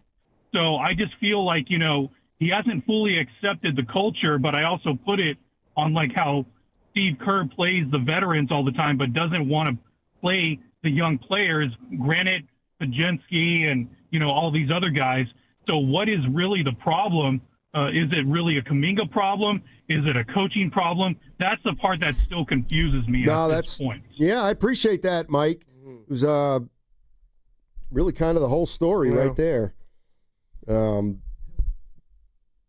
Everybody, Warriors haven't been great with him. Well, Kaminga hasn't been great. And what's scary, partner, is 48 months is a long time. And I know he was 18 when he came in, but Steiny, I'm saying it's not a year and a half, not 12 months, 4 years. And it's still the same question. And I think the fairest way to look at it is everybody's had a hand in it, but he's still on the team. And again, Steiny, was just a game on Wednesday night, preseason game. And I know he's got to be better than that, and he'll probably say the same thing. But I got high hopes for this team, barring health, man, or assuming health. And you can't – that's hard to do. Yeah, and I like the team on paper, but after I don't there's something about – and I'm not saying it's all on Kaminga because the team's got to deal with it. But I do not like where they're at with Kaminga, and I just don't like it. They might tell you they don't either. I don't like, and he wasn't a jerk last night. He was just so frustrated, and it's like he didn't know where to do, what to do, and it kind of feels like I don't know, is he losing a little? Has he lost a little support? I don't know, but he looked, again, I don't think this kid's an attitude problem at all. Right. I just think that he just wants to play, and now it's all kind of gone haywire. And you know what? Now I know we're up against it, but I'll just tell you, this may have been draining, and he may thought it was going to be easy to get back on the court because he mentioned the fans when he talks, Steiny. But now there's no telling what's going through his head after this turbulent, off season. All right, 888-957-9570 is the number. Real quick, on the other side, right. I got some Niner updates. Yeah, we got it. Yeah. Okay. Yeah. What's coming up on the game is brought to you by Fremont Bank. Here for you, here for good. We finally switched to T-Mobile because with them, we can be connected here and there. Listos todos. Estas son las mañanas. Now we just need to harmonize. Switch today. Get 4 Samsung Galaxy S25 phones with Galaxy AI. Plus, get 4 lines for just $25 per line. Visit a store, T-Mobile.com, or call 1-800-T-Mobile. 1-800-T-Mobile. For well-qualified customers with autopay plus taxes and fees and $35 per line connection charge. Minimum 4 lines on plan. Contact us if canceling lines. Plus $5 per line without autopay. Debit or bank account required. Visit T-Mobile.com. Wesley Financial Group is not a law firm. Hi, I'm Chuck McDowell, the timeshare cancellation guy. In 2011, I founded Wesley Financial Group with one goal in mind: to help honest folks out of their timeshares permanently. Today, I run Wesley with my 2 sons, a real family business, treating every client and every employee like we'd want our own family treated. That philosophy has helped us grow into the largest, most trusted timeshare cancellation company in the United States. Fortune magazine even recognized us as one of the best places to work. Why? Because we genuinely care. In fact, some of our former clients were so moved by their experience working with us, they joined our team so they could help others to timeshare freedom. If you're stuck in a timeshare, give us a call. Let our family help your family. Call Wesley now for your free timeshare exit kit. 800-814-1500. That's 800-814-1500. 800-814-1500. Viant, innovating digital advertising. Didn't think you could advertise on the largest sport platforms? Think again.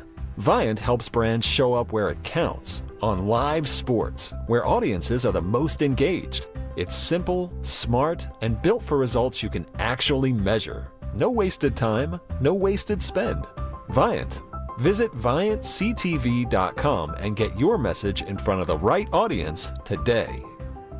Hey, it's Mark Willard from 95.7 The Game. Look, when life hits you hard, and it happens, could be an accident, an injury, you need to hit back harder. You need a fierce team that knows the insurance game and refuses to back down. That's why I trust Omar Habas and the entire Habas Law team. For over 40 years, Habas Law has gone head-to-head with insurance companies, winning medical care, financial support, and real justice, and Habas doesn't get paid unless you do. Visit habaslaw.com. Habas Law, they'll fight to make it right.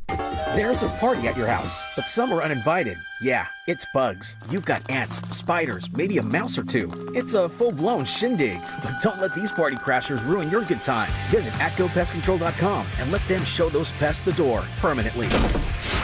Because when the only guests you want are your friends, leave the pests to them. Visit their website today, atcopestcontrol.com, before your house becomes a full-blown infestation. Call 888-900-9697 now for 10% off your initial service. Looking for something spooky to do with the whole family this harvest season? Come to Children's Halloween Haunt at History Park on Saturday, October 25th. Enjoy hay rides, carnival games, a mini pumpkin patch, cultural fall crafts, and of course, trick-or-treating at History San Jose's House Museums. History Park is located at the corner of Phelan Avenue and Center Road. Tickets available at the door or online at historysanjose.org. See you at the park. 1-877 Cars for Kids. KARS Cars for Kids. 1-877 Cars for Kids. Donate your car today. 1-877 Cars for Kids. KARS Cars for Kids. 1-877 Cars for Kids. Donate your car today. Ready to get rid of that old car? Donate it to Cars for Kids. Call 1-877-CARS-FOR-KIDS to reach a friendly live agent. Donation is super easy, and your car can be picked up as soon as tomorrow. Call us now, 877-CARS-FOR-KIDS. That's cars with a K to donate your car today. 1-877 Cars for Kids. KARS Cars for Kids. 1-877 Cars for Kids. Donate your. Did you know you can donate real estate too? Go to carsforkids.org. That's carsforkids.org. I spent 14 years in foster care, mostly in group homes. I slept in a lot of different rooms, but none of them really felt like mine. There are more than 100,000 children in foster care waiting to be adopted. The Dave Thomas Foundation for Adoption is working to help find them a permanent home. Now I have my own room, a place that's mine, and a family who loves and supports me.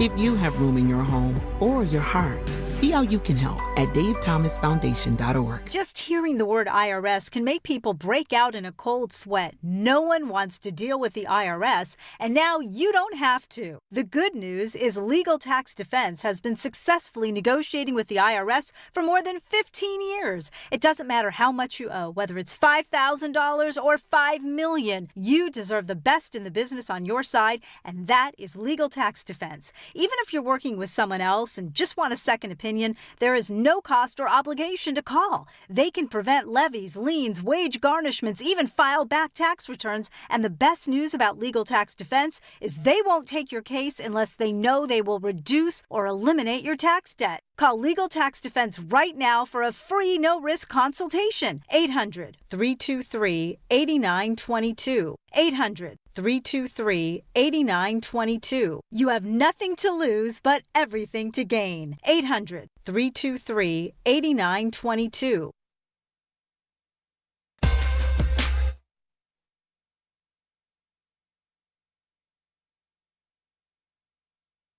Well, I don't do anything in 2 minutes. Who the F? Now, back to Steiny and Guru on 95.7 The Game. All righty, Niners play the Buccaneers on Sunday, and here's what's going on at practice. And this is Nick Wagner of ESPN. These are the 49ers not participating during the early open portion of Thursday's practice. Brock Purdy with a toe, not practicing. He's off to the side. Pearsall knee off to the side. Watkins, Robert Beal Jr., and Yetur Gross-Matos, none of whom are practicing.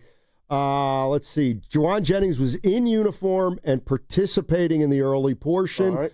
And Purdy was on the side, but not practicing. So everything seems to be locking in for a Mac Jones start on Sunday in Tampa Bay. Which would be his 4th, right? Yep. And it looks like Jennings is one off, one in. But if they could get him back, that would go a long way. But you're right. You said earlier, Steiny, Kendrick Bourne, man, kudos to Kyle and also him being available to come back and do what he did, man. I did not see 10 receptions for 142 yards last Thursday night, just a week ago. You didn't have that on your bingo card? Didn't have that. Who did I steal that from? Definitely wasn't on my bingo card. Oh, my God. Oh, That's the first time I actually had heard that. Yeah. So it was Myles Garrett. Yeah, it was good. It's good. But the problem is now everybody uses it. Yeah. So it gets a little bit. Were you watching the game tonight? Philly Giants. I'm not watching Philadelphia Eagles. Oh, Dodgers, Phillies. Tulane, East Carolina. Well, that's an early one, 4. Is it? It's 4. Go Green Wave. Look at you. Don't you love to be a fan? You're glowing. Just imagine had you done that times 3. Well, you're a Warrior fan. We know that. It's okay, Steiny. You're not going to ball up and you're a Dub fan, baby. Okay. I can tell you how you are. You've been to all 4 parades with me. Have I? Yeah, we've been to all 4 of them broadcasting. For one reason. I got paid. I got paid. You'd have still been there. No. God, there was...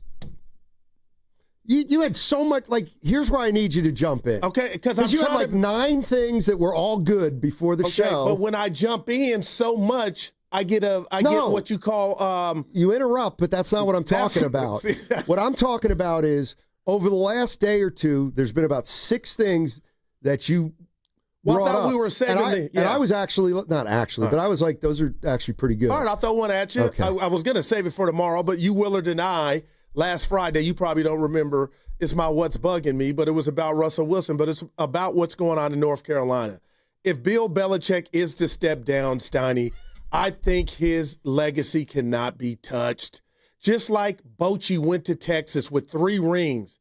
You think that 4th? Yeah, it was nice, but he was already a made man. I think too much is being made of, oh, he's looking bad. So all of a sudden now, Belichick is not who we thought he was?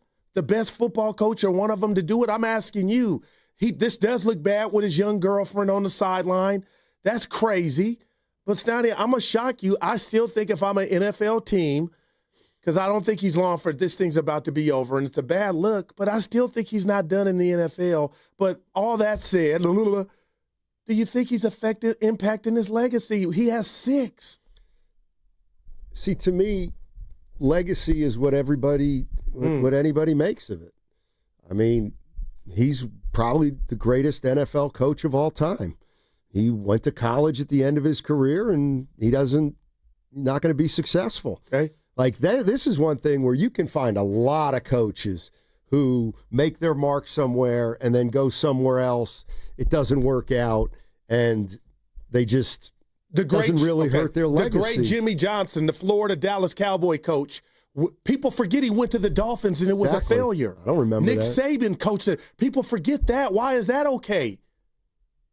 I get it, man, but this dude's getting killed. And Steiny, I will say, the girlfriend part of this, he blew it.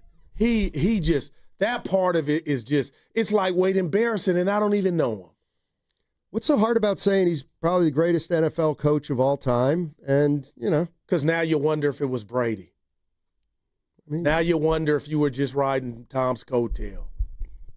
I mean, he still rode it pretty well. No, that he did.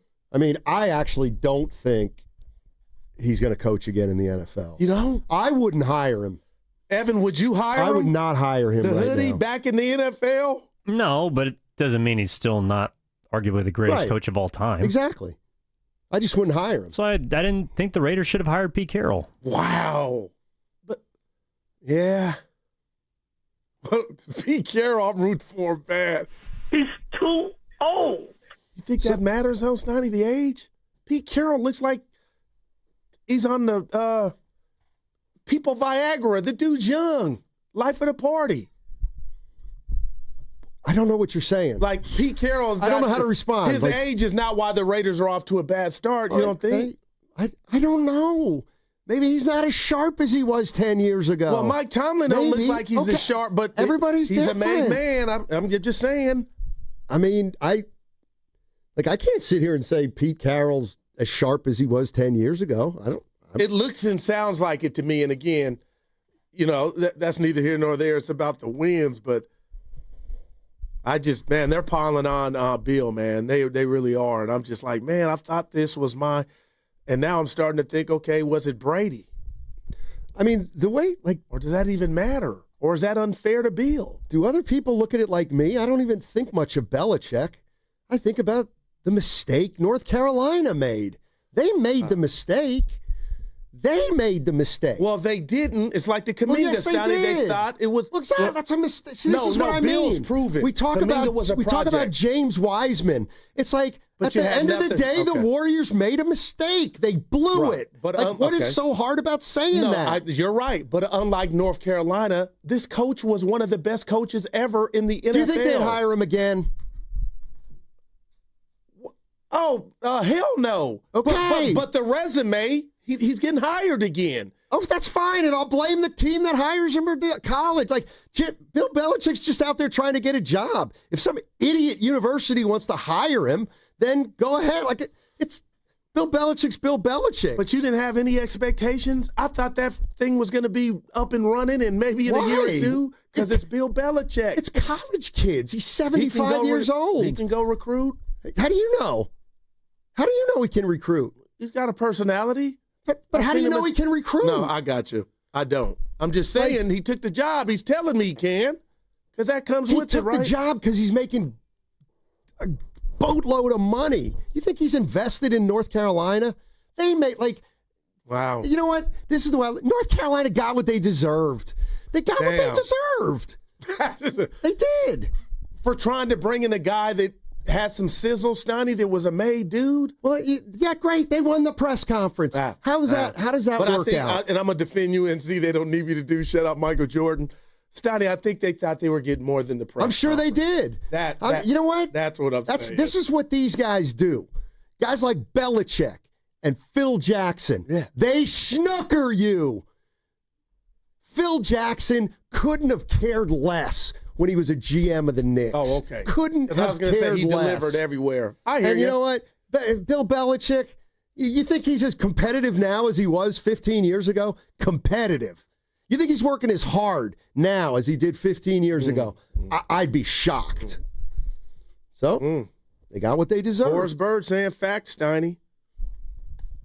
But I believe they wrote that check for the hoodie thinking they were going to get some return on investment. And that's what's called a mistake, right? Yeah. They made a mistake. It was a bad decision. But can you honestly look Evan and I in the face and say, because I can't remember if we rewound when it was announced that he was going to North Carolina, that you said this is bad? Like, did you think it was going to be this? I didn't really think much of it. I thought the other way because he gets the benefit of the doubt. Who wouldn't give it to him? He's one of the best ball coaches ever. That's all. Tulane might need a head coach when Summerall leaves. He won't get hired at Tulane.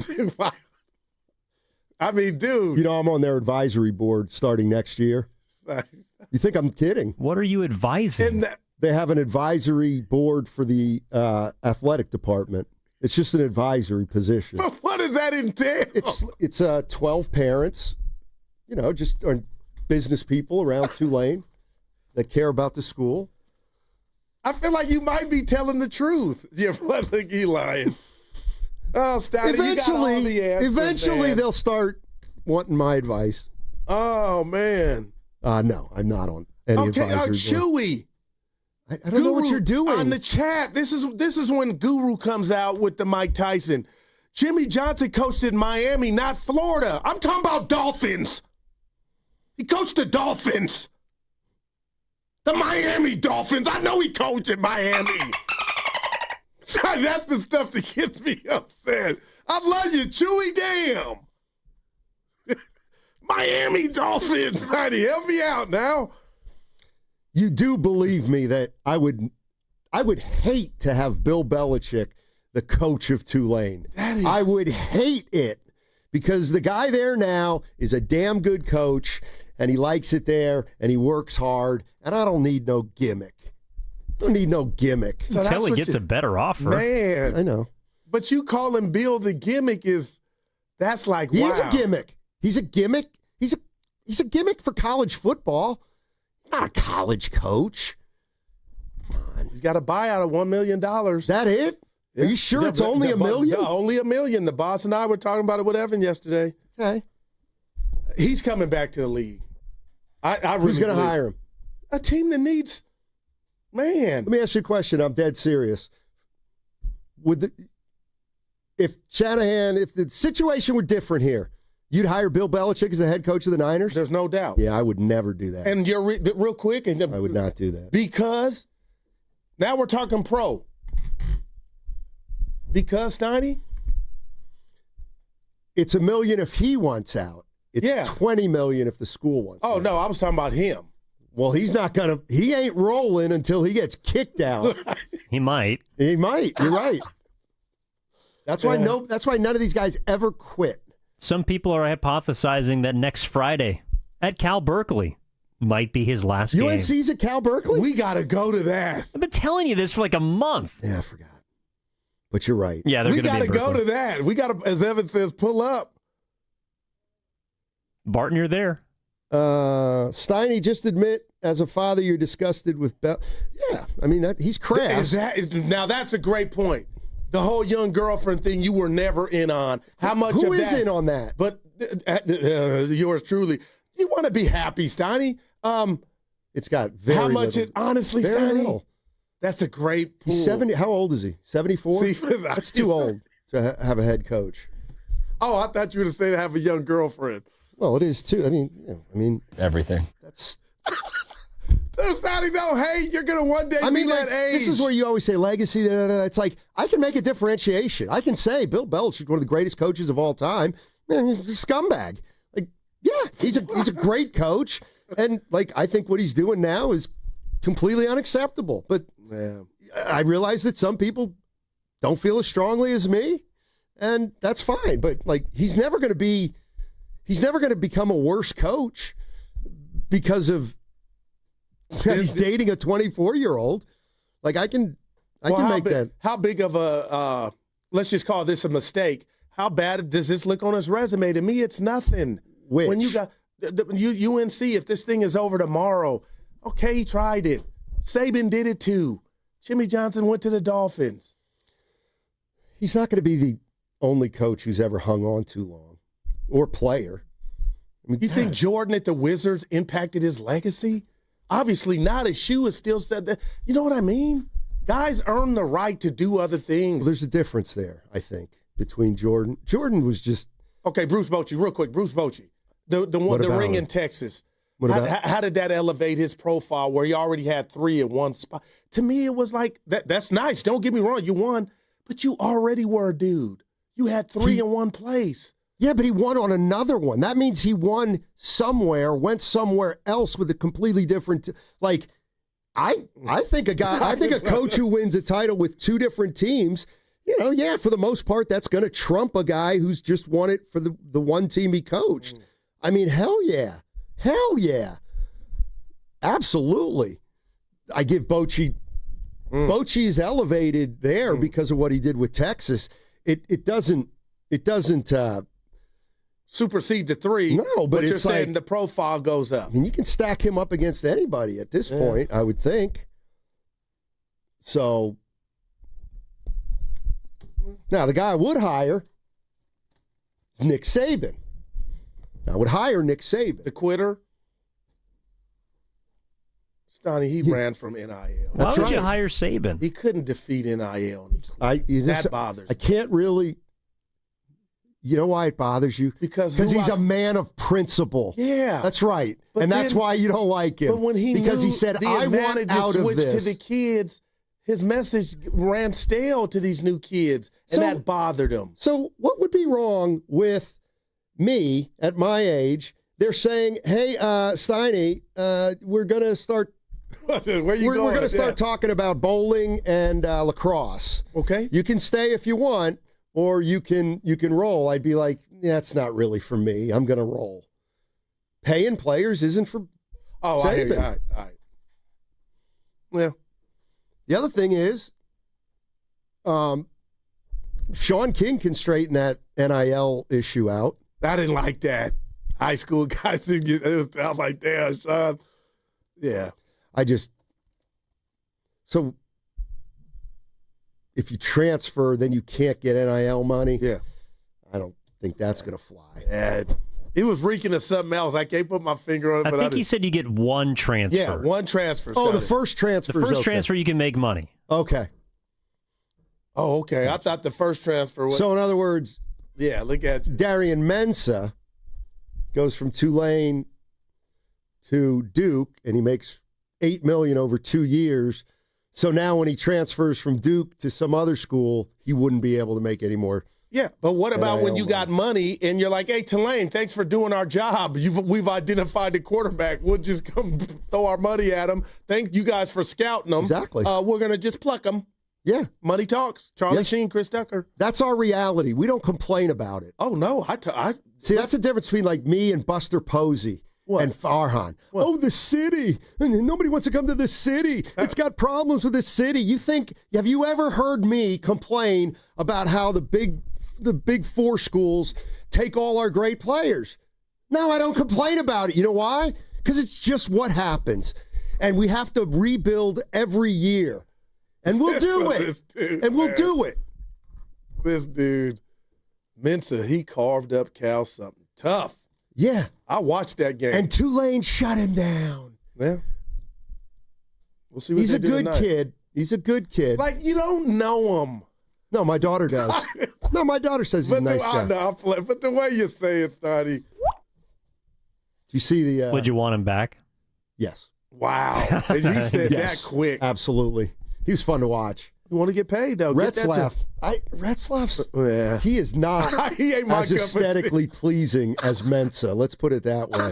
I watched him side. I go, he ain't my type of quarterback. By the way, you know what? And Grandy's in there. Maybe I can... Grandy... Oregon. So the Tulane had a running back, Mekhi Hughes, last year. He's really good. All right. He transferred to Oregon. Now, do you know, did he probably get NIL money? Oh, yeah, I think so. Okay, definitely. Hell yeah. Okay. So he goes, now he's at Washington, and Grandy told me he's redshirting because he couldn't At play. Oregon, not at Washington. What did I say, Oregon? You said Washington. Okay, he said, yeah. Oh, shoot. I didn't even catch that, Grant. So Them young Oregon, guys. he transferred to Oregon. He's not playing, and now he's redshirting. He's asked to redshirt because he realized he's nowhere near the top of the depth chart, so he can get another year somewhere else next year. Hey, finesse. What are we doing? We'll take him back, too. Hey, look at him. Finessing the system. We'll take Mekhi Hughes back. If you got money. Steiny, what can you tell me about Nick Kerr's son? Evan and I got to sit down with him. But how would you describe him? What do you know about him? Wait. Nicholas. When? You were, remember Evan, he pulled up on us? Nicholas. We did the interview. Steiny where was I? You were out of town. We were at Chase. That wasn't Kerr's son. That was the new Santa Cruz head coach who's replacing Nicholas. Nicholas is now on the assistant. Oh, He's on the staff. Yeah. But I was asking about Sure. Coach Kerr intel. His son. I've never. Nothing? I've never met All right, him. I was asking. Damn, E, thank you. That was the new coach. Yeah. Put one down mistakes. That's like a so word. We really need to do So the who did you PT. really talk to? The head coach of Santa Cruz. He was the assistant coach in Santa Cruz. Yeah, His name escapes me. I apologize. But he's I'm now rubbing the off head on coach you. for the Santa Cruz Warriors. Yeah, he was cool. But I was thinking about Nicholas Kerr, Steiny. Because Shasky asked... Yeah, he's now an assistant. Lane Wilson. Yeah, that's our guy, Steiny. So, okay. You can't do that. As long as we're doing this. So last night they were talking about Nicholas Kerr. Yeah. And they showed a guy. But I think they showed the wrong... I saw two guys, and I'm not sure which one is Kerr's son. All right. But it looks like he's still... he's sitting in the second row still, though, right? Not that it matters. Yeah, he's a second row guy. Nicholas Kerr. He's back there with GP2. Steiny, I think you're tough on GP2. Like, I don't think he's going to have a good year. No, I get that. But how's that tough on him? But what intel is giving you that?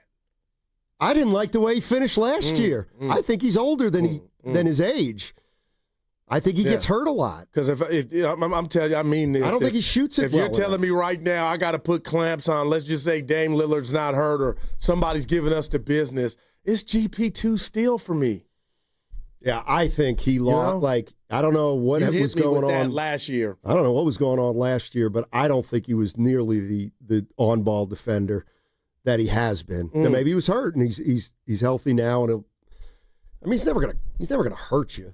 I don't think, but I don't know. I don't like the way his shot's looking. That's just me. But that's not what he's out there for. We better make corner threes. Oh, and I know I brought up Shasky and Spadoni real quick. Steiny had Stotts on this morning. It was great. And Shasky asked him, Joe Shasky's mother asked him, what do the assistant coaches do? So he asked Stotts, what exactly are you the assistant coaches looking at during the games? And it was an awesome answer. But he said mainly the offense. And then, he'll talk about everything else. But I was just bringing that up like, man, that ain't no easy job either.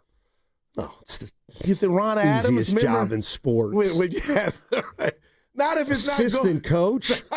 Not if it's. God. What if the offense is all clunky? That's like offensive and defensive coordinator.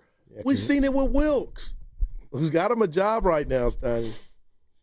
I'm just saying. Well, assistant coach. I like that question. Like he said, I'm mainly looking at the offense. Well, yeah, Stackhouse does defense. Yeah, that's what he said. Stotts does offense, and. But my point is, it falls on Kerr at the end of the day. But if I'm sure Kerr's letting them have it on. What the hell's going on? I can honestly say I'm sort of built for this. You told me to jump in. No, I don't have a problem with anything. What do we got? 140. I love my effort today, and I just hated that I butchered it with the Nicholas Kerr. Thanks for helping me. F? Yeah, thank you, Evan. Yeah, the Warriors. Yeah, Belichick. Tomorrow we should tease what we're gonna do tomorrow. Should we, or should we wait? Oh, because somebody will steal it. No, I thought you were talking about the person. Person or that percent? we're supposed to have the person. Oh no. Yeah, okay. No, what I'm talking about is like bragging on the deer before you get them. You had a topic that I've written down that we didn't get to today that we're clearly going to get to tomorrow. And I was going to just kind of tease it for tomorrow, but now I'm not going to because I don't want any of the other shows to take it. Yeah. And that's who they are. Jacking for topics. Exactly. I've been driving around like, that's ours. Exactly. Just we make love sure you guys. You remember. Now I'm gonna tell Evan. I will. That was evil. I will. What's coming up next in the game is the crossover, but it's still brought to you by Fremont Bank. Here for you, here for good. You imbecile. Mnexspike COVID-19 vaccine mRNA by Moderna is now available and easy to find near you. To learn more, visit mnexspike.com. That's MNEXSPIKE.com.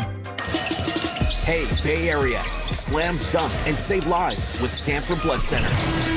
Donate blood during October, and you'll be automatically entered to win tickets to the Golden State Warriors game on Christmas Day. Every time you donate, you could help up to 3 people, bringing strength and support to individuals and families when they need it most. This is our way of saying thank you for being a hero in your community. Visit StanfordBloodCenter.org to learn more and schedule your donation today. That's StanfordBloodCenter.org. When selecting a financial institution, how do you know you're making the right choice? As Bay Area bank customers find themselves at a crossroads, maybe it's good to consider if you want your bank to be community-oriented or corporate-minded. Fremont Bank has grown by providing stable, consistent service to the region, its families, and its businesses for 60 years, all without a single merger. And we intend for more of the same for the next 60. Fremont Bank, here for you, here for good. Now it's time for the closer of the week. Presented by LiftMaster and RNS Doors. Turn your garage into the envy of the neighborhood. Visit rsdoors.com. This week's closer comes from Bruce from Concord. Tony Lazzarini installed our new garage door system. He was professional, knowledgeable, and answered all my questions. The doors run perfectly and are nice and quiet. I definitely recommend Tony and R&S of Concord. Recently, my garage door opener was not working. I was in need of a closer. I was put in touch with R&S Doors, and they hooked me up with a brand new garage door opener from LiftMaster. With LiftMaster's MyQ connectivity, my garage door opener can be controlled right from my smartphone. You'll know when a door or gate has been left open and can close it with a tap, no matter where I am. Be one of the first 10 callers and receive 20% off a LiftMaster garage door opener. Call 1-800-FIX-A-DOOR. That's 800-FIX-A-DOOR. Or visit rsdoors.com. R&S Doors. Look for the red truck. You hear that? That's the sound of your business losing money. Legacy phone systems weren't built for today's teams. Quo, formerly OpenPhone, gives your business a smarter way to stay connected. Quo lets you manage calls, texts, voicemail, and contacts all in one place so that you can deliver a seamless customer experience from ring to...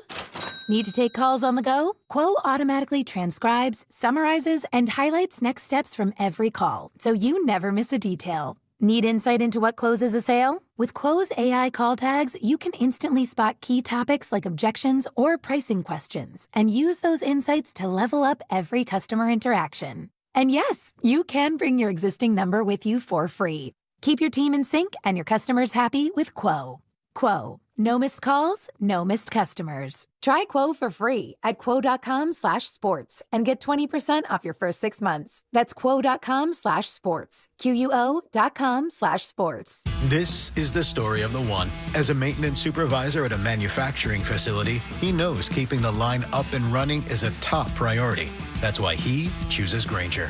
Because when a drive belt gets damaged, Grainger makes it easy to find the exact specs for the replacement product he needs. And next day delivery helps ensure he'll have everything in place and running like clockwork. Call 1-800-GRAINGER, click Grainger.com, or just stop by. Grainger, for the ones who get it done. Oh no, stomach issues again? Stomach issues? Who are you? Your pancreas. I could be the real reason for your diarrhea, gas, bloating, stomach pain, or loose oily stools. I thought it was my stomach. People often do, but any of these symptoms could mean having a condition called exocrine pancreatic insufficiency, or EPI. With EPI, the pancreas doesn't release enough enzymes to break down food, but EPI is manageable. Use the symptom checker on identifyepi.com and speak with your doctor. That's identifyepi.com. Sponsored by AbbVie. Introducing your new Dell PC with the Intel Core Ultra processor. It helps you handle a lot, even when your holiday to-do list gets to be a lot. Like organizing your holiday shopping and searching for great holiday deals and customer questions and customers requesting custom things, plus planning the perfect holiday dinner for vegans, vegetarians, pescatarians, and Uncle Mike's carnivore diet. Luckily, you can get a PC with all-day battery life to help you get it all done. That's the power of a Dell PC with Intel inside, backed by Dell's price match guarantee. Get yours today at Dell.com/deals. Terms and conditions apply. See Dell.com for details. Red and Gold Game Day starts at Laughing Monk Brewing. Park for free. Enjoy amazing food, ice-cold beer, and every game on TV. Catch 95.7 The Game's pregame show. Then hop on the free shuttle straight to the stadium. Sign up now at 957thegame.com.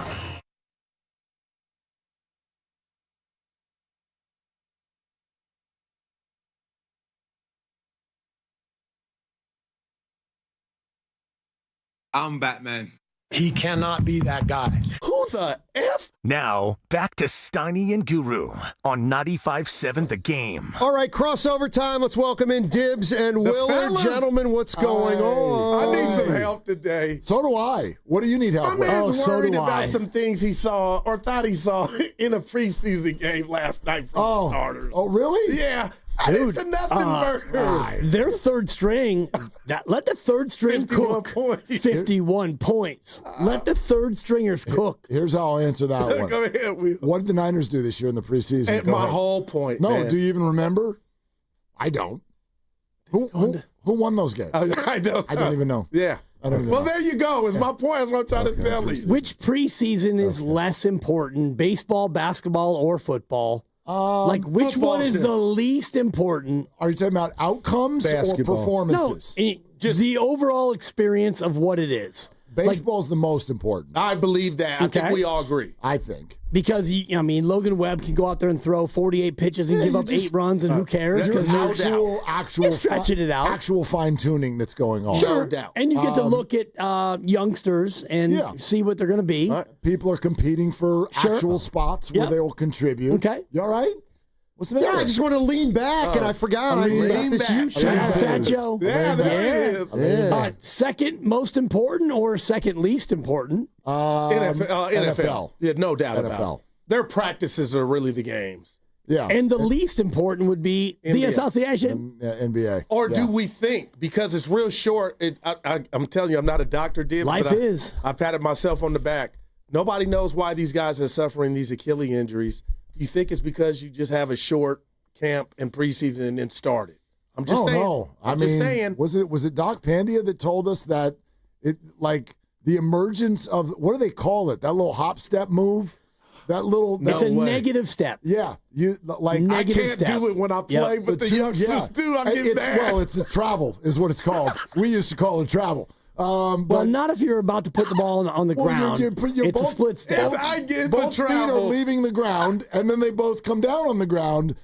I know that is travel, but yes. Well, only if you have the 2 feet land simultaneously. I don't want to get all too ref on you, but anyway, what it is a negative step where you have the ball and you split your feet, and the one foot goes back, and you push off that foot.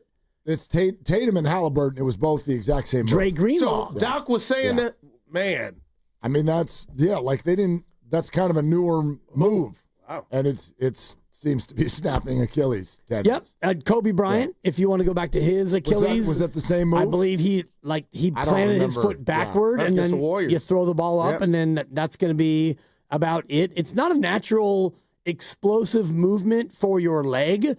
Like most explosive movements are going forward, right? Or at least going sideways, and these ones are going backward where you split it and you plant it and you try to push off that. You're putting your entire body weight essentially on that Achilles. Wow. Yeah. So anyway. There you go. Can I get this is stupid and I would never do this except for it has a Niner kind of a tinge to it, which is why I'll do it on the air. Plus I'm 0-5, so who gives a rip? So I'll ask you guys, you're all in the league. Yeah. I'm 3-2. Should I start Jackson Dart tonight? Or should I wait and start Mac Jones against the Buccaneers this weekend? And I'm being real with you because I want you to win. Mac Jones, and we had Sean King on, former NFL quarterback. You saw what Seattle did, scoring 35 points, I believe, against that Tampa Bay defense. Tampa Bay's giving up a lot of points. That's just me. And you got Kyle calling the plays. I'm just saying. Dibs in the bathroom said Jackson Dart. How would you say, Steiny? I think I'd say Mac Jones. Okay. Anybody else who's in the league want to? Oh, no, none of them are watching. Right, you know what? Hi, guys. Anyway, go ahead. And the Giants may score 40 tonight. Who knows? But I do think the NFL's the kind of game where narratives, you can just kind of figure out a game by the narrative. And I think the Eagles now have heard, this team's in trouble, and nobody likes each other. Coming off of a loss. Yeah, I think they're probably gonna win the game tonight, obviously, and maybe their defense will make some plays in that game. So that's why I would pick Mac Jones. Okay. That was my lean also, but not for smart reasons. Because nothing worse than Thursday and then he does nothing and you got to sit with it 3 days. I'm like, why did I wait? I know, but I love having my favorite team's quarterback in fantasy. There's nothing better. Because I don't need to work. You know what I mean? When we do this, even if you're a Niner fan, if you got McCaffrey on your team, you're kind of hoping he scores the touchdown.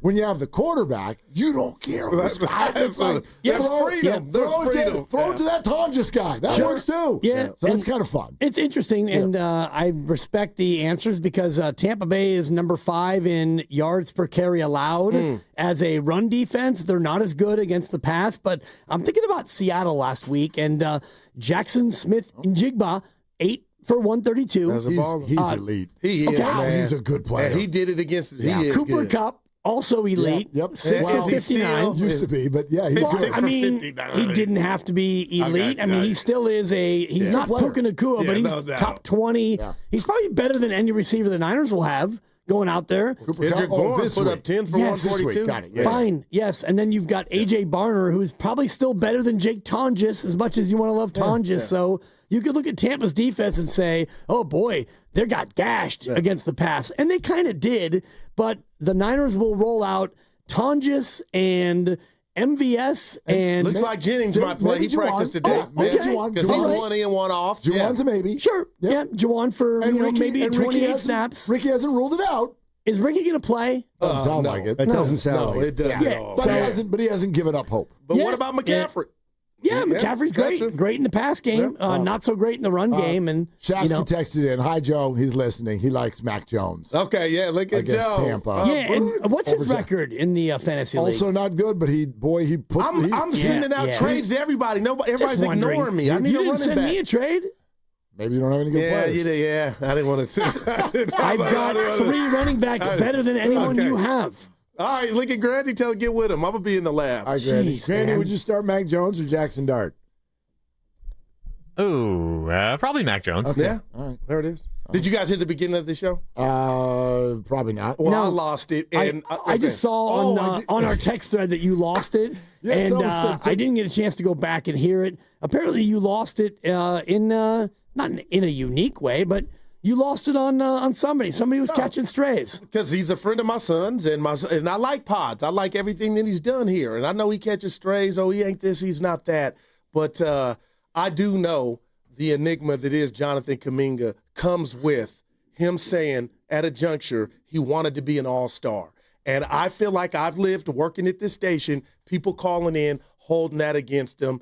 And then against Podz, JK? Yeah, that's how I see it, okay? Oh, he's selfish. That's what I said. So Nick Friedel, our own Nick Friedel, had a sit-down with Podz, and he said, at some juncture he wants to gain the trust of Curry and Draymond to where they'd go to the owner and maybe, I'm paraphrasing. Should I read it real quick? I saw everybody. But let's make sure our listeners have heard what he said. This is according to Podziemski. When they leave, this is Brandon Podziemski. When they leave this thing, meaning the veterans on the Warriors, they got to leave it with somebody. How can I have their trust? And they can go to owner Joe Lacob and general manager Mike Dunleavy and be like, hey, we want to leave it with him. He's going to continue what we're leaving. So I think about that all the time, and I set myself up in that position to have that. And there's a lot of other things than just skill that you need to be in that position. Yeah, I love the kid, but who's going to tell him? What do you mean? Nobody needs to go tell the owner who's getting the keys. Goats are not announced. They just arrive. Well, he asked, how can I be that guy? He didn't say, I'm that guy. But you're lobbying for something that will come natural if you're that dude. And you're not the face of the franchise unless you're that talent, that one. And that's all I was. So I would love to, and we probably will explore later today, what it is about Brandon Podziemski that gets under people's skin. A lot. You don't get under mine. Well, I love him. Have my kids. I want them to think like that, but don't voice it. Okay, that's it might one look way. bad to Dibs. It might look bad to your teammates. It looks like you're thinking about, and the OGs ain't even left yet. But I thought that was a pretty.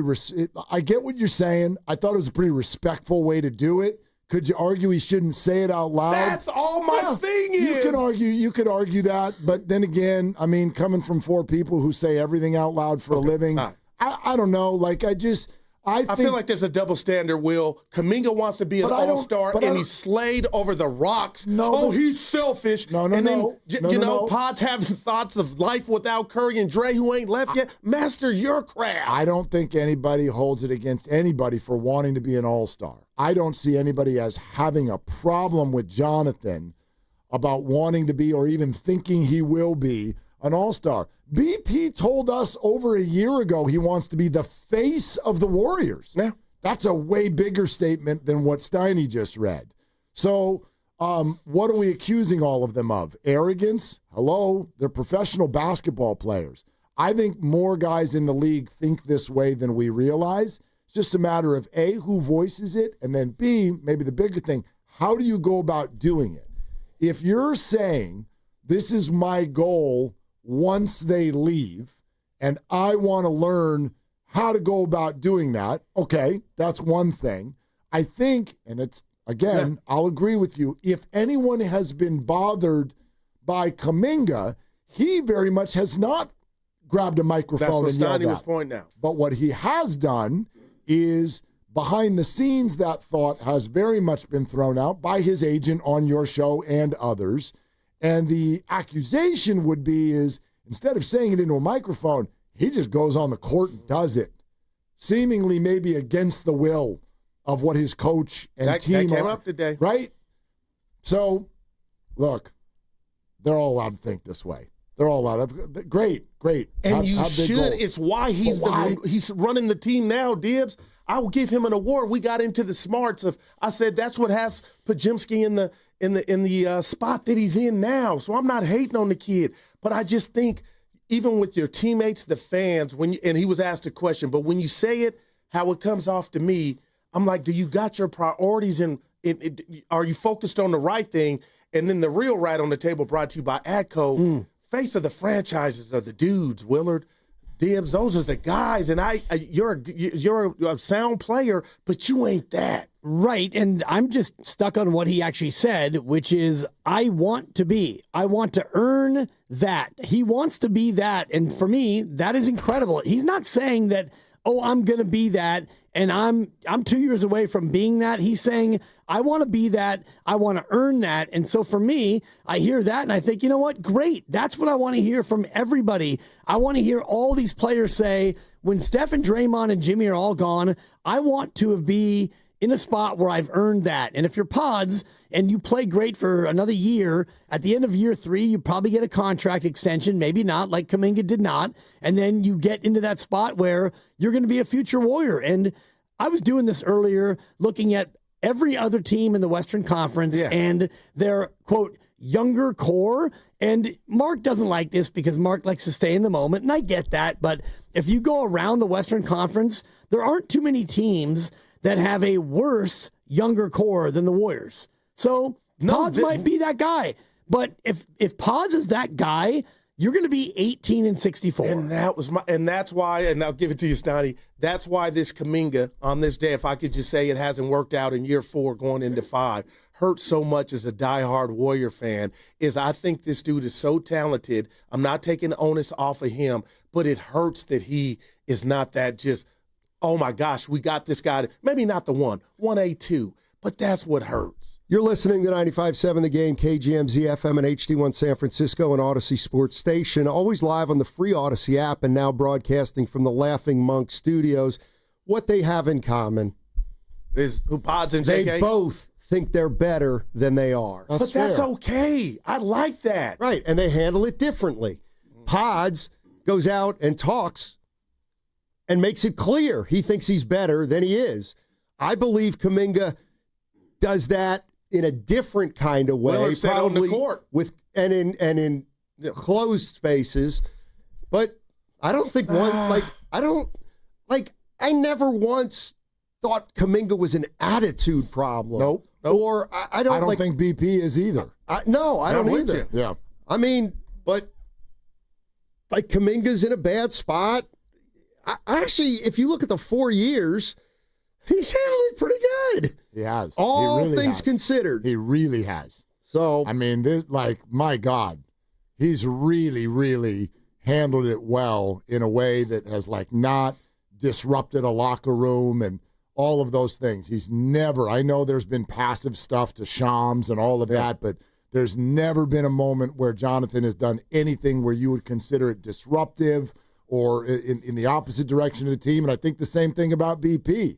We just talked about BP. You asked real quick, why he gets under everybody's skin. Some people feel like he's getting a scholarship. I say he's earned everything he's gotten. The charges are part of it. He rebounds. He out-rebounds Kaminga. How does that happen? Yep. But Steiny said to me, the reason he's on the court as much as he is they're kind of light in the guard position to where there's a line with the forward. But that still doesn't take away Podz taking advantage of an opportunity to be out there with Steph, Dre, and Kerr watching and not mess it up. Dibs, I got to give you love for that. Your stat yesterday for the top, the 3 on-court groups of 3. Yep. He was in 4 of the top 6. Correct. 4 of the top 7 of 3-man combinations, and that's what Steve Kerr has always said. And if you look at Brandon Podziemski, He can play with Draymond and Jimmy. He can play with Steph and Draymond. He can play with TJD. Give him love for that, man. Right, he's a connector. Now, being a connector, does that mean that you're going to be the face of the franchise? Of course not.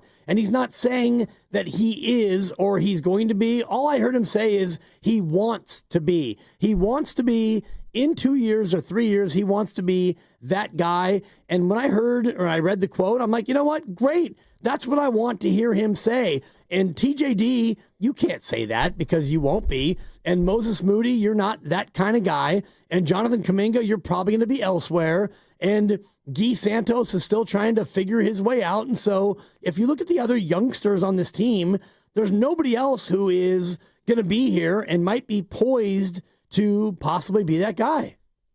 95.7 The Game, breaking news.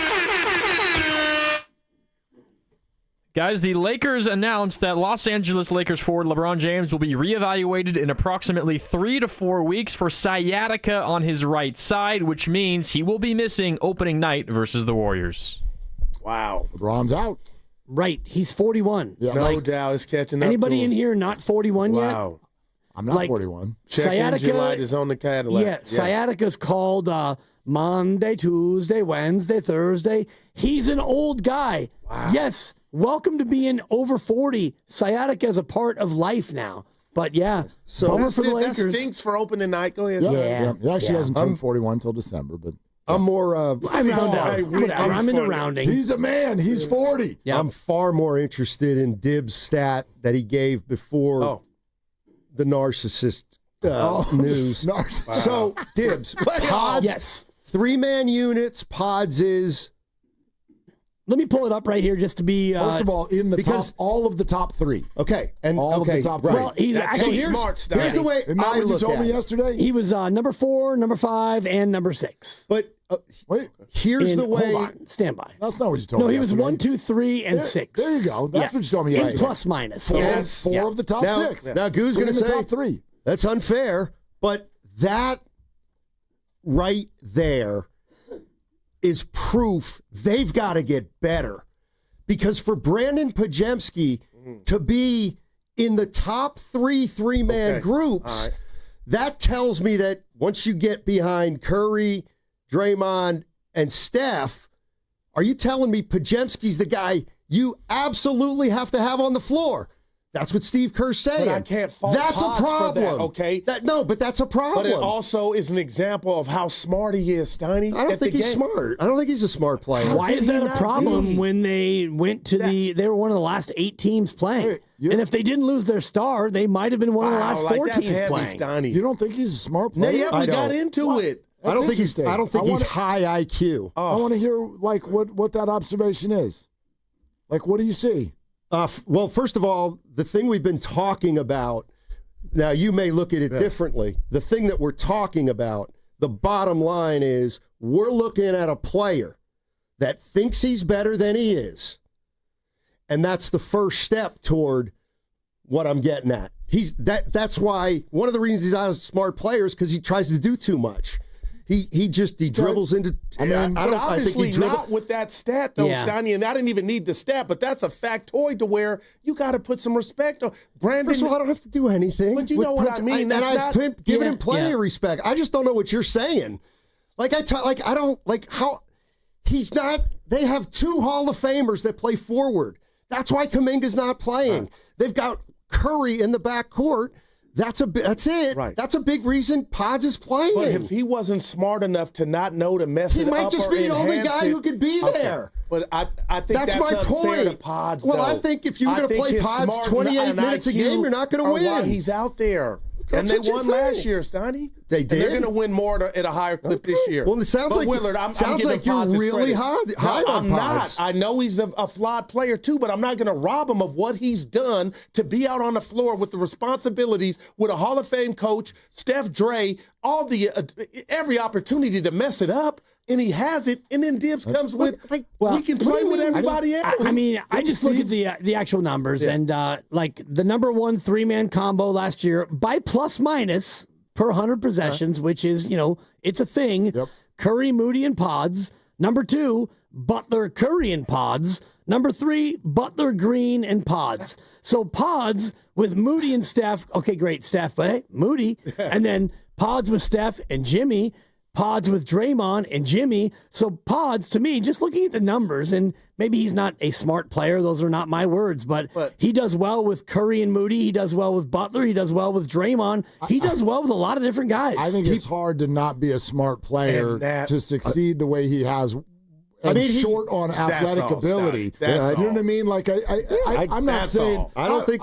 I'm not calling him brilliant by any stretch, but like my point is this. I think people are sensitive when we talk about Jonathan Kaminga's IQ, basketball IQ, and I just made a point. I don't make a big differentiation between Kaminga and Podz in terms of their basketball IQ. That's fine. I really don't. That's fine. I don't think. I think both of them got a long way to go. But one has fit in way more than the other. Because he's had a better opportunity because they don't have as good of guards as they do as forwards. There's probably some validity to that, but there's also validity to one is doing more of what the organization is asking him to do than the other one. No doubt. That's all. I mean, look, I don't even really care if both of them think that they're better than they are. I like the thought. I think most NBA players probably think they're better than they actually are. I mean, how many point guards in the league do you think they're the best point guard in the league? All of them. But there's like at least half of them. But and this is interesting. I think you're right. And there's 3 guys on this team that I actually think they're better than they are. Well, more than that probably. Podz. Okay, how does he handle it? He wants to be the face of the franchise. I don't know what he's doing. I think Kaminga thinks he's better than, and he's tend to be a little more quiet. He did it his way. But his actions suggest, but you know who else thinks he should have been playing more? Moses Moody. Yep. And he handled it the way he handled it for 4 years. You know what I mean? So, everybody handles it differently. Trace Jackson Davis is on our show talking about how difficult it has been to get DNPs.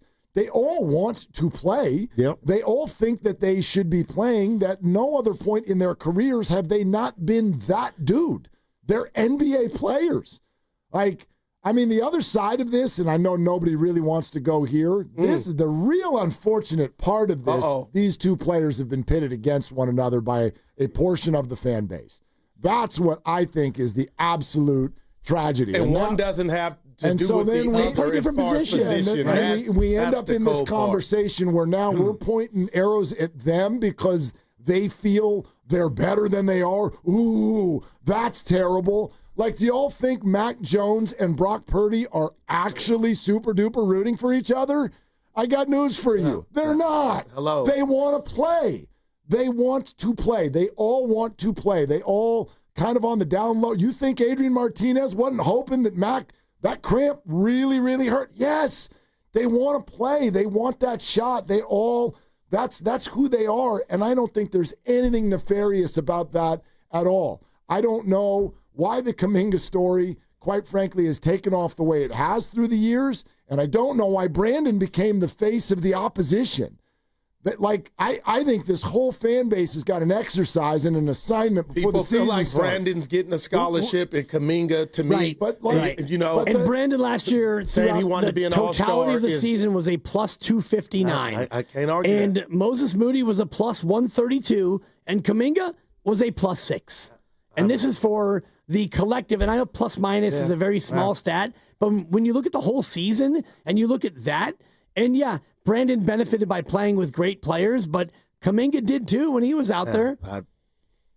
I think everybody we'd all do ourselves a favor if we prepared ourselves in a week and a half to if you're a Warrior fan. I'm not going to pretend. Go ahead. Where are you going? I root for people who have jerseys. Oh no, right. And we'll worry about February after the new year. Just real quick, Steiny, before you leave, which team, little trivia for you. I asked our group and nobody answered. Which team in the association has the most players on their roster born in the 1980s? So that's old, right? Well, 1989 would mean you are 36. Yeah, roughly 36. Got to be the Warriors. Most on the roster. I got it. I got the answer. You wouldn't be asking. Yeah, no, I got the answer. That's too easy. I think it's the Clippers. That's the easiest answer to get me out of here fast. I think Warriors. It's Clippers. I'll go with Charlotte. Points to Guru. Yeah, that's the Clippers. Hell yeah. My man. Lopez, Harden, Chris Paul still playing basketball. Damn. And it's too early in the season to even know that Lopez is on the Clippers. I haven't, they're on their way to Guangzhou. I think they play tonight. Do they? Tomorrow morning. I don't even know what the time difference is, but whatever. And Kawhi, there's one other Clipper. I don't have it in front of me, but go look at you. Probably Bradley Beal now. Maybe. Is he on the Clippers? The Clippers are sneaky old. All right, guys. All right. A little differently today. What's that? Go Green Wave. Tulane. Yeah. Not playing. Boy. Wow. Sean Salisbury in an hour. Nice walk-off.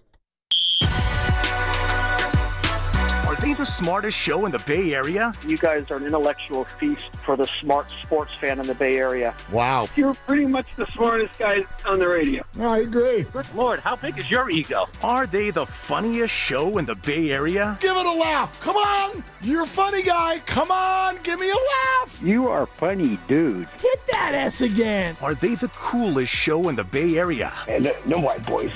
They're cool. That's what people are saying. You guys are phenomenal. This is one of the most perfect ways that I could end my day, getting a chance to talk to Mr. Mark and Dan, you know? We'll let you be the judge. Oh. All I know is it's a couple of Bay Area boys talking sports. I know nothing. Thanks. It's Willard and Dibs on 95.7 The Game. Okay, Thursday. Let's freaking go. Let's go. This is when the week starts to get good. There's a pick coming up at 4:50. Nicholas Batum. That's the answer to the fourth Clipper. I apologize. It was not Bradley Beal. How many times has he been rumored to be on the Warriors' radar? So many. Yeah. If you look at the Clippers roster, they've got a 20-year vet, a couple of 18s, and a 17, and then you get to Kawhi and Bradley Beal. I still like my That team is the real old team. Yeah, they are. Yeah, they are. And they've got my favorite name to say in the NBA. He's not one of the ones who's 35. Okay. Zubats. Yeah. I love Zubats. Oh, yeah. Zubats is my I wish he were a Warrior, man. He would fit phenomenally. But anyway, whatever. Hi, it's Thursday. What's going on, everybody? 888-957-9570. Sean Salisbury in an hour. We'll get back to the Warriors in a little bit. We got a pick. 450. Yeah, the pick is in. Okay, you're 17-5.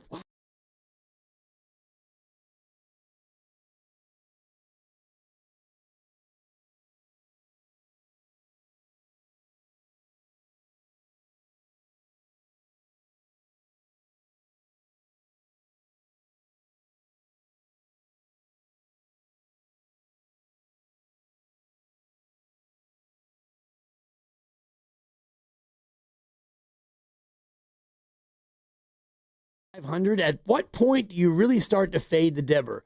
It might be tonight. You won't. The pick is in. I might. Yep. I have an opinion on this one. And I actually do too. All right. And I'll pick the pick. The pick is in. Yeah. Yeah. And you've done pretty well picking the pick, but there we go. Yeah, the pick is in. I look forward to it. Okay. I always look forward to it. Yeah, week 6. It's why I hate. I told you this. In fact, it's another reason why I hate Tuesday. Stupid Tuesday. Yeah. You sit there and I'm like, you got to tell me, I got to wait 48 hours for another pick? I don't want to wait 48 hours for another pick. That's why Tuesday stinks. But Tuesday's over, so is Wednesday. We're here. We got a football game tonight. We got preseason basketball last night that we can react to. We definitely will get back to Dubs. And we do have some more, I think, clues as to the way the 49ers are going to play this coming up this weekend. And yes, it very much sounds like we're headed for another Mac Jones game. And the question, I think, today was not even like, is Brock going to play? Because once he didn't practice yesterday, and everybody wants him to be 100%, apparently including himself, before he goes back out on the field. Well, okay, you're not going to go from not practicing on a Wednesday to 100% on Sunday. So it very much looks like Brock Purdy is not going to play. The question was, is Mac going to be healthy enough to play? And John Lynch did say today they feel very good about where Mac will be coming up on Sunday. So we would expect him to play. Here's where my mind goes on this, because you've got two personalities in Brock Purdy and Mac Jones who have and will continue to handle this situation perfectly. Absolutely perfectly. They're going to say all the right things. They're going to do all the right things. Nobody's going to rock the boat. Mac is going to be, I'm the backup. I was hired to be the backup. I'm the backup. And Brock is over here going to just, I got my $265 million. There's no stress, no sweat. I'll be the starter when I'm ready to be the starter. And that's how it's going to feel inside the building, even if it doesn't feel that way outside the building. I thought it'd be fun for a second to take a look at how we think they're actually feeling about this whole thing. And to use a conversation that happened earlier this morning on the Morning Roast with the Joes. Drew Bledsoe was on. He knows a thing or two about being a good quarterback and then losing his job when he got hurt. I would say it's probably the most famous Wally Pipp of all time, is it not? Other than Wally Pipp himself. Maybe since Wally Pipp, which was 100 years ago, and a little bit different because Drew Bledsoe basically got cut in half. That injury was so severe, he is lucky that he was able to ever play football again.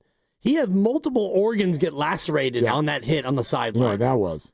It was a laceration sensation is what it was, you Mark. had to think about it for a second. Didn't have to think about it. All right. Trying to make sure Grandy's ready to go. So he's yacked in. Listen to this. Bledsoe talked about what his conversations with Patriots coaches were like when the whole Brady thing started happening. This is from the Joes, the Morning Roast earlier today. Coaches are so focused during the season on just trying to win the next game that there's not a whole lot of time. I mean, football's not a touchy-feely sport. You know, it's not about your feelings. It's just about trying to win the next game, and that's what they're focused on. And I'm sure that's where Kyle is. That's where Belichick was. You know, it didn't mean I was happy with the situation, but, you know, it was just, and then, part of the situation with me was that I was out for so long before I was able to practice that, it was like, there just aren't enough reps to get two quarterbacks ready to play. So you really have to make that call. And, so Belichick obviously made a huge mistake playing that Brady kid because he never turned out to be anything. Unfortunately, I taught him too well, man. I raised him and then the little stole my job. Yeah. That's my favorite. I raised him, and the little bleep took my job. So they're going to play this perfectly in front of the media. I have absolutely no doubt whatsoever. They're going to play this perfectly. They know their roles, and I don't think there's any way that this year any of that will change. Even if Mac ends up playing 5, 6, 7, 8, 9 games, who knows? He's going to continue to ring that bell of I was brought here to be the backup. I'm the backup. You're hearing sort of the executive branch of the 49ers like pitch it that way. Brock wants to be 100% when he comes back. And so when he comes back, he'll be really ready to go. And thank God we've got a backup who can win us games until then. That's the way they're going to make it sound. But that's not how they feel. That's not how they feel. And what a perfect day to talk about it, because as we were just doing on the crossover, everyone's sitting here getting mad at Jonathan Kaminga and Brendan Podziemski because they think they're better than they are or whatever, or they've got big goals for themselves. Wow, what a weird thing to get upset about with a professional athlete. Do you think that Mac Jones thinks he's not that dude? You think he thinks he's just a cute, adorable little backup? That's who he is. A guy who 4 years ago was the 15th pick in the draft? That's not what Mac Jones thinks about himself. Nope. Mac thinks he can be the CEO of an NFL franchise. There's no doubt in my mind. And by the time Drew Bledsoe was cleared to play, which was in November, Tom Brady had already started a bunch of games and taken a team that was 0-2 when he came off the bench. And then they got to, 6-5 and then 7-5. And Drew Bledsoe, incidentally enough, and I don't know if the Joes asked him this, but in 2001, Drew Bledsoe signed a then record contract going into that year. 10-year, $103 million. Wow. That was the then record. So Bledsoe, like Brock Purdy's not a record, but you get the comp where it's a huge money contract, and Bledsoe goes out there and in game 2, he gets an absolutely horrific chest thorax injury where he's basically bleeding out from the inside, and he sits 2 months, and maybe Brock Purdy won't sit 2 months, and Mac Jones is more highly regarded than Tom Brady was then, but Tom Brady came out and took him to the Super Bowl, and the rest is history for Drew. He wound up a Cowboy. So it's not without precedent that a guy who's making a lot of money eventually gets replaced. Yep. This situation is a little bit different. Well, the timing is different. The injury is different. And you have to go win the Super Bowl. right? Like the Eagles moved on eventually from a rehabbing Carson Wentz. Why? Well, Nick Foles won the Super Bowl. Why would they move on from Drew Bledsoe? Well, Tom Brady, he won the Super Bowl.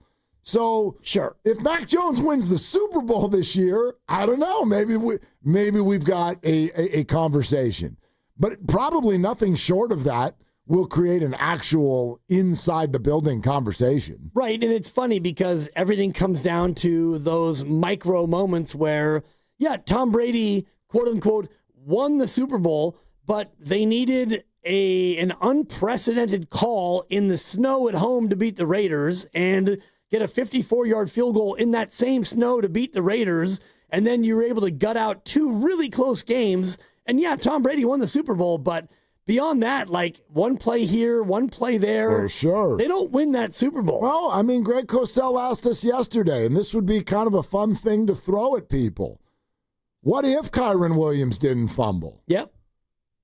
That's got nothing to do with Mac Jones. How would you feel about Mac Jones today if Kyren Williams didn't fumble? How would you feel about Mac Jones if Kyren Williams didn't get stuffed on 4th and 1? What if he bounced it outside and went in the end zone? How would you feel about, would that change anybody's opinion about this situation? Because that, like, Greg makes a very fair point. And this doesn't just relate to Mac. It relates to every single quarterback in the entire league. Does it not? Like, things are happening around you. I mean, I've done this for a long time with that famous Josh Allen Patrick Mahomes game. Oh yeah. People be like, Josh Allen, he didn't beat Patrick Mahomes. He didn't? I mean, what the hell what'd they score in that game? 45 points or something like that? Right. And he scored the game-winning, air quotes, score with 15 seconds to. What did Josh do wrong to, quote, lose that football game? It's always funny because as we look backward, and I'm thinking about, and I'm just looking at the box score here, Brady gets the start the next week, and it's Brady against Manning. Yes, Peyton Manning. New England hosting Indy, and New England beat him 44-13. Tom's first start as a quarterback. And I'm looking here, and it is, there's a pick six for the Patriots. And, there's another pick six. And Tom was on one that day. There's some Antoine Smith running touchdowns. Yeah. Tom Brady was 13 of 23 for $168, and they put up 44 points. So what you're talking about is true. Yeah. Where Mac Jones is 3-0, but yeah, he's 3-0. Is he? They're 3-0. Yeah. Right? Exactly. Alfred Collins is 3-0. Chase Lucas is 3-0. I mean, let's talk it out. There's more from Bledsoe that you got to hear. He was great with Shasky and Spadoni today. 888-957-9570. What if Kyren Williams didn't fumble? Would that change? Does anybody change how they're feeling about this situation at all in any way, shape, or form? We'll take your calls on this right now. 888-957-9570 is the number. Sean Salisbury joins us in 45 minutes. The kickoff show this Sunday with Lowe and E-Dog starts at 11 a.m. If you want to watch the morning games, Laughing Monk Brewing in Sunnyvale is the spot. The Gold Rush girls are going to be there, meet and greet, photos, autographs, and then the next home game is Sunday Night Football. Next Sunday on the 19th, Lowe and Evan will be live from Laughing Monk starting at 3. You can sign up for the free shuttle to the stadium right now, first come, first serve, so do it now. The Eventbrite page on our website is the spot, 957thegame.com. This is Willard and Dibs. The Golden State Warriors are back. Bay Area! Steph Curry. Curry, 3 under duress, and it's good! Draymond Green. Brooks drives by Podziemski, up over Draymond, blocked by Draymond! Jimmy Butler. Butler will drive in, gets bumped off his route, the shot's good, and you're gonna put him on the line! There's nothing like hearing the dulcet tones of the great Tim Roy each and every game. 3-ball, got it with the buzzer sounding! You're home for everything Warriors. 95.7 The Game. The Floor Store is your Bay Area flooring authority. Selection, expertise, price, guaranteed installation. Visit floorstores.com. Hi, I'm Chris. I'm David. And I'm John Margevisi with Jack's Restaurant and Bar. Dude, what's with that voice? Bro, it's my radio voice. People say I have a great voice for radio. Bro, people say you have a great face for radio. Oh, you have a radio Guys, face. not again. We're here to talk about Jack's. Our mom taught us everything we know. Use the best ingredients. Cook everything homemade. Treat everyone like family. Don't forget the bar. With amazing cocktails. Of course. Full bar. Amazing cocktails. Let's stay focused. You're right. I'm sorry, bro. I'm sorry, too. That's better. Besides, you're twins. You have the same face for radio. Why, you little I love Jax.com. They say the hardest part of getting something done is getting started. Well, we did that 30 years ago when California first took on the tobacco industry. Now, smoking is down 60%, lung cancer 52%. A couple of our cities have already ended tobacco sales. A California without big tobacco isn't just possible, it's already happening. See our progress at undo.org. Change is always happening. It's part of life. And when it comes to music, change is all around us. Songs are rewritten, classics are remixed, bands and artists come and go. Even our taste in music changes. Here at Xfinity, we know there's still good in keeping some things the same. That's why we want to do our part with a 5-year price guarantee on our internet. It means no matter what changes, you get 5 years of the most reliable Wi-Fi with our best equipment included for a price that stays exactly the same. Surprised? Life is full of them. One internet price, 5 years, guaranteed. Learn more at xfinity.com/deals. Restrictions apply. New residential customers only. Taxes and fees extra and subject to change. Most reliable Wi-Fi based on OpenSignal Awards USA. Fixed Broadband Experience Report, August 2024. Attention taxpayers. If you owe $5,000 or more and have missed another tax deadline, you're officially on the IRS's radar. The IRS has resumed aggressive collections. That means wage garnishments, bank levies, even seizures of your home, car, or retirement accounts. If you owe $5,000 or more and missed the deadline, you're stacking new debt on top of what you already owe. Call Priority Tax Relief now. Their experts fight back fast and are saving their clients millions in tax debt every month. I owed over $50,000. And they settled it for pennies on the dollar. These guys are as legit as they come. After speaking on my behalf with the IRS, my entire debt of $25,000 will be eliminated. Whether you've received collection letters or you're already facing liens and garnishments, call for your free consultation. There are no upfront fees. Priority Tax Relief. Let's make your taxes our priority. Call 800-464-1899. 800-464-1899. 800-464-1899. Priority Tax Relief. Ready to get rid of that old car? Donate it to Cars for Kids. Call 1-877-CARS for Kids to reach a friendly live agent. Donation is super easy and your car can be picked up as soon as tomorrow. Call now, 877-CARS for Kids, or go to carsforkids.com. That's cars with a K. Morning, Zoe. Got donuts. Jeff Bridges, why are you still living above our garage? Well, I dig the mattress, and I want to be in a T-Mobile commercial like you. Teach me, Saldana. Oh, no, I'm not really prepared. I couldn't possibly. At T-Mobile, get the new iPhone 17 Pro on them. It's designed to be the most powerful iPhone yet and has the ultimate pro camera system. Wow, impressive. Let me try. T-Mobile is the best place to get iPhone 17 Pro because they've got the best network. Nice, Jeffrey. You heard them. T-Mobile is the best place to get the new iPhone 17 Pro on us with eligible trade-in in any condition. So, what are we having for lunch? Dude, my work here is done. The 24-monthly bill credit is on experience beyond for well-qualified customers plus tax and $35 device connection charge. Credits ended, balance due if you pay off earlier. Cancel. Finance agreement iPhone 17 Pro, 256 gigs, $1,099.99 and new line minimum $100 plus a month plan with auto pay plus taxes and fees required. Best mobile network in the U.S. based on analysis by Ookla Speed Test Intelligence data 1/2025. Visit T-Mobile.com. We all hear the radio ads about the IRS. They tell you to be afraid, to be scared, and they try to frighten you into calling. I'm not here to do that. Tax Relief Advocates is different. TRA is here to tell you that if you owe money to the IRS, whether it's $5,000, $50,000, or $500,000, we have a solution. It doesn't matter if you're sitting in your car, at work, or with your kids. No matter where you are, call now. 800-575-6812. Don't lose hope. TRA can eliminate or reduce what you owe to the IRS. Generous programs are now available that can give you a fresh start. Our passion is taxes and helping individuals fix their IRS problems. We have over 1,000 5-star reviews on Google and an A+ with the Better Business Bureau. You don't need to be afraid of the IRS any longer. End your tax nightmare today by visiting us online at TRA.com or call 800-575-6812. That's 800-575-6812. Tax Relief Advocates. Real solutions for real people. See comedian Daniel Tosh performing live at the Masonic in San Francisco on November 29th. The first show sold out and the second was just added. Buy tickets at livenation.com. For your chance to win a pair of tickets to the second show, enter online at 957thegame.com.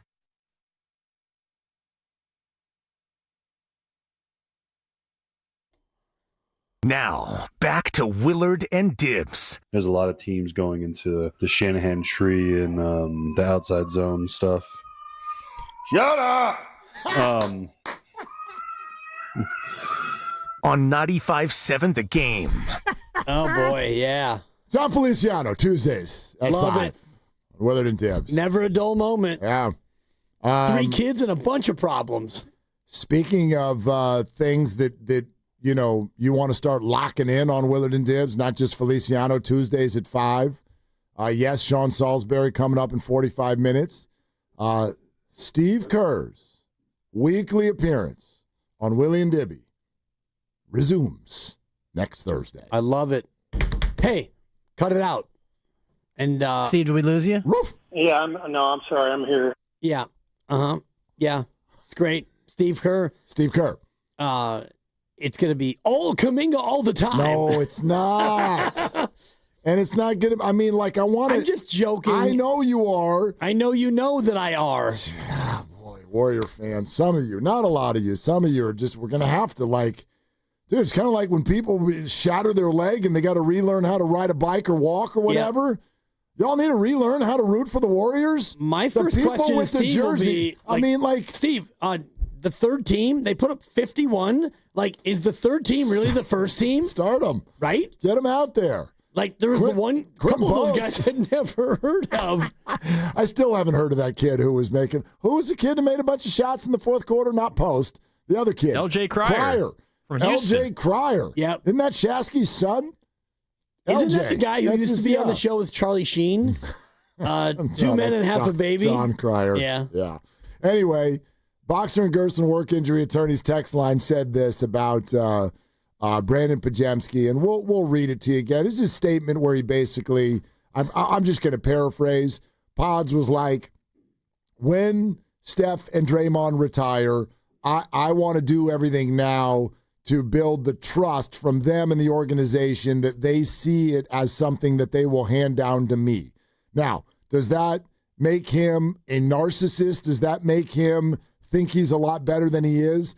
That's great if that's your opinion. You're probably right. I don't see Brandon Podziemski as a future one in the NBA the same way I don't see Jonathan Kaminga as a successful future one in the NBA. But guess what? I'm just a dude. I could be wrong. I got 2 eyes and a microphone. I could be wrong.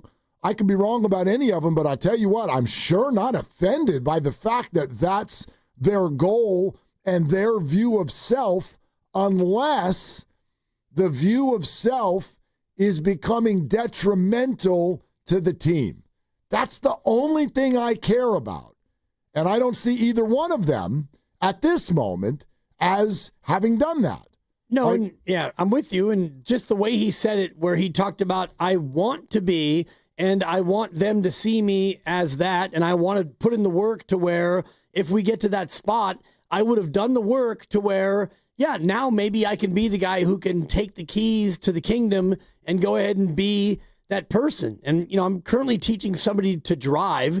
And how's it going? It's going great, actually. Okay, lesson 5 of 10 was wonderful, and he's making steps. But I love that you have a number of lessons that it has to be. 10 lessons? It doesn't have to be, but what I did was I created a curriculum for this young driver, and he's 22, so we can accelerate it a little bit more because he is older and more responsible. But what I've done is I've created a curriculum based on his skills and the things he needs to learn. Oh, so you're like a coach trying to put the player in the best position to succeed. Right. I like that. In other words, like on lesson 2, we didn't just jump under the freeway.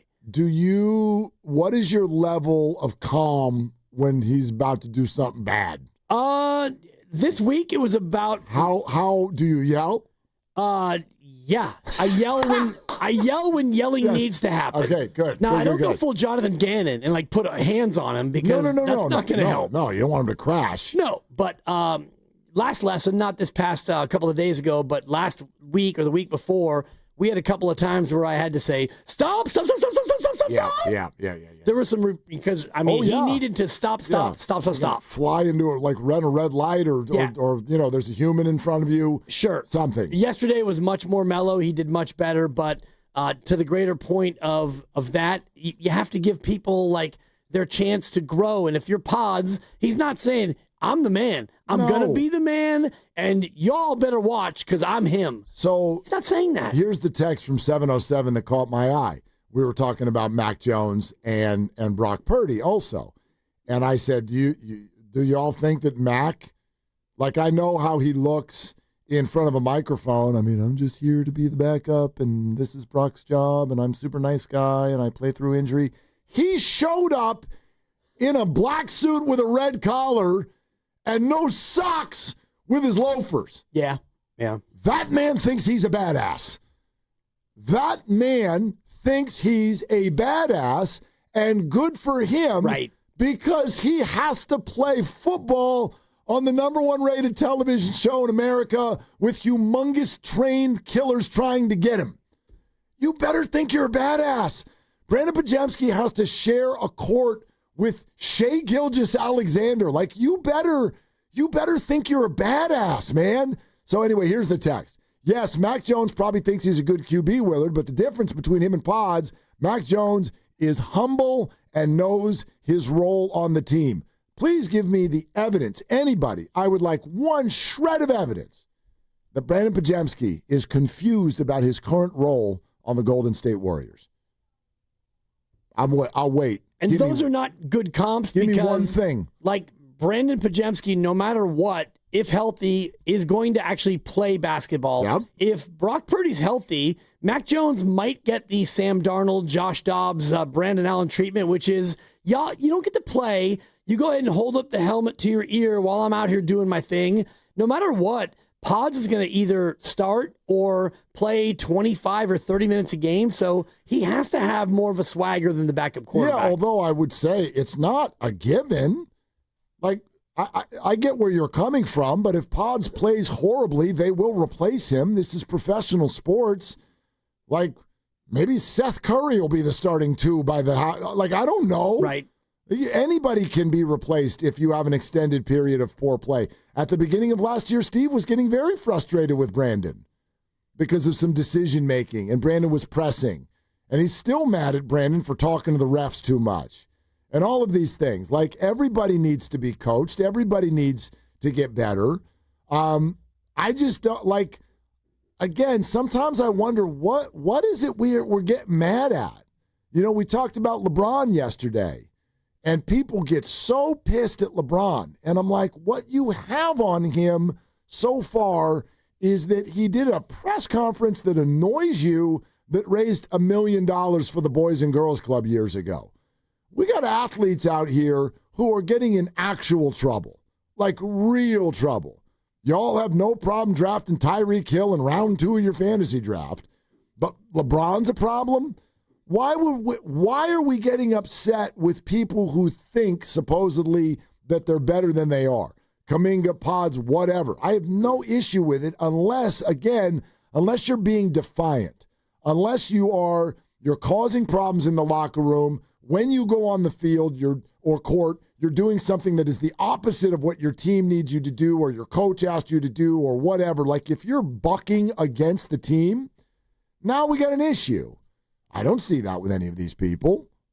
Do you? No, I don't. And I honestly want my athletes to have that healthy sense of self. Now, if you get to a point where you are A.J. Brown with the Eagles and you're feeling like you're not getting the ball as much as you should, even though your team is undefeated. Yeah. So you're undefeated and you're all up in your feelings because you're not getting the ball enough, yet you're undefeated. That to me becomes a little bit more of a head scratcher. Like, dude, we're undefeated. It's a team sport and our team is yet to lose, and yet you're mad because we're not throwing you the ball. Okay, and he's an amazing player, but he was in his feelings about whatever he was feeling about not getting the ball. And all I hear from Brandon Podziemski is, I want to be in a spot down the road where they look at me and say, yeah, you're that guy. And I don't, honestly, if the Warriors look at him and say, you know what, we're going to give you a max contract because you're that dude, either he got way better, or they're fools. Because Podz is, I don't think, in my opinion, he'll never be the kind of player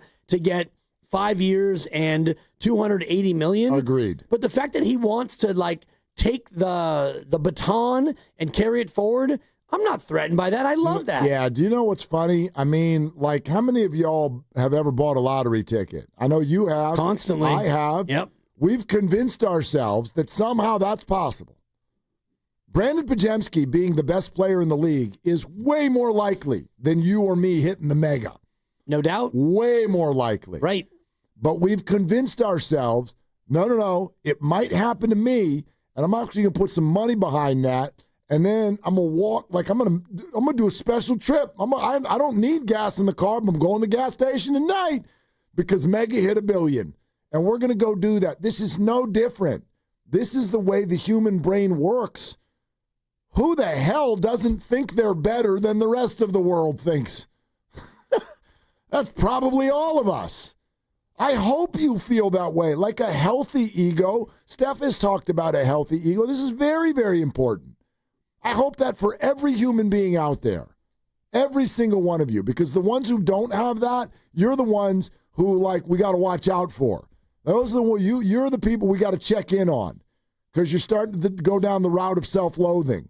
I hope for each and every one of you that you see positives, you see growth, you see evolution in spots where the rest of the world looks at you and goes, Do you know what I mean? Or just not yet. I mean, I think I'm a pretty good dad. If you looked at my 3 kids, you might be able to poke some holes in my theory.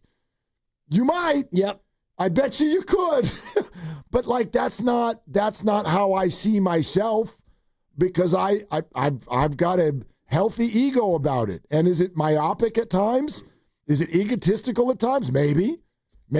I mean, we all ride that fence, but to be bothered by the positivity or the optimism that somebody else has about themselves, what an odd thing to I don't know, to spend time on or get mad about. Especially the way he expressed it. And that to me is where it becomes a non-story because he's not saying I'm that guy. Once they're gone, definitely not. I can't wait for Steph to leave so I can show the world that I'm Steph 2.0. I'm him. It was none of that. And I think about our beloved guys behind the glass, Evan and Grandy and Lubman and Lucas and Chickering and Ken and Zach and all the rest of these guys who are all super, super talented. Yep. Do you think for a minute they don't sit back there at times and think, I could be as good as him? I'm actually probably better than him. Sometimes they'll straight tell you. Right. Yeah. Right. And luckily he's got his mouth full of apple, so he won't say a word about it now. He's actually not one of them. But there's no doubt. And that's where I was, and that's where you were. And you and I both had the same career path where we were the number 2 on a one-man show, and we were fighting for crumbs, and we were doing what we did. And there were times when I was doing my thing with Gary Radnich, and I'm thinking, okay, I mean, he's not listening, so I can say it. This dude's washed. I should be in there with him. I should be him. And I didn't have the platform to do it, and I wasn't quite where Podz was. And so you bide your time, and you wait, and you get your opportunity, and then you show the world. So I don't look at Podz, somebody who is not yet Steph, and he probably never will be Steph. Let's be fair about it. But nobody's ever going to be Steph. Will Podz ever be an NBA All-Star? I bet against it. Exactly. Big time. If you asked him, what would he say? No doubt. Exactly.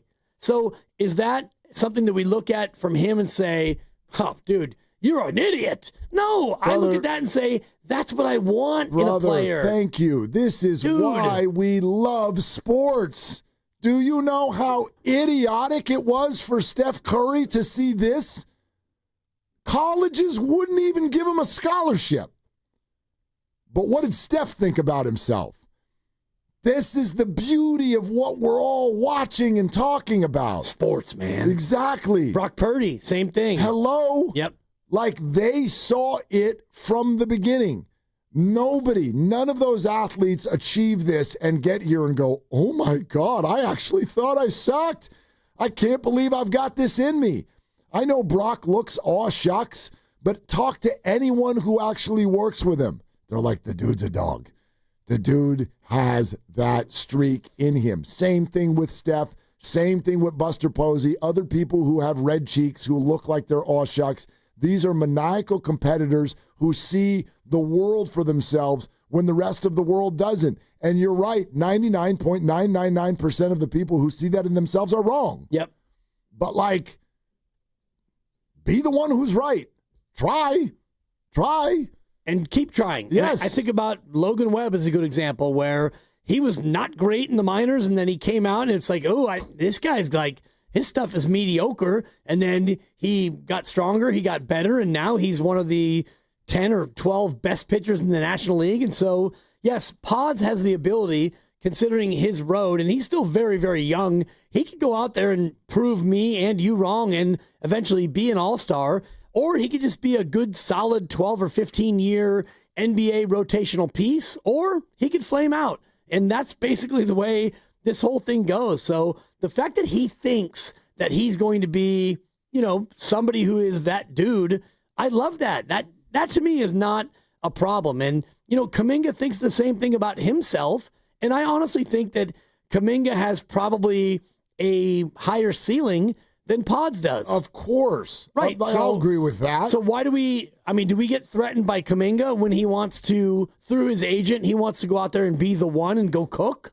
I don't. No, not at all. That's like that. To me, that's the part that has, I don't know, like that doesn't even have a seat at the table in terms of all of the, if you want to call it a controversy, it's not even a controversy. The opinionated nature of what Jonathan Kaminga's Golden State Warriors career has been to this point. There are no issues whatsoever with Jonathan thinks that he's really, really good, or we could even put it another way. Jonathan wants a shot. He wants a shot to show the world what he can do. And great. If he deserves that. Wonderful. If that's how he prioritizes it, and I think most guys do, because it's also attached to money. Let's never forget that. Yep. We're all sitting here being like these egomaniacs. They want the biggest contract they can get, the same way every other human being I've ever met does. Let's go to Larry in Hayward. Hey, Larry, thanks for calling. What's up? Yeah, can we interpretate this as Podz saying that he could be that, like Dibs said, that 12 to 15-year veteran player, but can't we take this as he wants to grab that baton and show the rest of the people that come into this organization on how this organization has always been ran and how players in this organization should carry themselves? And maybe he just means he wants to grab that baton? I don't know. I mean, I wasn't in the room with him when he said these things. I don't know what the actual sort of like end game goal is. He has said he wants to be the face of the Warriors. Now he said this. He has said that he thinks that he's going to be an all-star in this league. And every time he says one of these things, Larry, people blow it off because, quite frankly, it doesn't matter. It doesn't matter if we think that it's realistic or not. I do want people to see tremendous things for themselves. Yeah. And then visualize it and go make whatever is the max version of that, make it happen. And yeah, like we'll fall short and we'll fall down and we'll fail and we're this, that, or the other. But like, I don't know. I guess I'm having a really hard time seeing what the negative aspect or the downside of this is. I'm not seeing it at all. And just hearing you lay that out, thank you, Larry. I'm thinking about what I wanted to be when I was Pod's age, and I wanted to be Al Michaels or Bob Costas. Or I guess Joe Buck wasn't yet Joe Buck, but that's what I wanted to be. Don't give up. I set out to do that. Yeah. And as I went through it, and I had, obstacles that I put in front of myself, and I had setbacks, and I had all the other things, you start to realize that maybe you wind up being more of a Brendan Podziemski. And I've had a nice 25 or 30-year run in the business on big-time market radio. Now, I'm not going to ever be Al Michael or Bob Costas. And don't give up. Well, very few people are. I've given that up, and it's okay.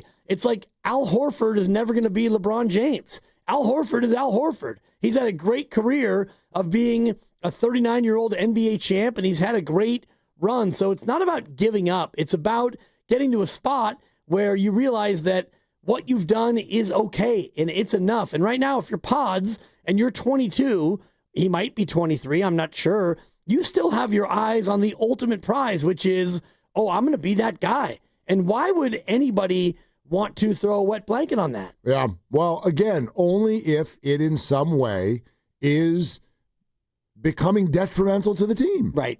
Or getting in your way. Like, I mean, I don't want to be all like psychotherapist here, but what is it about Podz that's bugging y'all? Why is this threatening to you, if it is? 707, no one's mad at Podz. He can have all the confidence in himself in the world. Still doesn't mean he's going to take the torch from Steph. Okay, why that last sentence? So what? So what? And again, if Steph Curry had said this when Monte Ellis was here, what would you have said? Hey, I got an idea, y'all. I know Monte is in front of me right now, but one day he's not going to be. Not only do I want to be the face of the Warriors, how about this? I'd like to be the face of the league. Let's take it a step further. I'd like an entire shoe company to base its whole freaking world around me. I'd like to be the face of the globe. Hold on, not done yet. I don't want to just be the greatest three-point shooter of all time. I want to obliterate that record so that anybody who has a different opinion would be laughed out of the room. In fact, I want to literally be one of the faces of sport for an entire generation. Yeah. Half of you were like, I think we should keep Monte. More than half of us. What would you have said if Steph had voiced that? Because guess what? That was in his brain. Sure. There's no way it wasn't, or this wouldn't be reality. And he didn't have to take the torch from Monte. It was a Bic lighter that was low on fuel. That's what he took. So if Podz is trying to take the torch from Steph Curry, this thing is an absolute volcano. So there's no taking anything from Steph Curry. There's no taking this torch or whatever you want to call it. When Steph and Draymond and I guess Jimmy by proxy and Steve, when they're gone, you're left with nothing. And whoever is the best player there, you're not taking anything from anybody. You're trying to be good and you're trying to rebuild this thing from the ashes. We got a lot on the table today. 888-957-9570 is the number if you want to weigh in on this. Brandon Podziemski says he would love to carry the torch from Steph Curry and Draymond Green someday. We can get into that. Sean Salisbury is 20 minutes away. We've got ourselves a pick from Dibs coming up at 4:50, less than 2 hours away. Thursday Night Football is here. That's right. About to lock that damn thing in. We're brought to you by Fremont Bank. Don't say that unless you mean it. We're brought to you by Fremont Bank, here for you, here for good. This is Willard and Dibs. $5,000. That's the average amount of money people in the U.S. are now spending on gas in a year. $5,000. That's crazy. If you drive, you have to download Upside, the free app that gives you cash back every time you get gas. That's right. You can earn real cash back with Upside just by buying the gas you're already buying. You can literally start earning cash back today. I use Upside every time I fill up, and I've already made around $200-$300. You're putting gas in your car anyway. Why not get real cash back? If you like free money, download Upside. I'm saving the cash I earn from using Upside to help pay for a vacation later this year. Download the free Upside app now to earn cash back every time you buy gas. Use promo code CODE to get an extra 35 cents per gallon on your first tank. You can cash out anytime right to your bank, PayPal, or a gift card for Amazon and other brands. Just download the free Upside app and use promo code CODE for a 35 cents per gallon bonus on your first tank. That's code CODE for a 35 cents per gallon bonus. This is the story of the one. As a maintenance supervisor at a manufacturing facility, he knows keeping the line up and running is a top priority. That's why he chooses Grainger. Because when a drive belt gets damaged, Grainger makes it easy to find the exact specs for the replacement product he needs. And next day delivery helps ensure he'll have everything in place and running like clockwork. Call 1-800-GRAINGER, click Grainger.com, or just stop by. Grainger, for the ones who get it done. You hear that? That's the sound of your business losing money. Legacy phone systems weren't built for today's teams. Quo, formerly OpenPhone, gives your business a smarter way to stay connected. Quo lets you manage calls, texts, voicemail, and contacts all in one place so that you can deliver a seamless customer experience from ring to... Need to take calls on the go? Quo automatically transcribes, summarizes, and highlights next steps from every call, so you never miss a detail. Need insight into what closes a sale? With Quo's AI call tags, you can instantly spot key topics like objections or pricing questions and use those insights to level up every customer interaction. And yes, you can bring your existing number with you for free. Keep your team in sync and your customers happy with Quo. Quo. No missed calls, no missed customers. Try Quo for free at quo.com/sports and get 20% off your first 6 months. That's quo.com/sports. QUO.com/sports. Ragnar the Terrible got a job at a big bank. Let's listen. So what's it like being a 5th century warlord? Same as big bank. We conquer and extort gold from conquest. Huh. We just lower our customers' deposit rates and raise their fees. And if they argue, put on their floorboards and crush while dining. So smart.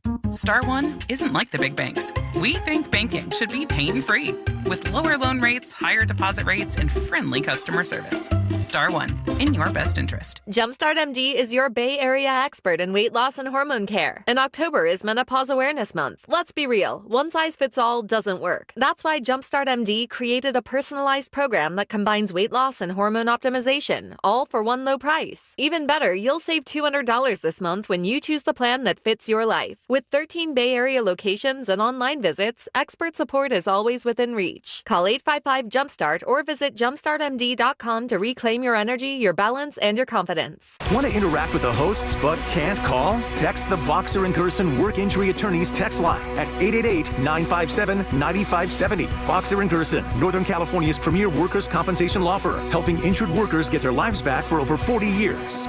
Nationwide is so much more than a great insurance company. They're one of America's largest financial services companies. Like how I'm more than Saquon Barkley, the NFL's reigning leading rusher. I'm also the NFL's leading husher. Hey, shh.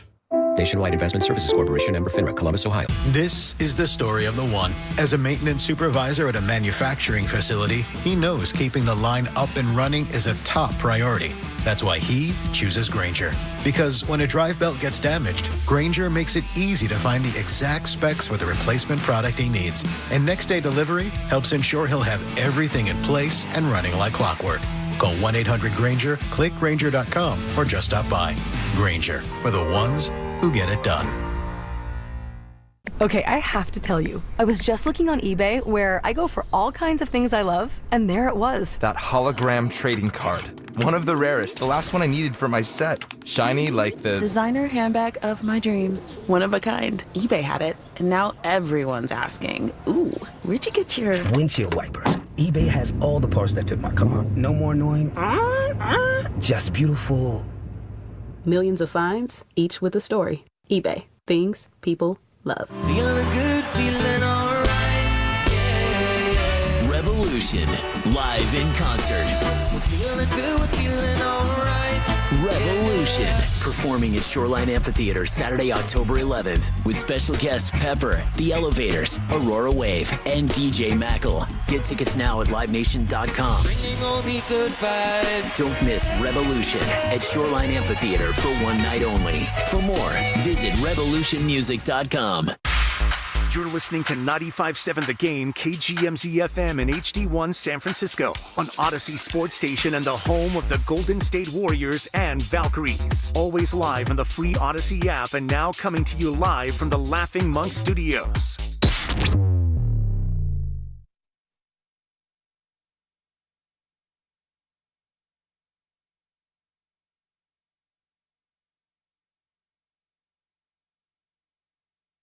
Hey, it's Joe Shasky from the Morning Roast, and you're listening to Willard and Dibs. And if you want to see their beautiful faces, you can check them out on YouTube. Search 95.7 The Game right now.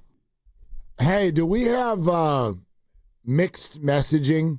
What do you mean? Coming from the 49ers front office? Oh, please explain. Sean Salisbury, 15 minutes, okay? Yeah. Confirmed. Yep. Kukush. Nice. Please explain. I love Sean. John Lynch publicly stated this morning, yeah, we're having some productive calls. We're on that phone now. We're out there talking about pass rushers, There's no one player who's going to replace Nick Bosa. Duh. Yep. But we're moving. We're having a lot of really productive calls. I live in a world where, especially when I'm listening to major people in sports talk, they do a great job of trying to underpromise so they can overdeliver. That's why, for instance, on a Thursday, lovely Christy will do this every week. She'll say, hey, this player's got a Q next to his name. Is he going to play? And I'll often on a Thursday, I'm going to be like, I don't know, because they're not going to tell me yet. No. Because they're going to underpromise so they can over-deliver. Is Xavier Worthy going to play Sunday night? I don't know yet. The Chiefs are not going to overpromise and underdeliver. So when John Lynch says publicly, oh, we're moving the ball down the field, we're having some productive conversations, I feel like he's telling the fans, oh yeah, we're 4-1. We're gonna go get some people and we're gonna bolster this, right?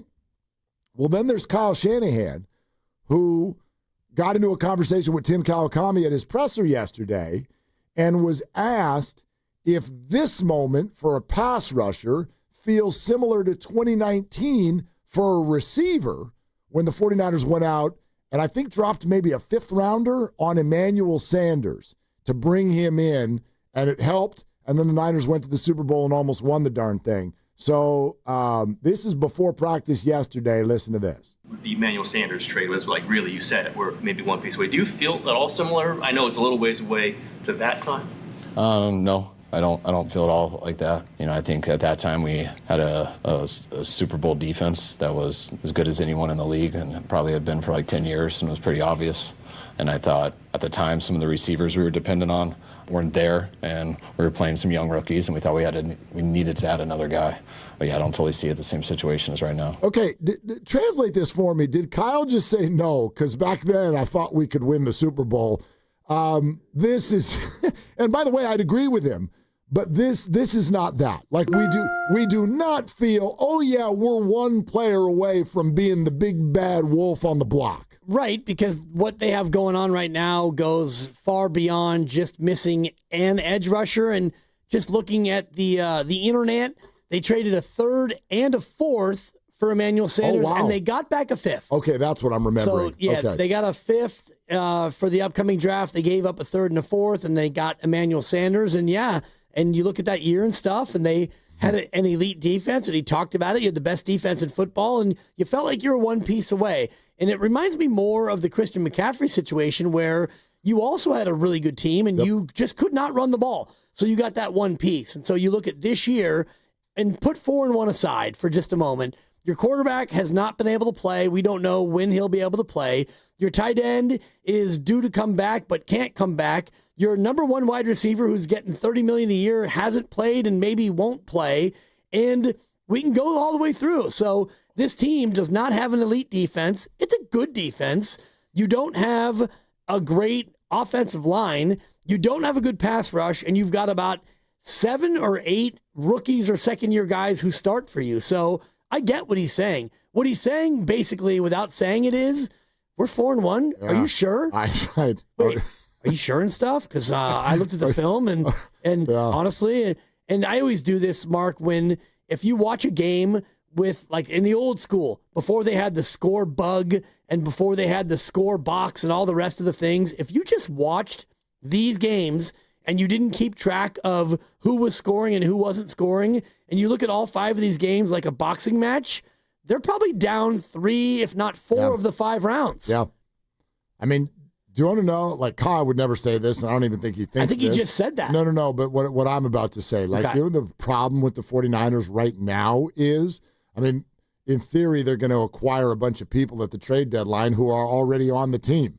You know what I mean? They're going to acquire George Kittle, and they're going to acquire Ricky Pearsall, and they might acquire Jawan Jennings this week, and maybe they'll acquire Brandon Ayuk at some point. Maybe they'll acquire Brock Purdy here pretty soon. They're still going to need a pass rusher. But, you know, for years when the Giants were just so flippin' boring, and this is true now, this is a fact, the marketing department over at the Giants, if you said, who is the team's face? Who's the face of the Giants? Who's their most popular asset? The answer was, they're broadcasters. Right? No joke. And a babe. Right. Like, bobblehead night was Kruk and Kipe. It wasn't the shortstop or anybody out on the field. A double play. That's great. That's a great broadcast team, but that's not good. It's not ideal if your broadcasters are your most popular assets. Do you want to know what the best thing the 49ers have right now? It's their coaches. It's Kyle and Robert Saleh. Like, that's right. To me, when I look at the way this team has performed so far this year, those are their MVPs. That takes nothing away from people who have performed well, and there are a number of them, although I can barely, outside of McCaffrey, is there anybody who's played 5 games? And I'm talking about, like, the major names. The skill guys? Yeah, not Colton McKivitz. But, like... Yeah, I mean, I think Tonjes has. Okay. But even in the opener, like, probably didn't play more than a few plays. Fred Warner, I guess. Fred Warner. Juice has played all 5. Yeah, Fred Warner would be like, okay, he's played all 5 games, and he's been phenomenal. But outside of that, like, Purdy hasn't played 5. Mack hasn't played 5. No receivers played 5. Nobody's standing out. Somehow they're 4-1. But, yeah, their best asset right now is their coaches. Not ideal. No, and it's their system, and yet they have, done enough to where they're 4-1. And I'm going back to what Kyle was just talking about in that cut about, what things were like back in 2019. And you beat Washington on the road 9-0 in that monsoon. Nick Bosa doing, water angels on the field, and they all were doing the slip and slide. They got to 6-0, but you beat a bad team 9-0. And before that, you beat the Rams 20-7. You beat the Browns 31-3. That defense did not allow people to score. It just, they didn't let you score. And he looked at his offense and stuff, and he's like, okay, we're 6-0, but my God, I got Garoppolo who's got no one to throw to. I've got a mediocre run game. What do we need to do to get this team to be better? And so he made that move. They were 6-0, and he made that move. So that's why I ask about mixed messages, though. Because I think we all agree that the 49ers could use a pass rusher or 8. And John Lynch is out there going, yeah, we're on the phone, man. We're driving this thing. We're 4-1, and we're going to find somebody. But then Kyle kind of drops like now he doesn't say anywhere in there we're not going to go get someone. But the 49ers are clearly in a spot where they have to be judicious about who they acquire and what it means for their salary structure going forward, largely because of major contracts that will kick in next year, starting with Brock Purdy. But new extensions for Fred Warner and George Kittle and et cetera, et cetera. So they've got to be careful about who they acquire and how does it fit both on the field and in the salary structure. And you hesitate to do that unless you feel like, dude, we're one player away from winning this thing. And I think Kyle right there was saying that they're not. Right. And he's right, by the way. Yeah, I think you need a guard, you need a pass rusher, you need probably another corner and stuff, and you need more than just one guy. And I'm looking at that game against Washington when they won 9-0, and you had Dante Pettis play 92% of the snaps. Kendrick Bourne played 89% of those snaps at wide receiver. Richie James played half the snaps. And so you're Kyle, and you win 9-0. Whatever, weather aside, you scored 9 points. And you look at Dante, Kendrick, and Richie James, you're thinking, my God, we're 6-0, but I'm going to need to get somebody who I can actually trust out there. Yeah, so, I mean, I'm sure that especially if they win another game or two before the deadline, there will be an acquisition, I believe. But at the same time, will it be fancy? Will it be big money? Will it be someone that they commit to beyond this year? I think the 49ers might be looking to not do that unless this thing gets to, 7-1. But even there, 8-1. I think you're right about, like, it has to be the right, not only player, but the right contract. No doubt. Because you don't want to, be sunk into a guy who is going to cost you a bunch. We're coming to you live from the Laughing Monk Studios. Laughing Monk is righteously brewed here in San Francisco. Don't forget, Laughing Monk is the site every Sunday. This Sunday, meet and greet with the Gold Rush girls. Lowe and Evan will be there, even though the Niner game is on the road. Great place to watch the early games. Niner game starts at 1:25. Then next week, Sunday Night Football, 3 o'clock is the start time for our show. free shuttle. Go sign up on the website, 957thegame.com. We're sponsored by Moderna. And when it comes to quarterbacking, backup quarterbacking, starting quarterbacking, what to do with those dynamics. How about Sean Salisbury, who is a phenomenal interview to start with, no matter what we're talking about, but he has lived these situations, and I cannot wait to get his perspective. And he joins us next on Willard and Dibs. mNEXSpike COVID-19 vaccine mRNA by Moderna has arrived. To learn more and find it near you, visit mnexspike.com. That's mnexspike.com. Hey, it's Willard with an important message. When life hits you hard, an accident, an injury, whatever it may be, you don't see it coming. You got to hit back harder and get back on your feet. You need a fierce team that knows the insurance game and refuses to back down. That's why I trust Omar Habas and the Habas Law team. Great people. For over 40 years, Habas Law has gone head-to-head with insurance companies, winning medical care, financial support, and real justice. And Habas does not get paid unless you do. Visit habaslaw.com. Habas Law. They'll fight to make it right. We all hear the radio ads about the IRS. They tell you to be afraid, to be scared, and they try to frighten you into calling. I'm not here to do that. Tax Relief Advocates is different. TRA is here to tell you that if you owe money to the IRS, whether it's $5,000, $50,000, or $500,000, we have a solution. It doesn't matter if you're sitting in your car, at work, or with your kids. No matter where you are, call now. 800-507-9701. Don't lose hope. TRA can eliminate or reduce what you owe to the IRS. Generous programs are now available that can give you a fresh start. Our passion is taxes and helping individuals fix their IRS problems. We have over 1,000 5-star reviews on Google and an A+ with the Better Business Bureau. You don't need to be afraid of the IRS any longer. End your tax nightmare today by visiting us online at TRA.com or call 800-507-9701. That's 800-507-9701. Tax Relief Advocates. Real solutions for real people. Are you interested in being an install or service technician? Good news! R&S Doors and Gates is hiring. If you have good mechanical skills and a knowledge of power tools, welding, and motor controls, you should apply today. R&S Doors has openings to repair and install commercial overhead doors, entry doors, and loading dock equipment. You must be able to work in a professional, fast-paced environment. Call 800-FIX-A-DOOR and apply today. That's 800-FIX-A-DOOR or visit rsdoors.com. R&S Doors. Look for the red truck. Thinking of a fresh start but feel stuck with your house? At John By's Bay Area Houses, selling your home is hassle-free. Just call us and you'll get a fair cash offer in minutes. Choose when you want to close, sign the deal, and get your cash. It's that easy. Start fresh. Don't let your house hold you back. Call 510-800-JOHN or search online for John By's Bay Area Houses to get a fair cash offer today. Start fresh with John By's Bay Area Houses. Ready for the ultimate red and gold game day? Laughing Monk Brewing is the place to park, party, and ride. Skip the traffic. Forget the expensive parking. Park for free and dive into an epic tailgate with mouth-watering food, ice-cold Laughing Monk beer, and every game on TV. Catch 95.7 The Game's pregame show with Lorenzo Neal and Evan Giddings. Then hop on the free shuttle minutes away from the stadium. Shuttles are first come, first served. So head to 957thegame.com to sign up and join the party. What if you had the smartest Wi-Fi? If you did, it'd be Xfinity and it'd come with their best state-of-the-art equipment. It would boost speeds to the devices that needed them most, whether you were streaming, gaming, or gaming while pretending to work.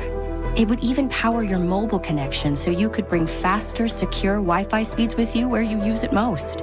If you had the smartest Wi-Fi, everything would work together seamlessly to keep you connected. Xfinity. Imagine that. Restrictions apply. When your coffee game isn't strong, people can tell. Good morning! See what I mean? But at McDonald's, your coffee game is always strong. A medium caramel or mocha frappe, just $3.89. A medium iced coffee, only $2.79. Big flavor, cool refreshment, and your morning's back on track. Don't risk a weak coffee game. Keep it strong at McDonald's. Order ahead in the app today. Ba-da-ba-ba-ba. Prices and participation may vary. Cannot be combined with any other offer or combo meal. This is the story of the one. As a custodial supervisor at a high school, he knows that during cold and flu season, germs spread fast. It's why he partners with Grainger to stay fully stocked on the products and supplies he needs, from tissues to disinfectants to floor scrubbers. All so that he can help students, staff, and teachers stay healthy and focused. Call 1-800-GRAINGER, click Grainger.com, or just stop by. Grainger, for the ones who get it done. Okay, I have to tell you, I was just looking on eBay where I go for all kinds of things I love, and there it was. That hologram trading card. One of the rarest, the last one I needed for my set. Shiny like the designer handbag of my dreams. One of a kind. eBay had it, and now everyone's asking, ooh, where'd you get your windshield wipers? eBay has all the parts that fit my car. No more annoying, just beautiful. Millions of finds, each with a story. eBay. Things people love. Think about it. You take thousands of steps every day. Shouldn't every single one of them feel amazing? Well, with Arch Fit hands-free Skechers slip-ins, they can. Skechers teamed up with podiatrists to design a shoe that provides amazing arch support for all-day comfort. And best of all, you get all this comfort, stability, and support with the ease of Skechers slip-ins technology. Just slip them on. There's no bending down and no struggling to tie your shoes. Just step in and go. Try Arch Fit hands-free Skechers slip-ins at a Skechers store, Skechers.com, or wherever comfortable footwear is sold.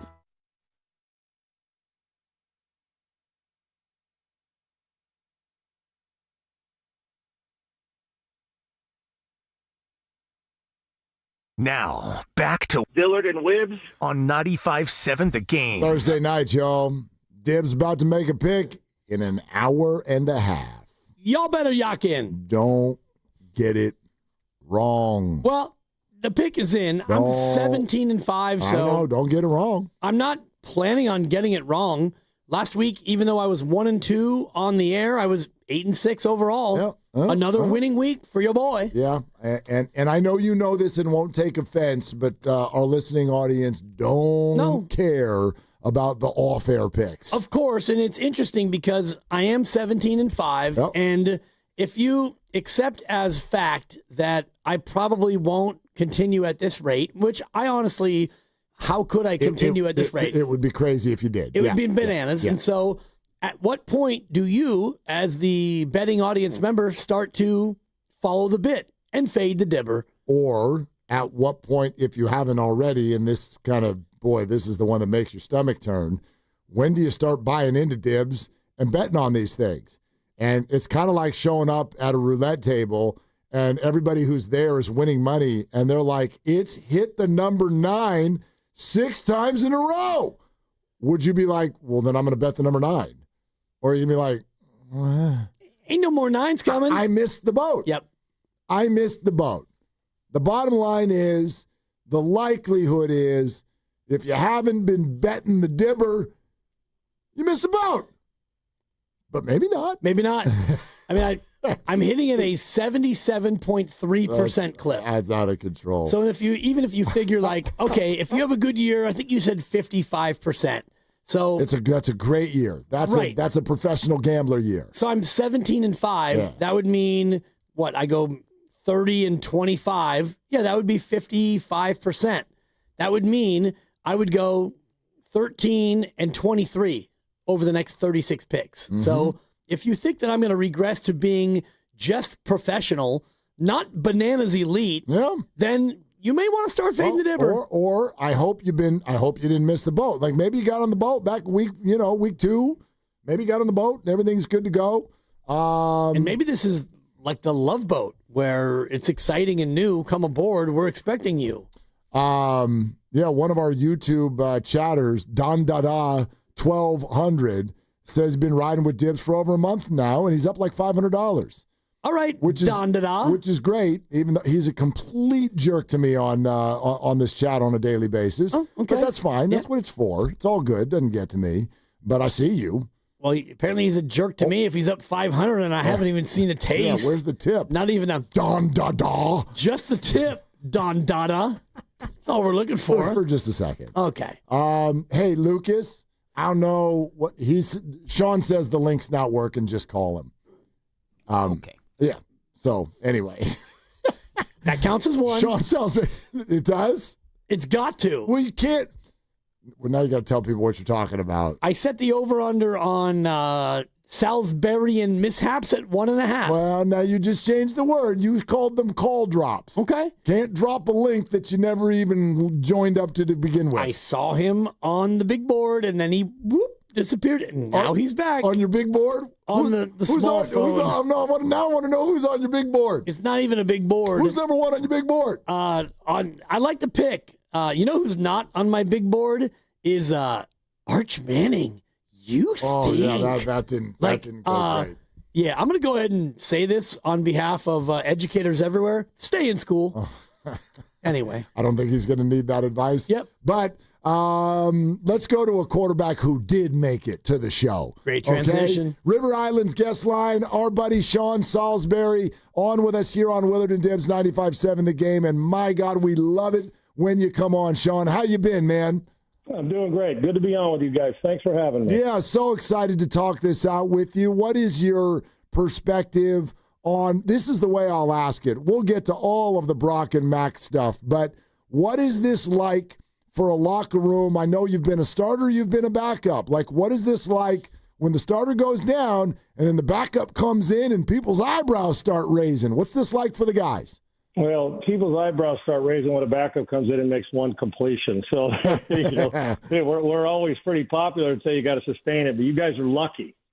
See, most players in locker rooms will look at it like this is a blessing in organizations. What a blessing. And remember, I'm not telling you guys anything you don't know of how Kyle felt about Mac Jones when he came out of school, right, guys? I mean, I know we're going to get into it, but what happens in the backup starter, the starter is the guy, and you know that your job as a backup is to, as Denny Green always used to say to me, drive the bus. And what he simply meant by that was we're not changing anything. We're not backing off the game plan. We got you on here. You're under contract for a reason. Drive the bus, which means get us home safely. And he never, ever once told me, don't lose the game. Don't lose it for us. It was always go win it, take care of your business, drive the bus. So, the dynamic is you want two of them because most places when you say you got two, you ain't got one. Well, in San Francisco, they're fortunate. They have two, and Mac Jones is doing exactly what you're supposed to do. You want to make it miserable on the coach to replace you. You want to make sure you support the guy who's starting and get the same respect when you're starting. And you want to go with your obligations, not to whether Brock Purdy's feelings are hurt or when Brock was taking over for Trey or Jimmy or whoever else. Your obligation is to win games. And it's not just to lose, to win games and gain the trust. So if something were to happen along the way, then you're prepared, whether it's a long-term injury or not. I love it.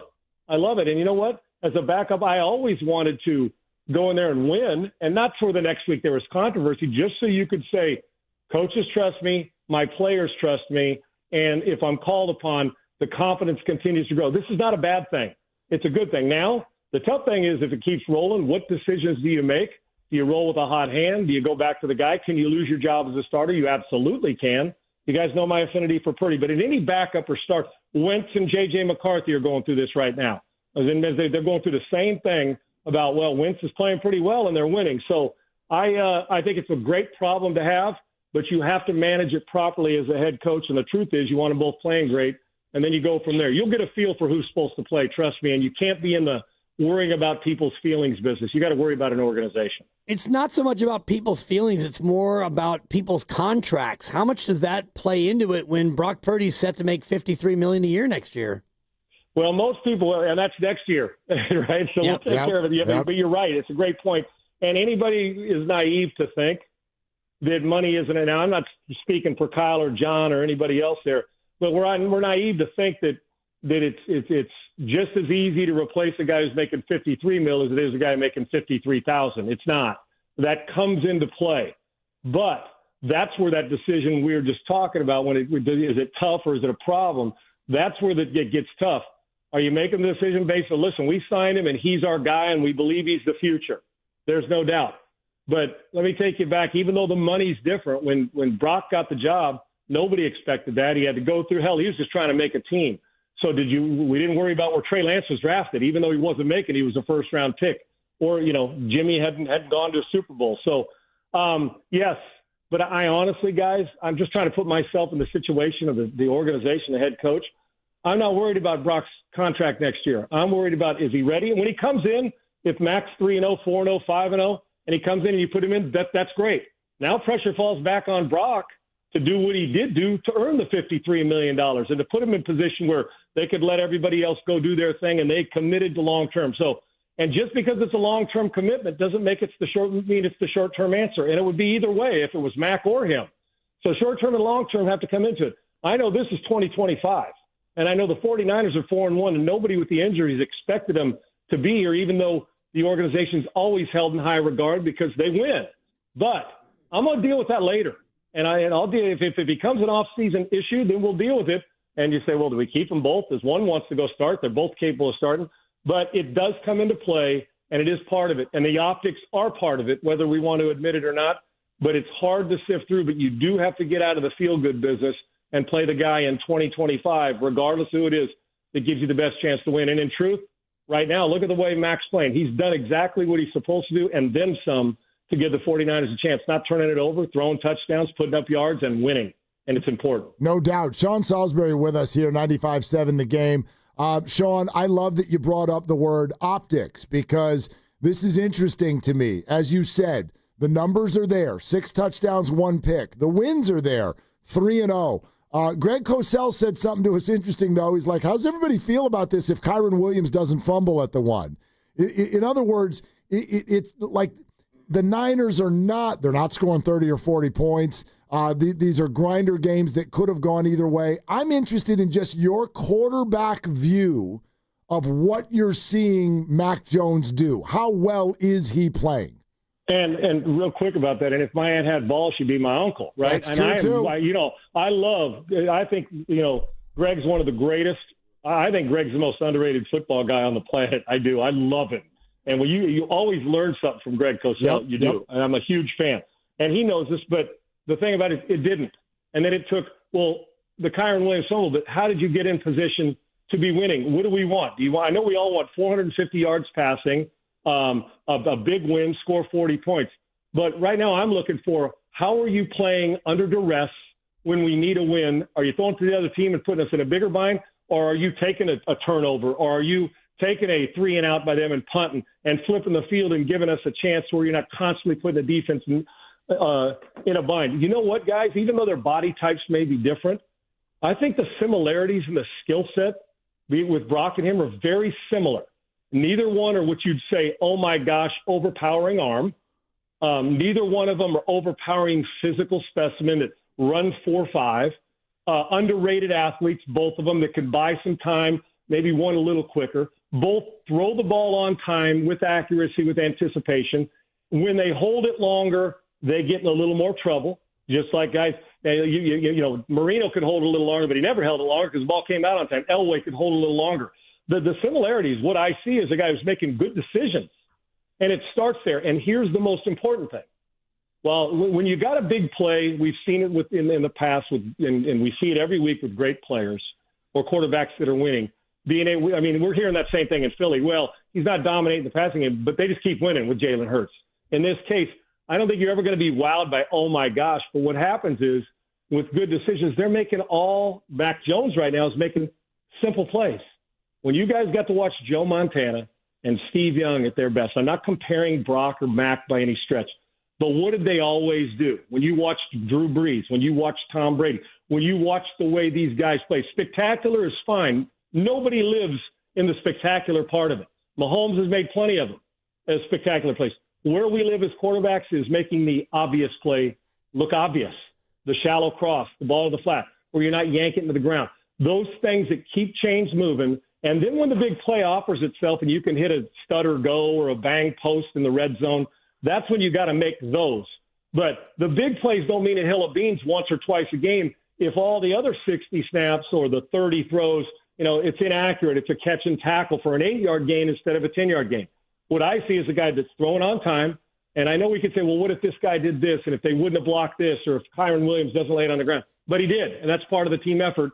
And how'd you get him in position that one play, a Kyren Williams fumble, ended up costing the other team the game? And then a goal line stand on a poor decision or whatever by McVay to make the call. So to me, it comes with anticipation, accuracy, and I think that Mac Jones is doing a great job, and it's easy to do as a starter now. It's from going from a backup to a starter to prove to the world that you belong. because, he was pretty good a rookie year, but he's been a little bit of a journeyman. He wants to be a starter. What happens is you get to it, and I learned a valuable lesson that way, and then you settle back in, is quit trying to do everything to prove to the world that, man, look how good I am. I can make every play. Make the simple play. Drive the bus and get us home safely, and that's what he's doing. The big plays will eventually come, and he's doing it without all of his with Ayuk and Kittle. And what happens then, too, is you play hero ball. Oh, my gosh, I got to fit this in. No, you actually don't. Throw the check down, give me 8. We'll come back and take a shot on second down. If it's there, it's not, give me another first down. And I think when the 49ers have been at their best, Montana was great at making the simple play young, but even in the last, half dozen decade, when it was Jimmy or when it was Brock or when it's Mac, is they're playing within what Kyle does, and the ball is accurate coming out on time, and they continue possessions and making throws where the guy catches it and can do some stuff after the catch, and they're not trying to make everything happen and prove to the world that I'm a starter. When you start doing that, you put your team in a bind. Because right now with these injuries, this team doesn't want to be in a situation where, you throw 2 picks, lay one on the ground. We saw that happen with Brock's last start, right? Didn't he throw 2 picks and fumble on the ground? Yep. What happened in that start? And that's not Brock's game. Protect the ball, although I know at times interceptions happen.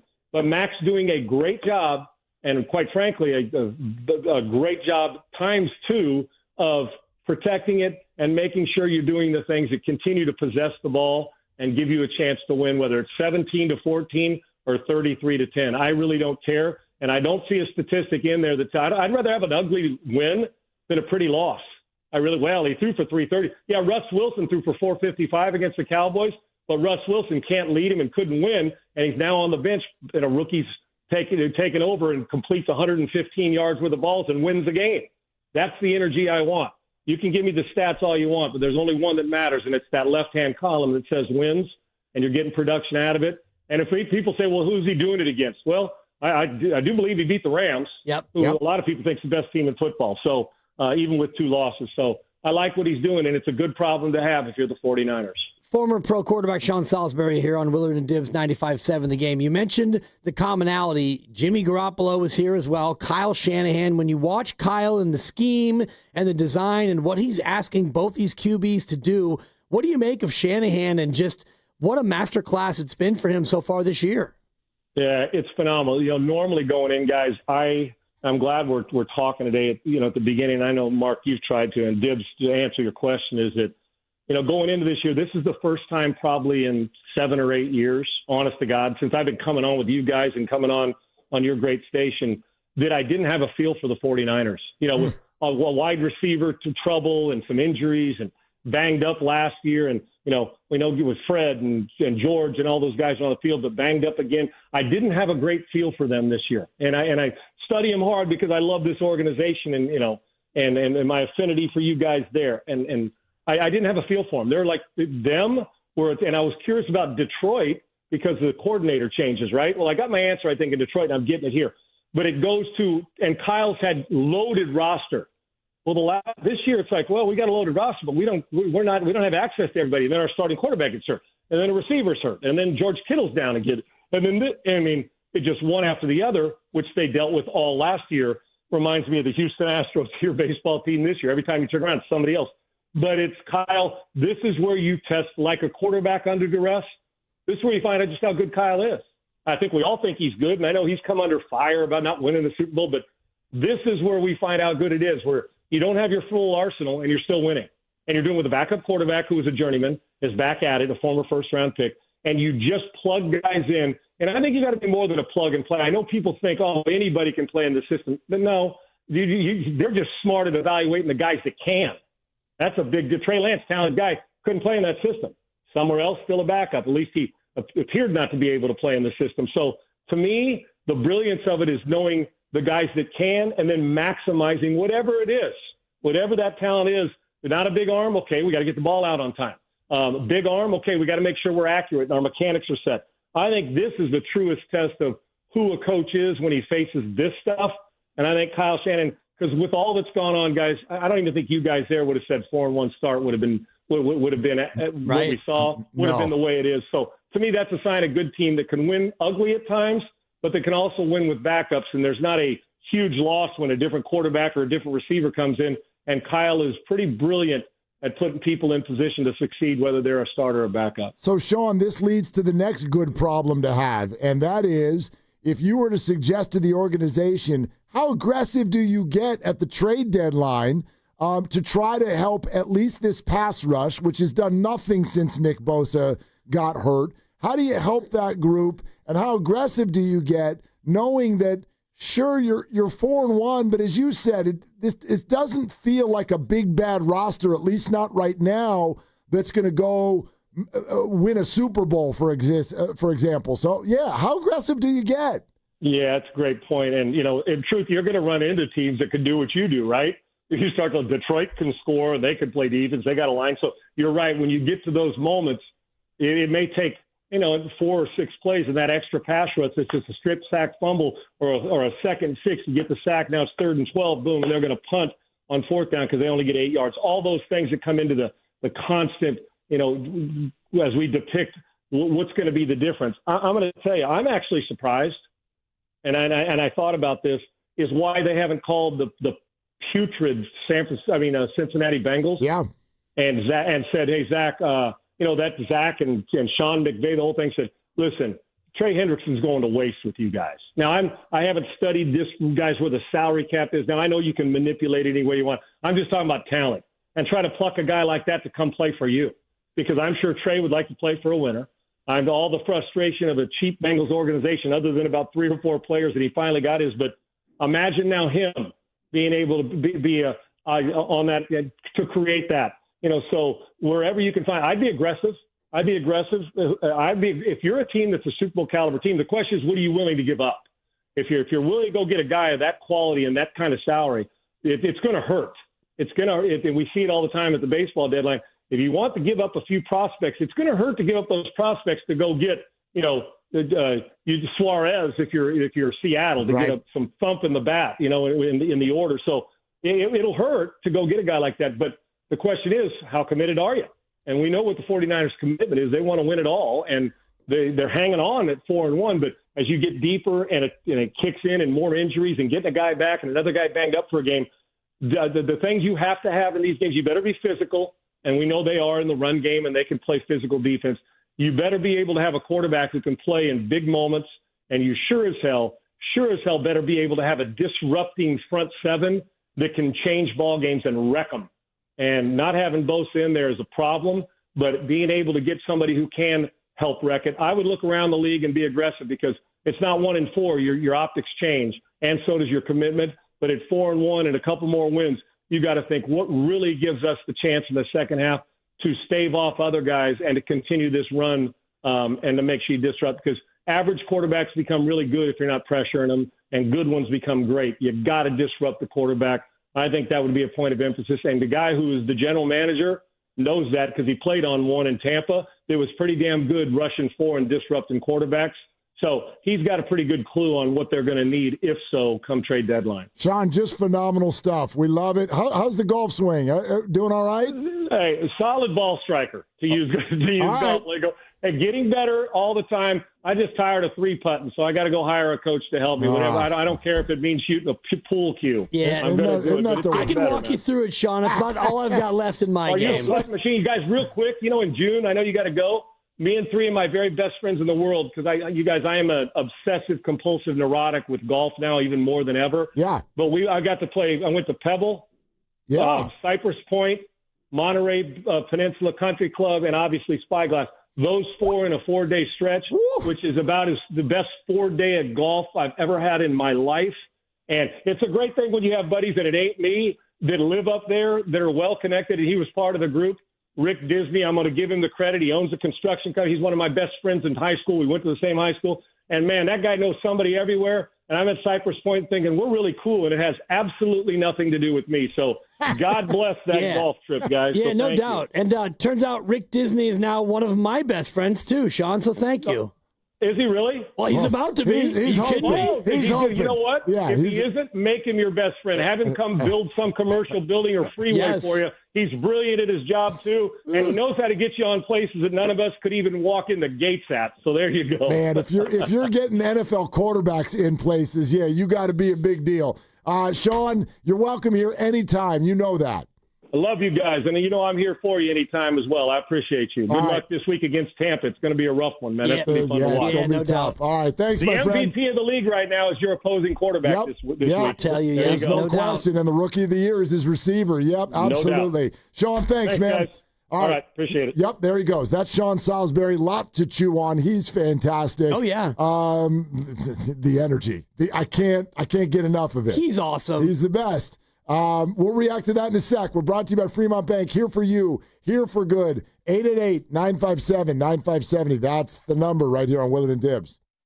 The Golden State Warriors are back. Bay Area. Steph Curry. Curry, 3 under duress, and it's good. Draymond Green. Brooks drives by Podziemski up over Draymond, blocked by Draymond. Jimmy Butler. Butler will drive in, gets bumped off his route. The shot's good, and you're going to put him on the line. There's nothing like hearing the dulcet tones of the great Tim Roy each and every game. 3 ball, got it with the buzzer sounding. Your home for everything Warriors. 95.7 The Game.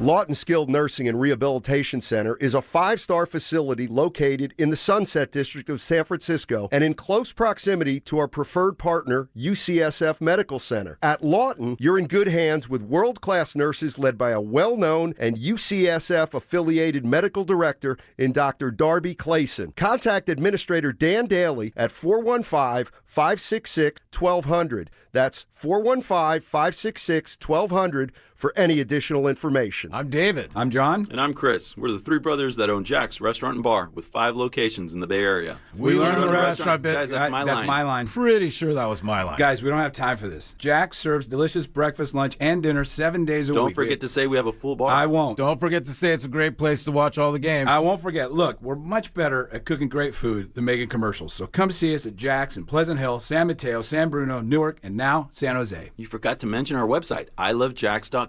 I knew he would. Attention taxpayers. If you owe $5,000 or more and have missed another tax deadline, you're officially on the IRS's radar. The IRS has resumed aggressive collections. That means wage garnishments, bank levies, even seizures of your home, car, or retirement accounts. If you owe $5,000 or more and missed the deadline, you're stacking new debt on top of what you already owe. Call Priority Tax Relief now. Their experts fight back fast and are saving their clients millions in tax debt every month. I owed over $50,000.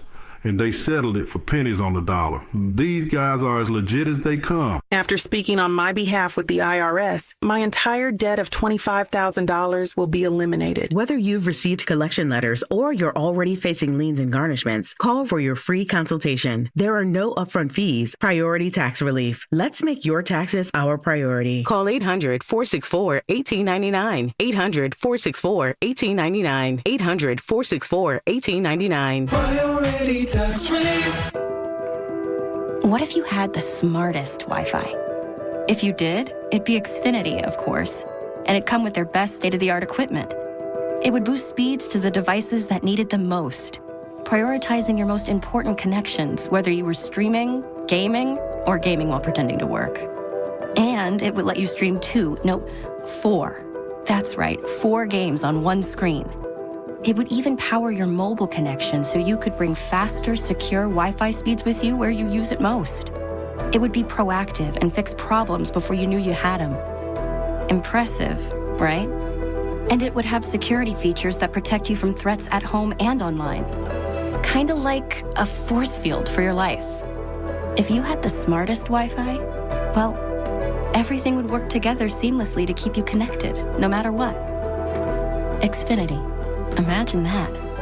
Restrictions apply. This October, the thrills are real, and the cash is wicked at Cash Creek Casino Resort. Every Sunday at 7 p.m., one lucky guest will walk away with $20,000 cash during our Wicked Winnings drawings going on now until October 26th. But don't wait for the witching hour. Join us from 1 to 6 p.m. for hourly bonus play drawings to keep the energy high and the prizes flowing. Cash in at Cash Creek Casino Resort. This is Larry Flick, owner of The Floor Store. Leaves are falling, and so are our prices. Welcome to The Floor Store's Fall Sale. Now through October 14th, get up to 50% off store-wide on carpet, hardwood, laminate, waterproof flooring, and much more. Plus 2 years interest-free financing, and we pay your sales tax. The Floor Store's Fall Sale. There's just one thing. It ends Tuesday. Go to floorstores.com to find the nearest of our 10 showrooms, from Santa Rosa to San Jose. The Floor Store, your Bay Area flooring authority. Let's go! You're still glowing, flirting, grooving. You still got it. But your immune system weakens as you age, making it harder to fight flu, pneumococcal pneumonia, RSV, and COVID-19. Vaccines are a key part of any health routine and help strengthen your immune response. Ask your doctor or pharmacist which vaccines you need. Schedule in minutes at vaxassist.com. Sponsored by Pfizer.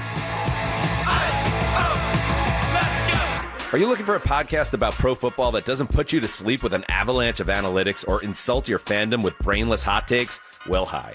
I'm Dan Hansis. And I'm Mark Sessler. Oh, hi, Mark. And we're the hosts of Heed the Call, the NFL podcast you've been waiting your whole life for. Heed the Call covers every game, every storyline, everything that matters, and we do it all with a touch of mirth. Football is fun. Why shouldn't your football podcast be the same? Follow and listen to Heed the Call NFL podcast wherever you get your podcast. Natural disasters happen every year. Fires, hurricanes, tornadoes. And with that, your most important moments recorded on VHS, camcorder tapes, and 8mm could all be gone in an instant. Cherished moments like your wedding, baby's first steps, family trips to Yellowstone, lost. Enter Legacy Box. Digitizing your old media with Legacy Box protects your irreplaceable memories from the threat of natural disaster by digitally preserving them onto thumb drive, DVD, or the cloud, so they're safe forever. Legacy Box is the safest and easiest way to preserve your past, which is why it's been trusted by over 1 million families. Send Legacy Box your home movies, photos, and film. Their team of trained professionals will do the rest right here in the U.S. For a limited time, Legacy Box is offering radio listeners an incredible 50% off. Go to legacybox.com/value and save 50% when you digitize your memories. That's legacybox.com/value.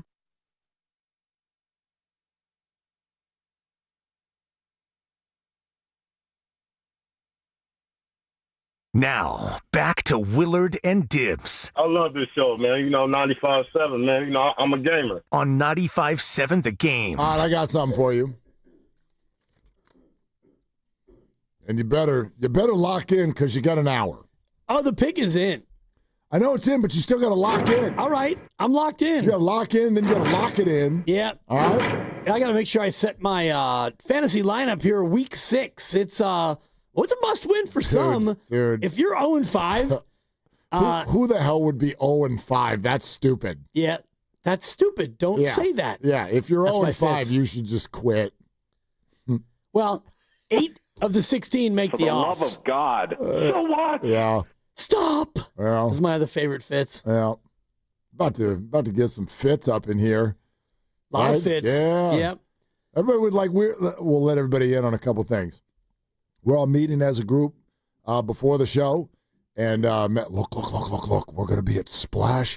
We're talking about the opening of the Warrior season. Win the big days. And I go, okay, give me the dates. When are we going here? When are we going there? And he gives the dates. I'm like, bro, that's in a week and a half. You telling me the Warriors have games that count in a week and a half? What? 12 days. Dude, this 12 days of Dubsmas. On the first day of Dubsmas, my true love gave to me a Steph Curry half-court 3. Tra-la-la. On the second day of Dubsmas, my true love gave to me a Draymond Green flagrant 2. Tra-la-la. I like the rhyme one was better. I know. They're all good. You're doing this completely off the cuff. That was fun. But yeah, the Warriors have a game in 12 days. A game. Hence the 12 days of Dubsmas. Tra-la-la. On the 12th day of Christmas, my true love gave to me a LeBron James injury. Oh, yeah. Oh, boy. LeBron will not be playing on opening night. I don't know if y'all heard. sciatica. Yeah. That's a 3, but I'm trying too hard now. 4. I'm trying too hard. I'm playing the Bucks this week. It's a baby 4. Friday. Anyway, he's out with a sciatica. Anyway, right. So whatever. I was like, wow, I can't believe this thing jumped on us here. Yep. Which happens. By the way, that's a good thing. That means your football team's doing good. If you're not like, man, when's the Warrior game? Okay, so football's going well. So we're going to have all kinds of fun. We got Warriors, we got Niners. We're going to bat all this around. It's funny that you said I need to set my fantasy lineup. Do you want to know how stupid this is going to sound ridiculous? So I was just going to the restroom a couple of minutes ago. Yep. And the alarm went off on my phone. Do you set alarms for yourself to remind yourself to do things? Yes, but not for my fantasy lineup. I should, but not for that. No. So I literally went to bed last night and I go, I want to wait for the Niner practice report because I think I want to start Mac Jones over Jackson Dart, but I got to wait and make sure the Niners are going to play Mac Jones. I better set an alarm for myself because Jackson, he's just going to jump on us at 5:20, and I better set my lineup ahead of time. Do you know how ridiculous it is for me to set an alarm to remember that as if I would forget? Right. I'm a man, and it's October. We don't think about anything but our fantasy teams. That is what we're thinking about. You know that, is it like a GIF or a meme all over social media where the woman and the man are sleeping next to each other, but they get their backs kind of turned to each other? Right. And the thought bubble over her head is, he's probably thinking about his assistant at the office. Yep. And the thought bubble over his head is, should I start Mac Jones or Jackson Dart? You don't got to worry about what we're thinking about. Yep. We're just thinking about Mac Jones and Jackson Dart. That's it. I never would have forgotten that I've thought about it 28 times between 2 o'clock and now. But last night I was like, well, I better set myself an alarm. Yeah. I might forget. I'm not going to forget. And I'm sitting here lying in bed last night thinking about not my assistant, but Wan'Dale Robinson. I mean, how's Philly against the pass? Who is Wan'Dale? She sounds disgusting. That's right. No, he plays for the Giants. And the Giants are down a couple receivers, so I think I'm in love this week. I'll let you know. Boxer and Gerson Work Injury Attorneys text line 650. I thought Mark Willard was 0-5. I am. That's the point. joke. Yeah. You don't need to rub it in. Shut up. I don't deserve the 0-5. I got 13 fewer points than the dude that's 5-0. But everybody's a bad luck Charlie sometimes. But who's counting? No, not me. So that's me this year, and I'm fine. I'll wear it. It's okay. I'm not giving up yet. Guru, the math is there. We're fine here on Team Willard. It's Battle of Bottom Feeders as you take on Jawan Pending. Yeah, that's Cam. Oh, that's Cam. It's Cam. Man. I've already done a bottom feeder game. Shasky and I played each other. We were both 0-3. Yep. He had Puka Nakua. He kicked my ass. We can do. Yeah, not much. No, not going to do anything. And Cam, for those people who don't know, which is probably most of you, the single most likable person, not in this company, but maybe on planet Earth. I think was it yesterday that you were like, we're playing a game to see if we can get Cam to frown? I've been trying for months. Yeah, I can't do it. Can't do it. No. Can't do it. Nope. Can't frown with him. Yep. All right. I got this question for you. Can't do it. This is coming out of the Salisbury conversation. Because, and did Sean King, and is it on here? Did Sean King say something, Grandy, earlier today? Like, Steiny kept being like, Sean King was like, shut up, Niner fans. You have a great coach. I don't know if that was the exact quote, but something along those lines. And he's absolutely right. And some of us have been trying to say this for years, and I really do. It's an echo chamber thing. I think most Niner fans, they do like Kyle Shanahan. You like having Kyle Shanahan as your coach. I also think, though, a lot of Niner fans get super annoyed by him, whether it is the play calling, I didn't like that, whether it's a supposed arrogance at the podium or whatever. All right, if I gave you these 4 choices, how would you answer it? Because Salisbury was talking about the start to this season, and the Niners are 4-1. And yes, it's been razor thin. So let me ask you, why are the Niners 4-1? Why are the Niners 4-1? And in fact, if you want multiple choice, I'm that kind of teacher. I'll give you multiple choice. And even if I get it wrong, I still get it right. Because darn it, I tried. And because there's no wrong. This is one of those classes where we just sit in a circle and talk to each other. Wish you were my teacher. And if you want to turn it in late, that's fine too. You just let me know whenever you want to turn it in. In advance, though. Oh, no. Just whenever. Sure. Montessori Willard is your new name. Okay, here are Here are my 4. I just came up with these in the hallway. Multiple choice answers for why the Niners are 4-1. Okay. 888-957-9570. You pick an answer too. Here are my 4. A, Kyle Shanahan. B, Robert Saleh. C, Mac Jones. D, luck. Why are the Niners 4-1? Well, if you want to rank them, for me, it would be Shanahan 1, Saleh 2, Mac 3, and then that's it. Because I don't believe in luck. I know you don't believe in luck. For me, Is there a different word I could use? They've gotten breaks. You know what I mean? Drop passes, fumbles. Sure. Like whatever. Honestly, I would use like clutch play as the reason because that's fair. If you want to talk about a Kyren Williams punch out at the goal line, there was nothing lucky about that play. Alfred Collins blocking a PAT, there was nothing lucky about that play.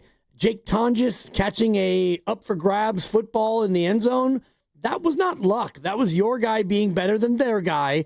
And was it Upton Stout who dislodged the ball from Zay Jones on that, yes, it was. PBU? Yes, it was. That was not luck. That was your guy making a play that their guy didn't. So for me, it would be clutch play. And I would put clutch play actually above Mac Jones because Mac has been good. Brock was fine, except for the game where he wasn't and he was hurt, whatever he was. But by and large, you are 4-1 because when you need a play, you've had a play. You had the Nick Bosa Shrugosaurus in the opener. Seattle. You had Bryce Huff, who made another big sack on a play. I think that was against New Orleans in your second victory. Mm-hmm. And you had the Upton Stout, as I mentioned. You had the Jake Tonjes. You had the punch out of Kyren Williams. You had Eddie Money making a 59-yarder when you needed it made. So I could give you a bunch of things though that are not plays that the Niners made. Marvin Harrison drops passes. That's not a play that the 49ers made. Niners had about 7 drops against Jacksonville, so that's football for me. Sure. Yeah, like sometimes the play you make is the play that the other team doesn't make. Like I'm not over here caping up for luck. I'm just throwing it out there because the 49ers have 4 wins. At least 3 of them are razor thin and feel, I don't know what the word is, a little bit circumstantial. Do you know what I mean? I don't think in the Niners wins, outside of the game against New Orleans where they were clearly the better team, I don't think you walk out of any of those games being like, we outplayed them. You haven't felt that way, have you? I had somebody who works for the 49ers tell me after the Seattle game, we had no business winning that football game. None. And I would argue the Arizona and LA ones almost feel even worse in terms of the way it felt watching those games. Is that fair? It's fair, but I look at last year, and we look at Ronnie Bell dropping a surefire move the chains first down, and we don't think, that was unlucky.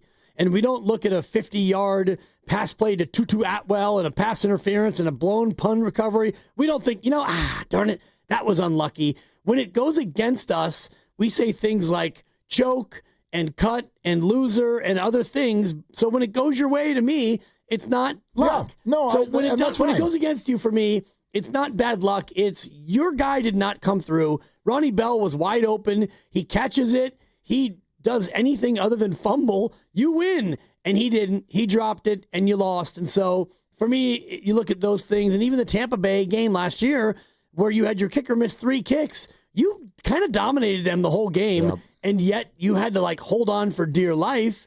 And it wasn't bad luck that you were in a tight spot. It was bad kicker. It was bad kicking. Yeah. So for me, luck is, and I mentioned this before, when Brandon Ayuk goes deep down the middle and the ball goes off of somebody's helmet and he happens to boink. Oh my God. Yeah. That's luck. Or luck is when Arizona intercepts the ball, they fumble it, they kick it again, and then you happen to be the guy to just dive on it in the end zone. That, for me, is luck. You clearly don't like the word luck. I hate it. But there's a different word that represents some of these things. Like, what do you call it when the other team has a wide-open receiver who just drops the ball? Like, what is that? It's just a break. Okay. And that's football. Yeah. Like, you do it, they do it, everybody does it. luck to me is more like when DeMarcado runs 72 yards and drops the ball short of the goal line.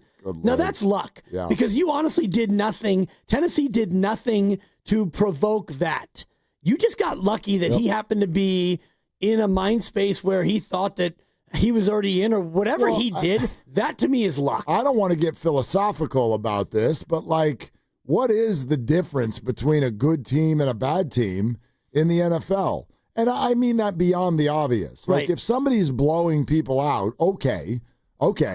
But, Kansas City Chiefs last year, Niners this year, Tampa Bay Bucks this year. I think people would answer the Tampa Bay Bucks and say, well, what they're doing with a minute to go with Baker Mayfield is a real weapon. And that's true. But the Chiefs at times last year, it felt like they were like, I don't know, they were on some higher plane or higher power was weighing in with the way they won football games. And there's a little bit of that with the Niners this year. So that's all I'm asking. Like, the Niners are 4-1, and I'm still having a hard time branding them as, quote, a good team. I think they are, and my answer would absolutely be A, Kyle Shanahan. Agreed. That's number one for me, for sure, and that's to take nothing away from all of the other candidates, and then there are more. Like, we could keep going. We could bring up other names. We could bring up other things. There are lots of things that have contributed to 49er wins this year. But I know they're well coached. I know they're well constructed. It still doesn't mean they're immune. Look at last year, right? So they're not immune. You don't automatically win most of the games just because of Kyle Shanahan. But I do think he gives you opportunities that maybe you wouldn't be afforded elsewhere. I don't know too many NFL teams who could have gone out with the crew that went to LA last Thursday and won a football game, find a game plan that even gives them a chance to win the football game. And then they had a lot of people out there, including Mac Jones, who executed it. But what is the difference for Kyle Shanahan in good versus bad? Well, I think you just said it. And for me, that's what makes it so you could talk about luck, quote unquote, whatever you want to talk about. You get to a spot where you can make a play that can change the game. And a lot of that, for me, on Thursday was Kyle Shanahan, because you go out and you get the ball and you score. Your defense holds them. You get the ball back and you score. You're undermanned. You're overmatched. You're on the road on a short week and you're up 14-0. And that wasn't all Kyle Shanahan, but the play calling, the execution from the offense was supreme. And you got the lead. And we all knew that the Rams would make a run, and make a run they did. And the 49ers didn't score. They didn't score another touchdown in that game. Am I right? They were up 14-0, and they went. Wait, the Niners? Yeah, the Niners did not score another touchdown. No, they went. That's correct. Yeah, they went punt and then field goal. 17-7 at halftime. Yeah. And then punt, and then punt, and then field goal, and then punt, and then overtime field goal. So if you weren't up 14-0, that game goes the way I thought it was going to go, which is you lose 26-12 or whatever. But Shanahan and the offense, pop. You got 2 touchdowns early, and then you kept it close enough to where you got yourself into a position where you could make a play to win the game, and they made multiple plays late to win the game. You're listening to 95.7 The Game, KGMZ FM at HD1 San Francisco, and Odyssey Sports Station, in the home of the Golden State Warriors and Valkyries, always live on the free Odyssey app, coming to you live from the Laughing Monk Studios. Speaking of that free Odyssey app, along with YouTube, that's where you can go back and listen to Sean Salisbury if you would like. He joined us just under an hour ago and was fantastic on all things 49ers, and he used the word luck, not in terms of how the Niners won, but in terms of the way the 49ers are structured and us as a fan base, because they are lucky. They're lucky that they have someone who can come in and still function in Kyle Shanahan's system and win football games. I think about that too. After what this fan base and what this organization went through last year, I wonder where we would be right now. And I mean this collectively and big picture stuff. If they had lost 2 of these 4 games, what if they were 2-3? What if they were 1-4? What would we be attacking right now? It feels kind of pivotal with regard to Kyle Shanahan. And I know a lot of people don't want to do this because all's fair in love and war. And when you're a high-profile face of an organization and you make a lot of money, people are just going to take shots at you. That's the way it works. I don't think Kyle cares. I think he's fine. He's not worried what anybody calling 95-7 the game has to say. But it's certainly gotten quiet, hasn't it? Like that aspect of the fan base. And you heard Greg Cosell. Remember how he started our conversation? He was being sarcastic, if you don't know. Those of you who didn't hear the conversation yesterday, the first thing he said, he goes, oh boy, what are your fans saying when they called in after that win Thursday night? I bet they were all calling in to say that Kyle Shanahan's a great coach. And we were like, yeah, some are. He's like, oh, really? He was being sarcastic. Right. That's his way of saying, like, I bet he's still not getting the credit that he most clearly deserves. And not just for this year. Not just for this year. I mean, riddle me this, okay? Albert Breer tweets out today, I used to think that Bill Belichick was the best coach of all time, and now I don't. And he had numbers showing what Belichick has done outside of years with Tom Brady. Oh, boy. It's not much. No. It's not much. And even Andy Reid, who has been great with Mahomes, but was good before that, but he had Donovan McNabb for most of that. Considering the way we hear people talk about Jimmy Garoppolo in this city, what Brock Purdy is sort of being called right now, like Kyle Shanahan has taken both of those quarterbacks to the Super Bowl. Right. The Super Bowl. I don't know, man. Well, both very highly paid, and Garoppolo was the highest paid quarterback at the time. And it's interesting the way you lay that out, because does the coach make the player or does the player make the coach? And you can look at Patrick Mahomes and say, well, I mean, he's amazing. He might be the best quarterback in history. And yeah, he's had Andy Reid the whole time. And so is that because of Andy? Is it because of Patrick? Well, it's because of both. I think you can look at it. And maybe Patrick will have some time when Andy's not the coach, and we can see what Patrick looks like without Andy. We saw Andy in Philadelphia, and he was great. He was there a long time, and they didn't quite get over the hump. It was very Shanahanian, honestly, if you look at his, I think, 13 or 14-year run, where they had a lot of good years, and they went to the Super Bowl, and, well, you had a guy break his leg to Terrell Owens, and you couldn't, go ahead and win that game. So I always think about all of these conversations in terms of it being complimentary. Like Sean McVay, he had Jared Goff, and they went to the Super Bowl, and they got motorboated, and then he traded for Stafford, and then they won the Super Bowl. So does that mean that Stafford's better than Goff?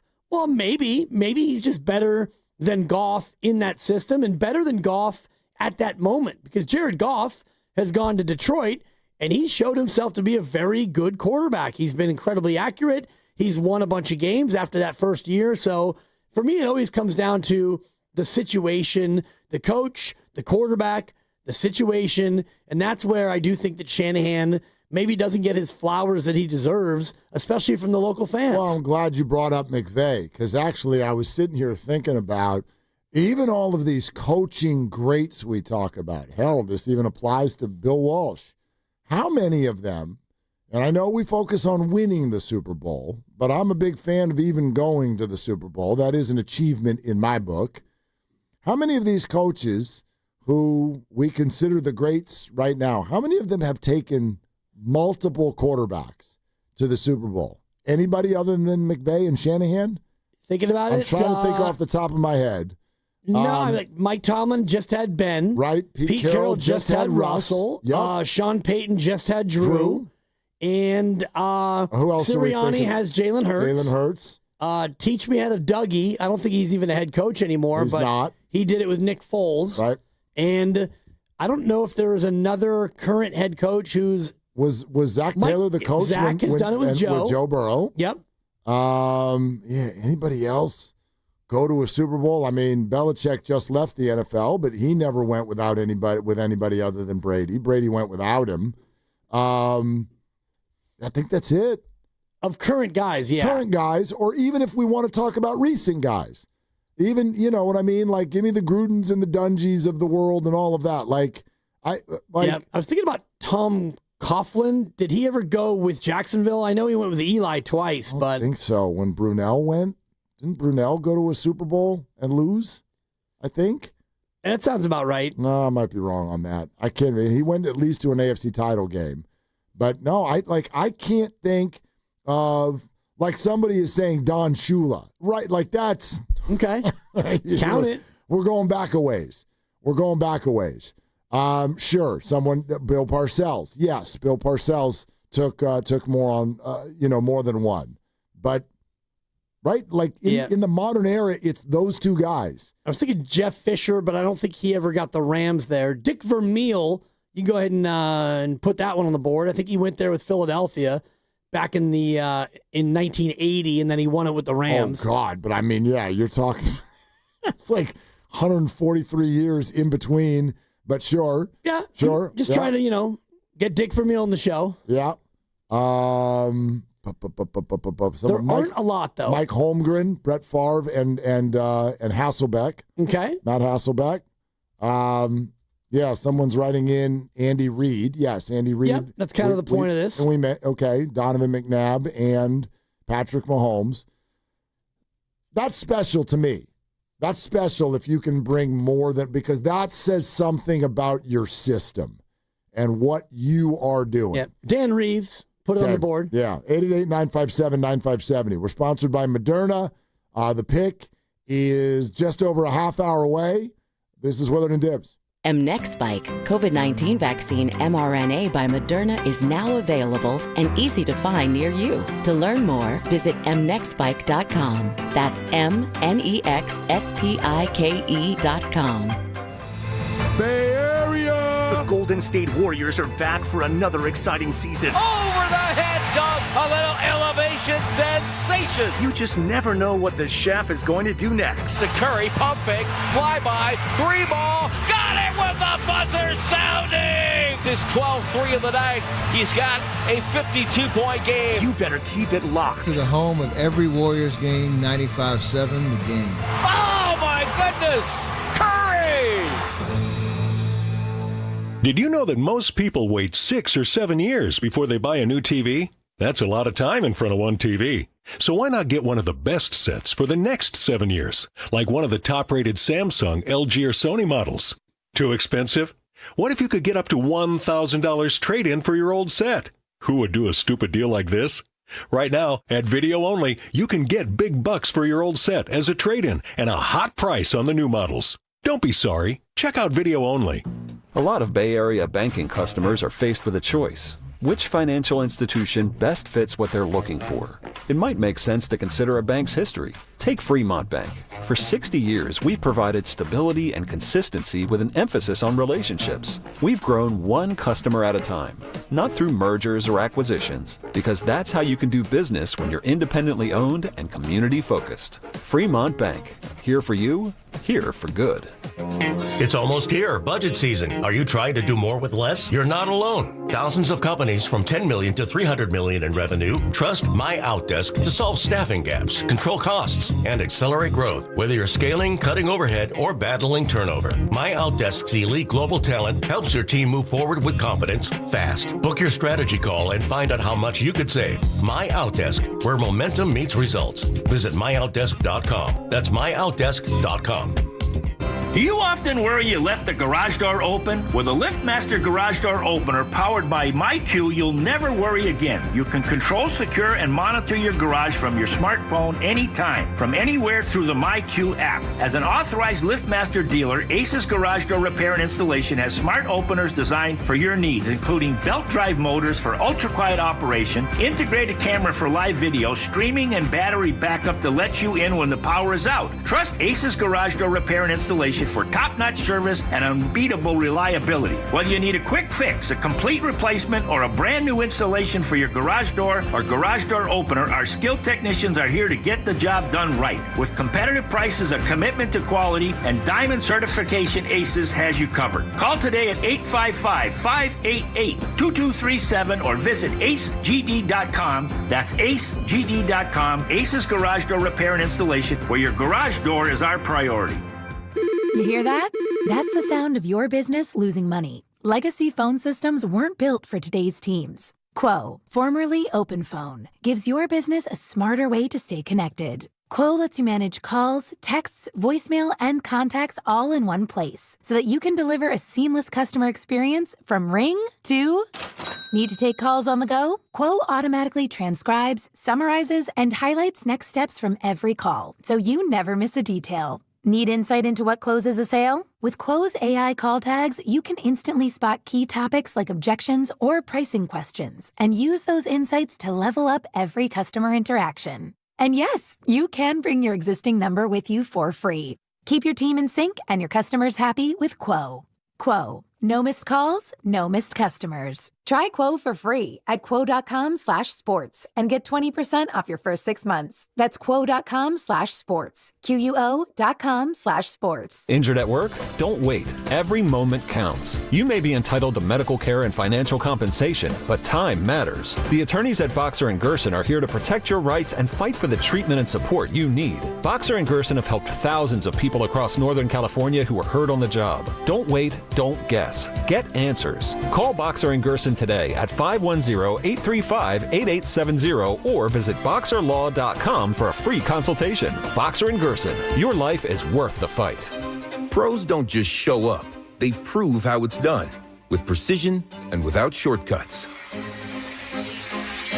Makita tools are built the same way, with a dedication to lasting quality, trusted performance, and results that reward your effort year after year. When the job calls for the best, call on Makita. Built to be the best. Available at the Home Depot. Honey, that flu keeping you up? Did you take NyQuil Intense Flu? Nah, I got this. Okay, I don't got this. Yeah, you need NyQuil Intense Flu. Undo your flu with NyQuil Intense Flu. NyQuil Intense Flu provides powerful relief of your flu symptoms so you can sleep. You do got this. NyQuil Intense Flu. The nighttime sniffling, aching fever. Best sleep with the flu. Medicine. Use as directed. Keep out of reach of children. Partly cloudy and cool tonight in San Francisco with a low near 60. Weather brought to you by Staples. Have you heard? The Staples Easy button is back with even more easy. Press it for custom prints, shipping services, even passport photos. Staples. That was easy. Red and Gold Game Day starts at Laughing Monk Brewing. Park for free. Enjoy amazing food, ice-cold beer, and every game on TV. Catch 95.7 The Game's pregame show. Then hop on the free shuttle straight to the stadium. Sign up now at 957thegame.com.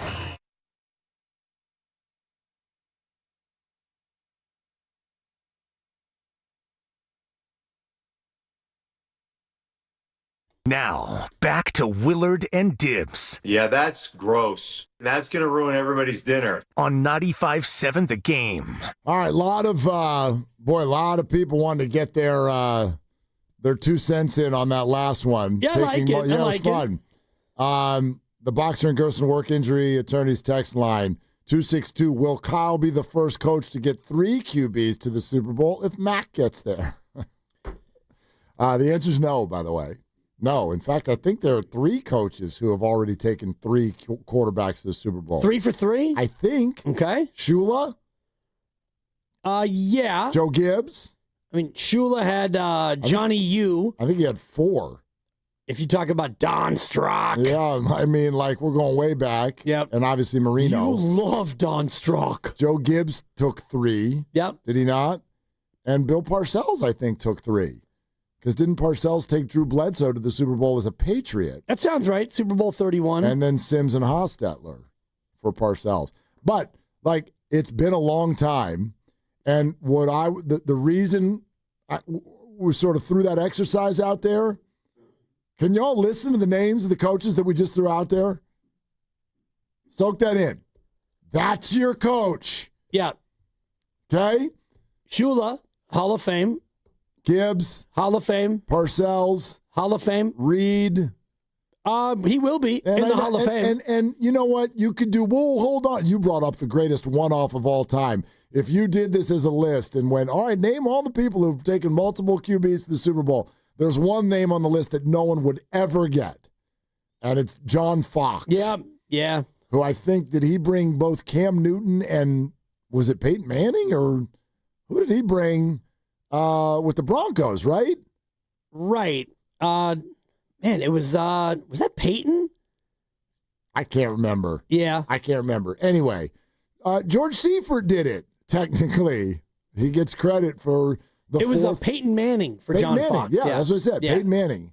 And maybe the other one wasn't Cam Newton because that was against when John Fox went with the Broncos, they played the Panthers. Yeah. I think we're thinking of Jake Delhomme. Daylight come and I want a Jake Delhomme. There you go. Yes. Very good. Thank you. Anyway, Mike Holmgren, George Seifert, Andy Reid, Sean McVay, Kyle Shanahan.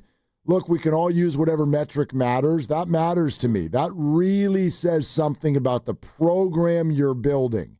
If in 2 or 3 different sort of evolutions of what you're doing end up in a Super Bowl, yes, it would be better if you would win one. I get it. But that's a very, very exclusive list we're talking about. And Kyle Shanahan is on it. And now he's winning games with Mac Jones. And so that's your coach. That's your coach. Yep. It's your coach and you're sticking with him. And there's no doubt. And if you look at that list, the illustrious list that you rolled out and all the guys who've taken multiple people to that lofty spot, they're all good coaches. And they're coaches who got a chance to work their way through multiple regimes at quarterback. No doubt about it. No doubt about it. So I hope that tucked into all of this screaming and yelling about the quarterbacks and who gets the credit, I mean, whether it was Jimmy, and I liked Jimmy at the time, how could you not? The Niners were in the Super Bowl. They were in another NFC title game.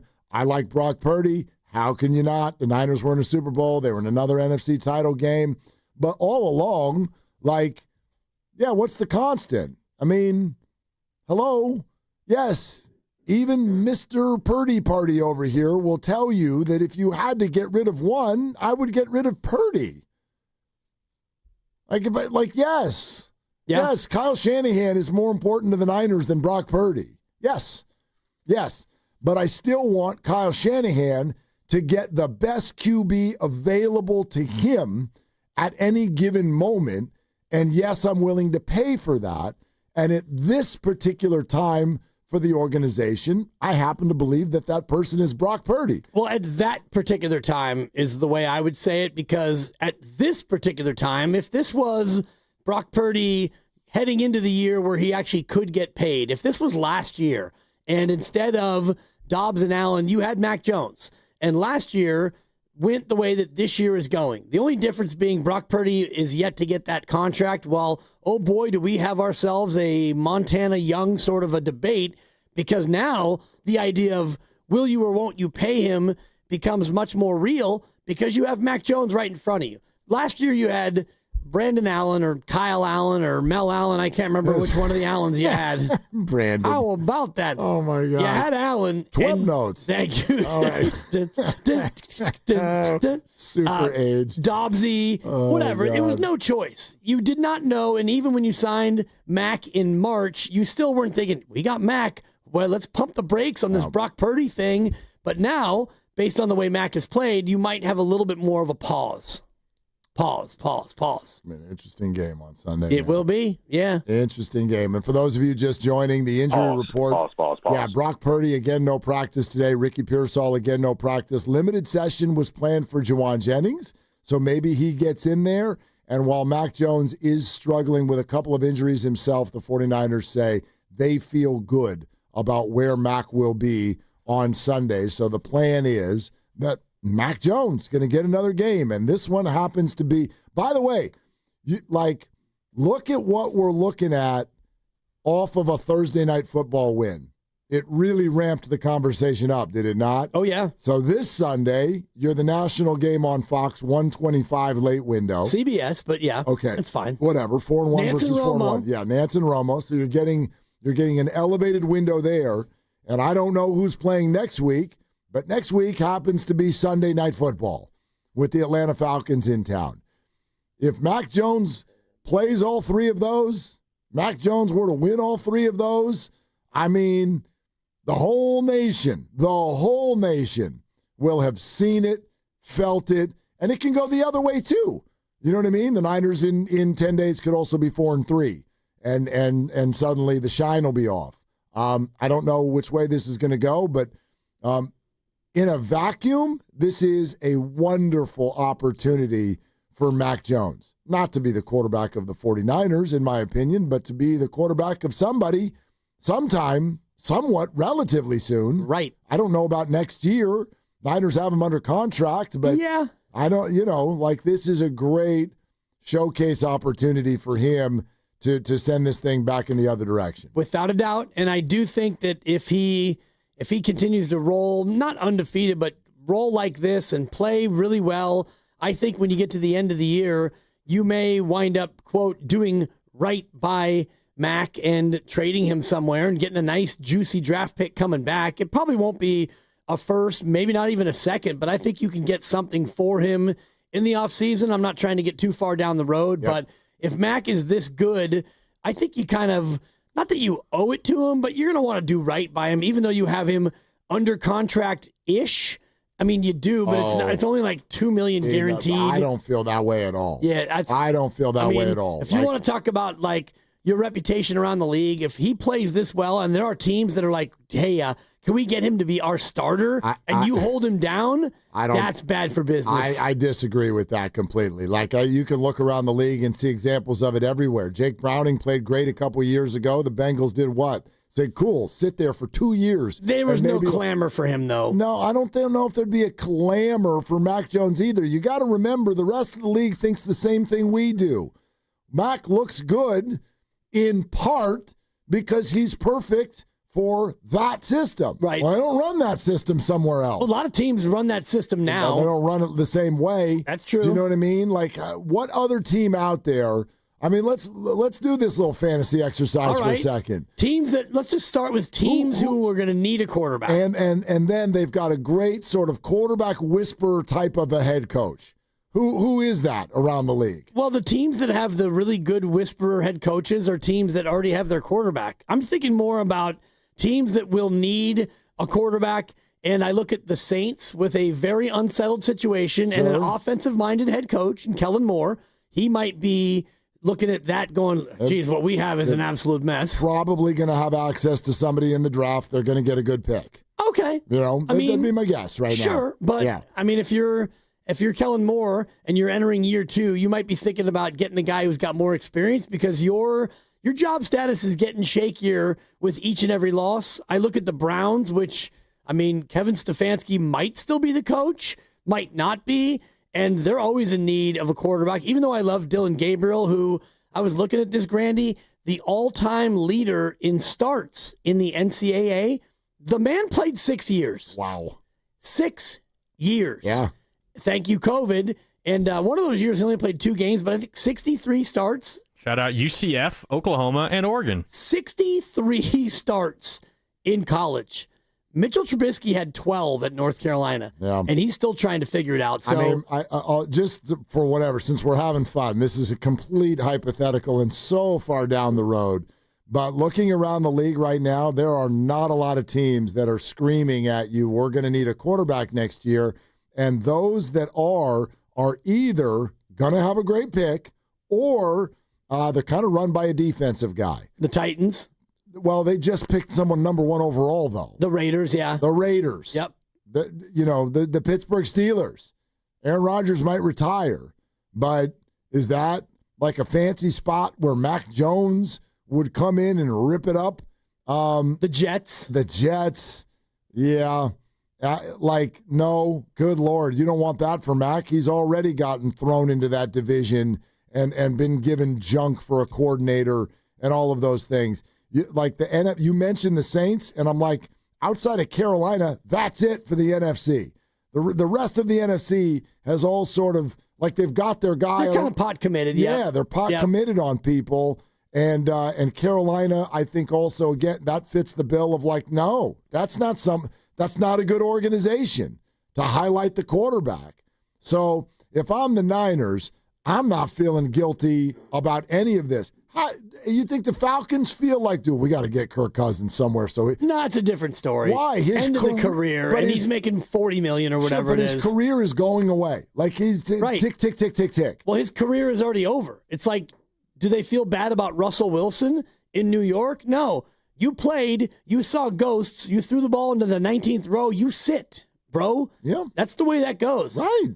Mac Jones is not an end of the line veteran who's already been paid in full. I think, and by the way, how much egg is on your face if you do trade Mac, then you pull in some, John Hullabaloo to be your backup next year, and Brock Purdy gets hurt week 2. Well, Hullabaloo is going to be great because you're Kyle flipping Shanahan. That's how that works. No, it's not. It doesn't always work that way, and we've seen it.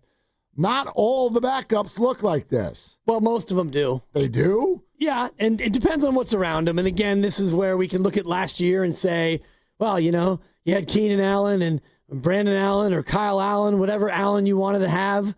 But you can't say he didn't have good things around him because Mac is not, like, he's had injuries around him too. Well, you didn't have Christian McCaffrey. Yeah.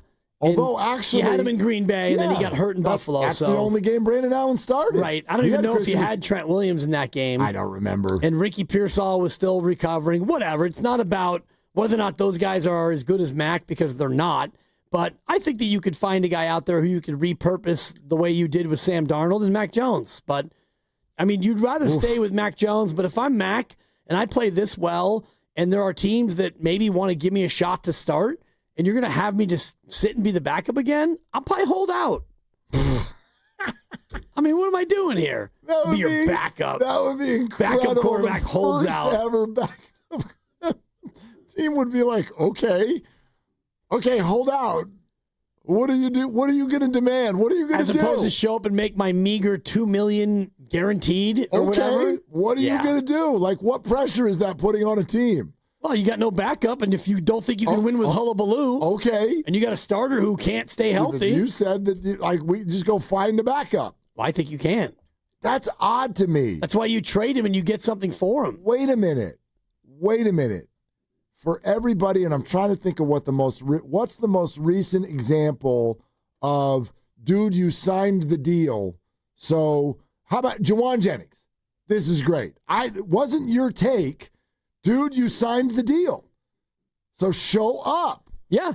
Mac, you signed the deal. Right. Why is this different? Because Juwan, first of all, he had a really bad calf injury. I just had to get that out there before we got too serious. They're tricky. You're welcome. Calves are tricky. Calves are hard. I think that the difference, be delicate with those calves. The difference is Juwan Jennings didn't have the same potential market elsewhere. You couldn't have traded Juwan Jennings and gotten like a second or third round pick like you can with Mac Jones. First of all, my opinion. Yeah, there is, as we sit here today, I don't know what's going to happen next.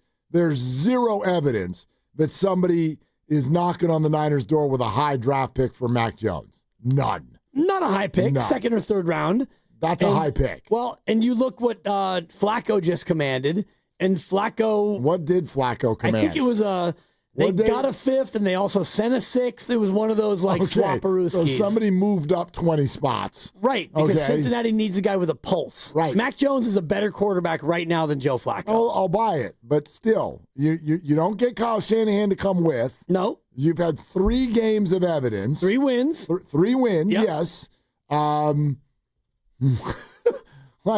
you. Thank you. I don't... Oh, that wasn't on the air. That was in my ear. Oh. Flacco in a sixth, and they got a fifth back. Yeah. So Flacco and crap and better crap, right? Yeah. Yeah. Somebody moved up 20 spots. It's like when you have a garage sale and the person across the street has a garage sale, and you go, hey, how much for that recliner? Yeah. How about you give me that tennis racket and those roller skates? Yeah. Done. Anyway... Hypothetical, stupid fun, but I like... Always fun. If I'm the 49ers, I am not even about to feel an ounce of guilt. No, it's not about guilt. No, dude, we brought you in here for a role, and that role is still here, and we want you for that role. Badly. So that's what we're doing. That's what we're doing. You're under contract. Yeah. You know what's going to happen, right? What's that? Calf injury. He going to come into camp and be like, delicate with those casts. Seriously. The Niners would be like, we're not even trying to play you. What's your leverage? I'm not a doctor. It's not about leverage. What are you going to do? Not be here for week 1? We don't want you to start. Well, you don't want him to start, and this is what I'm trying to explain to my 3-year-old daughter, because questionable. Everything that she says to me is, I need ... And it's like, Mila, you don't need it. You want it. You want it. Can we understand the difference between need and want? But Mac's only leverage would be Brock getting hurt. So he would Yeah, which is pretty good leverage because, I mean, that's what he does. Oh, take it easy. You take it easy now. I'm just... I think that's a little early for that. A little don't hot, you think? a little spicy. I mean, missed, had his arm fall off in the NFC Championship. Yes, he did. Missed a couple games last year, and now he's going to miss his 4th out of 6. Yeah. Missing a couple games is, people miss a couple games. 4's more than a couple. Yeah. 4 gets to, a couple is 2. 4 is unnecessary. 4 is totally unnecessary. 4 is not quite many, but we're getting... no, it's not good. Yeah, no. It's not good, but that's honestly, that would be the funniest, most unique holdout in the history of the sport. I wonder if a backup quarterback has ever held out. I'd have to look that one up. So awesome. That'd be so awesome. Next year, what's Browning's contract? It's probably $900K or something tiny. How many years? Oh, you know what I mean? Joe Burrow's year, I'm not coming in unless you trade me. Oof. Okay. You let us know when you need directions to where we are. Right. Well, he already got, he went from the backup to the starter to back to the backup. Yeah, he's back to the backup. Right. No, that's all gone now, but he looked good last time. All right. $1 million is his salary. But how many more years? This is it. He signed a 2-year, $1.9 million deal. There you go. That's the Niners could sign Jake Browning then next year. Homecoming. I bet he'd look amazing. 888-957-9570. All right, we're going to circle kind of back to the top. And I want to read this to everybody right out the gate so that you can know kind of where we're coming from on the whole thing. Brandon Podziemski was quoted with something earlier today or maybe yesterday. And seemingly this kind of got people going to a certain degree. Here's the quote. Quote, when they leave this thing, and he's talking about Steph Curry and Draymond Green, when they leave this thing, they got to leave it with somebody. How can I have their trust? And they can go to Joe Lacob and Mike Dunleavy and be like, hey, we want to leave it with him. He's going to continue what we're leaving. So I think about that all the time, and I set myself up in that position to have that. And there's a lot of other things than just skill that you need to be in that position, end quote. Somehow this turned into, in fact, Grandy, I'll mention what you said. Grandy texted, when he first texted this to us today, your quote was, Brandon pissed a lot of people off by saying this. And I am reading something that I'm like, if there is anything I have ever read in my life that I don't understand why it would piss someone off, it has to be this quote right here. In fact, the more I read it, I don't even know that it says what people think it says. Nothing in here says, I'm going to be the man. Right. I'm going to be the man in 3 years. He asks the question, how can I get to the spot where they go to Joe Lacob and say, yes, we want to leave it in his hands? But even it doesn't, I don't think it means alpha dog NBA 1. He's talking about the warrior culture, like what these guys have built. He wants to kind of continue it. Does that make him a narcissist, or does he think he's really awesome and he's not? Oh, maybe. But I would like to have, can we have a real conversation about the other role player on the Warriors that seems to trigger people? What is it? I really am interested in this one because, yes, in the whole Jonathan Kaminga umbrella, somehow Brandon Podziemski has become the face of the opposition. And I don't really understand it, and I would love to. So can it be explained to us? If you get it, you can explain it to me. I totally get it. Okay, then let's 888-957-9570. What is it that bugs you so much about Brandon Podziemski, if something bugs you? Or what is it that has made him the face of the alternate Kaminga point, seemingly, because that's what this is, right? That's why this is bothering people on some level. Right. People look at Podz and think, who do you think you are? That's part of it. And also, a lot of people, they don't understand why he gets to play. Why does Podz get to play? Yeah. And JK doesn't? JK's got the ha-ha, and all Podz does is run around and argue calls and take charges. Has he been bad? Is Brandon Podziemski bad? Bad player? He's more of a glue guy. Player, right? There's a lot there. And sure, it goes beyond that. Okay, 888-957-957. We really want to get into this. We're going to take your calls right now as we head into the 5 o'clock hour here on Willard and Dibs. Okay, we're brought to you by Fremont Bank, here for you, here for good. Lawton Skilled Nursing and Rehabilitation Center, under the medical direction of UCSF-affiliated physician Dr. Darby Clayson and Administrator Dan Daly, would like to congratulate Lynn Hamakawa as 2024's Caring for a Lifetime recipient. Lawton, located in San Francisco's Sunset District, is a 5-star facility and is also a U.S. News and World Report, as well as a Newsweek's top-rated nursing facility. If you are a loved one or in need of physical or occupational therapy, don't hesitate to call Dan Daly at 415-566-1200. Okay, I have to tell you, I was just looking on eBay where I go for all kinds of things I love, and there it was. That hologram trading card. One of the rarest, the last one I needed for my set. Shiny like the designer handbag of my dreams. One of a kind. eBay had it, and now everyone's asking, ooh, where'd you get your windshield wipers? eBay has all the parts that fit my car. No more annoying, just beautiful. Millions of finds, each with a story. eBay. Things people love. My ride smells just right, just right, just right, just right. I gotta try that Febreze car. Just right, just right, just right. La la la la la. With up to 40 days of consistency.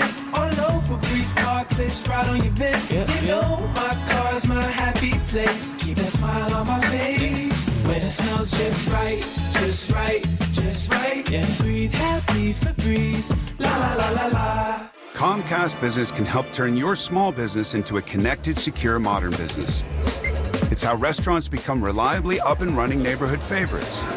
How healthcare offices become the data-protecting caregivers that we all depend on. And how wealth management firms become cyber-securing guardians of your information. With reliable connectivity, enhanced cybersecurity, and Wi-Fi backup, your business can stay connected and get threat-ready with Comcast Business.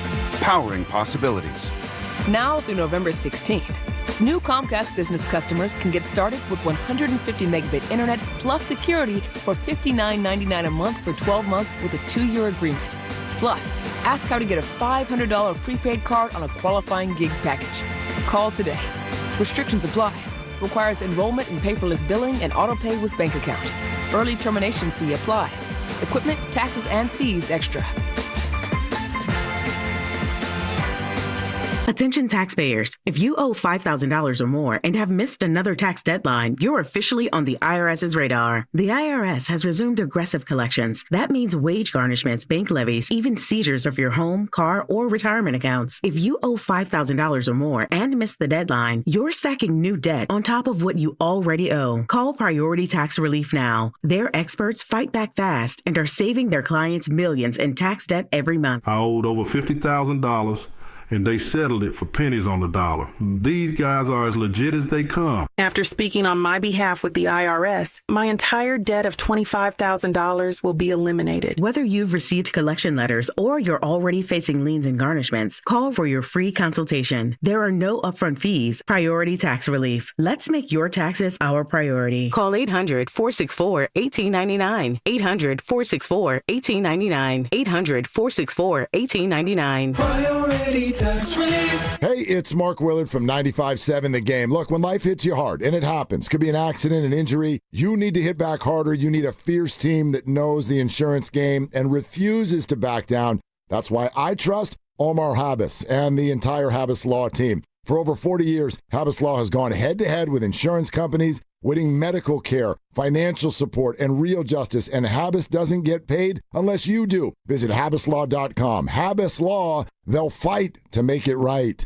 Do you owe $10,000 or more in credit card debt or personal loans? With credit card debt at all-time highs, Debt Relief Advocates is urgently notifying consumers of debt relief now being made available, designed to aid consumers with out-of-control credit card debt. Those who qualify and enroll for this relief program will only have to pay back a fraction of what they owe. This is not bankruptcy or a debt consolidation loan. This is a relief program that credit card companies would rather you not know about, as it ends your debt nightmare and saves you lots of money. Consumers owing at least $10,000 in credit card debt or personal loans can now take advantage of this debt relief as the cost of living skyrockets. Debt Relief Advocates has established a relief hotline for you to call to learn what debt reduction you may qualify for, so don't wait. For this free information, call the Relief Hotline at 800-707-6152. 800-707-6152. 800-707-6152. Morning, Zoe. Got donuts. Jeff Bridges, why are you still living above our garage? Well, I dig the mattress, and I want to be in a T-Mobile commercial like you. Teach me, Saldana. Oh, no, I'm not really prepared. I couldn't possibly. At T-Mobile, get the new iPhone 17 Pro on them. It's designed to be the most powerful iPhone yet and has the ultimate pro camera system. Wow, impressive. Let me try. T-Mobile is the best place to get iPhone 17 Pro because they've got the best network. Nice, Jeffrey. You heard them. T-Mobile is the best place to get the new iPhone 17 Pro on us with eligible trade-in in any condition. So, what are we having for lunch? Dude, my work here is done. The 24 monthly bill credits on experience beyond for well-qualified customers plus tax and $35 device connection charge. Credits ended, balance due if you pay off earlier. Cancel. Finance agreement iPhone 17 Pro, 256 gigs, $1,099.99 and new line minimum $100 plus a month plan with auto pay plus taxes and fees required. Best mobile network in the U.S. based on analysis by Ookla Speed Test Intelligence data 1/8/2025. Visit T-Mobile.com.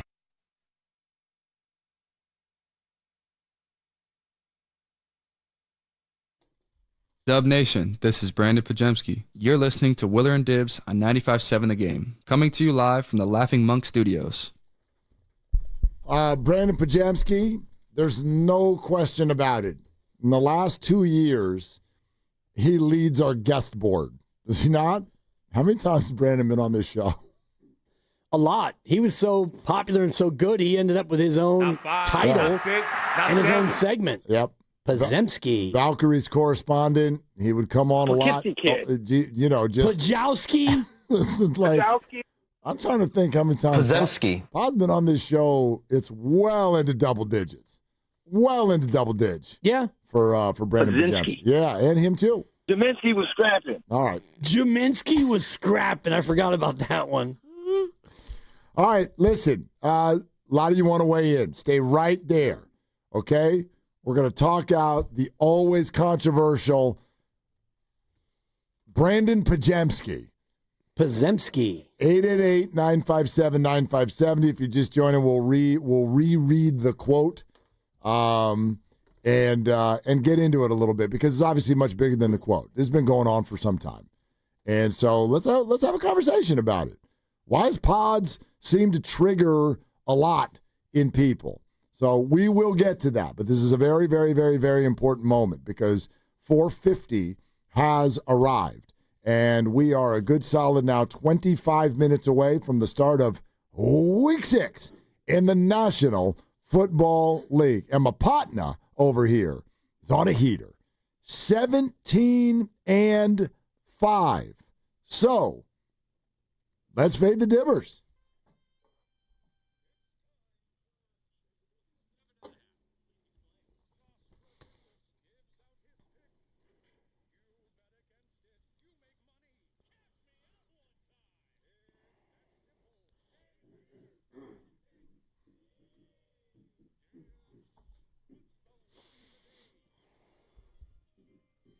Well, tonight we go live to the NFC East to see the Super Bowl champions who are really good at running the ball. Sometimes they don't even try to run the ball, and they will be going against the Giants, not the good ones that we like here in San Francisco, but the New York Football Giants. And the number, Dibs, the number is like Texas. It's big. It's a very, very big number. The Eagles, as a road favorite. That makes the Giants what? One of them home dogs. Home dog on Thursday night. The number is big. The number happens to be 7.5 in favor of the champs. Dibs? Philly's better. Let's start there. And the Giants have a lot of injuries. A couple of the receivers are down. I do like their running back, not just because his name is Scatabo. It's fun to say, Cam Scatabo, but he is good. Philly's been doing it in a lot of close games, and I thought, you know what? My gut tells me the Giants, home diggity dog, but then Thursday night, what is it like? I went back to last year, 9 divisional games on Thursday Night Football were one-score games. Oh, wow. And I look at this year, Buffalo won by 10, didn't cover. Seahawks won by 3, that was a cover, kind of an odd cover. Yep. Niners won outright, that was a cover. So I'm thinking divisional, Thursday, home diggity, I got to do it. I'm going to take the New York Football Giants and the 7.5. Yeah.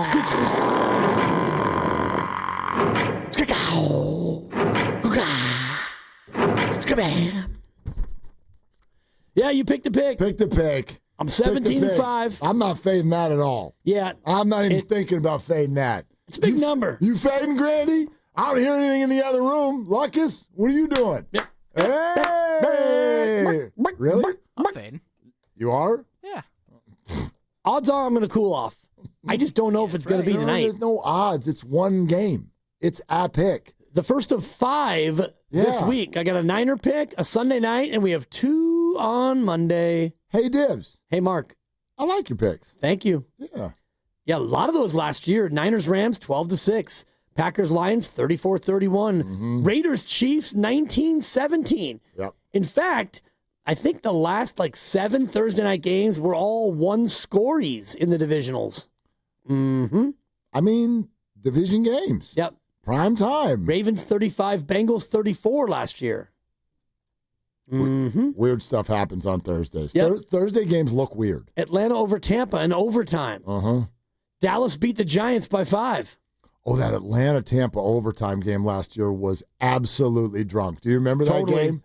That game was intoxicating. I remember being on the wrong end of it. Who was that dude that ran the touchdown in at the end? And I'm like, I've been watching this game all night. I've been watching football all season. I've never heard of you. Who are you? Who was that guy? Who are you? For Atlanta? Nobody even knows. Yeah. We're still looking at each other. I can't even remember that guy. Hang on. Now I'm going to look it up. This is going to tick me off. I can't remember who this guy was. Hang on. 2024 season. You said it was a Thursday night. 36-30, your final. 36-30. I see it. Now we go to play-by-play. We go to scoring plays. We're going to recap. And the deciding touchdown was Kaderil Hodge. That's right. Kaderil Hodge. 45-yard touchdown pass to end it. 36-30. Falcons beat the Bucs. That game was an intoxication sensation. That's a buck. Big time. All right. Don't want to talk about Podz? All right, let me reread this. Hang on, I got to pull that up again now, too. Got to pull that up. Hang on a sec. Give me a sec. Brandon Podziemski was talking about the future and sort of what he sees for himself. Quote, he's talking about Steph and Draymond. Quote, when they leave this thing, they got to leave it with somebody. How can I have their trust? And they go to Joe Lacob and Mike Dunleavy and be like, hey, we want to leave it with him. He's going to continue what we're leaving. So I think about that all the time, and I set myself up in that position to have that. And there's a lot of other things than just skill that you need to be in that position. All right. So that grabs you? Yeah. In a certain way? Yes, it grabs me in many ways. One, what he's saying is there's more than skill. There is community. There's leadership. There is a long-term contract that you sign. That way you can make it so that you are going to be here. And it's more than just, I want to be the best player. I want to average 25 a night. I want to be the next Steph Curry. I don't hear that when he says that. The first part of it that I hear is him saying he wants to be in a spot after 2 more years or 3 more years where he's looked at as a centerpiece. Not the centerpiece, but a guy that the team will want to keep and a player that Steph and Draymond will leave the team and say, you know what? The team is in good hands because Podz, he plays the right way. He plays hard. He plays with class. He's a warrior. And if Steph and Draymond retire as warriors, that's kind of also what I hear Podz say. Like, I want to be somebody to carry the torch and maybe eventually be a 12 or 15-year warrior like these guys are going to end up being. All right, let's go to the phones because I see this and I'm not dumb. I get it. I know all the aspects that are kind of part of this, but here's how I see Brandon Podziemski. Just real quick. I see Brandon Podziemski as a solid young role player who does a lot of good things that we see and a lot of good things that we don't see. He's far from perfect. He is not a completed picture. Steve Kerr has gotten frustrated with some of the things he does, whether that's barking at the ref or whatever. There was stuff down the stretch of basketball games when he was forcing it. His decision-making was off. Those are the things that he needs to do really well. He's got a little Brock Purdy in him. Like, he's got to be a good decision maker because he's not going to overwhelm you physically. But I very much see him as somebody who's not going to hurt you out there. And then here's the other piece of his puzzle.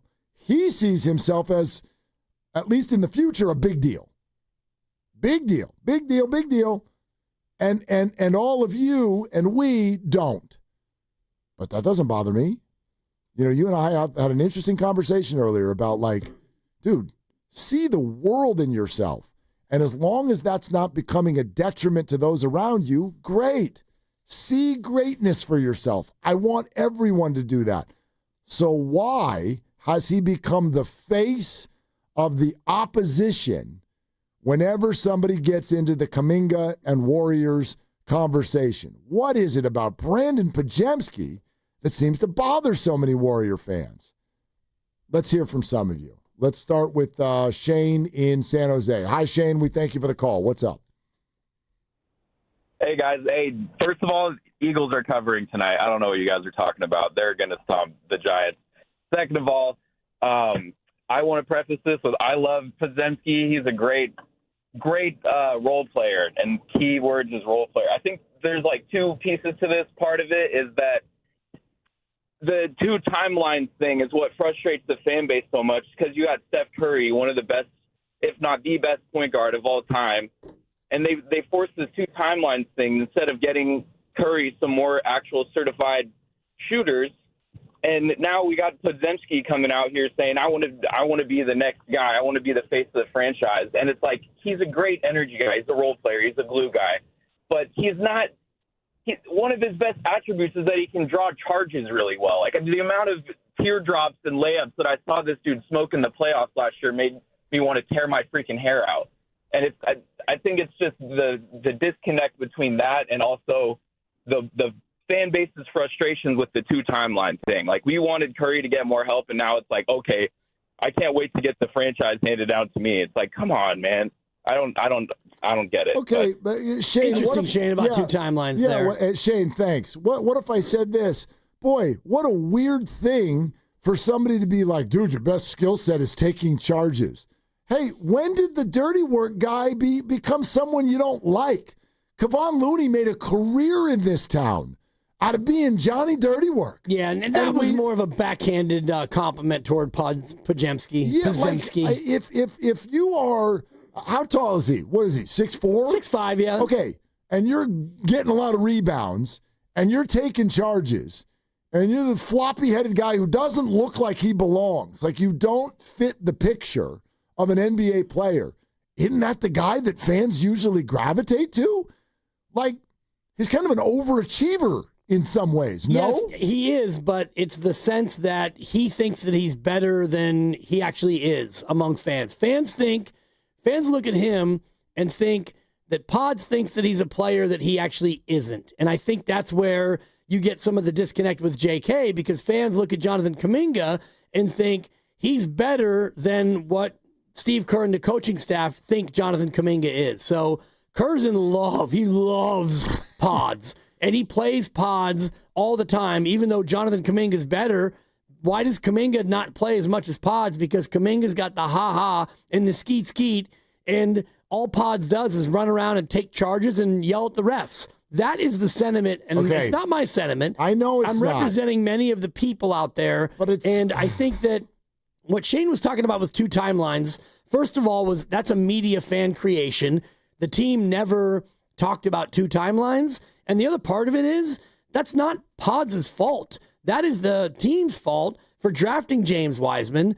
That's the team's fault for trading Jordan Poole, and that's the team's fault and Kaminga's fault for him not being better than he actually is. 2 timelines isn't working because the guys you took, the young players, have either been dealt or haven't developed, and there's enough blame to go all the way around. Yeah, and that's obviously a bigger issue that brings up all kinds of other stuff and other players through history and whatnot. There are some simple answers to this. Brandon Podziemski and Jonathan Kaminga do not play the same position. Right. They do not do the same things on the court. So that's I would love to dig into that. Why is that not enough of an answer already when someone goes, why does he get to play and him doesn't get to play? Well, they don't play the same position. That's a starter. The second answer, though, and this is the one this is where people get into the feelings, is that, and I think that even this quote is an extension of this, Brandon Podziemski, actually I would argue almost all Warriors not named Kaminga, have walked into the building. In fact, Jordan Poole might be the only other example. They've walked into this building and they've gone, dude, what Steph and Draymond built is otherworldly. This Warrior culture, I am so enamored to be a part of this, and all I want to do is do exactly what those guys say that I should do. That's what I want to do. Buddy Hield does that, and they've turned it into a big joke. In fact, it went viral when Steve Kerr went over to the sideline last year and introduced Buddy Hield to Steph Curry. Right. Remember that whole thing? Hi, this is Steph Curry. He's the best shooter on the planet. So when he's open, you give him the ball. And they made a big joke about it. But that's because Buddy, like countless Warriors, have walked into the building and gone, dude, this is dynastic. This is generational. All I want to do is do exactly the things that I can do to help out this larger cause. I want to be clear here. I have no problem if Jordan Poole and Jonathan Kaminga don't want that role. What I've always advocated, though, is that if you don't want that role, great, let's find you another team that will give you the role that you want, because I'm all about everybody getting the role that they want. But why can't, that's the hard part, but I think it's a big deal. Why does Steve Kerr, why is everybody so accepting of BP? For the same reason that they're accepting of Moses Moody. Or Kevon Looney's a great point, yeah. Or anybody else. Because almost everybody in the building is just like, this is incredible. Let's do exactly what they tell us to do. That's how most of the players have sort of reacted to this team. And that's where the frustration for Kaminga comes from internally and sometimes externally, because there are times when Kaminga showcases his ability, his willingness to do those things, and there are other times when he doesn't, whether it's rebounding, off-ball defense, on-ball defense, shot selection, ball movement, whatever the things are that he struggles with at times. It's that level of inconsistency, and you could look at Brandon Podziemski and what he's done in 2 years, and the things that never go away for Podz are the things that they can bank on. Hustle and ball movement, ball handling, rebounding, defending at the level that he can defend. He's not a great defender, but he's usually in position and he's out there giving effort. So those reliability tendencies for Podz are the reason that he plays more consistently. You're listening to 95.7 The Game, KGMZ FM and HD1 San Francisco and Odyssey Sports Station. And the home of the Golden State Warriors and Valkyries, always live on the free Odyssey app, coming live from the Laughing Monk Studios. All right, let's keep going. Stacy in Oakland is next up. Hi, Stacy. Thank you for the call. Hey, guys. Thank you. Love you. Hey, do me a favor, Shane. Hold my beer. You missed the mark. The Charge King. Who can be mad about him wanting to someday take charge, right? He's bought into the system. He's a great guy. He's a homegrown kid who wants to be the cream of the crop one day. Like, welcome to Overreaction Thursday, my friends. He's bought into the system. You don't hear any drama about him. He shows up. He shows out. He's not the best at everything, but he's committed. Look who he's had as an influence. Kevon, Iggy. He's got Steph and Dre, and he's always up underneath them listening. When the huddle during the timeouts, he's not sitting on the bench just warming his knees. He's in that huddle. He wants to be a part of it. Not even want. He is. And because he is, he sees himself in the future being. I love it for the kid. Come on, y'all. Okay, Stacey. Yeah, like, again, to me, this stuff, and believe me, the dynamic, when I said earlier I don't get it, I don't actually mean I don't get it. I mean, I don't kind of agree with it. It doesn't need to be this way, and I do think as we approach a week and a half when this season starts, there are going to be moments early in this season where some in the Warrior fan base are going to have to reacclimate, reintroduce themselves to the idea of rooting for people who have Warrior jerseys on. I don't know how long Jonathan Kaminga is going to be here. I want every bucket to go in when he shoots it while he's here. And if he ends up here long term, phenomenal. If this all ends up working out, if they figure out the puzzle, outstanding. But there is this dynamic, and maybe part, actually, if you want to point to a part of the Podz quote that is actually the piece of the puzzle that should be what we're talking about, it's not the part about him saying that he wants to be the main guy someday. It's the last sentence.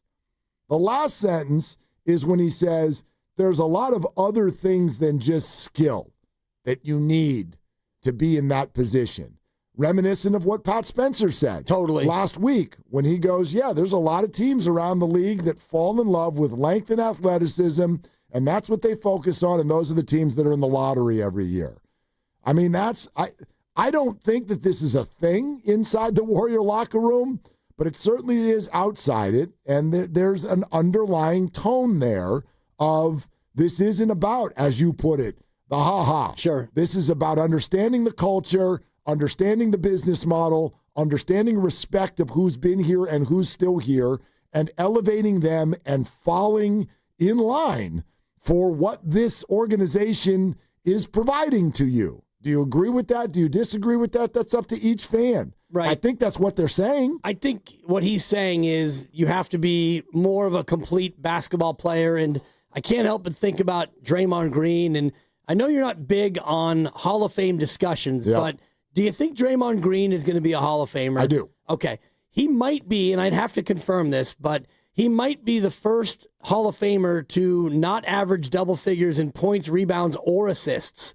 I don't know if that player is in the Hall of Fame. You've got Ben Wallace, who never averaged 10 a game, but he averaged more than 10 rebounds. For sure. Dennis Rodman's the same. You may not have any player in basketball's Hall of Fame who played in the NBA who averaged a triple single, and yet there's no doubt that he's a Hall of Famer, and it's because of what Brandon's talking about. Now, Brandon's not ever going to be Draymond Green defensively or even offensively. I don't think Brandon's going to be a Hall of Famer, but when you think about Draymond Green, he is a complete player. Not a great scorer, but incredibly smart, an athletic player, an unbelievable defender, top 10 all-time on defense, and all the rest of it. And so that's what I'm hearing Brandon say. Like, if he wants to take the mantle from Steph and Draymond, well, you're not going to be the best three-point shooter ever. You're probably not going to be DPOY, but can you be a complete player in the mold of those guys? That's what I'm hearing him say. Well, and listen, I agree with you with regard to what I see in Brandon going forward, and we can have and have had conversations about what we see in Jordan Poole going forward, what we see in Jonathan Kaminga going forward. But good Lord, we got the right to be wrong too, right? I mean, again, the team was wrong when they drafted James Wiseman. Sure. So, I mean, everybody's wrong. Like a lot of people who do become stars, we didn't see them as stars. A few years ago, Shai Gilgeous-Alexander was just kind of a nice-ish young player.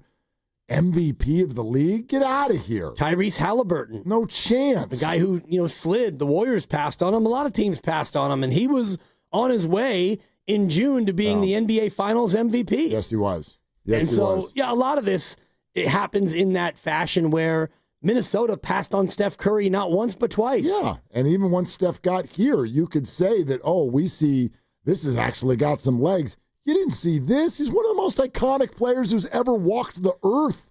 That's laughable to think about. No major college wanted him. So, I mean, somewhere in this is related to our constant draftism conversations. I still think there's a lot of this out. There's a lot of it in the Niner locker room right now with the way people assess what's going on. Mac Jones comes in, wins 3 football games, and now here we are again with, he's taller and he has first-round pedigree. Yeah. I don't Bigger care. arm. I don't care. I don't care. One of them went to the Super Bowl.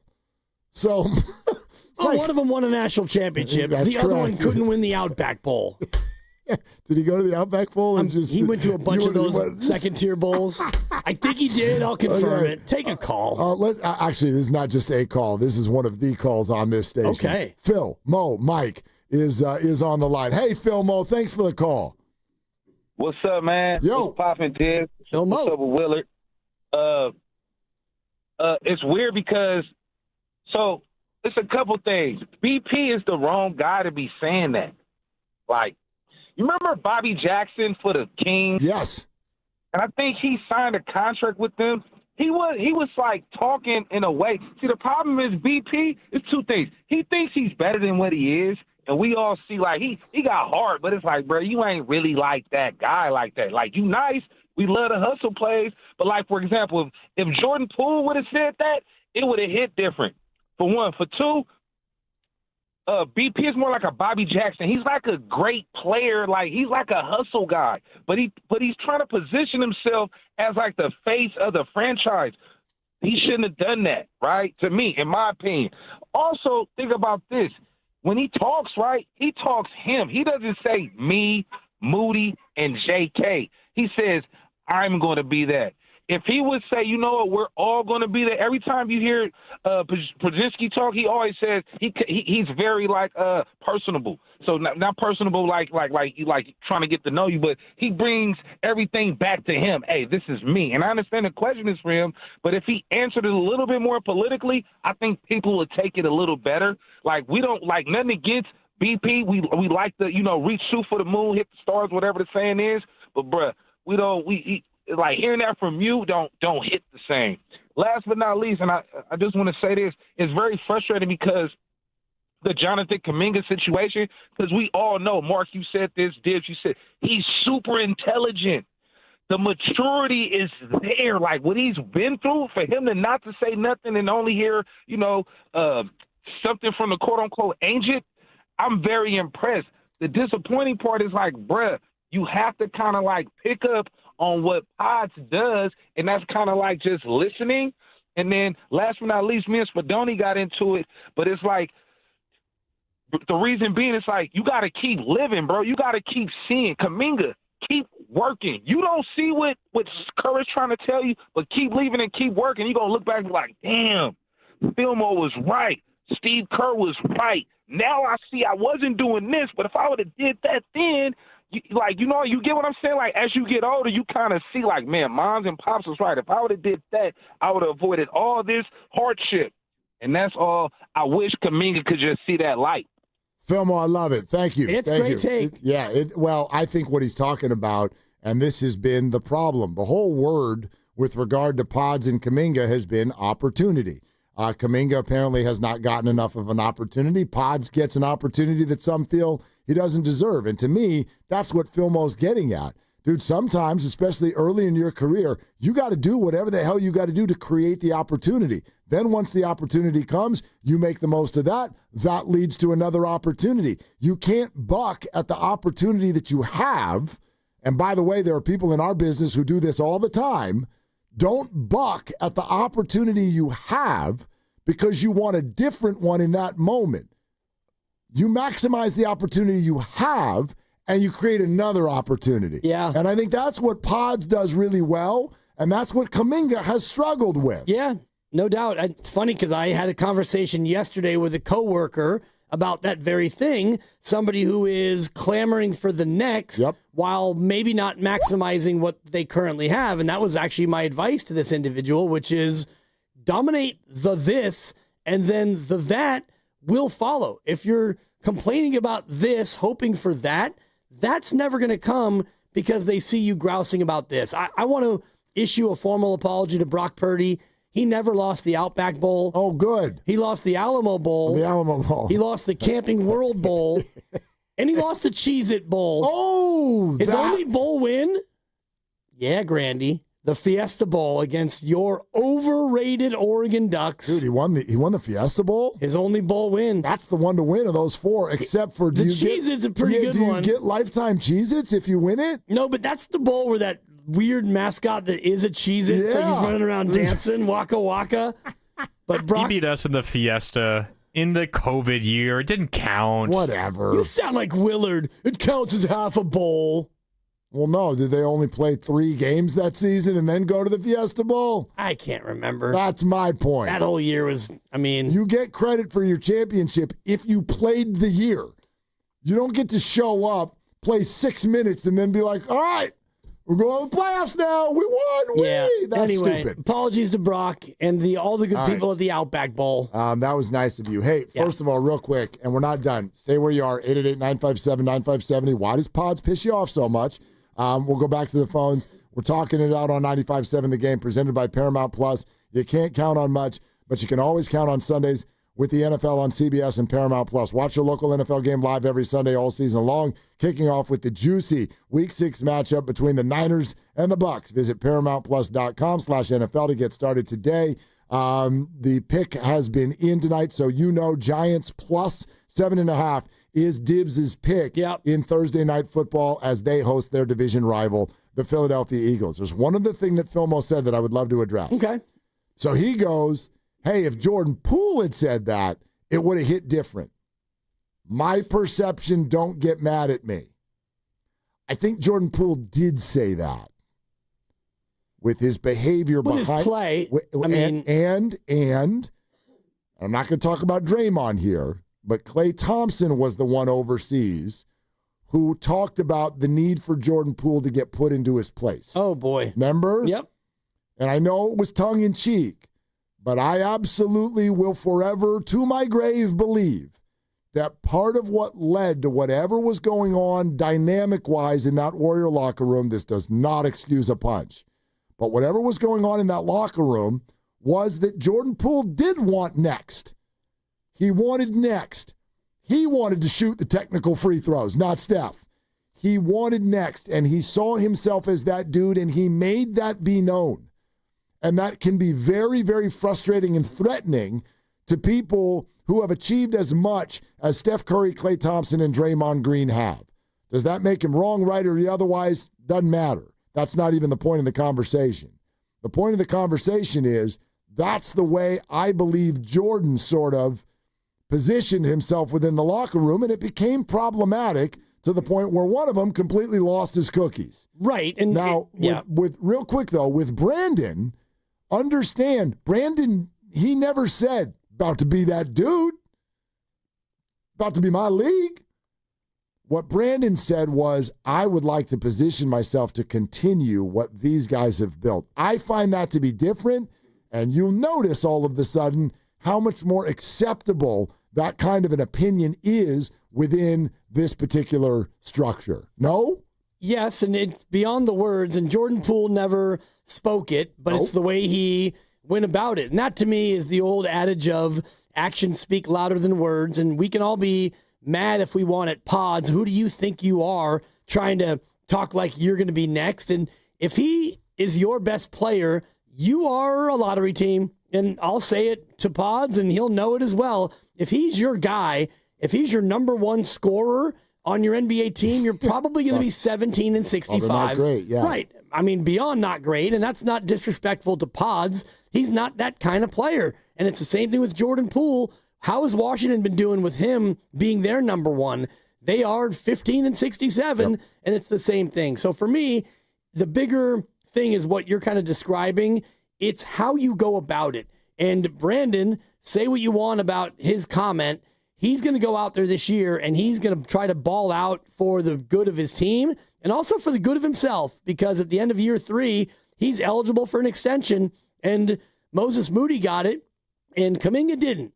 And now Kaminga had to play year 4, and we had the whole summer of will they or won't they, and so it was a whole thing. But if you're Podz, you're going to go out there, and whether or not he made these comments, he's going to go out there and play the way that he was able to get in the league. And he didn't get in the league by dunking on people and shooting 50% from 3. He's an NBA player because he went from a bad situation for him to a better situation, had a great year, and has grinded. By the way, the other part of this, though, that there's a little bit of a Bob Fitzgerald drop in all of this. So what? So what? Do you know what I mean? Like, okay, Brandon Podziemski thinks he's a star. All of us don't. So what? Why does that represent something either threatening or annoying or, out of place? All of those things. I've heard multiple people say, oh, it's okay for you to think this. Just don't say it out loud. Well, maybe this is the media member in me. I don't almost ever have a problem with saying it out loud. Say it. Say it. Say it with your chest. Stand on it. Be who you are, and then the world gets to either accept you or not and feel a certain way about it. But, I don't find anything that Brandon Podziemski has said to be this we got a problem in the locker room, or this is going to threaten Warrior basketball. If somebody thinks they're awesome and the rest of us don't, great. Great, you think you're awesome.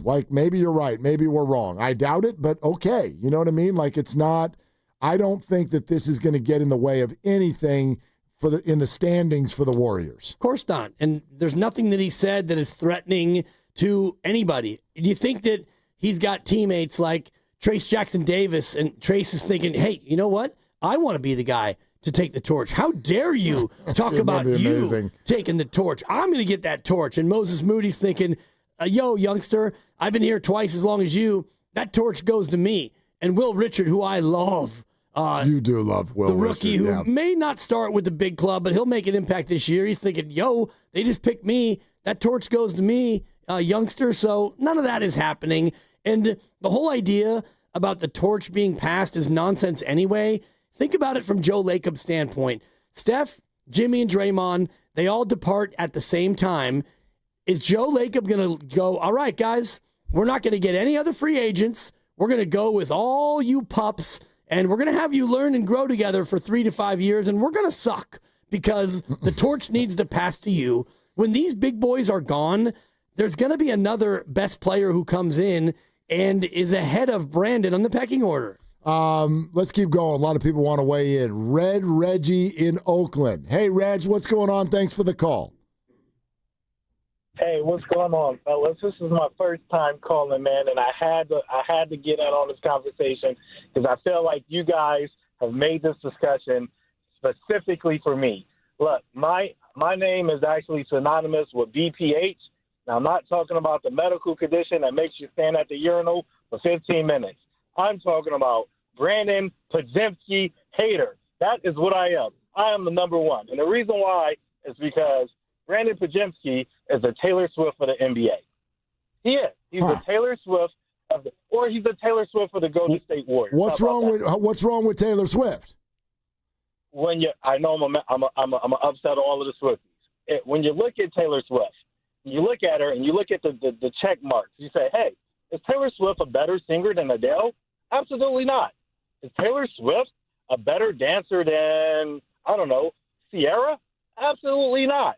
But somehow she's grown to this media darling, and that's the same with Podziemski. He's like this local media darling / coach darling, but yet he's okay. Now, I'm not bashing Taylor Swift to say that she has no talent whatsoever or Podziemski has no talent whatsoever, but again, Taylor Swift is not a better singer than Whitney Houston, right? And you would think you would hear a lot of Swifties say that. But that's my whole thing. My biggest thing when it comes to Podziemski is he's a good player, but the media and the coaches put him like on his pedestal to make him bigger than what he is.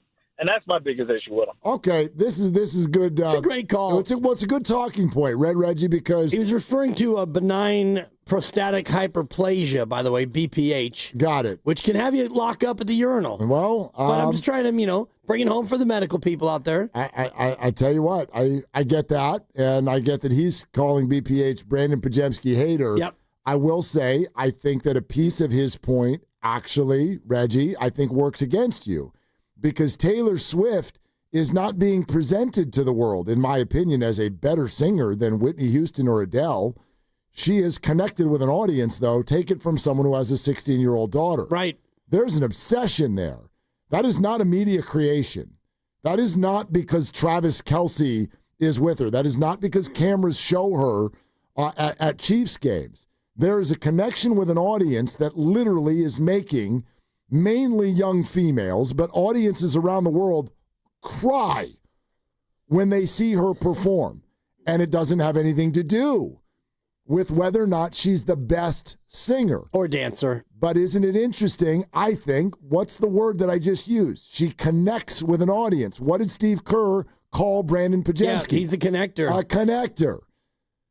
The coach, the media, nobody is telling anyone that Brandon Podziemski is the best player. They're simply telling you that there is a connection between him and the role that he is being asked to play. They feel like that is working. Dibs will give you a truckload of data that suggests they're right. Okay? This is largely the premise I usually work on when we talk about this. Right. They're not stupid. They're paid millions of dollars to get this right. They are not trying to create something for you so you buy a bobblehead. They're trying to win the game. And they're putting someone out there because they've got data that suggests that in his role, he's helping do that. Nobody's trying to make him your favorite player. Nobody's trying to do that. And Taylor Swift is not the most popular artist because the media happens to love her and she's slender and she's got a now famous fiance. She's the most popular artist because she has the most sales and the tour and the downloads and all the rest of it. There are objective things about Taylor Swift that show you that her popularity is not a media creation. And, Steve Kerr may like Brandon Podziemski more than fans, but you're right, Mark. He's out there trying to put together the best possible lineups, the most connected lineups to go out there and win games. And I'm going to defer to him because in his time as the Warrior coach, he's won pretty often. And he's done it with a variety of lineups and a variety of players, and he's done it in different ways. And so until I see Podz play and them lose a lot, and if the lineups show that he's kind of the big reason, then you can start to clamor for him to get pulled. Absolutely. Like this, it's always interesting to me. This goes to kind of a core thing that I've always found curious is when the public feels like they're being force-fed something by the media. And to me, it's a very chicken or the egg conversation. I'm not here to tell you that the media, on some planets and in some angles, yes, they've got an agenda. I understand that. At the same time, when the public goes, dude, the media is trying to force feed this, and I'll go, you understand that the media is driven by the data that you create. The media is not trying to make you eat a show. If you watch it, the media is going to go, let's give you more of that, right? If you don't watch it, it gets canceled. Thank you. Like, are the Kardashians a media creation, or Joe eat it up? Y'all ate it up. It's both. So now, yeah. You know what I mean? Absolutely. Okay, like they go away if you don't watch. So don't be like, I'm never, ever triggered by stuff that's out there. Do I watch Real Housewives? No. Me either. I'm not mad at it because somebody is eating it up. The entire Bravo network is built on those shows, and I live with a woman who watches every single one of them.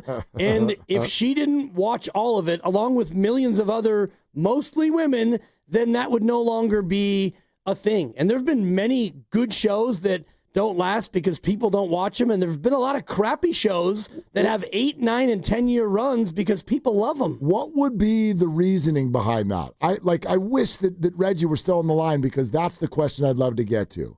What would be the media's reason or the Warriors' reason for force-feeding you Brandon Podziemski, even though apparently privately they don't think he's very good, and meantime squashing the future of Jonathan Kaminga? What would be the media's reason for that? I'd argue Jonathan Kaminga's way more exciting. I'd argue he's way more marketable. He's all of those things. Why would anybody be incentivized to do the opposite? And please, I'll just address it now. No, it's coming. I was just going to say it. Don't say race, because the NBA is filled with iconic black men. So why would anybody want to force feed you the floppy-haired white kid over Jonathan Kaminga? Why would anyone do it? Who stands to win there? Do you honestly believe that that is a piece of this? Or do you accept that the Warriors would like to win tonight's game? I don't, come on, really? Really? In a league run by LeBron and Steph for a decade and a half, why would anyone want to do that? Yeah. That doesn't make any sense to me. You've got an owner who came in and got booed at the Chris Mullin retirement ceremony and had the hubris to go out and say, we're going to hang banners. But, yeah, he would rather not play a better player just so he can market his floppy-haired white guy somehow. The most competitive owner we've ever seen, and a coach who has now won one of every 3 titles over the past 3 decades, and all the rest of the people in the organization, they are hell-bent on winning. And so all those things don't come into play. So, yeah, kind of miss me with that part of the conversation as well. And you mentioned it earlier. This whole thing is not Podz against JK. To me, it comes down to, like, the people who think, who are you? Who do you think you are to have the audacity? I don't know. The audacity to think that the torch is being passed to you. I don't know. He's a kid who became the 21st pick in the NBA draft and now has a starting role with the Golden State Warriors. Do you know where my head would be if that were me? You wouldn't be able to talk to me. You would not be allowed in the room with me. I mean, I'm kidding, but seriously, like, I don't know. Isn't there some achievement in there somewhere? Right. Can't we like that's awesome. Yeah. That's pretty great. It's great that he is in a spot where he thinks he can be that kind of player. Yeah. And who cares all the if we stories agree? about when he came into camp and right away he was, telling Draymond this and that, and he's, barking at some of the vets. This is the way that this kid is cut. And you may think he's too arrogant. Well, I'll go ahead and send you down to Kyle Shanahan, and people think that he's too arrogant. And so do you want, and this is where I shared this on the thread earlier before the show started, what is wrong with an alpha male, a competitive pro athlete, thinking more of themselves than maybe the public do? Isn't that what you want? I don't know. Don't you want somebody to think of themselves in that vein? I sure do. We've all there's a CEO somewhere in all of these companies that, boy, that probably just thinks the world of him or herself. I never met Steve Jobs. The book says he's a complete jerk to everybody. I don't know. Sometimes, like, how did Tiger Woods handle his celebrity? Hey, it's Tiger. Like, people, I think it's pretty easy to lose your mind. And I'm not saying Brandon has, but, like, I just think we pick and choose sometimes. I said this about LeBron yesterday. Oh, my God. We pick and choose what just totally triggers our faces off. And I'm like, it's pretty innocuous. This is pretty calm. Ooh, LeBron picked up golf. Jerk. Like, what? Didn't he hold a decision to announce a new liquor sponsorship? Is that what that was? He did. And then the first time he did it for real, is he narcissistic? I would be if I were LeBron James. Right. Like and then, $1 million went to the Boys and Girls Club of Cleveland. All right. It can annoy you, but let's not demonize the guy.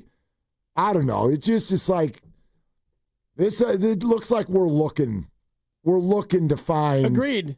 stuff. It's funny because I was watching, I think it was Pat McAfee this morning, and they had Baker Mayfield on, or they played a clip of Baker Mayfield, and he was basically talking in advance of the Niner game, and somebody asked him about the comebacks and this and that, and he's like, yeah, a few years ago when I was struggling, I was arrogant, and I was this, and I was that, and now everybody loves it, and now I've got moxie, and now I've got this confidence, and I'm Captain Comeback, and he's like, I haven't changed at all. Yeah. When I was struggling, I was arrogant and I was cocky. I was overrated. I was all these things. And now that I'm playing better, now I've got moxie. Right.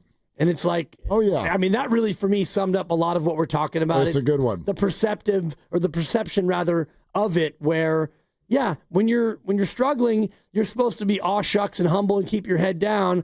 And then when you're doing really well, don't get out there and beat your chest, because now you're being arrogant and you're being cocky. Angry Vegan in Richmond. Hey, Vegan, what's going on? This Podziemski hatred is driving me crazy. If I told you you're going to be able to select a guy, mid to late first round, who's going to have a better plus minus than every player picked ahead of him except for one, is going to lead the entire NBA in drawn charges, is going to have a 3-to-1 assist turnover ratio, all as a rookie, and they go on to do really well the second year, even with a plastic mask on, and then in the second half of the season shoot like 43% from three after the All-Star break. He earned all the minutes he got. And if you read that whole article, he's just saying, I want to earn the respect of the veterans. I want to earn the respect of my owner because I want to be with this team. What more do you want than that? Also, I hear, oh yeah, he's unathletic, he's small. Just look it up. Everyone can look it up. He's 6'4" with a 39-inch vertical. For a combo guard, that ain't too shabby. It's like, it just drives me crazy. And by the way, he's not only playing because Guru likes him, it's because the vets like him, because unlike certain, shall I say, politicians these days, he is represented by the facts. And by the way, I called in the other day saying how much he led in plus minus. He's ahead of Kaminga in every advanced statistical category, not one. Plus minus, win shares for 48 minutes, defensive rating, everything. And that's okay, And by the way, per game, he's played about the same amount of minutes as Kaminga, but he's earned every minute he's gotten. So, this outrage, I just don't get it. It mystifies me. Yeah, completely. Thank you, Angry. Thanks very much. One thing I will say real quick, I want to try to really push against the whole comparison piece of like Podz is these are his number, Kaminga's these, because same answer as I said before. They play a different position. Right. They play a different role on the team. I think it's gotten, it threatens to be a little toxic to keep comparing these guys, this guy's minutes, that guy's minutes, this is numbers, that number. All I'll say is if I just focus on Brandon Podziemski, in most worlds, this is kind of an underdog story that people should really like. A first-round draft pick that has got a starting role. In other words, it seems to have worked out. They found someone in the 20s or close, whatever it was, around 20, who they like. He seems to get more out of his career than his talent would suggest is what it should look like. And he really wants to be a Warrior, like forever. Those are characteristics that fan bases usually eat up with a spoon out of a bowl. Yep. And that's not seemingly the case here. Well, a lot of it's conflated with the Kaminga question, and you're right. They play different spots, and just as you were laying that out about the underdog story, I was thinking about Jonathan Kaminga, a guy who was not born here, came to the United States alone as a teenager without his parents, and had to really struggle to not only learn the culture, but learn the language and also learn to play basketball at a high level. And I think that his underdog story, unfortunately, won't be concluded here in Golden State, but you might look back at the Kaminga story and it might be as dramatic, if not more dramatic, of an underdog story considering where he came from. Kickoff show this Sunday, Low Neal, Evan Giddings. Starts at 11 a.m. And if you're looking for someone to watch the games this weekend, how about Laughing Monk Brewing in Sunnyvale? They really put it on, okay? And the Gold Rush girls are going to be there, meet and greet Photos, autographs, whole deal. Next home game is obviously the following Sunday, October 19th. Sunday Night Football, Lone Evan at Laughing Monk starting at 3 p.m. You can sign up for the free shuttle to the stadium now. First come, first serve. Go to the Eventbrite page on our website, 957thegame.com. Sign up now. This is Willard and Dibs. And Dan Dibley over here to talk about Fremont Bank, a family-owned bank with the family-owned feel. They've got 21 branches throughout the Bay Area, and I love these branches. They are terrific, and you go into any one of them, and you can find out exactly what you want for yourself, the kind of banking you're looking for. It's a good, solid, local bank, and it's the kind of bank that I am happy to be a part of, absolutely, because it's a local ecosystem that's built on relationships that benefit the Bay Area communities. They've been doing it since 1964. They founded it down there in Fremont, and they wanted to build more than just a good local bank, but a local ecosystem that is built on these relationships. You deposit your money at Fremont Bank, it gets reinvested into home ownership and philanthropy and businesses, everything else that makes our Bay Area stay so strong. They also support many local nonprofits, and they make a lot of meaningful grants for the betterment of the Bay Area communities. Go in, see for yourself exactly what I'm talking about. Fremont Bank, here for you and here for good.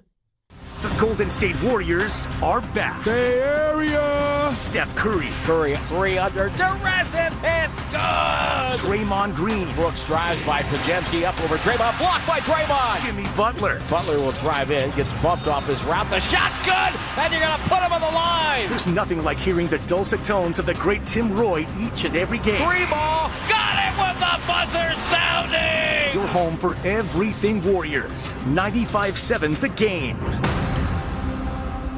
We finally switched to T-Mobile because with them, we can be connected here and there. Let's watch a movie. And we have Netflix included to enjoy our favorite shows and movies. ¿Qué tal esta? Bacanísima, pero ya la vi. Now the hard part is getting them to agree on a movie. Switch today and get the new Samsung Galaxy S25 Plus with Galaxy AI, all on the best network in the U.S. Visit a store, T-Mobile.com, or call 1-800-T-Mobile. 1-800-T-Mobile.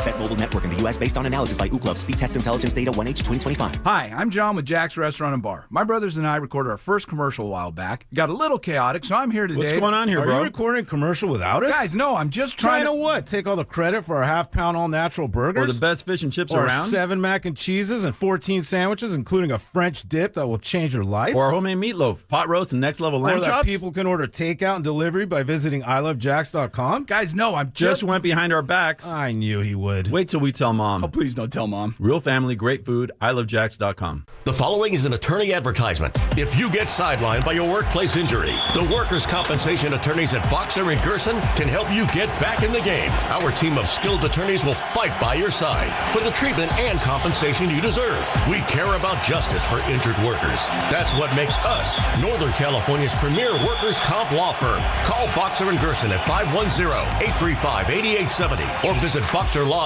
for a free consultation. Boxer and Gerson, your life is worth the fight. Wesley Financial Group is not a law firm. Hi, I'm Chuck McDowell, the timeshare cancellation guy. In 2011, I founded Wesley Financial Group with one goal in mind: to help honest folks out of their timeshares permanently. Today, I run Wesley with my 2 sons, a real family business, treating every client and every employee like we'd want our own family treated. That philosophy has helped us grow into the largest, most trusted timeshare cancellation company in the United States. Fortune magazine even recognized us as one of the best places to work. Why?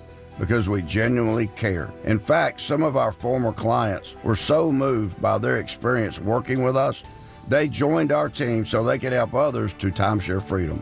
If you're stuck in a timeshare, give us a call. Let our family help your family. Call Wesley now for your free timeshare exit kit. 800-814-1500. That's 800-814-1500. 800-814-1500. Do you owe $10,000 or more in credit card debt or personal loans? With credit card debt at all-time highs, Debt Relief Advocates is urgently notifying consumers of debt relief now being made available, designed to aid consumers with out-of-control credit card debt. Those who qualify and enroll for this relief program will only have to pay back a fraction of what they owe. This is not bankruptcy or a debt consolidation loan. This is a relief program that credit card companies would rather you not know about, as it ends your debt nightmare and saves you lots of money. Consumers owing at least $10,000 in credit card debt or personal loans can now take advantage of this debt relief as the cost of living skyrockets. Debt Relief Advocates has established a relief hotline for you to call to learn what debt reduction you may qualify for, so don't wait. For this free information, call the Relief Hotline at 800-707-6152. 800-707-6152. 800-707-6152. This is the story of the one. As a maintenance supervisor at a manufacturing facility, he knows keeping the line up and running is a top priority. That's why he chooses Grainger. Because when a drive belt gets damaged, Grainger makes it easy to find the exact specs for the replacement product he needs. And next day delivery helps ensure he'll have everything in place and running like clockwork. Call 1-800-GRAINGER, click Grainger.com, or just stop by. Grainger, for the ones who get it done.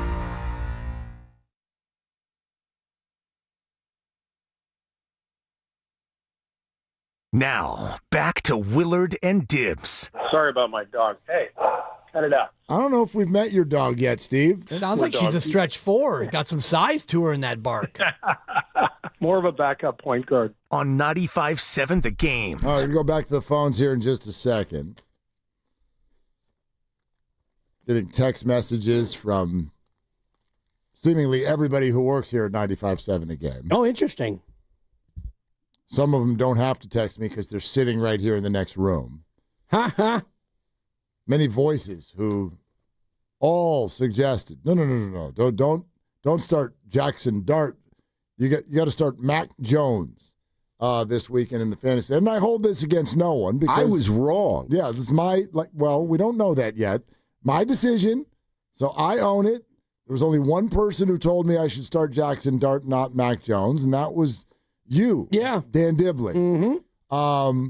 How's that working out for you? Well, I don't know yet because I don't know how Mac's going to do. Maybe he's going to go throw 5 tutties this weekend. Dart is Jackson Dart so far. He's not Jackson Shart, which is what he was at times last week. Yeah. And Guru was... Well, shake it off, Grandy. Well, Guru, the fun one is Guru texted me about it, but he did it with Siri. So he said, I hope you started dark. Wow. Oh, no. There are so many jokes there. I just don't that's it. I hope you started dark. And I did Rats? not. No, I did not. Lay off.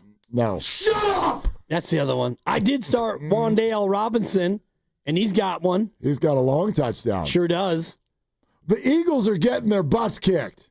They just scored. It's 14-10. 13-10. Yeah.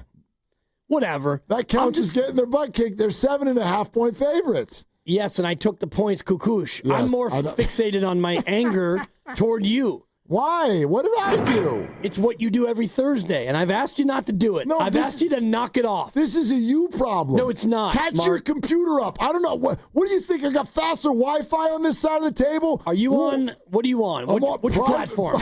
What's your platform? Are you on Chrome? Yes. Are you on Firefox? I'm on Chrome. I'm on Chrome too. Okay, we're on the same thing. Maybe it's the Apple laptop. Yeah, well, I have an Apple laptop also. I don't. Dibs doesn't. That's the point, because he hates Apple. Oh! I don't hate Apple. I find it to be a cult. I see. The real issue I'm going to double down on this is a you problem. Okay, and that's fine. And you can make it my problem, or you can just knock it off. Because what's happening, folks, for those of you out there, is he and I are doing a show, and we're not totally yacked in because we're both watching the game. Where's the game on? And we're watching other games as well. We're talking. This is what we do. This is what we do. This is what we do for a living. And you're about to play ahead, and so you'll throw your arms up, and then I'll look down 8 seconds later and realize that you were signaling touchdown. This is exactly what we get from a CYO ref who, whenever somebody's up by 20, let the other team catch up. No press. No pressing. No scoring. Those are league rules, they're not my rules. Don't be mean. We don't want anybody else to ever lose a game. We wouldn't want that. This is like... That's not how I operate. You need to catch up, brother. Next time you're going to be in the dark and I guess you never are, even if you have to be at a kid's sporting event, you're still going to watch it live. You would choose some red zone game over your own kids. Long trip to the bathroom. Totally. So I'm gonna start spoiler alerting all you guys. All right, I'm not worried about it. Spoil it. It happens to me. I don't know what it is when we're doing the show on Fox. Me and Ephraim. I don't know what TV he's looking at, but it's a play ahead of the TV I'm looking at. Oh, he's a play ahead. Yeah. You know what's really weird is like, when they'll be like, ooh. And I'm like, what? What? Yeah, what? And it really, because next week I got to do it during the Niner game. Oh, good point. So that they ruin stuff for me. What's really weird, and I don't know why this is the case, but Red Zone is ahead of the regular over-the-air broadcast network. So if you're watching the Niner game and you go to Red Zone, the 3rd and 3 play, you can see it on Red Zone before you see it on Fox or CBS. Sometimes. That's not always. Like, I know what you're saying, and sometimes that's been the case, but lately it is not. I don't know. I can't figure it out. I don't know what the algorithm is, which TV, which network, which platform. I don't know what's going on, but I used to have that trouble, and now it's gone the other way around. Yeah, not for me. I don't know. And maybe it's because Red Zone doesn't have that delay, and TV broadcasts are a little bit behind. Right. Automatically. Right. Maybe Red Zone, they don't have that built in. I don't know. One more person wants to weigh in on Podz. Okay. His name is Kevin in Pleasanton. Hi, Kevin. What are you doing? Hey, guys. Just checking in one of my vacation rentals, one of my guests. Oh, okay. Hey, listen, I caught the tail end of what you guys were saying. And I just wanted to say, so my son coached the USA 16U Olympic team in Puerto Rico. He's now a college coach. He's going to be the youngest NBA or WNBA head coach.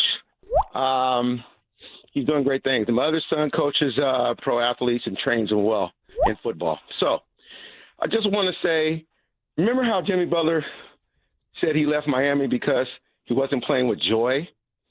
Listening to this whole stuff about Kaminga, Podz, Kerr is taking my joy away from Warriors. And it sucks because you guys are all saying the same thing for the last 3 years. I can rewind this tape, and we're all saying the same thing about Kaminga, Kerr. No, we have no center, the whole 9-yard. Draymond doesn't want to play the 5, and yet and still, we're still here. So until Steve Kerr leaves, whenever that day may come, whenever Steph retires, that's the only time it's going to change. And it's sad, it's unfortunate, but Steve Kerr's run the same offense for 7 years. The same offense. And when we get into the playoffs, guys, the true guys that we need to play are the ones that play. But we got to get to the playoffs this year. So I just, fans, you're calling in. I know it's frustrating. I know it's frustrating for you guys, Willard and Dibs, because you guys are awesome. You guys are awesome. And you guys have to sit here and deal with the same stuff, right? Steve Kerr's got pedigree. We know that. So he said Jason Tatum. So